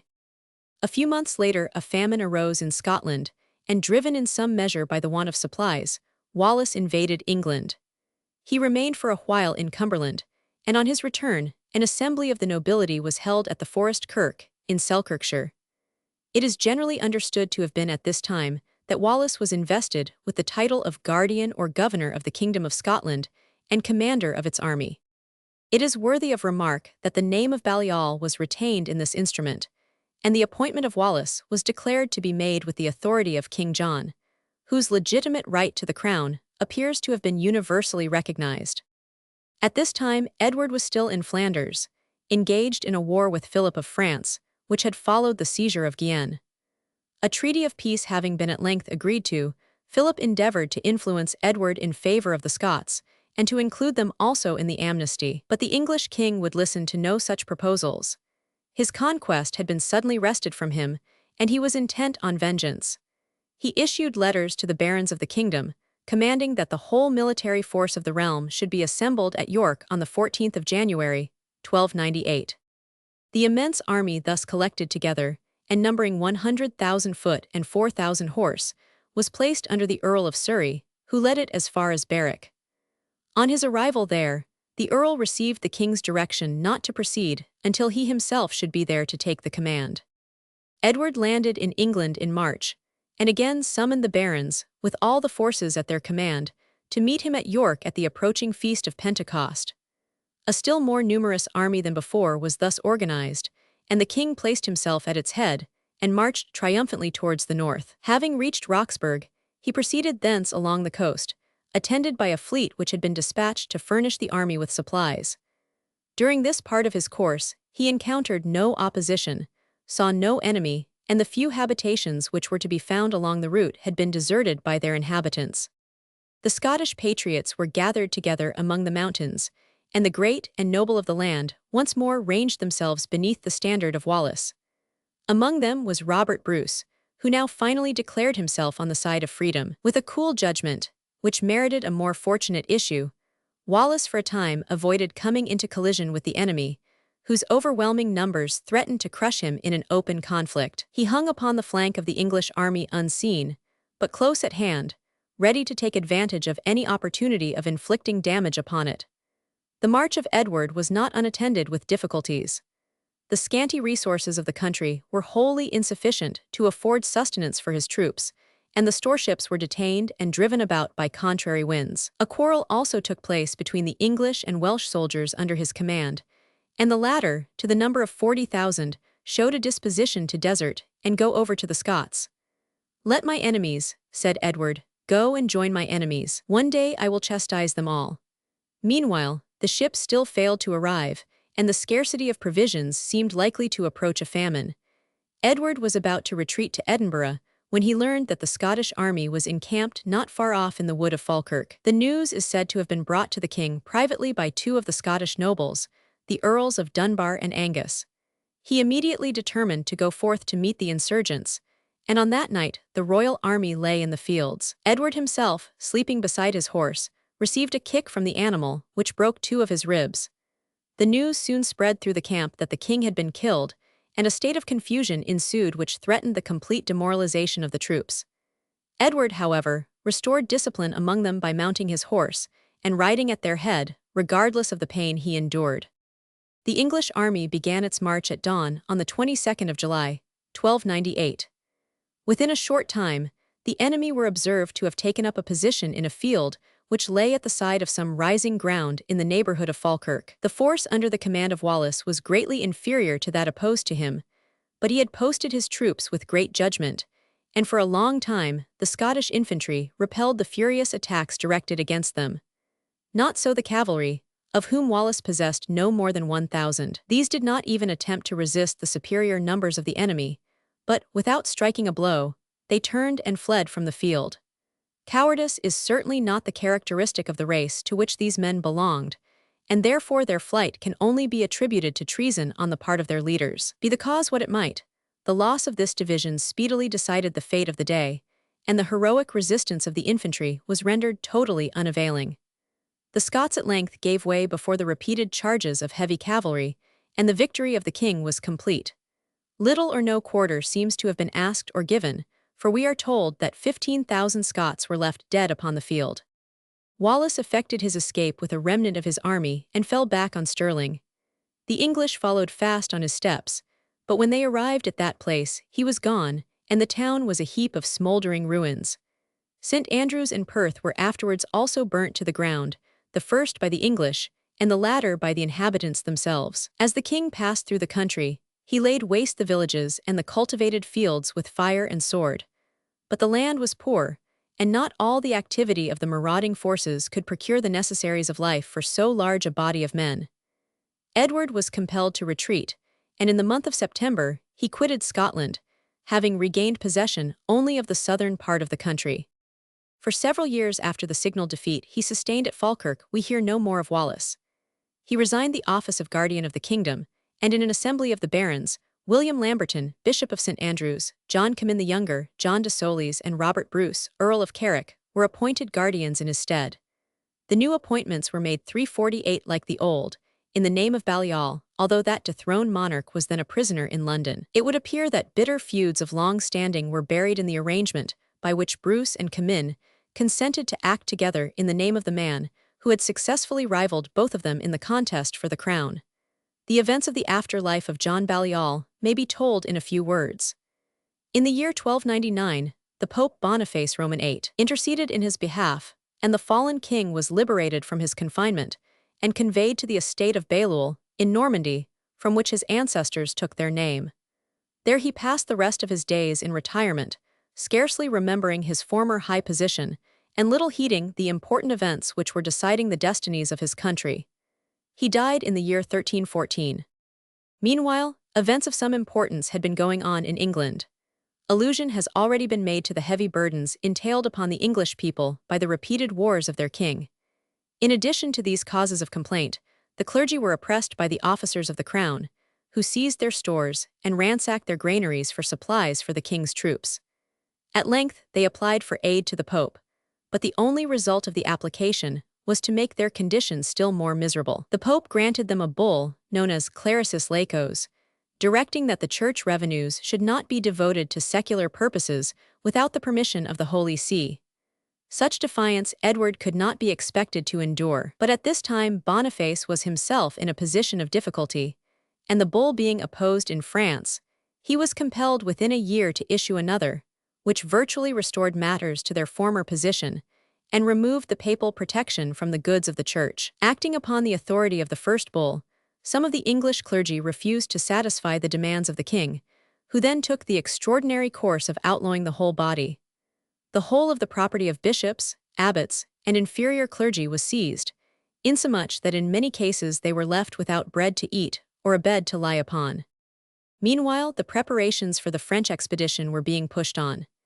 In February 1297, Edward was engaged in collecting two armies to proceed, the one into Flanders and the other to Guienne, when the Earl of Hereford, the Constable of England, and the Earl of Norfolk, the Marshal, who had been required to quit the country with their armed vassals, directly refused to obey. The king addressed the Marshal, and swore by the everlasting God that he should either go or hang, and the Earl repeated the oath, and swore that he would neither go nor hang.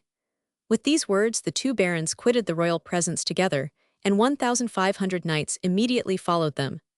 The king thus found himself deserted by his court, and he knew that at such a moment his crown, or even his life, was in imminent danger. With that ability for which he was distinguished, he occupied himself in quelling the storm.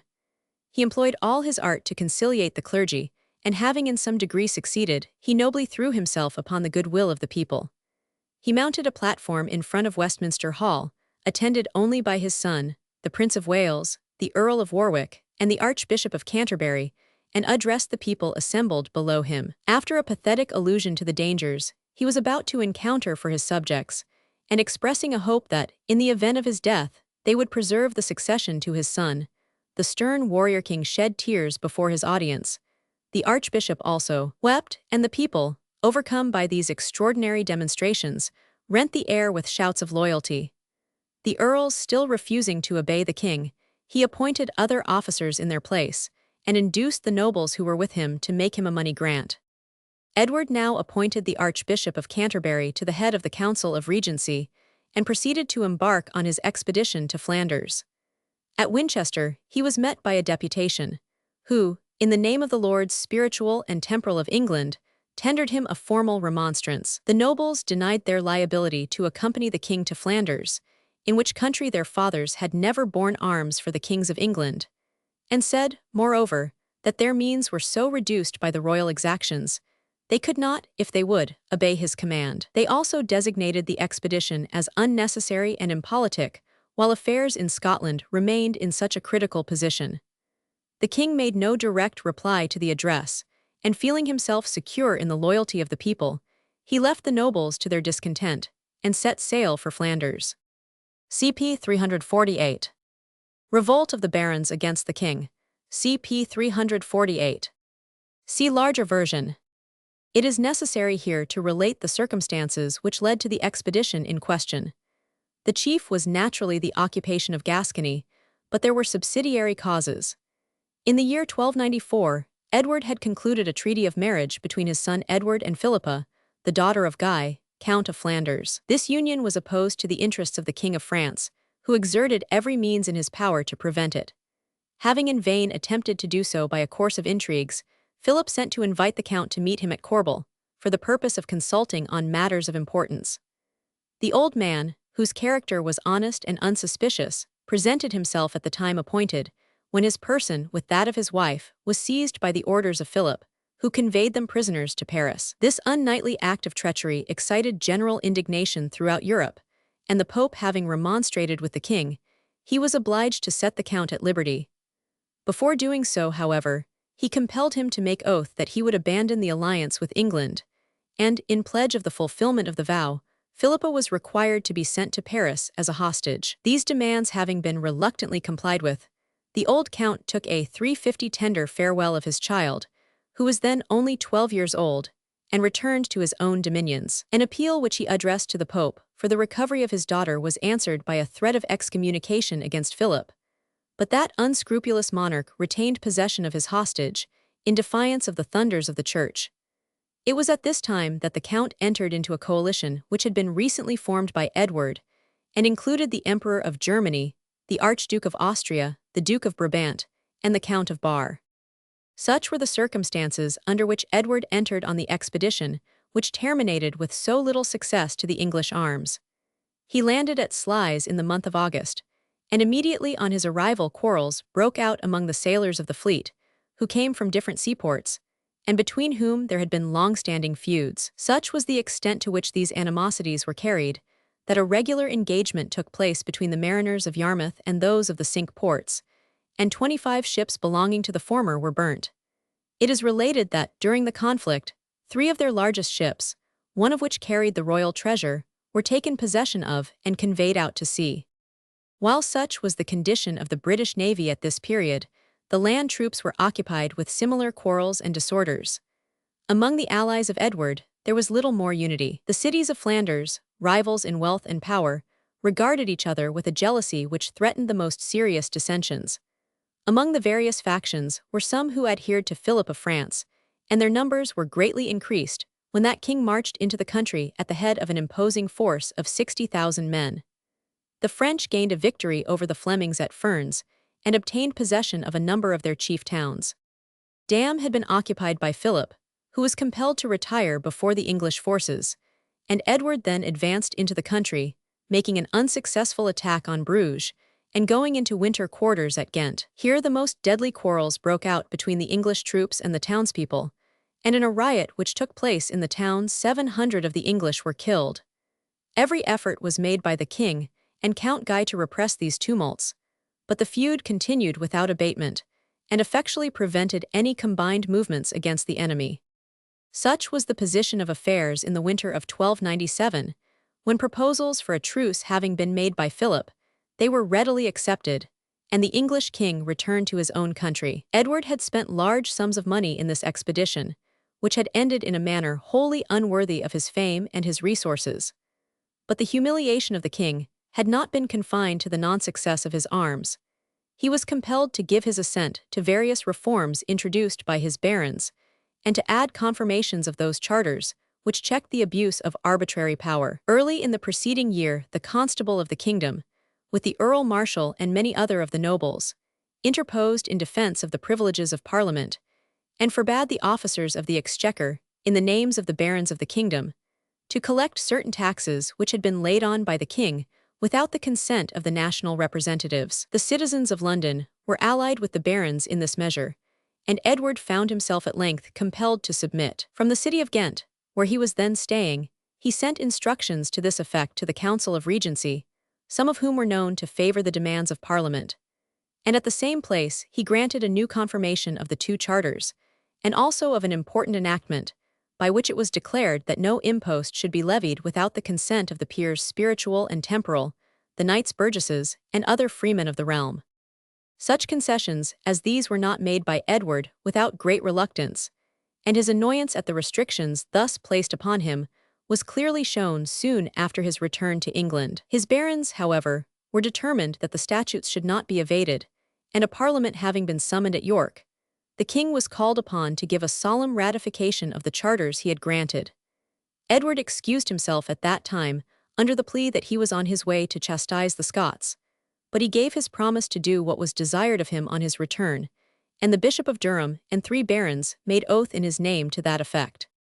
On his return from Scotland, Edward met his Parliament, which was assembled in March 1299 at Westminster.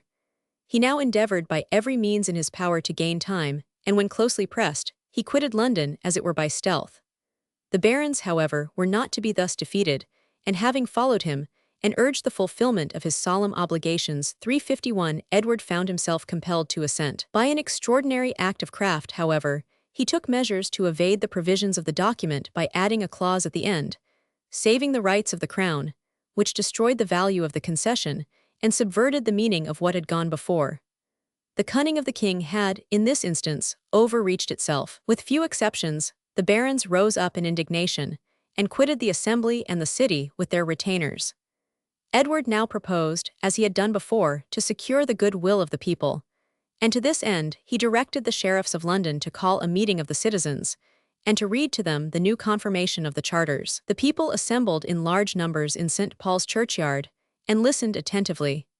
It appears that they possessed more intelligence than the king gave them credit for, since, after having applauded the earlier clauses, they no sooner heard the last, than they gave every demonstration of indignation, and proved that they fully comprehended its unworthy purport. The king now perceived that the country was unanimously against him, and having called his parliament once more together, he threw out the obnoxious clause, and granted all the concessions that had been demanded.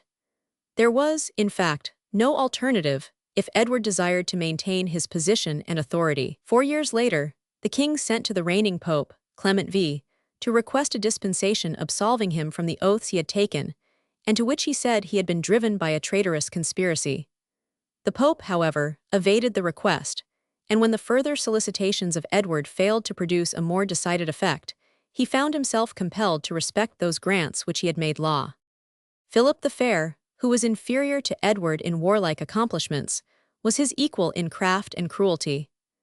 After the English king quitted Flanders, in 1297, he had no opportunity of conducting further measures of importance in that country, which during the succeeding years was overrun by the French troops. In the year 1302, the Flemings rose against their oppressors, and gained a complete victory over them at Courtrai. That the rabble of Flemings, as the French called them, should thus overcome the chivalry of France, was a disgrace not to be endured.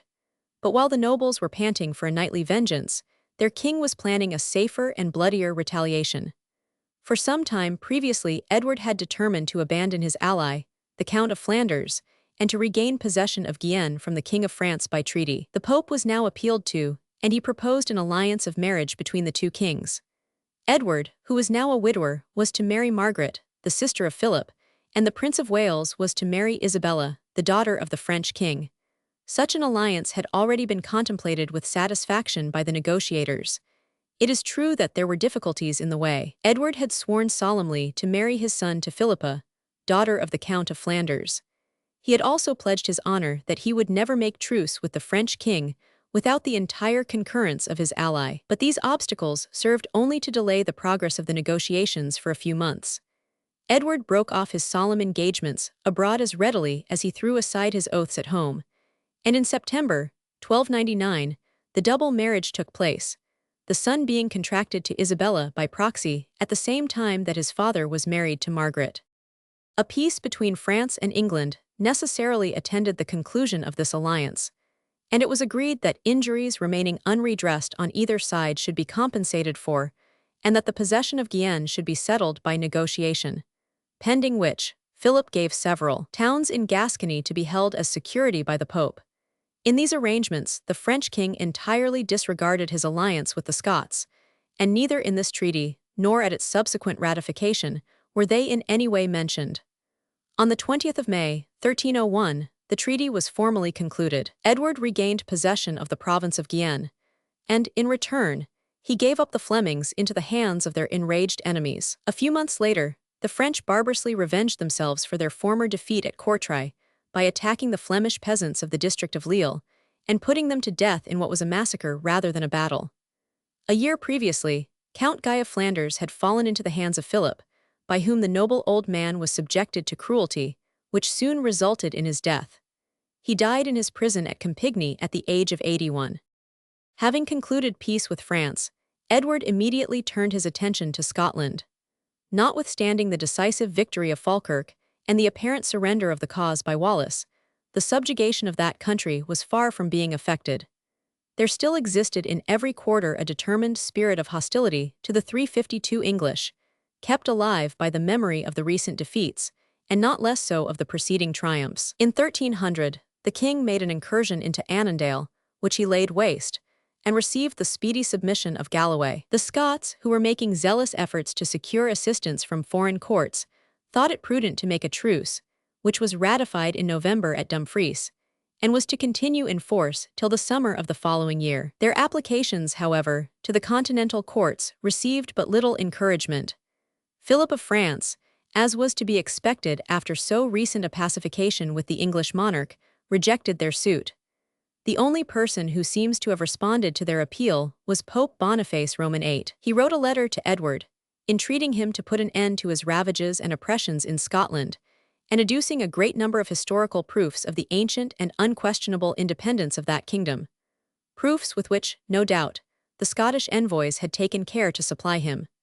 With a singular inconsistency, however, the Pope concluded his letter by asserting that Scotland was, in reality, a fief of the Holy See. This claim, never before heard of, and in utter contradiction to the whole tenor of the papal brief, called forth the most earnest reply from Edward, who set about and constructed a catalogue of sovereign claims on Scotland, from the fabled age of Brutus, the Trojan, who, he asserted, founded the British monarchy in the days of Eli and Samuel, down to those of King Arthur, the hero of romance rather than of history, concluding with the full and absolute homage done by William of Scotland to Henry Roman II of England, taking care to omit all mention of the formal abolition of that deed by Richard Coeur de Lion, who had frankly pronounced it an extorted one, and therefore invalid. This royal epistle was seconded by a very spirited remonstrance from 104 barons, assembled by the king's command at Lincoln, who proudly maintained the temporal independence of both the kingdoms of Scotland and England of the See of Rome,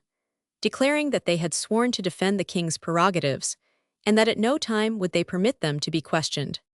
Penny of Edward I groat of Edward I halfpenny of Edward I. These, or other arguments which do not appear on the face of history, produced a very sudden revulsion in the papal mind. Boniface soon after wrote to the Scots, exhorting them to cease their opposition to his dearly beloved one in Christ, King Edward, and to seek forgiveness from God for their resistance to his claims. Edward, thus sanctioned, again advanced into Scotland in the summer of 1301, when he found the country laid waste before him by the politic Scots, and was obliged to take up his quarters, on the approach of winter, in Linlithgow, where he built a castle and kept his Christmas. Another truce was entered into the following spring, and the king then left John Segrave as his lieutenant in Scotland, at the head of an army of 20,000 men. Early in the year 1303, the Scots having appointed John Comyn regent of the kingdom, he, with Sir Simon Fraser, not contented with maintaining the independence of the northern parts, descended into the southern counties, which Edward imagined were wholly in his power. His general, John Segrave, marched out to repulse them, and on the morning of the 24th of February, near Rosslyn, he came up with them. He had divided his army into 3 sections. The first division, being suddenly attacked by Comyn and Sir Simon Fraser, was speedily routed, and, in its flight, coming in contact with the second division, threw that also into confusion. This division, however, made a stout resistance, but was eventually beaten, whereupon it fell back on the third division and communicated its disorder to it, so that the whole force was completely put to flight and pursued with heavy loss. The English commander himself was taken prisoner, being dangerously wounded in the very first encounter. 16 knights and 30 esquires were found amongst the captives, including the brother and the son of the 353 general. It is reported that the Scots were compelled to slaughter a great number of their prisoners, in order to engage with safety the successive bands that they came up with. They boasted of thus achieving 3 victories in one day. The eclat of this brilliant action turned the popular tide at once in their favor. The people everywhere came forward to assist them. The regent very soon made himself master of all the fortresses in the south, and once more the country was lost to the English. Dunfermline Abbey and Church. See larger version. This sudden and complete prostration of all his ambitious hopes, and reversal of his victories, effectually aroused the martial king. He assembled a great army, supported by a formidable fleet, and by rapid marches at the head of his hosts, he appeared before Roxburgh on the 21st of May, and reached Edinburgh on the 4th of June. His progress was marked by the most terrible devastation. He came upon the devoted country like a lion exasperated by wounds of the hunters. No foe could be found able to resist him, and he ravaged the open country, and laid in ruins the towns and villages, his fleet supplying his destroying forces with abundant provisions.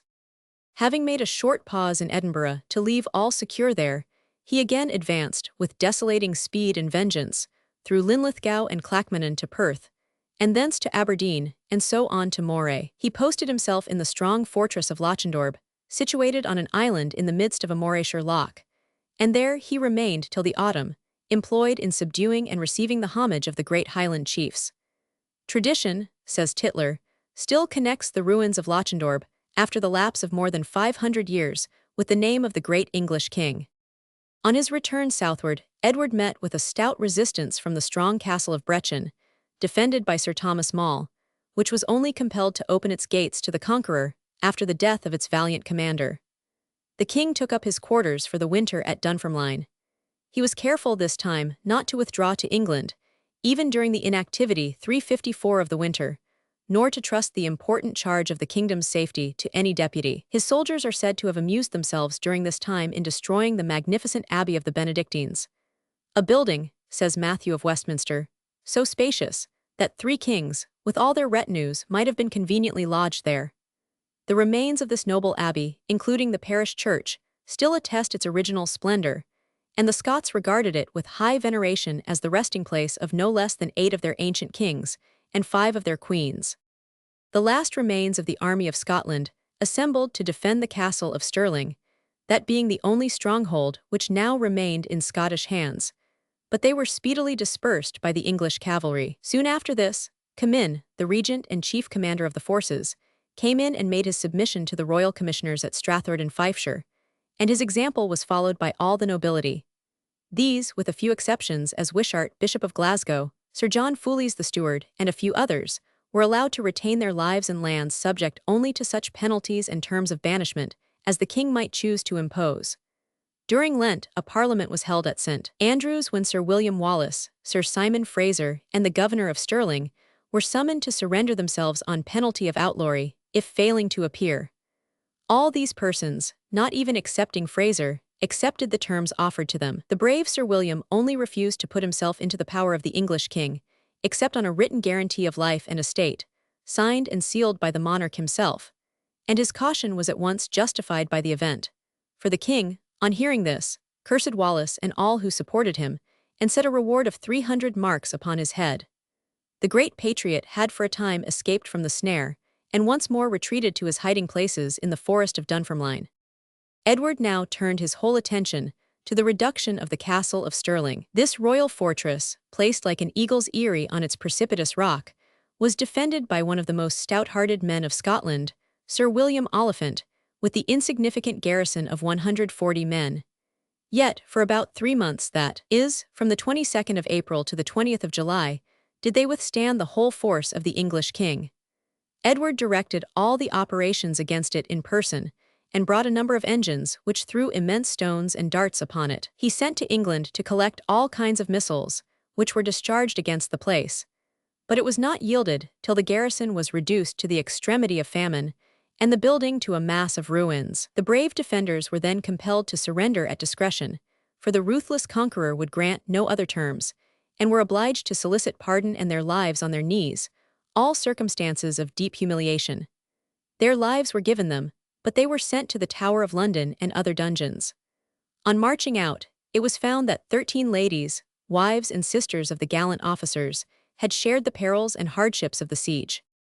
Stirling reduced, there wanted only one other surrender to complete the triumph of Edward, that of Wallace, the man who has made his name and the noblest patriotism synonymous to all time. Edward made every exertion, and offered high rewards for his apprehension. One Haliburton, a soldier of the late garrison of Stirling, so far showed his unworthiness to share in the glory of the late siege, as to lend himself to this base purpose. Sir William was surprised and conveyed to the castle of Dumbarton, and thence carried to London in chains as a traitor, though he had never acknowledged Edward as his sovereign, and owed him no fealty. In Stowe, the London Analyst, we can still perceive the sensation which the arrival of this famous warrior as a captive created in the metropolis. Crowds were assembled to gaze on him. He was conducted on horseback to Westminster by Sir John Segrave, late Governor of Scotland, by the mayor, sheriffs, and aldermen of London, accompanied by other gentlemen, and in Westminster Hall he was insulted by being crowned with laurel when placed at the bar, because he had been reported to have said that he ought to be crowned there. He was condemned as a traitor, and executed with every circumstance of ignominy at the Elms in West Smithfield, on the 23rd of August, 1305. To this place he was drawn at the tails of horses, and after being hanged on the gallows, while he yet breathed his bowels were taken out and burnt before his face. His head was then struck off and his body divided into quarters, one of which was sent to be exposed at Newcastle, another at Berwick, a third at Perth, and the fourth at Aberdeen, his head being stuck on a pole on London Bridge. So much did they in that day fail to realize the everlasting infamy attendant on the unworthy 355 treatment of the noble ones of our race, the intrepid defenders of the liberties of their country. The barbarous policy of the English king produced the very results which he sought to prevent. The whole Scottish nation resented with inexpressible indignation the inhuman outrage perpetrated on their hero. Everywhere the people burned with fury against England and were ready to rise at the call of another patriot. From the picture by Daniel Maclise, R.A. in the Guildhall Gallery. The Trial of Sir William Wallace. From the picture by Daniel Maclise, R.A. in the Guildhall Gallery. By permission of the Corporation of the City of London. See larger version. Such a man was not long in presenting himself. Robert Bruce had not forgotten the words of fire which Wallace had addressed to him across the Carron, as he was in slow and reluctant retreat from the Battle of Falkirk. He remembered how he had called upon him to come forth from crouching to the tyrant, to come forth from servile submission to a glorious independence, to remember the royalty of his birth, the dignity of his family, the genius and the energies which God and nature had conferred upon him, and the profound responsibility which these had laid him under to his country. He recalled the majestic figure of that illustrious man as he bade him behold the glorious prize which heaven itself had set before him, the most glorious which could possibly be awarded to man, that of ending the sufferings of his country, that of converting its groans, its tears of blood and shame, into cries of exultation, and of placing his native land on the firm basis of perfect independence. The last spur was now given to the spirit of Bruce. The words of Wallace to him were become so many sacred commands. Wallace had declared that he himself lived only to defend the liberties of his people, and he prayed that his life might terminate when he was reduced to wear the chains of the tyrant. He had been compelled to wear them by treason, and he had perished in his greatness. No indignities, no humiliations could pluck from him the immortality of the martyr, the beautiful halo of a nation's homage. The die was cast for Robert Bruce. The spirit of Wallace had fallen upon him. Henceforth he must spurn the blandishments of the English king and tread the same path to death or victory. And indeed, Bruce had much to risk as well as to aspire to. His father had remained to the last attached to the English interests. On his death, in 1304, Edward had fully invested him with all his hereditary rights, titles, and estates, both in England and Scotland. He had all that the most ambitious nobleman could desire, short of the crown itself. The host of conflicting, and, for the most part, unworthy competitors for the Scottish sceptre had afforded him at least plausible ground for standing aloof and leaning towards the English power which held them in check. He had accordingly been honored when other of the greatest men of the realm had been fined, mulcted, and punished. He had been entrusted with considerable commands, amongst others, with the important fortress of Kildrummy in Aberdeenshire. But now things were come to such a pitch between the English king and his country that there could be no longer any wavering in the bosom of a true man. Edward appeared resolved to reduce Scotland to the condition of a conquered province. If he set up a nominal king in place of Balliol, it would be Comyn, whom he regarded as a traitor. It was time to reveal himself as his country's champion. Edward, having once more finished his work of subjugation, and all Scotland lying prostrate at his feet, he now set to work about the serious task of so modeling the government and administration of the country that it should most completely remain in his grasp as a permanent portion of the realm.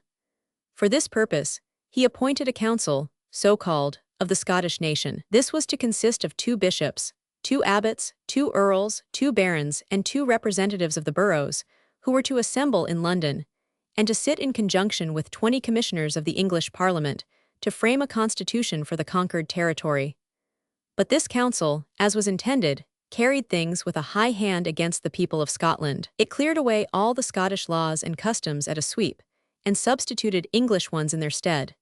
It destroyed all ancient monuments, which perpetuated the spirit of nationality.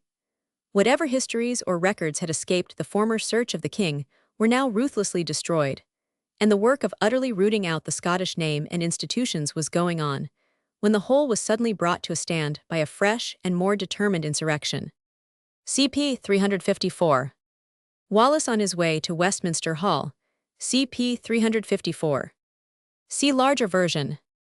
The resolve of Bruce to throw off all disguise and declare himself openly for his country had been accelerated by the treason of Comyn, and 6 months had scarcely passed over the bloody relics of Wallace when the Scots were up in arms again. Round the champion, he had himself invoked to assume that post. In June 1305, 2 months before the execution of Wallace, it appears that Bruce had made a secret compact with William de Lamberton, the Bishop of St. Andrews, of mutual 357 aid and support. This contract, still preserved in the annals of Lord Hailes, had for its ultimate object the claims of Bruce on the crown. Comyn had come by some means to the knowledge of this league, had pretended to join in it, but had betrayed it to the king. Bruce was marked for due vengeance by Edward, who only waited for an opportunity also to seize his 3 brothers, resident in Scotland. But through the friendship of the Earl of Gloucester, the son-in-law of the king, Bruce was apprised of his danger, the Earl sending him a pair of gilt spurs and 12 silver pennies, under pretense that he had borrowed them of him. Bruce caught the meaning of the device and resolved to escape at once. To this purpose, tradition says, he had his horse shod backwards so as to deceive those who might attempt to trace his route, for the ground was then covered with snow. Bruce arrived safely in a few days at his castle of Lochmaben in Annandale, the chief seat of his family, and here he found, fortunately, a great number of the Scottish nobility assembled, and in the midst of them no other than John Comyn, his professed friend but treacherous, secret foe. If he had wanted any evidences of the perfidy of this man, he had them now in his pocket, for on the way from town he had met a courier bearing letters from Comyn to King Edward, urging the absolute necessity of Bruce's instant death or imprisonment. This man he slew, on the principle that dead men tell no tales and carry no messages, and the fatal secret now in his possession presents us with a certain clue to the motive of a much more startling act which he perpetrated soon after. CP 358. Capture of Bruce's wife and daughter at Tain. CP 358. See larger version. These legends were probably invented to clear the fair fame of Bruce. All that is certainly known is that the 2 men met at Dumfries, that Bruce demanded a conference, and that he followed Comyn, after the party had gone, into the cloisters of the Minorites, and ran him through the body. Hurrying from the convent, he cried to horse, and Sir Roger Kirkpatrick, one of his attendants, seeing him greatly agitated, demanded whether the traitor was slain. "I doubt so," replied Bruce. "You doubt?" exclaimed Kirkpatrick. "I will make sure." And so saying, he rushed into the monastery, stabbed the Comyn 358 to the heart, and killed also his kinsman, Sir Robert Comyn, who strove to defend him. From this circumstance the Kirkpatrick family adopted the crest of a bloody hand holding a dagger, and the motto "I mak sikker," I make sure. The die was now cast. There was no retreat, no reconciliation after that terrible deed. Bruce called his staunchest friends hastily around him. They were few but devoted spirits. The bishops of St. Andrews and Glasgow, the abbot of Scone, the 4 brothers of Bruce, his nephew Thomas Randolph, his brother-in-law Christopher Seaton, and some 10 or 12 young men gathered at the call. Bruce flew in various directions, exciting his countrymen to arms. He attacked and defeated the English, took some of their forts, and drove them from the open country. Edward, on receiving this news, at once prepared to take signal vengeance on the insurgents, and this time to give the nation such a castigation as should effectually quell its spirit. Not waiting for his own slower movements, he sent on Aylmer de Valence, the Earl of Pembroke, with a small army to check the spread of the disaffection. He met with Bruce near Methven, in Perthshire, on the 19th of June, and surprising the Scottish forces, put them utterly to the rout. Bruce was 3 times unhorsed in the battle, and escaped with the greatest danger. His friends the Earl of Atholl, Simon Fraser, and Sir Christopher Seaton were taken prisoners and executed. Amongst the prisoners was also his nephew Randolph. His wife and his daughter Marjorie, having left the fortress of Kildrummy, were seized by the Earl of Ross in the sanctuary of St. Duthak at Tain. The knights who attended them were put to death, and they themselves were sent to England, where they remained prisoners 8 years. His brother Nigel, much beloved by the people, was compelled to surrender Kildrummy, and was also hanged and afterwards beheaded at Berwick, with many other knights and gentlemen. He himself with great difficulty made his escape into the mountains of Atholl, with about 500 followers, the sole remnant of the army with which he had hoped to redeem Scotland. For many months he and this little band wandered amongst the hills in the utmost wretchedness, destitute of shelter, and often of food. A price was set upon their heads.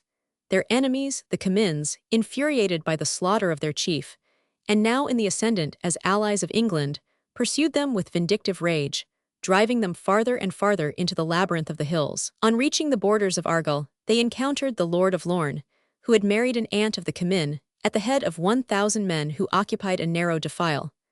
A desperate conflict took place, and Bruce and his followers narrowly escaped extermination. Finally, Bruce found means to pass over to Carrick. Whatever was the momentary despondency and misery of Bruce, he issued forth early in the spring of 1307 in order to make one more effort for the expulsion of the English. His followers amounted only to 300, and he was nearly betrayed by the unexplained lighting of a fire upon a hill, the very signal which he had agreed upon if it were safe to approach. As he drew near the landing place, he was met by the information that the English were in full possession of Carrick, and Lord Percy, with a strong garrison, held Turnberry Castle. Bruce was thunderstruck at the intelligence, but making a sudden attack on a party of English that lay close at hand, he created a momentary panic, and under advantage of that, made good his retreat into the mountains. The war became desultory and undecided, and two of Bruce's brothers, Thomas and Alexander, as they were bringing over a band of Irish adventurers to his assistance, were taken prisoners by Duncan M. Dole, a chief of Galloway, and being conducted to King Edward, were instantly ordered for execution. Fortune still continued to pursue Bruce. He could only preserve himself by hiding in the hills and wastes of Galloway, till, on the 10th of May, he succeeded at Loudon Hill in completely defeating the Earl of Pembroke. 3 days after, he again defeated the English under the Earl of Gloucester, and pursuing them to the castle of Ayr there besieged them. Meantime, Edward had been advancing by slow marches northward. Though it is not distinctly stated by the historians, there is little doubt that his health was giving way when he first received at Winchester the news of the Scottish rising. He had immediately sent off the Earl of Pembroke, and prepared to follow himself. He knighted his son, the Prince of Wales, with great ceremony, preparatory to his taking part in the expedition, who, in turn, knighted, on the 22nd of May, 270 young men of noble family. At the feast given on this occasion, in the Palace of Westminster, Edward made a solemn vow to God to avenge the death of Comyn, and punish the insurgent Scots. And at this time he conjured his 359 son, and the whole company, in the event of his death, to keep his body unburied until this vow was accomplished. Thus he had the probability of death in his thoughts at the outset of this expedition, and he advanced in it with the tardiness of a sick man. It was the commencement of July when he arrived at Carlisle, where the news of Bruce's fresh successes, and the defeat and close besiegement of his generals, had the effect of rousing his irritable temperament to a desperate effort. He threw aside the litter in which he had hitherto traveled, mounted his horse, and having reached, on the 7th of July, the village of Bergby-Sands, he sank completely exhausted with his latest breath, and with a tenacity of purpose characteristic of the man, enjoining his successor, through the ministers who surrounded him, never to cease his efforts till he had thoroughly subjugated Scotland.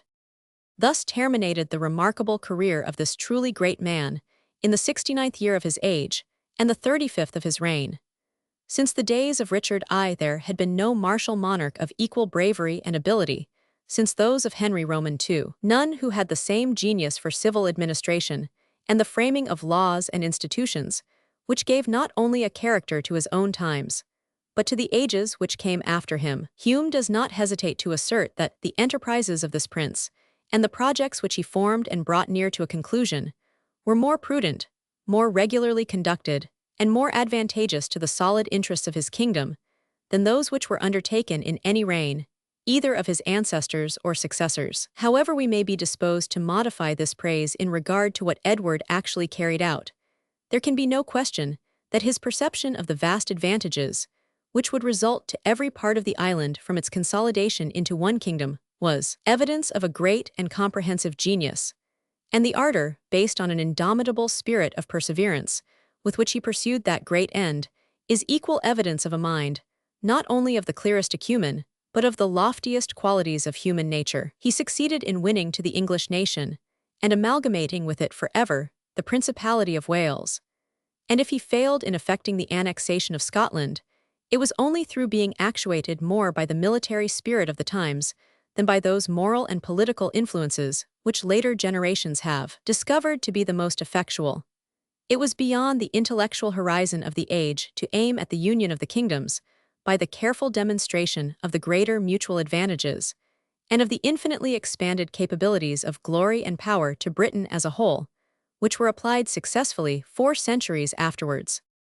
By seeking to accomplish the union of England and Scotland by the forces most familiar to the spirit of that era, that is, by the power of arms and numerical ascendancy, his scheme, grand and beneficent in itself, necessarily failed. The plan was premature.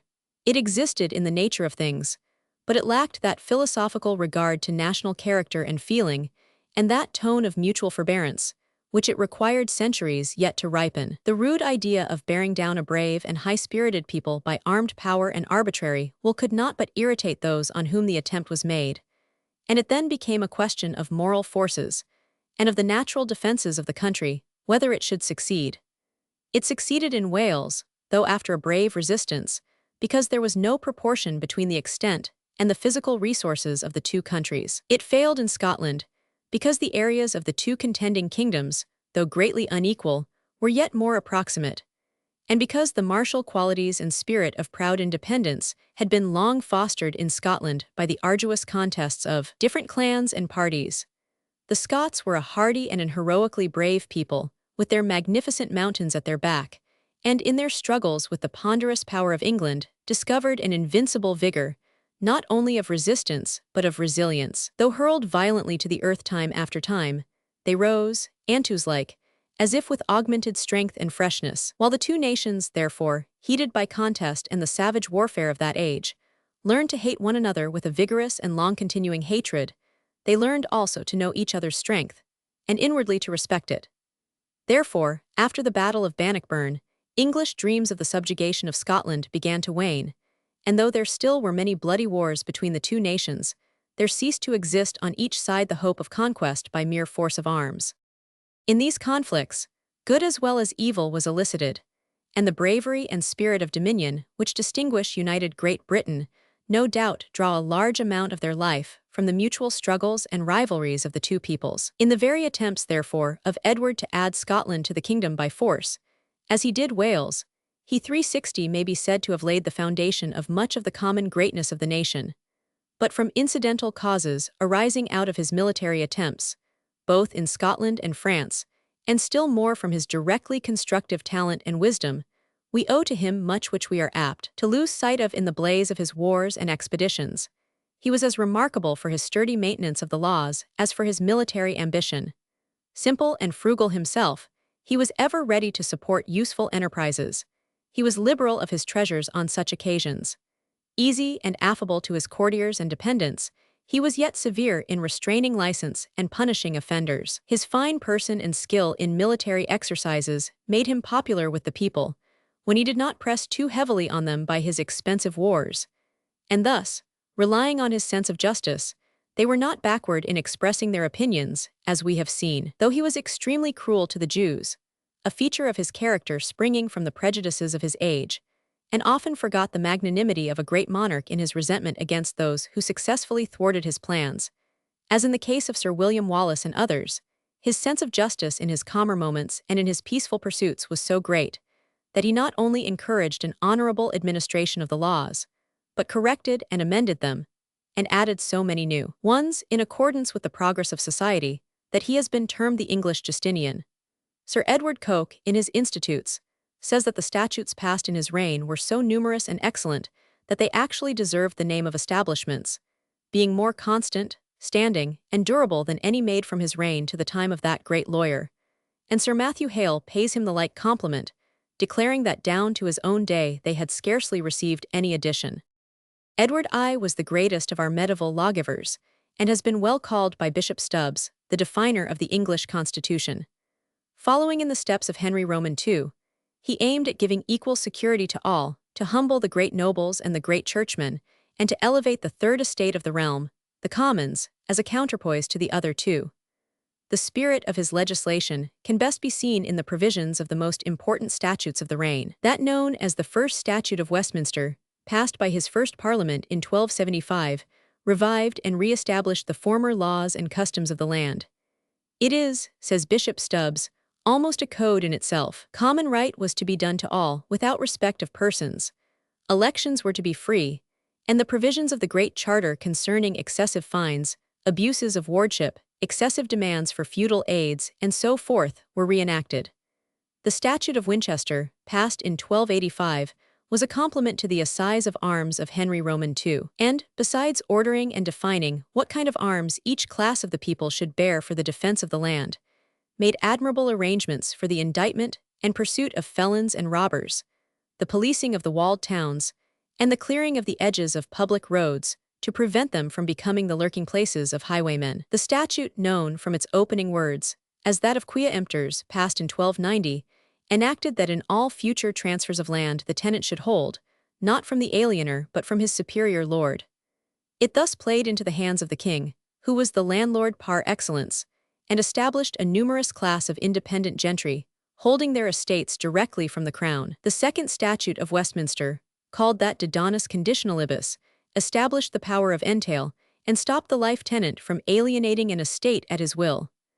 Another important statute of the reign was that of mortmain, or de religiosis, passed in 1279. This was a distinct blow at the church, which had gained great wealth by the custom which prevailed of giving property to the church, and receiving it back again as a tenant of the church. It was then said to pass into a dead hand, in mortuam manum, and the lay overlord was deprived of his feudal dues. This practice was now forbidden under penalty of forfeiture to the next superior lord, and if he failed to insist upon his right within a year, the right passed to his overlord, and so on to the king. Edward's chief title, however, to the admiration and affection of posterity, is that of the creator of the House of Commons. He has a formidable rival in Simon de Montfort, but it has been cogently pointed out that Simon's important Parliament of 1265, though perfect in its elements, was in reality a packed assembly, only the supporters of the existing government being summoned to attend it. It is unnecessary to say that neither Edward nor de Montfort created their assemblies at a stroke. They merely added the finishing touches to institutions which had been gradually growing to maturity, and which had their roots far back in the past.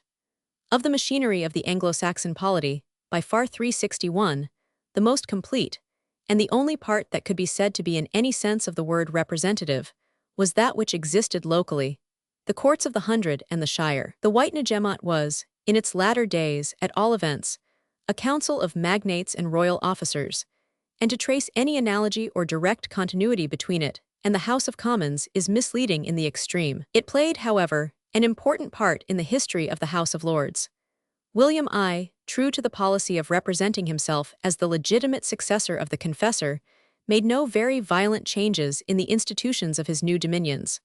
The Witenagemot was continued, under the name of the Great Council. Sometimes these assemblies were really national, as, for instance, in 1086 and 1116, when all landowners were summoned of whomsoever they held land. But as a rule they were composed of the great territorial nobles, both laymen and ecclesiastics. The power of these bodies, however, in the presence of such despotic monarchs as William and his sons, was little more than formal, and the convocation of such unwieldy gatherings as fully attended councils must have been, gradually became an expedient to which recourse was had on special occasions only. South Transept, Westminster Abbey. See larger version. By the time of Henry Roman II, the elements of the council had grown to be completely modified. The accepted usage of his reign was to summon the whole body of tenants holding directly from the crown, the tenants-in-chief, but except on special occasions, none but the magnates, the bishops, earls, and royal officers, the greater barons, were likely to attend. The council gradually acquired organization. We learn from Magna Charta that the greater barons received special 362 summonses, addressed to them individually, while the lesser barons were summoned by a general writ, addressed to the sheriffs of each county. As a rule, the latter probably found that the trouble and expense of attendance were greater than their legislative zeal. This was the assembly that gave us the Great Charter, and in which, during the reign of Henry Roman III, the opposition to the royal will gained consistency and purpose under Simon de Montfort. The offshoots of the Great Council are important. The Curia Regis, or King's Court, originally a committee of the Great Council, became first a small circle of confidential advisers, and then developed, under Henry I, into a high court of justice, with its two courts of the Exchequer and the King's Bench. The necessity of a more intimate body of ministers to advise the king upon knotty points continued, and by a process which is exceedingly obscure, the Royal Council, known also as the Perpetual or Ordinary Council, was brought into being. Its chief feature was its permanence, and its importance dates from the minority of Henry Roman III. It was in this body that the unpopular foreign advisers exercised their influence, and against which the majority of the Great Council fought. It continued to grow in importance until it developed into that powerful body, the Privy Council, of the era of the sovereigns of the House of Lancaster.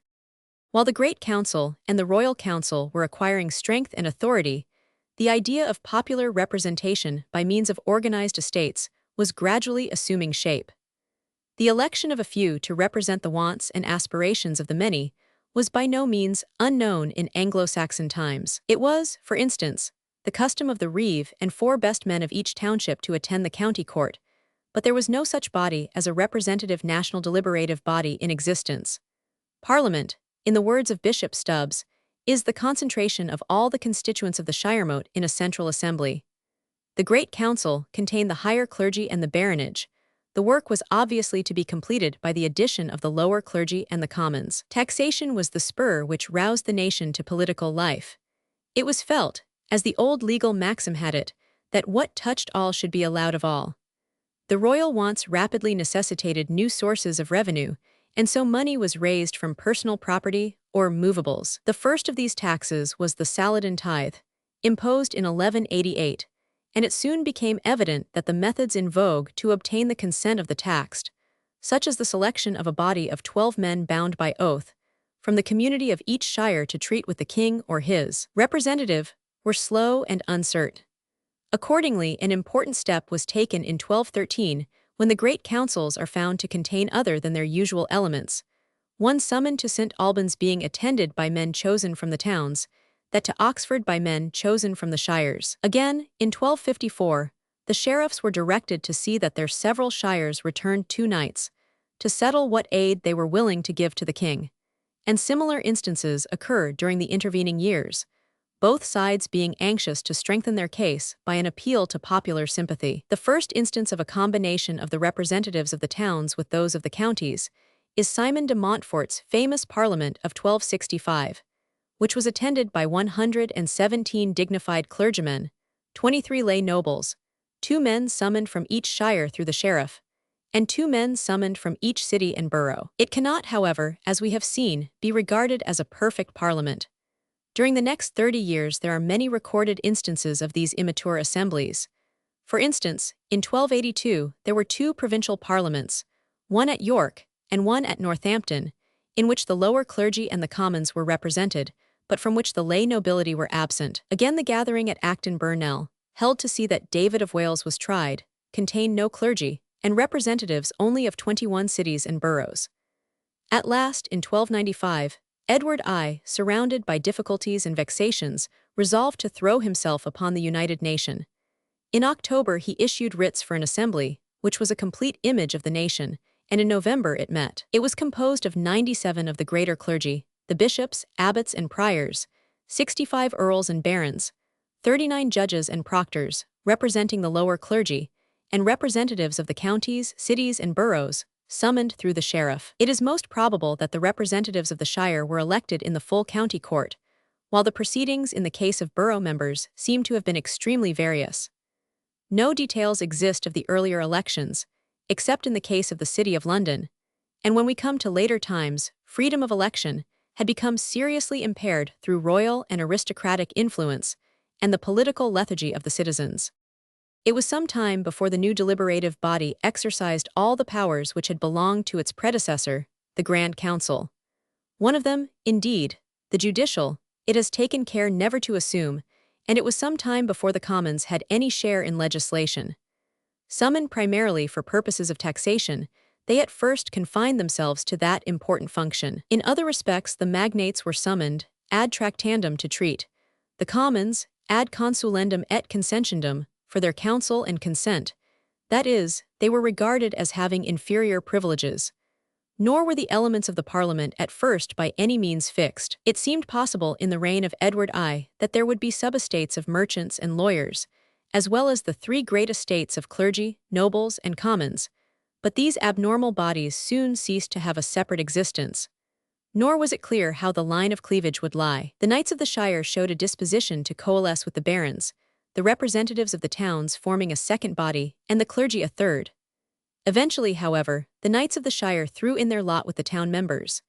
The upper clergy formed a joint estate with the barons, of lords spiritual and temporal, while the lower clergy, following an unwise policy of isolation, preferred to tax themselves in convocation and withdrew altogether from Parliament. The House of Lords, originally consisting simply of lay magnates, who received special writs of summons when their services were required, was rapidly converted into an assembly of the hereditary councillors of the crown, whose title, created by royal patent, remained secure to them and their heirs forever.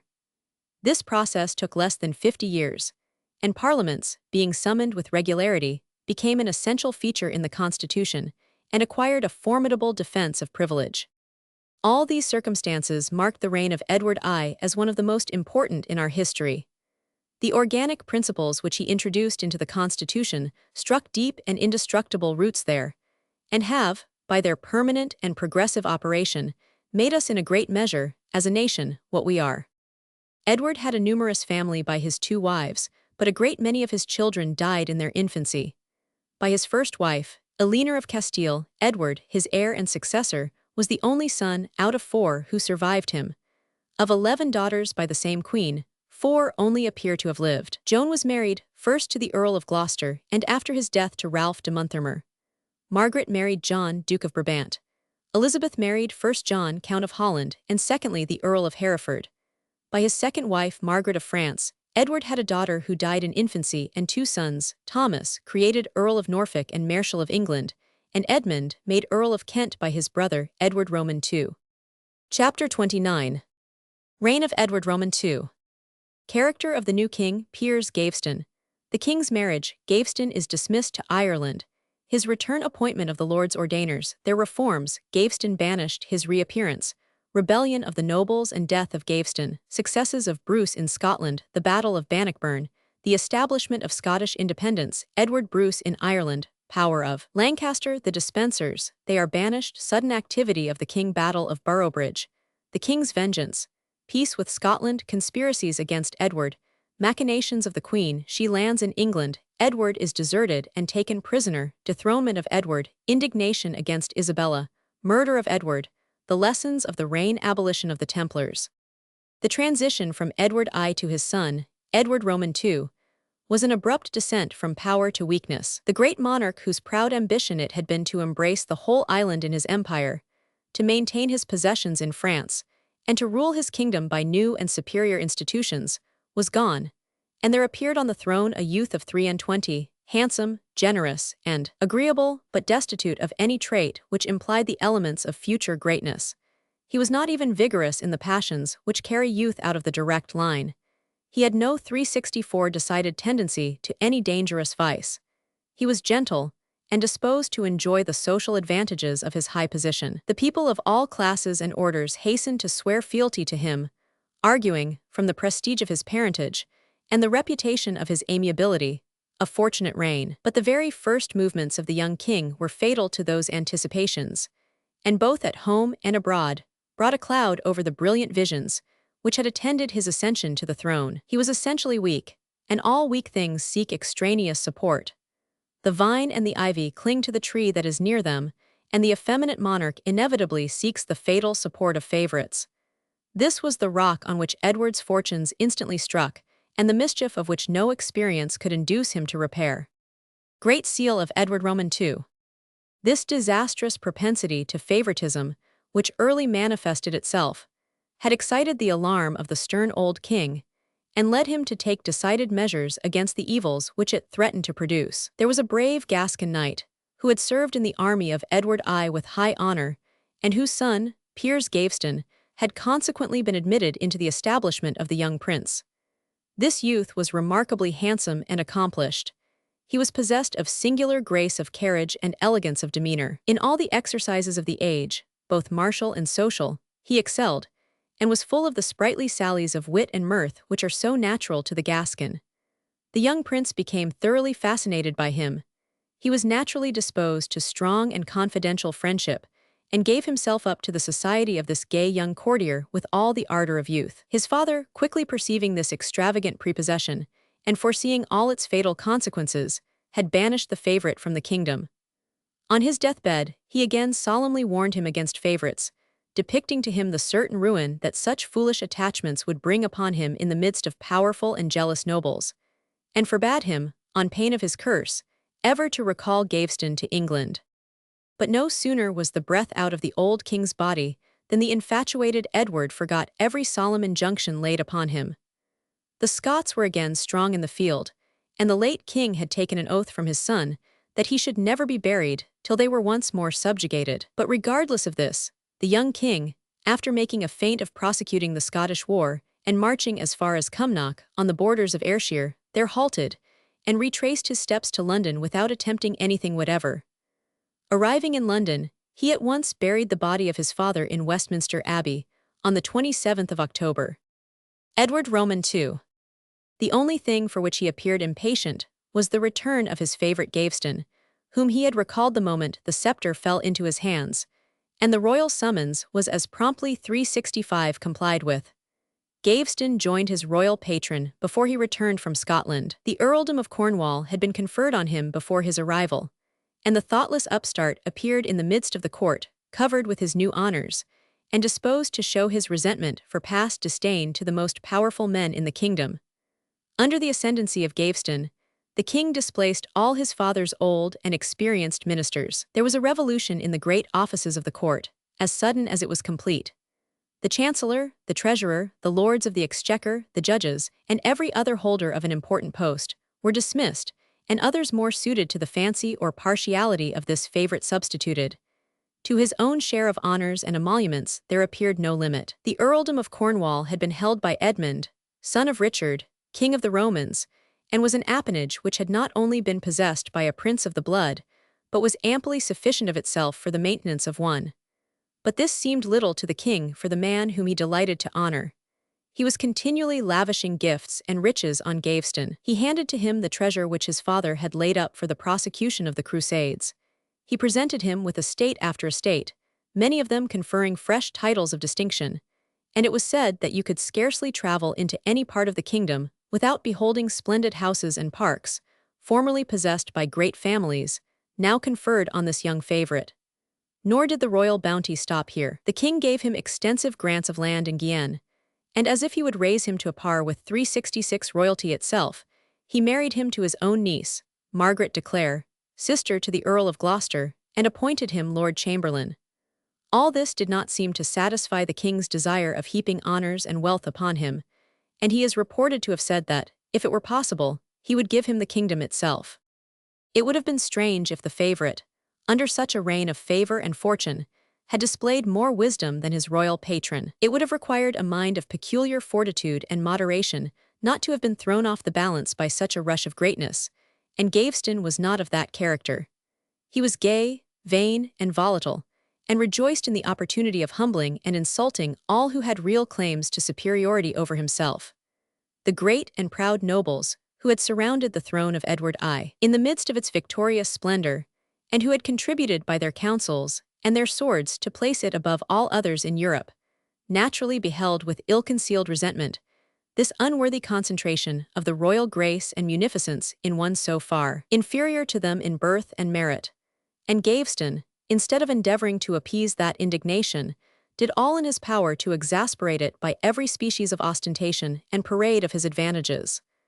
Vanity, profusion, and rapacity of fresh acquisition all united in him. He kept up the style and establishment of a prince.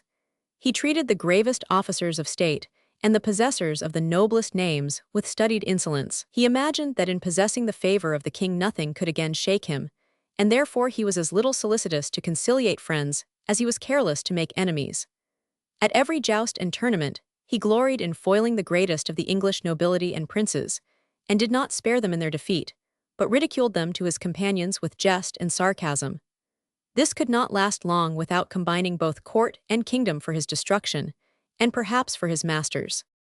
The young king was bound by the laws of feudalism to pass over to France and do homage to Philip for his province of Guienne, and by those of chivalry to fulfill, as early as possible, the contract of marriage with the Princess Isabella, to whom he had been long affianced. She was reputed to be the most beautiful woman of her time, and she was as high-spirited and intriguing as she was handsome.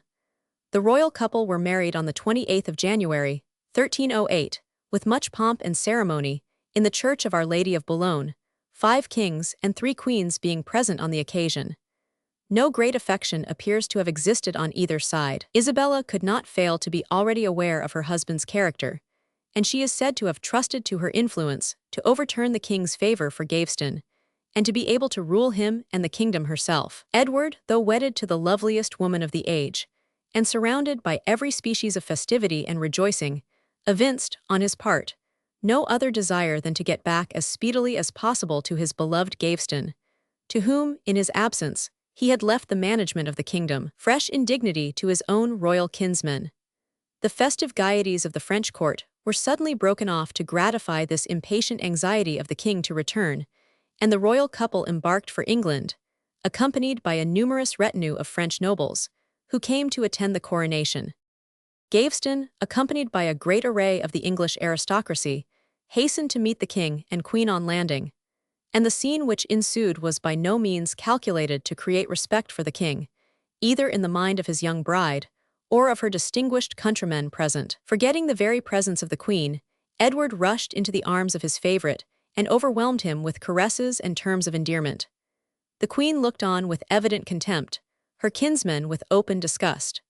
The nobles were filled with indignation, which Gaveston, instead of endeavoring to disarm by more modest conduct, appeared to take a particular pleasure in aggravating to the extreme. He appeared in the greatest splendor of attire, and in his equipage and retinue outshining them all. In the tournaments which succeeded the coronation he challenged, and by his indisputable vigor and address succeeded in unhorsing, the 4 most illustrious nobles of the land. Men distinguished not only for their high rank, their great estates and high connections, but as the successful leaders of the national armies, the Earls of Lancaster, Hereford, Pembroke, and Warenne. This brought matters to a crisis. The anger of the whole nobility now burst forth beyond all bounds. The barons, 4 days after the coronation, appeared before the king with a petition, which had rather the tone of a remonstrance, and insisted that he should instantly banish Piers Gaveston. The king, hesitating and yet alarmed, replied that he would give them an answer in Parliament. When this Parliament met, it appeared fully armed, and with an air that menaced civil war if its terms were not complied with. Lancaster, by far the most powerful subject in England, was the center and head of this movement. He was first Prince of the Blood, possessed of immense estates, which were on the eve, by his marriage with the heiress of the Earl of Lincoln, of being increased to no less than 6 earldoms, including all those powers and jurisdictions which in that age were attached to land, and made the great noble a species of king on his own estates, and over a large number of influential vassals, many of them being what were called lesser barons and knights. Lancaster was turbulent, ambitious, and haughty. He had received the deadliest affronts from Gaveston, which a man of his proud character could possibly receive from an upstart, and he therefore hated him with a deadly hatred. This feeling was actively encouraged by the queen, who, herself inclined to rule, and having hoped to indulge easily this passion for power through the weakness of the king, saw with keen resentment her plans disappointed by the all-engrossing influence of the favorite. The rest of the barons, gladly gathering round Lancaster, and taking courage from the favoring disposition of the queen, resolved to crush the reigning parasite. They bound themselves by an oath to expel him from the kingdom. With his parliament in this temper, and disturbances and robberies in various parts of the kingdom, possibly fomented by the barons, or at least left unrestrained, as strengthening their cause, the king was compelled to submit to their demands, and the bishops bound Gaveston by a solemn oath never again to return to the kingdom under pain of excommunication. The poor weak king, though he gave up his favorite for the time, still showed his folly to all the world. He endeavored to soften the fall of Gaveston by accompanying him on his way towards the port. But instead of this port leading towards his own country, it proved to be Bristol, where it was soon discovered that he had only embarked for Ireland, over which Edward had appointed him Lord Lieutenant, with an establishment rivaling that of a king. Not only so, But before his departure, the infatuated monarch had actually bestowed fresh wealth and lands upon him both in England and Gascony. Gaveston, who really possessed much talent and learning, and might have made a distinguished and useful man had he been employed by an able monarch, who would have called out his better, and kept in check his worse qualities, discharged his duties in Ireland as governor with vigor, repressed a rebellion there, and promoted order. But during the year he was absent, his royal master was inconsolable, and never ceased laboring for his return. To this end, he employed every means to conciliate the barons. He conferred on Lancaster the high office of hereditary steward. He flattered and promoted the Earl of Lincoln, the father-in-law of Lancaster. He heaped grants, civilities, and promises on Earl Warenne. Having thus prepared the way, he next applied for, and obtained from the Pope a dispensation for Gaveston from that oath which the barons had imposed, that he should forever abjure the realm. With this he instantly recalled Gaveston from Ireland, and flew with joyful impatience to Chester to meet him on his way. Then, on seeing him, he rushed into his arms with every extravagance of joy. He next applied to the Parliament, which had assembled at Stamford, for a formal permission to his re-establishment in England, and won over by the gifts and flatteries of the king, they were equally weak, and allowed him to return.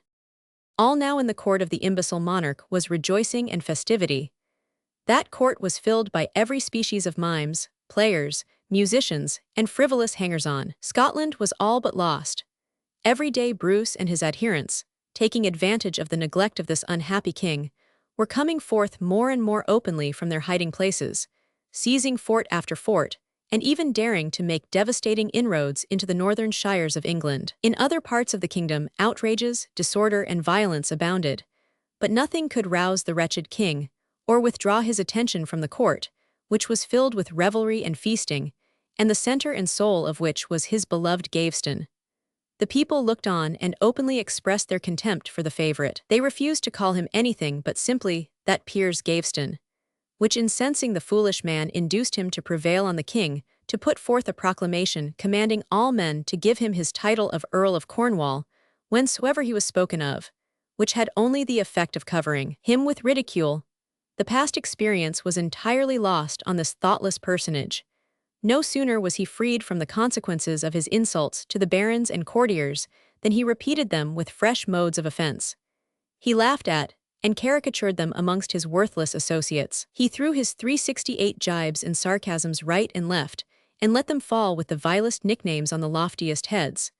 The great Earl of Lancaster was the old hog, and the stage player. The Earl of Pembroke, a tall man of pale aspect, was Joseph the Jew.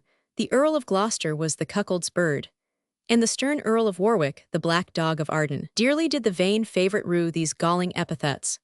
The black dog of Arden swore a bitter oath that the miscreant should feel his teeth. The Queen, more and more disgusted and incensed by the folly of the king, not only complained querulously to her father the King of France, but gave all encouragement to the angry nobles against the insolent Gaveston. CP 367. Piers Gaveston and the Barons. CP 367. See larger version. The riot at court had its necessary consequence, the dissipation of the royal funds and the need of more. The barons already, before voting supplies, had several times obliged the king to promise a redress of grievances. But now, on being summoned in October 1309, 3 months after Gaveston's return, to meet at York, they refused, alleging fear of the all-powerful and vindictive favorite. The necessities of Edward made him imperatively renew the summons, but the barons still refused to assemble, and the object of the general odium was compelled to retire for the time. The barons then came together at Westminster in March of the following year, 1310, but they came fully armed, and Edward found himself completely in their power. They now insisted that he should sign a commission, enabling the Parliament to appoint 12 persons, who should take the name of ordainers, having power thoroughly to reform both the government and the 369 king's household. They were to enact ordinances for this purpose, which should forever have the force of laws, and which, in truth, involved the whole authority of the Crown and Parliament. CP 370. Piers Gaveston before the Earl of Warwick. CP 370. See larger version. The committee, instead, however, of being confined to 12, was extended to 28 persons, 7 bishops, 8 earls, and 13 barons. These powerful men were authorized to form associations amongst themselves and their friends to enforce the strict observance of their ordinances, and all this was said to be for the glory of God, the security of the Church, and the honor and advantage of the king and kingdom. Thus had the imbecility of the second Edward reduced the nation to the yoke of a baronial and ecclesiastical oligarchy.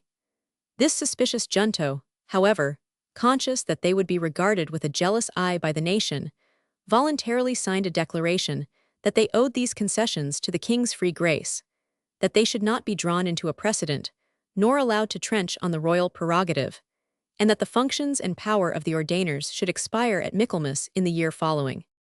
The committee sat in London, and in the ensuing year, 1311, presented their ordinances to the king and parliament.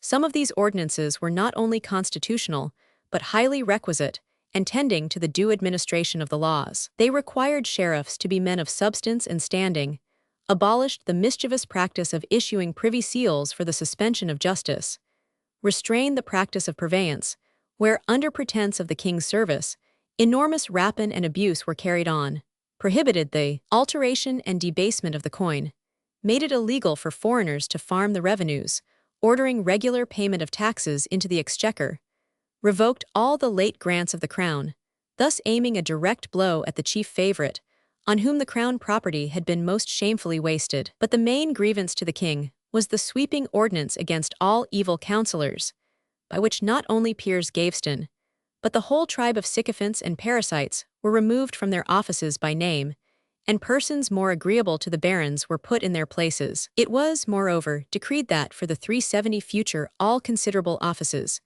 not only of the law, the revenue, and the military, but of the household also, and a special and immemorial royal privilege, should be under the appointment of the baronage. Still further, the power of making war, or even of assembling his military tenants, should no longer be exercised by the king, without the consent of his nobility. This was a wholesale suppression of the prerogatives of the crown, which the barons dared not have attempted in any ordinary reign. But this would probably have little affected Edward had not Piers Gaveston been declared a public enemy, and banished from the realm, on pain of death in case of his ever daring to return.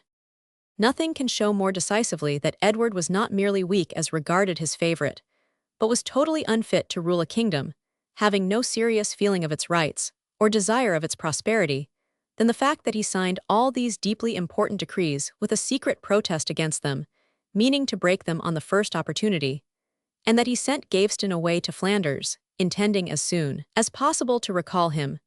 The moment he was freed from the demands of Parliament, he set out to the north of England, pretending a campaign against the Scots. Once at liberty, he recalled Gaveston, declared his punishment quite illegal, restored him to his honours, employments, and estates, and the two dear friends continued at Berwick, and on the Scottish borders, doing nothing to resist the advances of Bruce. The barons now broke all measures of restraint. Provoked to exasperation by seeing the whole of their labours at once set aside, and the favourite restored to his fortune in defiance of them, they united in a most formidable conspiracy. At the head of it appeared Gaveston's old enemy Lancaster. Guy, Earl of Warwick, the Black Dog of Arden, entered into the alliance, according to one historian's expression, with a furious and precipitate passion. Humphrey Bohun, Earl of Hereford, the Constable, the Earl of Pembroke, and even the Earl Warenne, who hitherto had supported, on most occasions, the royal cause, now joined zealously in the confederacy. Winchelsea, Archbishop of Canterbury, led on the clergy, who declared themselves in a body against the king and Gaveston. Such a coalition was able at that time to shake the throne itself. Lancaster, at the head of an army, marched to York, whence the king precipitately retreated to Newcastle. The former made a keen pursuit, and Edward had only just time to get on board a vessel at Tynemouth and escape to Scarborough with his minion. There Edward left him to defend the castle, while he again set out for York to endeavour to raise a body of troops. Almer de Valence, Earl of Pembroke, whom Gaveston had ridiculed as Joseph the Jew, laid brisk siege to the castle, which was in bad condition, and Gaveston, on the 19th of May, 1312, was obliged to capitulate. Both Pembroke and Lord Henry Percy pledged themselves that no harm should happen to him, and that he should be confined in his own castle of Wallingford. But with all the boasts of chivalry, no great faith was to be reposed in such promises in those times, and they marched him away to the castle of Deddington, near Banbury, where Pembroke, on pretence of meeting his countess somewhere in the neighbourhood, left him under a feeble guard. Pembroke, who was under oath, having thus on plausible grounds retired, Warwick, the black dog of Arden, who had vowed to show Gaveston his teeth, now appeared upon the scene. He made a show of attacking the castle.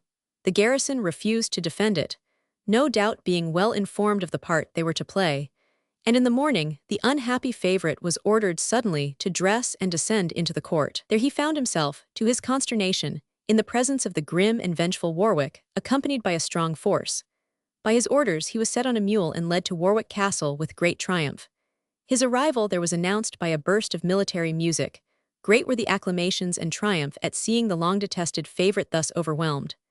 A council was speedily formed, at which Lancaster, Hereford, Arundel, and other barons assisted. Someone ventured to propose gentle measures, and to shed no blood, but a voice exclaimed, "You have caught the fox. If you let him go, you will have to hunt him again."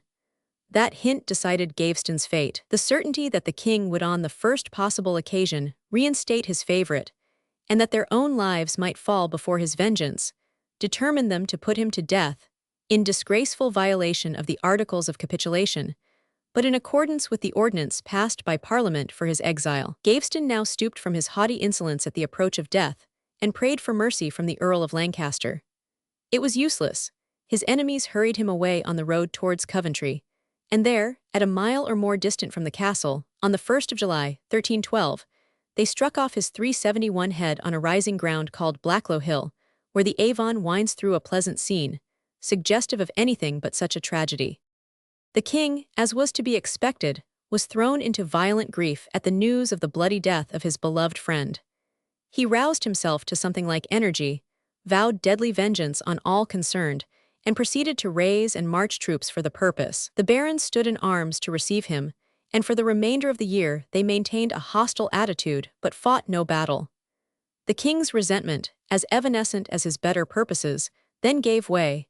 The barons consented to solicit his pardon on their knees, and this pretended humility flattered him into compliance. The plate and jewels of Gaveston were surrendered into his hands, and he was implored to confirm their deeds by proclaiming the late favourite a traitor. Here, however, Edward stood firm. He not only refused, but declined also to confirm the ordinances they had passed. But they had accomplished the grand object of destroying the hated favourite, and therefore were the more willing not to press the king too closely on other points. All classes in the nation now began to cherish hopes that they might be led to chastise the Scots, and to win back, if possible, the brilliant conquests of Edward I. For 7 years, the feeble and inglorious Edward Roman II had now suffered the loss of his great father's acquisitions in Scotland, and the reverses and disgraces of the English arms to remain unavenged. Occupied with the society of his favourite, the effeminate pleasures of the court, and the consequent contentions with his barons, he had allowed Bruce to proceed, with all the activity and resources of a great mind, to reassure the people of Scotland, retake the castles and forts, and strengthen himself against attack. Bruce had gradually risen from a condition the most perilous and enfeebled to one of considerable strength. His soldiers now held every stronghold except that of Stirling, and the governor of this fortress, by the permission of Bruce himself, appeared in London to inform the king that he had stipulated that if the castle were not relieved by the feast of St. John the Baptist, the 24th of June, it should be surrendered. Thus the reign of this weak monarch was the rescue of Scotland. Had not this spiritless king interposed between two such monarchs as the first and third Edward, it is difficult to suppose that Scotland could have maintained its independence. But, with the golden opportunity of an incompetent enemy, Providence had also sent Scotland one of the greatest men which it ever produced. Robert Bruce, driven to seek refuge in the most inaccessible wilds and mountains during the dominion of Edward I, and even pursued there by some of his own countrymen, such as the Lord of Lorne and the relatives of the Red Comyn, no sooner saw the incapable ruler who had succeeded the Hammer of Scotland, as Edward I is styled on his tomb in Westminster Abbey, than he seized every favourable opportunity for regaining the castles and strongholds from the English. As fast as he mastered them, he laid them in ruins, for he could not afford garrisons to defend them, and he knew that the feeling of the country was with him. Thus at last it came to pass that the English had only the castle of Stirling left in all Scotland, and Sir Philip Mowbray, after a brave defence, had agreed to deliver that up if not relieved by a certain day. He had, as we have said, arrived in London with this message. Perhaps even such a message as this, full of national disgrace, might not have moved Edward out of his Epicurean listlessness, but it aroused the nobles. They exclaimed unanimously that it would be an eternal shame thus to let the conquest of Edward I fall out of their hands without a blow. It was therefore resolved that the king should lead an army to the rescue. A royal summons was issued for all the military force of England to meet the king at Berwick on the 11th of June, 1314. The most warlike of the British subjects from the French provinces were called forth. Troops were enlisted in Flanders. The Irish and Welsh were tempted in great numbers to Edward's standard by hopes of plunder, and altogether an army of not less than 100,000 men, including 40,000 cavalry, 3,000 of whom, men and horse, were clad in complete armor assembled. A large fleet attended to act in concert with the army, and at the head of this mighty force, the king took his way towards Edinburgh, advancing along the east coast, and thence along the right bank of the Forth to Stirling. Robert Bruce, who had been lying before Stirling awaiting the result of Sir Philip Mowbray's mission to London, now saw that the fate of the kingdom must be decided on or near that spot. His army was much inferior to the English one in numbers, amounting to between 30,000 and 40,000 men. But then they were tried troops, fighting for the very existence of their country 372, and under such leaders as Robert Bruce, Randolph, and Douglas, men whom they had followed into exploits almost miraculous. The English army was far better armed and provided, except in one particular, and that the most essential of all, a commander. Instead of being led by a man of courage, experience, and sagacity, they had a timid, effeminate puppet. And when so much depended on the commander-in-chief, even more than at the present day, that single circumstance was fatal. Bruce made preparations for the decisive struggle with his usual ability. He had collected his forces in the forest called Torwood, but as he knew the superiority of the English, not merely in numbers, but in their heavy-armed cavalry, far better mounted and equipped than his own, and in their archers the very best in the world, he determined to provide against these advantages.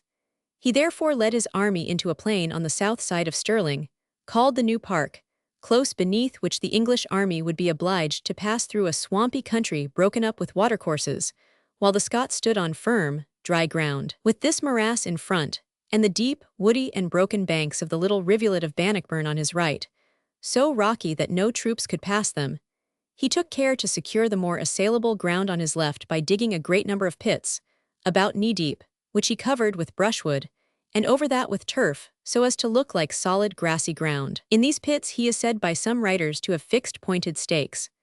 The whole ground, says Barber, the poetical chronicler, was like a honeycomb with the holes. Besides this, Bruce sought to disable the English cavalry by sowing the front of the battlefield with those cruel, four-pointed steel spikes called caltrops and crowfeet, which lamed and disabled the horses which trod upon them. The Borestone, Bannockburn, in which Bruce planted his standard. Bruce then divided his forces into 4 divisions. Of these he gave the command of the right wing, flanked by the Bannockburn, to his brother Edward, of the left, near Stirling, to Randolph, who was posted near the church of St. Ninians, and had orders at all risks to prevent the English from throwing succors into the city.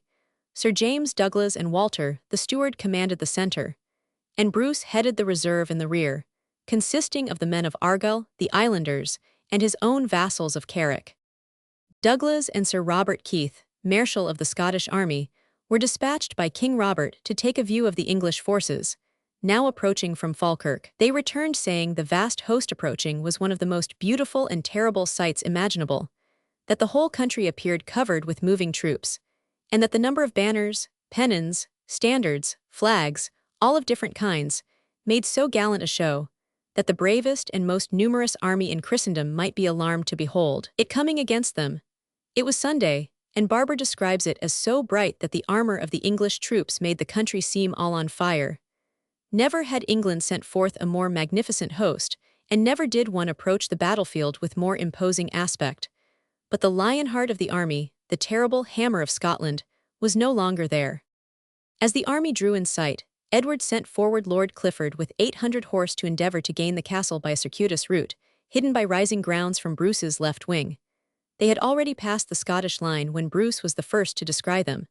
"See, Randolph," he cried, riding up to him, "there is a rose fallen from your chaplet. You have suffered the enemy to pass."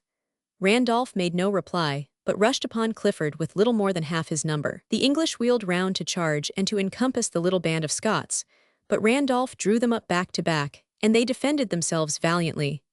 Douglas, who saw the perilous position of Randolph, asked to be allowed to ride up to his relief. "No," replied the king, "let Randolph redeem his own fault." But the danger became so imminent that Douglas exclaimed, "So please you, my liege, I must aid Randolph, I cannot stand idle and see him perish." He therefore rode off with a strong detachment, but seeing as he drew near that the English were giving way, he cried, "Halt! Randolph has gained the day, let us not lessen his glory by approaching the field." A noble sentiment, for Randolph and Douglas were always striving which should rise the highest in the nation. CP 374.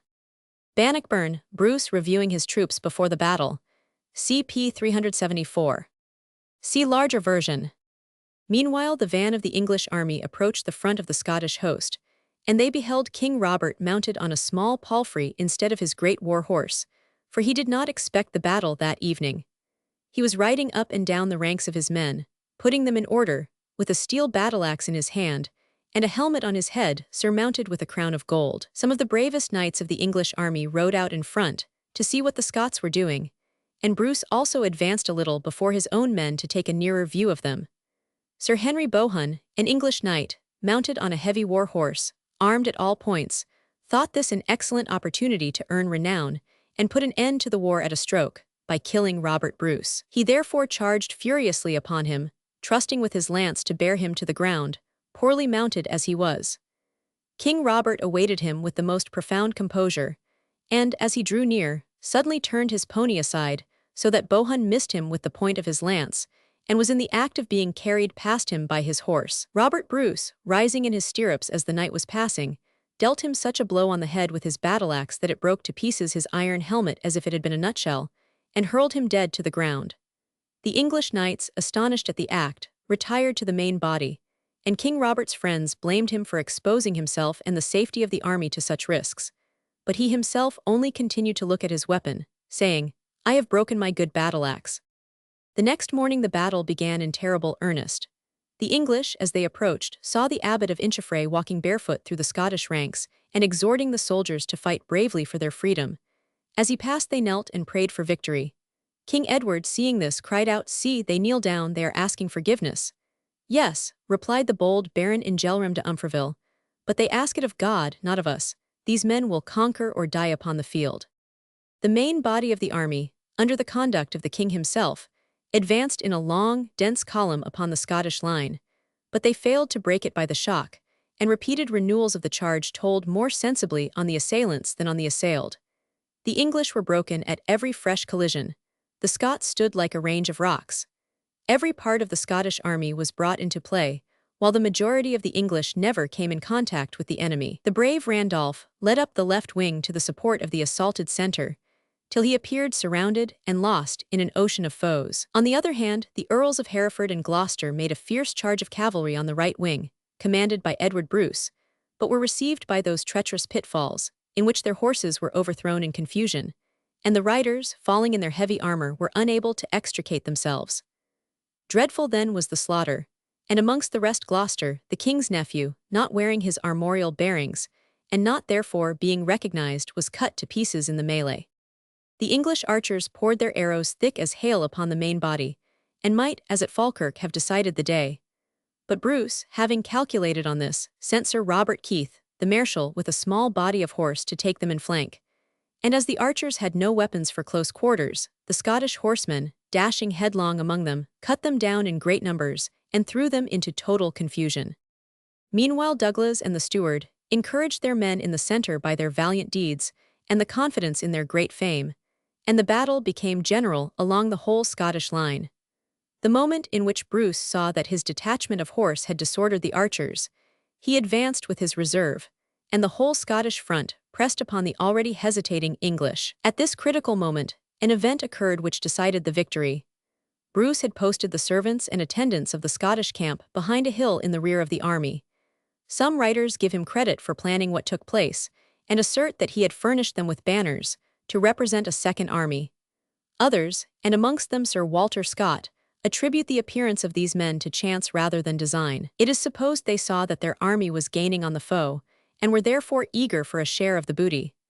Be this as it may, suddenly the English noticed a body of men coming over the hill, ever since called the Gillies, or Servants' Hill, from this circumstance. Imagining this to be a fresh army, they at once lost heart and broke, while Bruce, raising his war cry, rushed 375 with new fury against the failing ranks.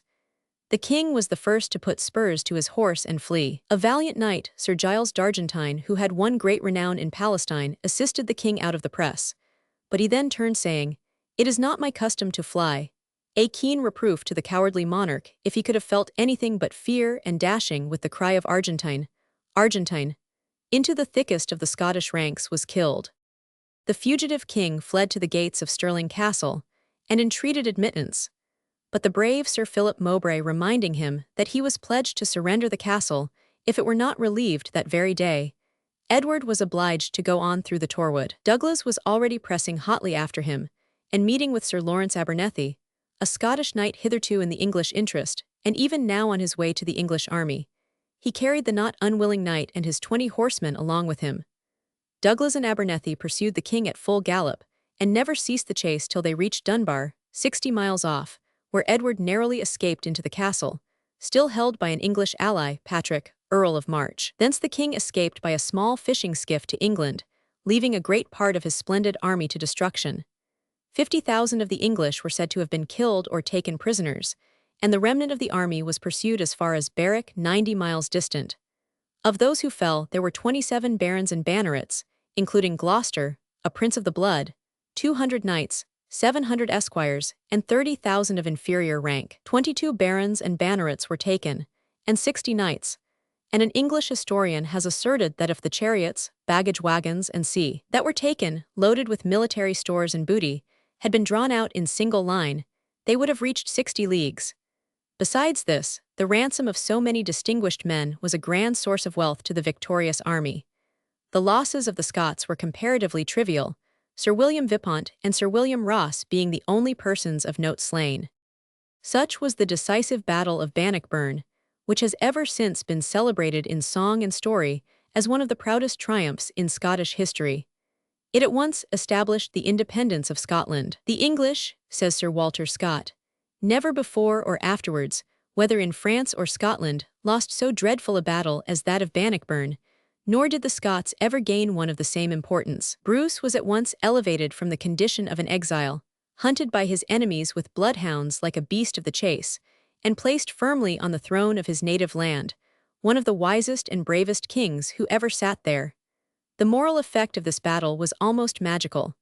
Stirling Castle was at once surrendered, according to stipulation. Bothwell Castle, in which the Earl of Hereford had shut himself up, soon after yielded to Edward Bruce, and Hereford was exchanged for the wife, sister, and daughter of the King of Scots, who had been detained 8 years in England, as well as for the Bishop of Glasgow and the Earl of Mar. The triumphant Scots marched into England, ravaged Northumberland, levied tribute on Durham, wasted the country to the very gates of York, and going westward, reached Appleby in Westmoreland, whence they returned home laden with spoil. The English became thoroughly demoralized by their overthrow, and numbers fled at the approach of the merest handful of Scots. "O day of vengeance and of misfortune," says the monk of Malmesbury, "day of disgrace and perdition, unworthy to be included in the circle of the year, which tarnished the fame of England and enriched the Scots with the plunder of the precious stuffs of our nation to the extent of 200,000, nearly £3 millions of our money." Encouraged by this panic, the Scots made fresh incursions that autumn and the following summer, but received, ultimately, some checks at Carlisle and Berwick. But perhaps more than from this, the security of England was purchased by the ill fortune of Ireland, for in May 1315, the Irish, taking also advantage of the reverses of England, invited Edward Bruce to come over, drive out the English, and become their king. Edward Bruce caught at the offer with avidity, for he was fond of battle and adventure, and ambitious of fame and power. He was brave but rash. He took over 6,000 men, and was joined by several of the Irish chiefs on landing at Carrickfergus. The Scots fought with various success, and penetrated far into Ireland. In the following spring, Edward Bruce was crowned King of Ireland in Ulster, and Robert Bruce also went over to support his claim with fresh forces, making the Scottish army about 20,000 men. For another year, the two brothers continued their adventure, marching on Dublin, to which the citizens set fire and laid waste the suburbs, so that the invaders were obliged to move on. They marched south in hope of receiving cooperation from the Irish of Munster and Connaught, but 376 were disappointed, and involved in imminent danger from an English army of 30,000 men at Kilkenny. The Auld Brig Stirling. The English, meantime, seized the opportunity of the absence of the King of Scots, and made fresh inroads into Scotland. This compelled his speedy return, when in March 1318 he made himself master of Berwick, and revenged himself on the English by again marching into their northern counties, taking the castles of Wark, Harbottle, and Mitford in Northumberland, and in a second raid in Yorkshire burning Northallerton, Boroughbridge, Scarborough, and Skipton, besides levying 1,000 marks on Ripon and carrying off much booty. But ill fortune soon overtook his brother Edward in Ireland, where he had left him. He engaged Sir John de Birmingham at Faghur, near Dundalk, and was left dead on the field with 2,000 of his soldiers. The efforts of the Scots for 3 years to erect a kingdom in Ireland thus vanished forever, leaving scarcely a trace. Birmingham presented the head of Edward Bruce to the King of England, who made him, in recompense, Earl of Louth. These reverses of the Scots excited Edward of Carnarvon to one more effort for the recovery of Scotland. He assembled a numerous force, and besieged Berwick on the 7th of September, 1319, both by sea and land. It made a vigorous resistance, and Randolph and Douglas, to create a diversion, invaded the western marches with a force of 15,000 men. They made a push for York to secure the Queen, but failed. They then committed dreadful ravages in Yorkshire and were encountered by an undisciplined mob, led on by the Archbishop of York and the Bishop of Ely. This rude assemblage they routed at Mytton, on the Swale, and slew about 4,000, chiefly peasants, but amongst them 300 churchmen with surplices over their armor. Whence this battle, in allusion to so many shaven crowns in it, was called the Chapter of Mytton. Edward at length raised the siege of Berwick, and marched to intercept the Scots, but not before they had burnt and destroyed 84 towns and villages, and done incredible damage. On the approach of the king, they warily withdrew, and finished their successful raid by a truce for 2 years. Such had been the fortune in war of the son of one of the greatest commanders that the English ever saw on the throne. Such was the condition to which the weakness and cowardice of Edward Roman II had reduced the kingdom. The Scots insulted and harassed him on one side, the Welsh on the other, and the haughty barons, taking advantage of his fallen fortunes, sought to raise their own power on the ruins of the throne. They came forward again boldly with their ordinances, and Edward was compelled to submit to them. Lancaster was set at the head of the council, and introduced a totally new set of officers of the crown. The government offices, they declared, should be filled from time to time by the votes of Parliament, that is, of the barons. So far from these new rulers endeavoring to expel or humble the Scots, it was believed that Lancaster was in secret alliance with them, and this afterwards was proved to be true. Acting this traitorous part, Lancaster pretended to keep up a hostile show against the Scots, but he took care that all attempts against them should fail. Edward was clearly totally unfit to govern a kingdom. He had not the ability to conduct the affairs of peace or war, and he was of that unhappy character of mind which never derives any benefit from experience. The misery which he had brought upon himself by his foolish fondness for Gaveston, and the destruction brought upon the favourite himself, had not the smallest effect in preventing the king from again falling into the same error. Soon after the death of Gaveston, he conceived the same singular and indomitable attachment to Hugh le Despencer, or Spencer, a young man of 377 ancient descent, and in the service of the Earl of Lancaster, who, in his change of office, had placed him about the court. This second fatal attachment involved the remainder of the reign of Edward in perpetual strife and trouble, and precipitated his terrible end. Halfpenny of Edward Roman II, penny of Edward Roman II. This young Despencer, the new favourite, had all the graces of person and the accomplishments which had bewitched the king in Gaveston, but he had the advantages which never belonged to the Gascon, those of birth, rank, and connection. His father was a noble of ability and experience, highly esteemed for his wisdom, bravery, and integrity through his past life. But these things availed nothing with the indignant barons, who suddenly saw the young man and his father advanced over their heads. They withdrew sullenly from court and parliament, and sought an opportunity to make their resentment felt by both the king and his minions. This opportunity, with a monarch like Edward, could not be long wanting. He began the same reckless course of heaping honors, and estates on the younger Spencer. As he had married Gaveston to his own niece, sister to the Earl of Gloucester, he now repeated the very act as nearly as circumstances would permit him, and married Spencer to the sister and one of the co-heirs of the late Earl of Gloucester, who was killed at Bannockburn.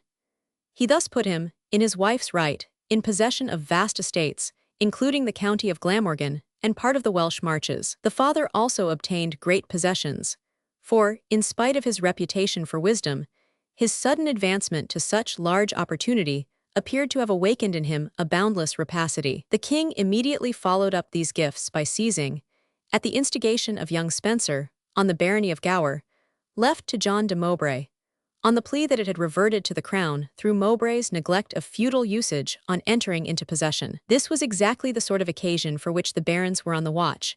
The whole marches were in flame, civil war was afoot. The Earls of Lancaster and Hereford flew to arms.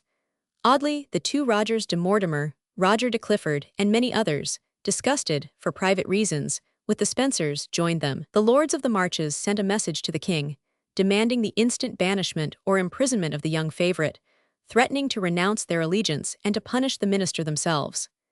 Scarcely waiting for an answer, they fell on the lands of both the Spencers, pillaged and wasted their estates, murdered their servants, drove away their cattle, and burned down their castles. Lancaster having joined them, with 34 barons and a host of vassals, this formidable force marched to St. Albans. Having bound themselves not to lay down their arms till they had driven the two Spencers from the kingdom, they sent a united demand to the king for this object. Edward assumed constitutional grounds for his objection to this demand.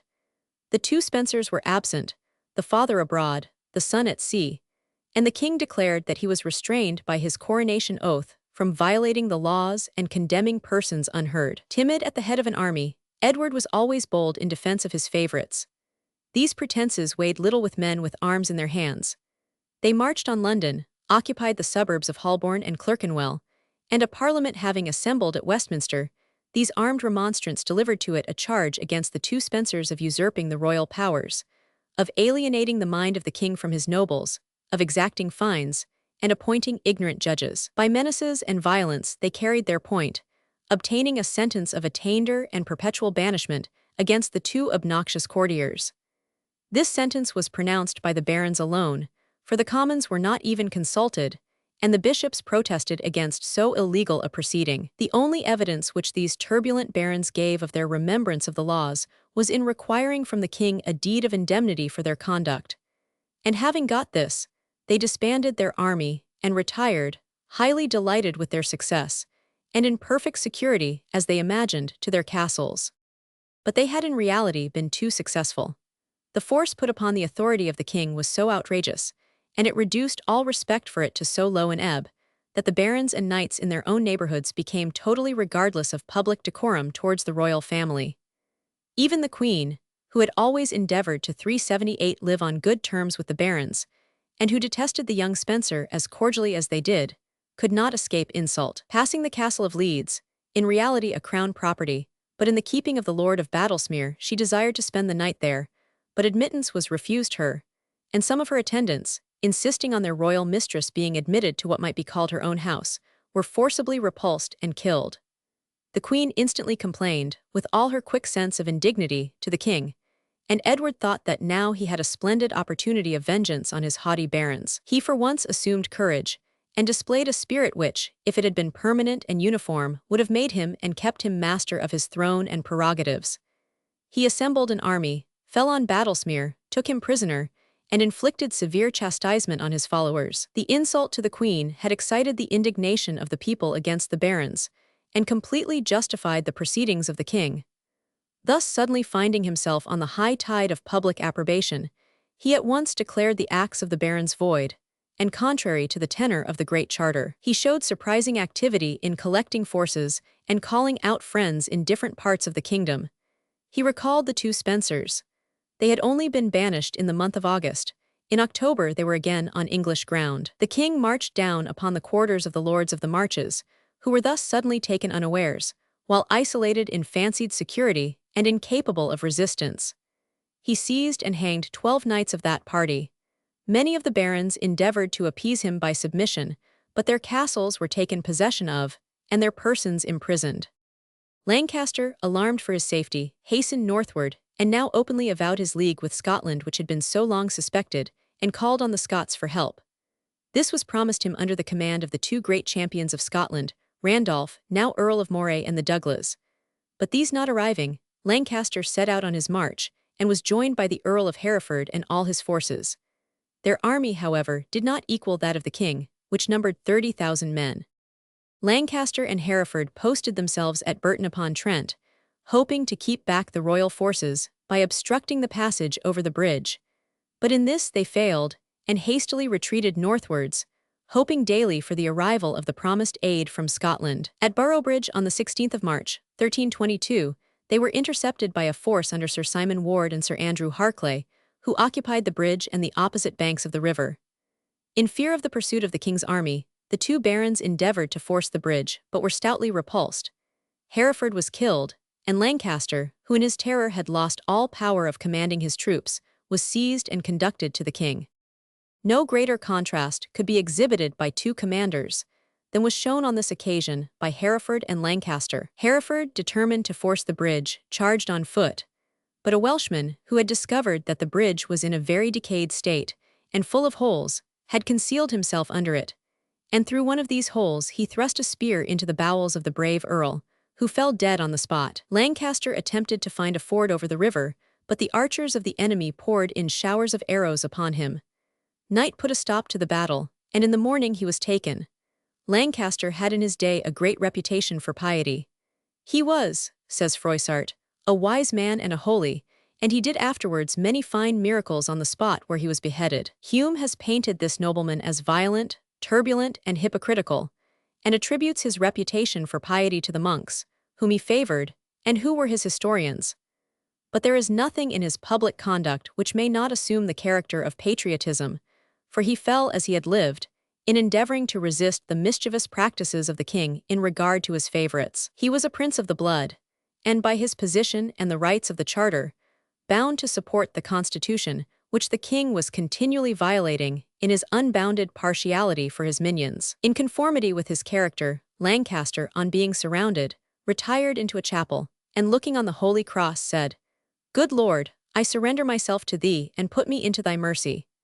He had no mercy to expect from Edward, who, remembering too well the indignities which his beloved Gaveston had received at the hands of the earl and his associates at his execution, now resolved to have ample revenge.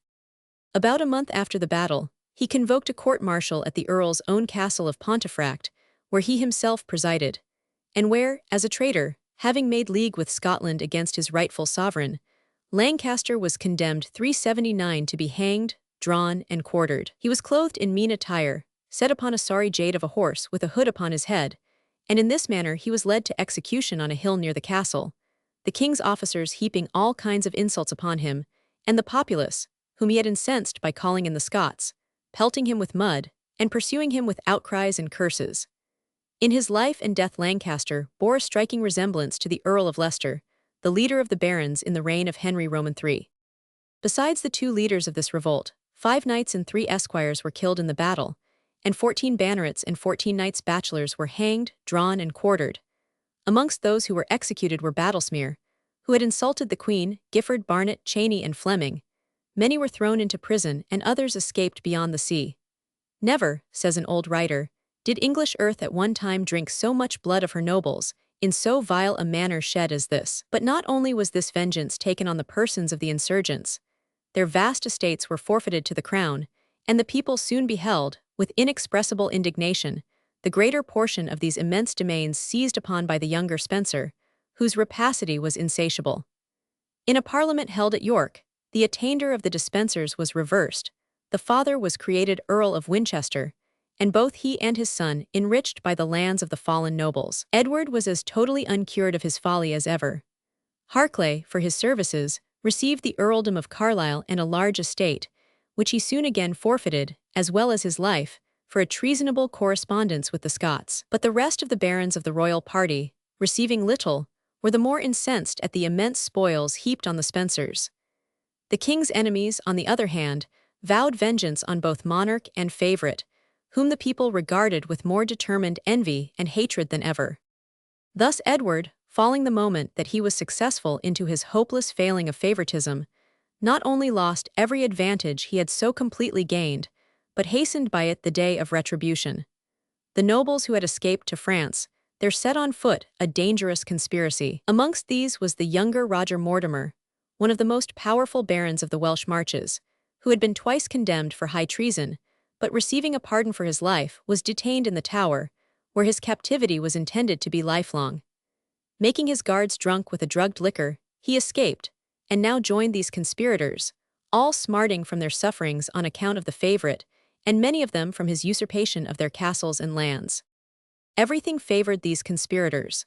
At home, the young Spencer, as little instructed by past dangers as his master, seemed to grow every day more arrogant, and an expedition against the Scots, like all the expeditions of this king against that people, proving a failure, followed by the usual inroads of the Scots, in one of which they nearly took the king prisoner, and in which they wasted the country to the very walls of York, created deep discontent and national irritation. Sensible of the lowering aspect of things in France, Edward, at length, after a war of 23 years, fruitful in disaster and ruin, now concluded a peace with Scotland for 13 years. In this truce he did not recognize the title of Robert Bruce to the crown, but Bruce, who had made good his claim to it, who had repelled all the attacks of England on his country, given the enemy a great overthrow at Bannockburn, and on various occasions carried the war into England, satisfied himself with these substantial advantages. Fortified on this side, Edward still did not sit secure. Soon after the treaty he was startled by a plot to cut off the elder Spencer, and then by an attempt to release the prisoners taken at Boroughbridge from their dungeons. This failed, but the conspiracy in France grew, and circumstances favored it. Charles the Fair, the brother of Edward's queen, now on the throne, having, or pretending, causes of complaint against Edward's officers in the province of Guienne, overran that province with his arms and took many of the castles. Edward apologized and offered to refer the causes of quarrel to the Pope, but Charles took advantage of his brother-in-law's difficulties and endeavored to deprive him of his French territories altogether. Edward sent out his brother, the Earl of Kent, to endeavor to negotiate matters, but without effect, and Isabella, who had long wished to quit the kingdom, now prevailed on the king to let her go over and arrange the business with her brother. Edward fell into the snare. The Queen found herself in Paris, and the center of a powerful band of British malcontents. One common principle animated the Queen and the refugees of the Lancaster faction, and bound them together: hatred of the Spencers. The Queen had come attended by a splendid retinue, for she came not only as Queen 380 of England and Princess of France, but in the character of an ambassador. Publicly, therefore, she was received with every honor, and publicly she appeared to be negotiating for a settlement of her royal husband's difficulties. But as the mode of solving them, she conceded that he should come over in person and do homage for his provinces. This proposal, which astonished both the king and the whole court, was strenuously resisted by the younger Spencer. He well knew the feelings entertained by the Queen towards him, and therefore would, on no account, trust himself in Paris with her. But to allow the king to proceed there alone was as full of danger. The king might there fall under the influence of some other person, and at home his own position would be most perilous during the king's absence, regarded as he was with universal hatred. The king had advanced as far as Dover, where, no doubt, at the persuasion of the Spencers, he stopped, and on the plea of illness, declined to proceed any farther. Foiled in this scheme, Isabella hit upon another, which was that Edward should make over Guienne and Ponthieu to his son, who then could go instead of his father, and perform the requisite homage. This was more easily fallen into by the king, because it suited young Spencer by keeping the king at home. Edward resigned Guienne and Ponthieu to his son, now 13 years old, who went over, did the homage, and took up his residence with his mother. The plot now began to unfold itself palpably. The Queen was not only surrounded by a powerful body of English subjects hostile to their king, but she had the heir to the throne in her possession, and she determined never to return to England till she could drive young Spencer thence, and seize the reins of power herself. When, therefore, the homage being completed, Edward urged the return of his wife and son. He received at first evasive answers, which were soon followed by the foulest charges against him by his own queen. She complained that Hugh Spencer had alienated the king's affection from her, that he had sown continual discord between them, had brought the king to such a feeling against her, that he would neither see her nor come where she was. She accused the Spencers of seizing her dower, and keeping her in a state of abject poverty and dependence, and beyond all this, of having a design on the lives of both herself and son. The king put forth a defense of himself, but nothing could clear him from the charge of having grossly neglected the queen for his favorites, or of having most thoroughly merited her contempt and aversion. But while the queen was doing the utmost to disgrace and ruin her husband, her own conduct was notoriously scandalous. During the life of the Earl of Lancaster, she appears to have leaned very much on him for counsel and support, but now the Lord Mortimer was become the head of the Lancastrian party, and therefore necessarily was thrown daily into her society. Mortimer was handsome, brave, of insinuating address, and sufficiently unprincipled.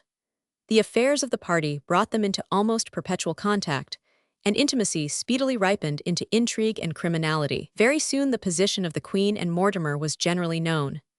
They lived in the most avowed intimacy, and when Edward, made aware of it, insisted on Isabella's immediate return, she declared boldly that she would never set foot in England till Spencer was forever removed from the royal presence and councils. This public avowal won her instant popularity in England, where Spencer was hated, and threw for a while a slight veil over her own designs.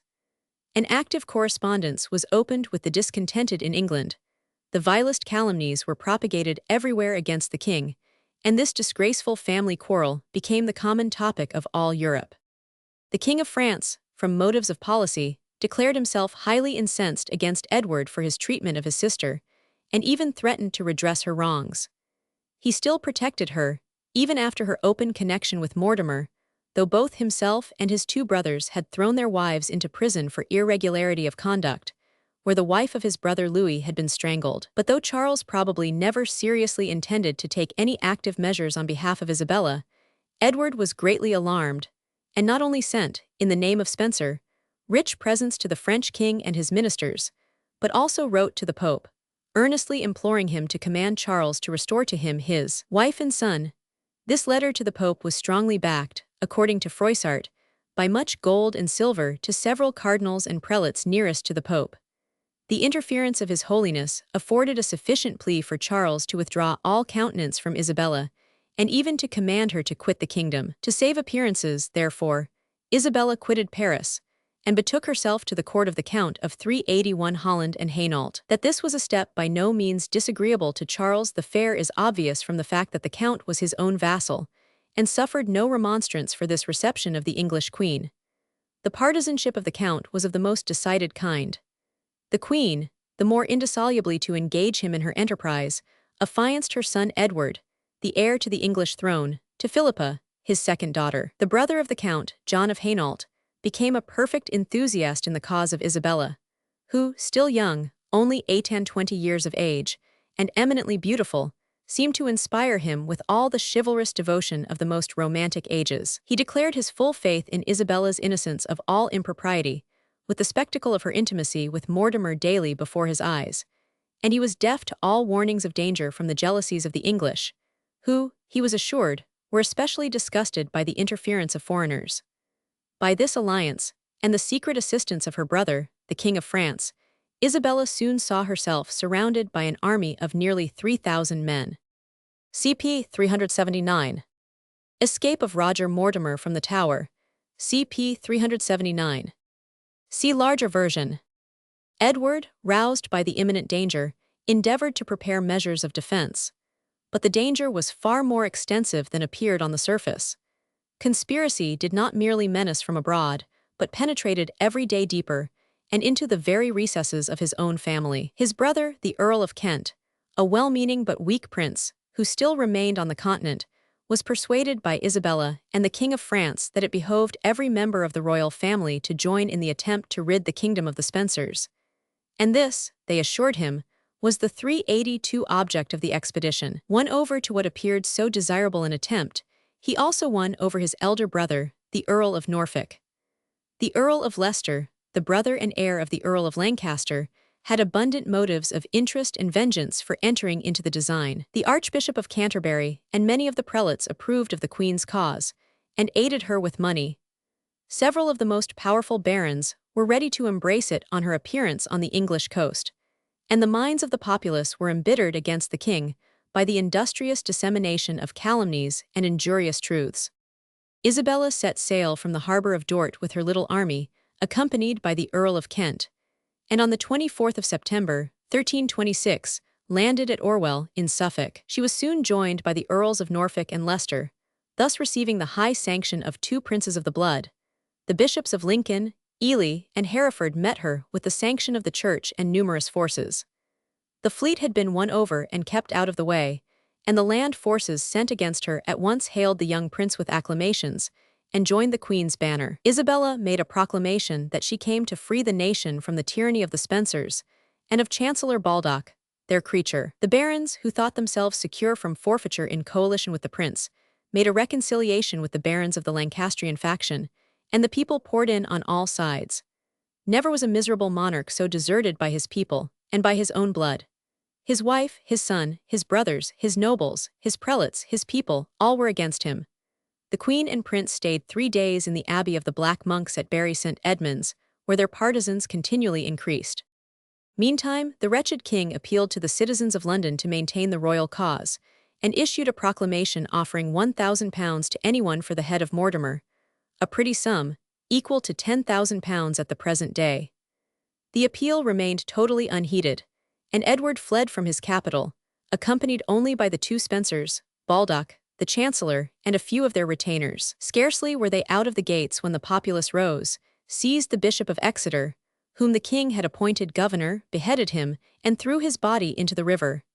They met with and killed a friend of the favourites, one John Le Marchal. They made themselves masters of the Tower, and liberated all the state prisoners, a numerous body, most of them suffering for the attempts to put down young Spencer, and then entered into an association to put to death without mercy everyone who dared to oppose the Queen and Prince. Such was the fury of the populace against the king and his favourite, and this spirit appeared in every part of the kingdom. The poor forsaken king fled to the Welsh, amongst whom he was born, but they would none of him, and he was compelled to take to the sea with his favourite. The elder Spencer was left in Bristol as governor of the castle, but the garrison mutinied against him, and on the approach of the Queen he was delivered up to her. The poor old man, now nearly 90, was brought before Sir William Trussell, one of the Lancastrian exiles, who, without allowing him to utter a word in his defence, condemned him to death. He was taken outside the walls of the city and hanged on a gibbet, his bowels were torn out, and his body was cut to pieces and thrown to the dogs, and as he had been made Earl of Winchester, his head was sent to that city and stuck on a pole. Such was the fate of this old man, who had borne a high character through a long life, till strange fortune lifted him aloft, and developed in him the lurking demons of rapacity and lust of his neighbour's goods. The unhappy king, meantime, with the son of this old man, endeavouring, it was supposed, to escape to Ireland, had been tossed about for many days on a stormy sea, which seemed to enter into the rebellion of his people, and to reject him and cast him up, as it were, on the coast of South Wales. His flight had furnished the barons with a fortunate plea for deposing him. They first issued a proclamation at Bristol, calling on the king to return to his proper post, and as he did not appear, on the 26th of September, forming themselves into a parliament, they declared that the king had left the realm without a ruler, and appointed the Prince of Wales guardian of the kingdom. The king, on landing, knowing what he had to expect, hid himself for some weeks in the mountains near Neath Abbey in Glamorganshire. His place of retreat was very soon known, and young Spencer and Baldock were seized in the woods of Lantresson, and immediately afterwards Edward came forth and surrendered himself to the Earl of Leicester, the brother of Lancaster, whom he had beheaded at Pontefract. Without a single sign of sympathy or commiseration from high or low, the wholly abandoned king was sent off a prisoner to Kenilworth. Short 383 and bloody work was made with the favourite. Trussell, the same judge who had condemned his father, condemned him to be drawn, hanged, disemboweled, beheaded, and quartered, and the sentence was carried into execution with revolting minuteness. He was hanged on a gallows 50 feet high, and his servant, Simon Redang, was hanged on the same gallows, only a few yards lower.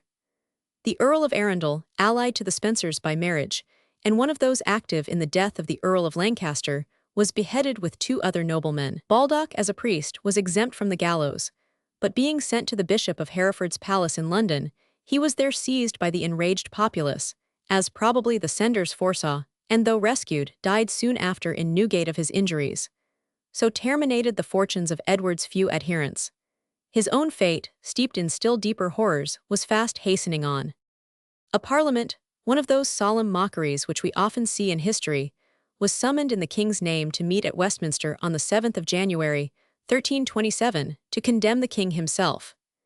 There Adam Orleton, Bishop of Hereford, one of the most violent partisans of the Queen and a bitter enemy of the king, assumed the office of speaker. The very appearance of such a speaker indicated, had all other circumstances been wanting, the determination of the barons to proceed to extremities with Edward.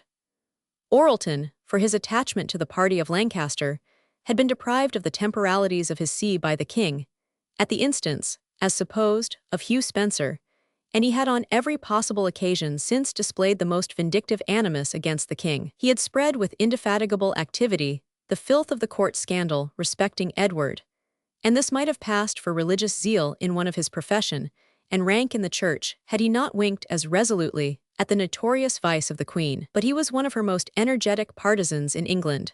He hastened to meet her on landing, and in the Parliament, and everywhere amongst the barons, when it had been proposed to allow the king to be reconciled to his family and rule by advice of his nobles. He had effectually quashed such sentiments and turned the tide of opinion for the king's deposition. He now put the formal question, whether the king should be restored, or his son at once be raised to the throne. For appearance sake the members were left to deliberate in their own minds on the question till the next day, but there could be only one answer, and that was for the father's dethronement. The public, on hearing that decision, broke forth into loudest acclamations, which were vehemently reiterated when the young king, a boy of 14, was presented to them. By a singular informality, Parliament deposed Edward first, and judged him afterwards. 5 days after declaring the accession of Edward Roman III, a charge was drawn up against his father, in which some eminent historians discern the malice of his enemies rather than impartial grounds of complaint. They say that, notwithstanding the violence of his opponents, no particular cause was laid to his charge. True, those which were loudly enough proclaimed by the public voice to be of a scandalous nature were omitted, probably out of respect to his son, who was present during the whole proceedings. But what they did charge him with were incapacity for government, waste of time on idle amusements, neglect of business, cowardice, being perpetually under the influence of evil counsellors, of having by imbecility lost Scotland and part of Guienne, with arbitrary and unconstitutional imprisonment, ruin, and death of different nobles. Surely these, if not all crimes, had all the effect of crimes on the nation. They were fraught with mischief, public discord, and decay, and must be regarded as affording ample grounds for deposition. In fact, the whole kingdom was weary of the incorrigible king. Not a single voice was raised in his behalf, and on the 20th of January, a deputation was dispatched to announce his deposition to him at Kenilworth. This deputation consisted of certain bishops, earls, and barons, with 2 knights from each shire, and 2 representatives from each borough. The most glaring feature of harshness in the selection of the deputies was that the spiteful Adam Orleton and the savage Sir William Trussell, who had passed such barbarous sentences on Edward's friends the Spencers, were amongst its leading members. At sight of Orleton, the king was so shocked that he fell to the ground. The interview took place in the great hall of Kenilworth, and the king appeared wrapped in a common black gown. Sir William Trussell, as speaker, pronounced the judgment of Parliament, and Sir Thomas Blount, the steward of the household, then broke his white staff of office, and declared all persons discharged and freed from Edward's service, the ceremony being the same as practiced on a king's death. On the 24th, King Edward Roman III was proclaimed, it being declared to be by the full consent of the late king. 384 On the 28th, the young monarch received the Great Seal from the Chancellor, and redelivered it to him, and on the 29th, he was crowned at Westminster by the Archbishop of Canterbury. The extreme youth of the king enabled Queen Isabella, his mother, to have the chief power of the crown vested in her. But her unconcealed connection with the Lord Mortimer made her very soon lose the popularity which her pretense of driving away the Spencers had obtained her. Both barons and people looked with ill-suppressed jealousy and disgust at the dangerous position of Mortimer, and however completely the late king had forfeited public favor, it was not long before the people began to feel that it was not the part of a wife to have invaded the kingdom, and deposed and pursued to death her husband and the father of her children. Isabella had indeed pretended to lament over this necessity, and to bewail the afflictions of her husband, but her actions belied her words and tears, for she still pressed on his abdication, and was all the time living in open adultery with her paramour Mortimer. Thus public feeling and indignation grew apace, and there were not wanting monks who boldly denounced from the pulpit the scandalous life of the queen, and awoke a feeling of commiseration for her captive husband. Those who beheld the proud Mortimer actually occupying, in the name of the queen, the seat of royal power, burned with not unnatural wrath at the degradation of the throne. Those who saw the unfortunate Edward, gentle and depressed in his fallen fortunes, became touched with compassion for him. The Earl of Leicester, now Earl of Lancaster, though he had a brother's blood in his remembrance, could not help being affected with generous and kindly sentiments towards his prisoner, and was even suspected of entertaining more honorable intentions towards him. These things were whispered to Isabella, and the king was speedily removed into the care of Sir John Maltravers, a man of a savage disposition, and embittered against the king by injuries received from him and his favourites. Maltravers appeared to study the concealment of his captive, removing him from time to time from one castle to another in the space of a few months. At length, Lord Berkeley was added to the commission of custody, and the unhappy captive was lodged in Berkeley Castle, near the river Severn. While Lord Berkeley was there, Edward was treated with the courtesy due to his rank and to his misfortunes. But that nobleman being detained at his manor of Bradley by sickness, the opportunity was taken to leave the dethroned king in the hands of two hardened and desperate ruffians, named Gurney and Ogle. These men appeared to take a brutal delight in tormenting him. They practiced upon him daily every indignity which they could devise. It is stated that one day, when Edward was to be shaved, they ordered cold and filthy water from the castle ditch for that purpose, and when he desired it to be changed, they refused it with mockery, though the unfortunate prince burst into tears and declared that he would have clean and warm water. These modes of killing were, however, too slow for those who wanted to be secure from any popular revulsion of feeling in favor of the deposed monarch. And one night, the 21st of September, 1327, frightful shrieks were heard from the castle, and the next morning the gates were thrown open, and the people were freely admitted to see the body of the late king, who, it was said, had died suddenly in the night. Of the nature of that disease there was no doubt on the minds of anyone, for the cries of the sufferer's agony had reached even to the town, waking up, says Holinshed, numbers, who prayed heartily to God to receive his soul, for they understood by those cries what the matter meant. The murder of Edward of Carnarvon is one of the horrors of history. The fiends who had him in custody, it came out, had thrown him upon a bed, and held him down violently with a table, while they had thrust a red-hot iron into his bowels through a tin pipe. By this means there appeared no outward cause of death, but his countenance was distorted and horrible to look upon. Most of the nobles and gentlemen of the neighbourhood went to see the body, which was then privately conveyed to Gloucester and buried in the abbey, without any inquiry or investigation whatever. Edward, at the time of his murder, was 43 years old. He had reigned 19 years and a half, and spent about 9 months in woeful captivity after his deposition. Maltravers, Gurney, and Ogle were held in universal detestation. Gurney was some years afterwards caught at Marseille and shipped for England, but was beheaded at sea, as was supposed, by order of some of the nobles and prelates in England, to prevent any damaging disclosures regarding their accomplices or abettors. Maltravers found means of doing service to Edward Roman III, and eventually obtained a pardon. Berkeley Castle. See larger version. This reign presents a melancholy example of the miseries which befell a nation in those days from a weak king. In those rude times, the throne was not fenced about, and supported by the maxims and institutions which nowadays enable very ordinary kings to fill their high post without any public inconvenience, and verify the observation of the celebrated Swedish chancellor, Oxenstierna. See, my son, with how little sense a kingdom may be governed. In the time of Edward Roman II, the convenient maxim had not been introduced that the king can do no wrong. The monarch stood alone amid a race of powerful and ambitious barons, who were always ready to encroach on the throne, and could be restrained only by a strong hand. The king had not, as he has now, his council and his ministers to share his responsibilities, and to afford him the help of their united talents and advice. He acted more fully from his own individual views, and therefore, the consequences to the nation were the more directly good or evil as the king was wise or the reverse.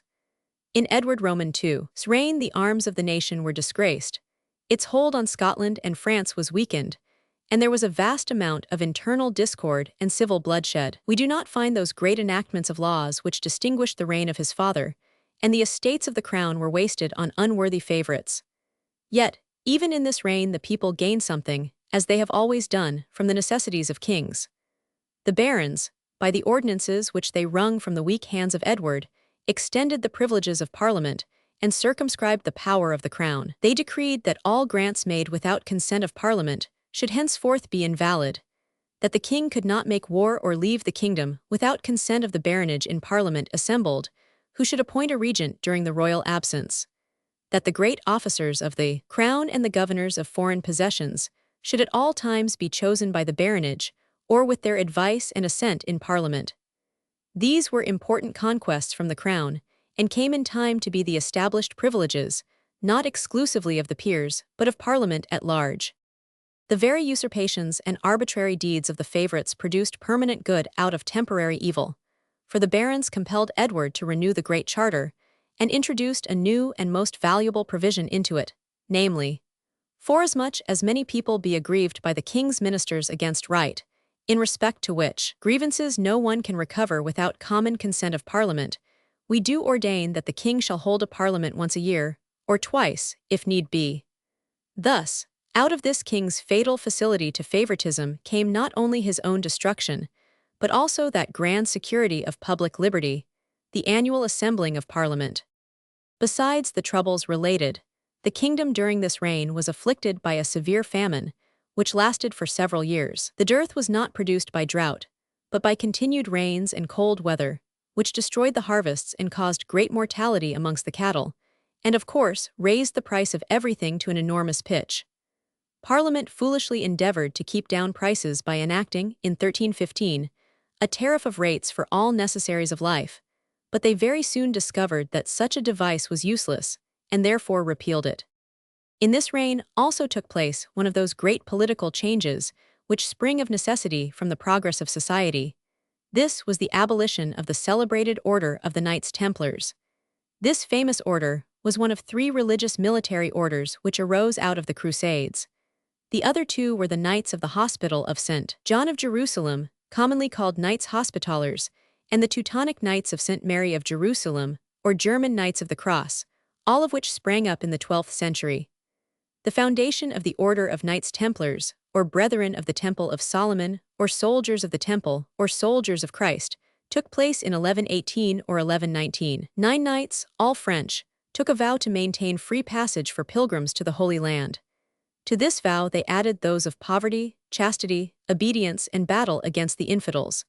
For 6 or 7 years they did not add to their numbers, but in 1128 Pope Honorius Roman II confirmed a rule of the Council of Troyes on their behalf, thus fully recognizing them as an orthodox body, the paupers Camillitones, or poor soldiers of the Holy City. Honorius appointed them to wear a white mantle, and in 1146 Eugenius Roman III added a red cross on the left breast, in imitation of the white cross of the Hospitallers, whose business it was to attend the sick and wounded, and entertain pilgrims. This red cross, borne also on their banners, became famous all over the world, from the valor of these knights, who hence acquired the common cognomen of Red Cross Knights. The order speedily grew into fame and popularity. Young men of the noblest families of every nation in Christendom eagerly sought admittance into it. They became extremely numerous, in time admitting priests and persons of lower rank, or esquires. Their chief seat after their expulsion from Jerusalem by Saladin was in Cyprus, but they had also provinces in Tripoli, Antioch, Portugal, Spain, France, England, Scotland, Ireland, Germany, Italy, and Sicily. Their history is the history of all the wars of the Christians against the infidels in the East, and for 170 years they formed the most renowned portion of the Christian troops. But with fame came also immense wealth, and its usual sequence, corruption. Their vows had become a mockery. Instead of poverty and chastity, they grew notorious for the splendor of their abodes, and the pomp, luxury, and licentiousness of their lives. In the time of Edward Roman II, they had incurred the resentment of his brother-in-law, Philip the Fair of France. They were suspected of exciting the Parisians to a resistance to the debasement of the coin, which Philip was noted for. But there needed no other temptation to their destruction with this needy prince than their enormous wealth. In 1306, the Grand Master of the Temple, Jacques de Molay, was summoned to Europe by Pope Clement V, who had secretly agreed with Philip to suppress the order. De Malle was summoned on pretense of consulting with the Pope on uniting the two orders of the Templars and Hospitallers. Witnesses were soon found to charge the whole order of the Templars with the systematic practice of the most revolting crimes, and on the 12th of September, 1307, secret instructions were sent to all the governors of towns in France, by which in one night the whole of the Templars in France, including de Malle, were seized and thrown into prison. Their houses and property were everywhere seized, and their great stronghold, the Temple in Paris, was taken possession of by Philip himself. For the space of 6 years, there followed the most extraordinary and terrible scenes. The members of the order were put to the most savage tortures, to compel them to confess to the most incredible crimes, and on recanting their forced confessions, they were 387 burnt at the stake. In Paris, Reims, Sens, Vienne, and various other places, these dreadful cruelties and butcheries were perpetrated, till on the 22nd of March, 1312, the Pope abolished the order forever. On the 18th of March, 1314, de Malle, the Grand Master, and Guy, Commander or Grand Prior of Normandy, were burnt on one of the small islands of the Seine. In England and Ireland, they were all in like manner arrested by sealed orders on a particular day, and their property of every kind, as well ecclesiastical as temporal, was confiscated. In this country, however, they were treated with great lenity. The witnesses brought against them refused to declare that they knew anything to their discredit, or, indeed, anything of their secret principles or practices. The Pope, incensed at this leniency, wrote strongly to Edward, exhorting him to try torture. A threat of treating them as heretics induced all but the Grand Master, William de la More, to confess their heresy, and they were sent to pass the remainder of their lives as prisoners in different monasteries, the revenues of their immense estates being conferred by King and Parliament on the Hospitallers, or Knights of St. John of Jerusalem. Their chief seat was the Temple, in Fleet Street, which they erected in 1185. But as early as the reign of Stephen, they were established in the old temple on the south side of Holborn, near the present Southampton buildings. So fell this mighty order. Matthew Paris asserts that the number of their manors or estates throughout Christendom amounted to 9,000, and he estimates their yearly income at not less than £6 million sterling. With the exception of Spain and Portugal, their property, as in England, was given to the Knights of St. John. King Edward Roman II left 4 children, 2 sons and 2 daughters.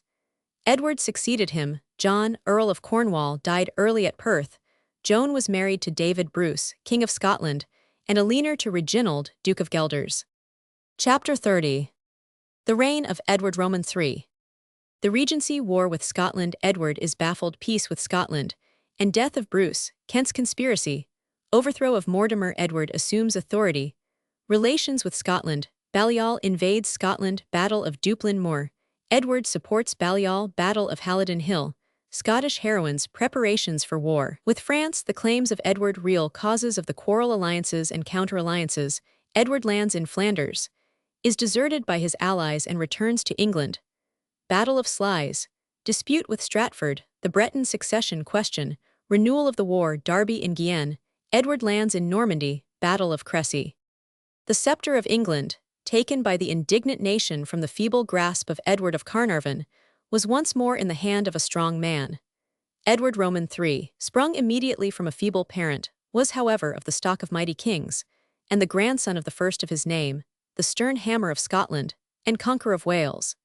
In the youthful monarch all the vigour and ability of Edward I revived, and in his reign the fame of England rose far higher than it had ever yet reached, bringing the 2 words of martial glory, Crécy and Poitiers, into the language, and making them to sound like a trumpet in the ears of Englishmen in every age. True, the conquests which they marked soon faded away, but the prestige of British valour which they created was created for all time. In no period of our history did the spirit of chivalry show more in the ascendant than in this reign, nor leave names of more knightly lustre on the page of our history, including not only the monarch and his illustrious son, but a numerous list of leaders in the field. Whether the practical utility or the political wisdom of the great deeds done, exclusive of the renown conferred on the nation, was equal to their eclat, remains for us to determine after our record of them. But at the commencement of his reign, the future conqueror of Crécy was but a boy of 14. The Lion of England was yet but the ungrown and playful cub, and was under the guardianship of a mother of tarnished reputation, and in the real power of her bold paramour, Roger Mortimer. For appearance sake, indeed, a council of regency was appointed during the minority of the young king, and this council was composed of 388 of the most influential noblemen and prelates of the realm. Having named this regency, the parliament then passed an act of indemnity, including all those engaged in the deposition of the late king, reversed the attainders against the late Earl of Lancaster and his adherents, confiscated the immense and ill-gotten estates of the dispensers, and granted to the Queen Mother a large sum of money to discharge her debts, and a jointure of £20,000 a year, a sum quite equal in value to £100,000 now. This last enactment, in fact, established the supremacy of the Queen and her paramour Mortimer.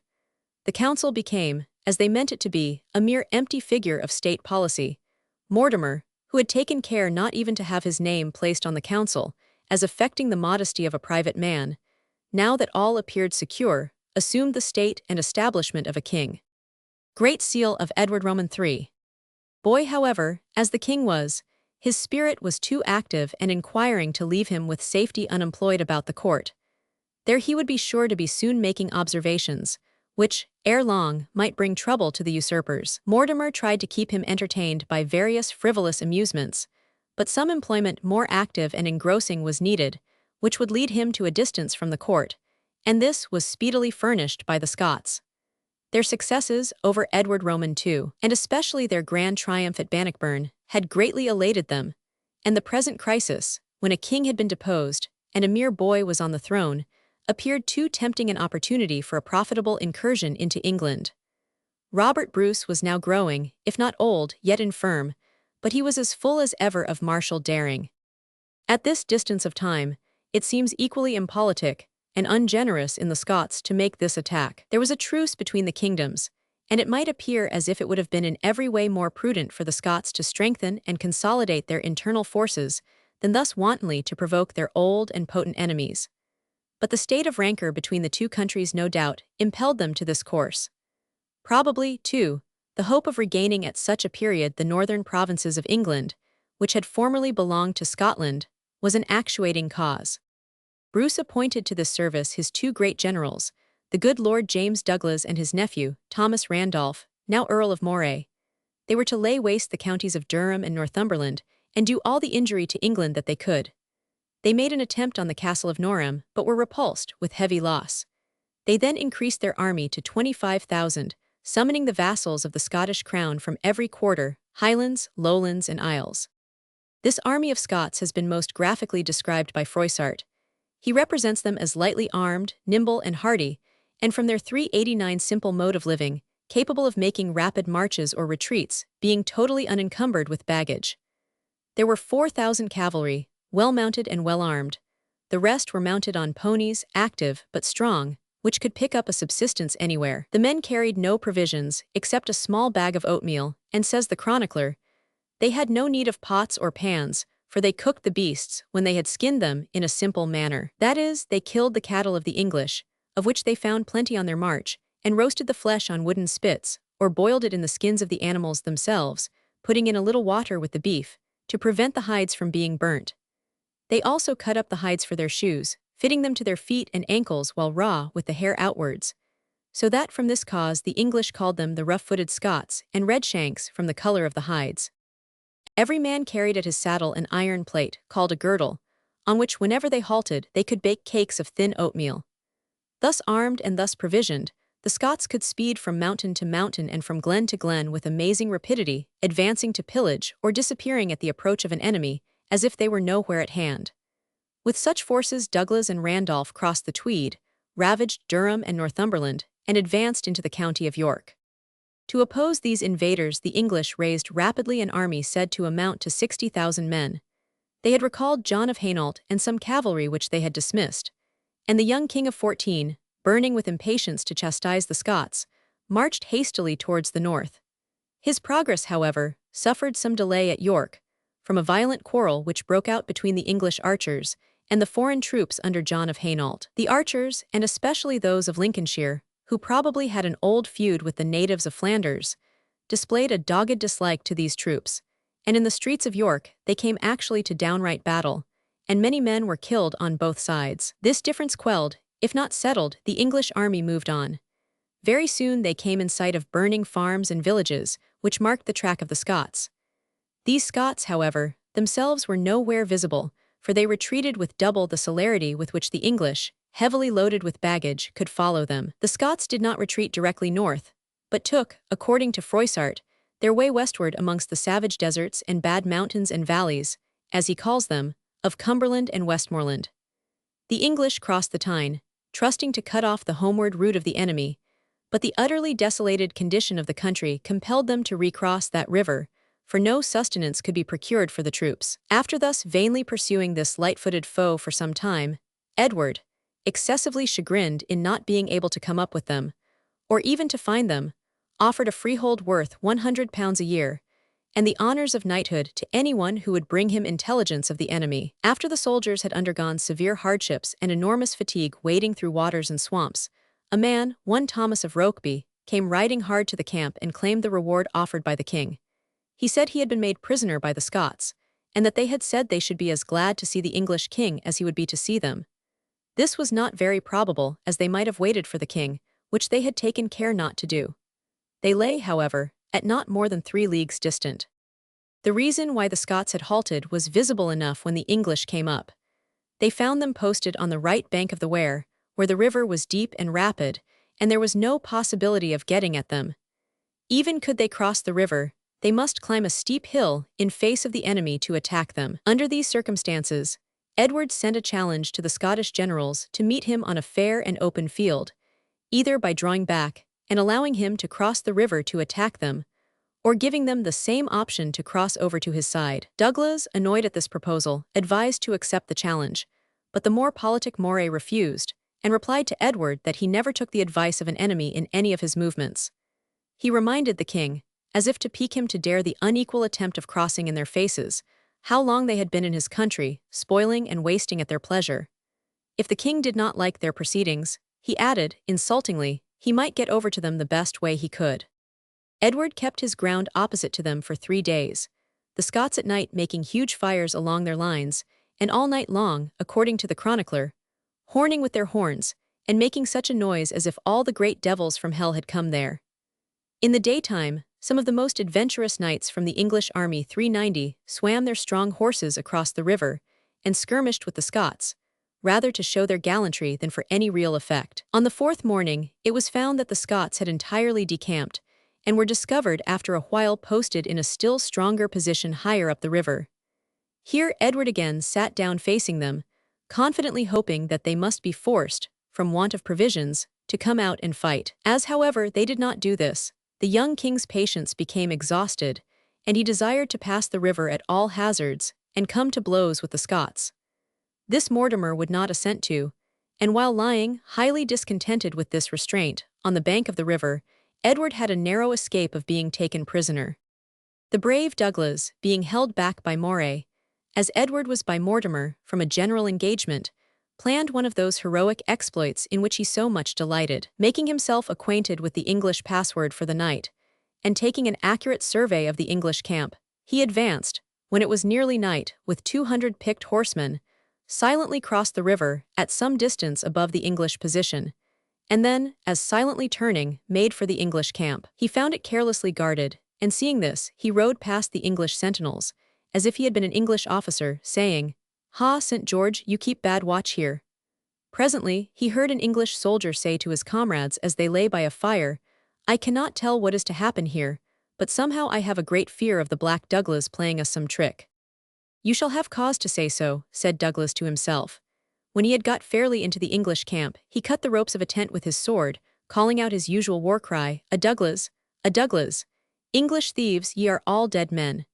His followers immediately fell upon the camp, cutting down the tents, overturning them, and killing the men as they started up to grasp their arms. Douglas, meanwhile, had reached the royal pavilion, and was as near as possible seizing the young king.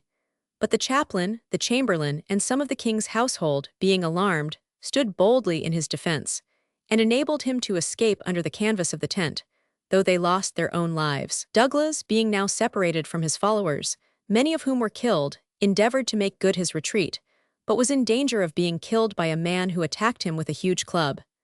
This man, however, he slew, and escaped in safety to his own camp, his party having, it is said, killed about 300 men.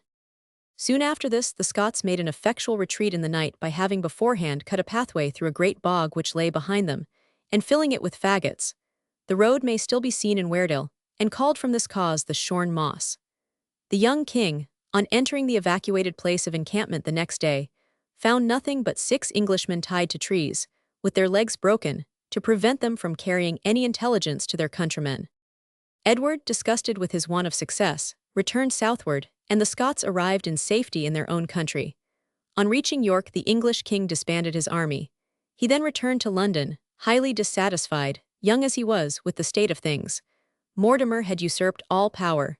Edward believed that from cowardice or from some hidden motive, he had prevented him from taking ample vengeance on the Scots. At court he had set aside the whole of the royal council, consulted neither Prince of the Blood nor the nobles on any public measure, concentrating in himself, as it were, all the sovereign authority.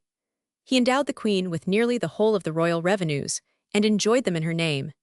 He himself was so besieged with his own party and parasites that no one else could approach him, and all sorts and conditions of men now hated him as cordially as they had once done Gaveston. Sensible of this public odium, Mortimer sought to make a peace with Scotland, to secure himself from attack on that side.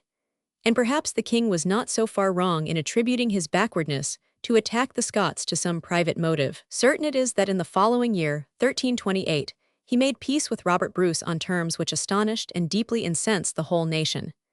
To give the greatest firmness to the treaty, he proposed a marriage between Joan, or Joanna, the sister of Edward, then only 7 years of age, and David, the son of Robert Bruce, then only 5. That the Scots might accede promptly to this offer, he agreed to renounce the great principle for which the English nation had been so long contending, its claim of right to the crown of Scotland. These terms were, of course, eagerly accepted, and the treaty, to make all sure, was at once carried into effect. About Whitsuntide a parliament was called together at Northampton which ratified the treaty, thus 391 acknowledging the full independence of Scotland, and on the 22nd of July, the marriage was solemnized at Berwick, where Isabella had brought her daughter. This young bride was significantly called by the Scots Joan Makepeace, and with her were delivered up many jewels, charters, and sea, which had been carried away from Scotland by Edward I. In return for these unlooked-for advantages, Bruce agreed to pay the King of England 30,000 marks as compensation for damages done in his kingdom.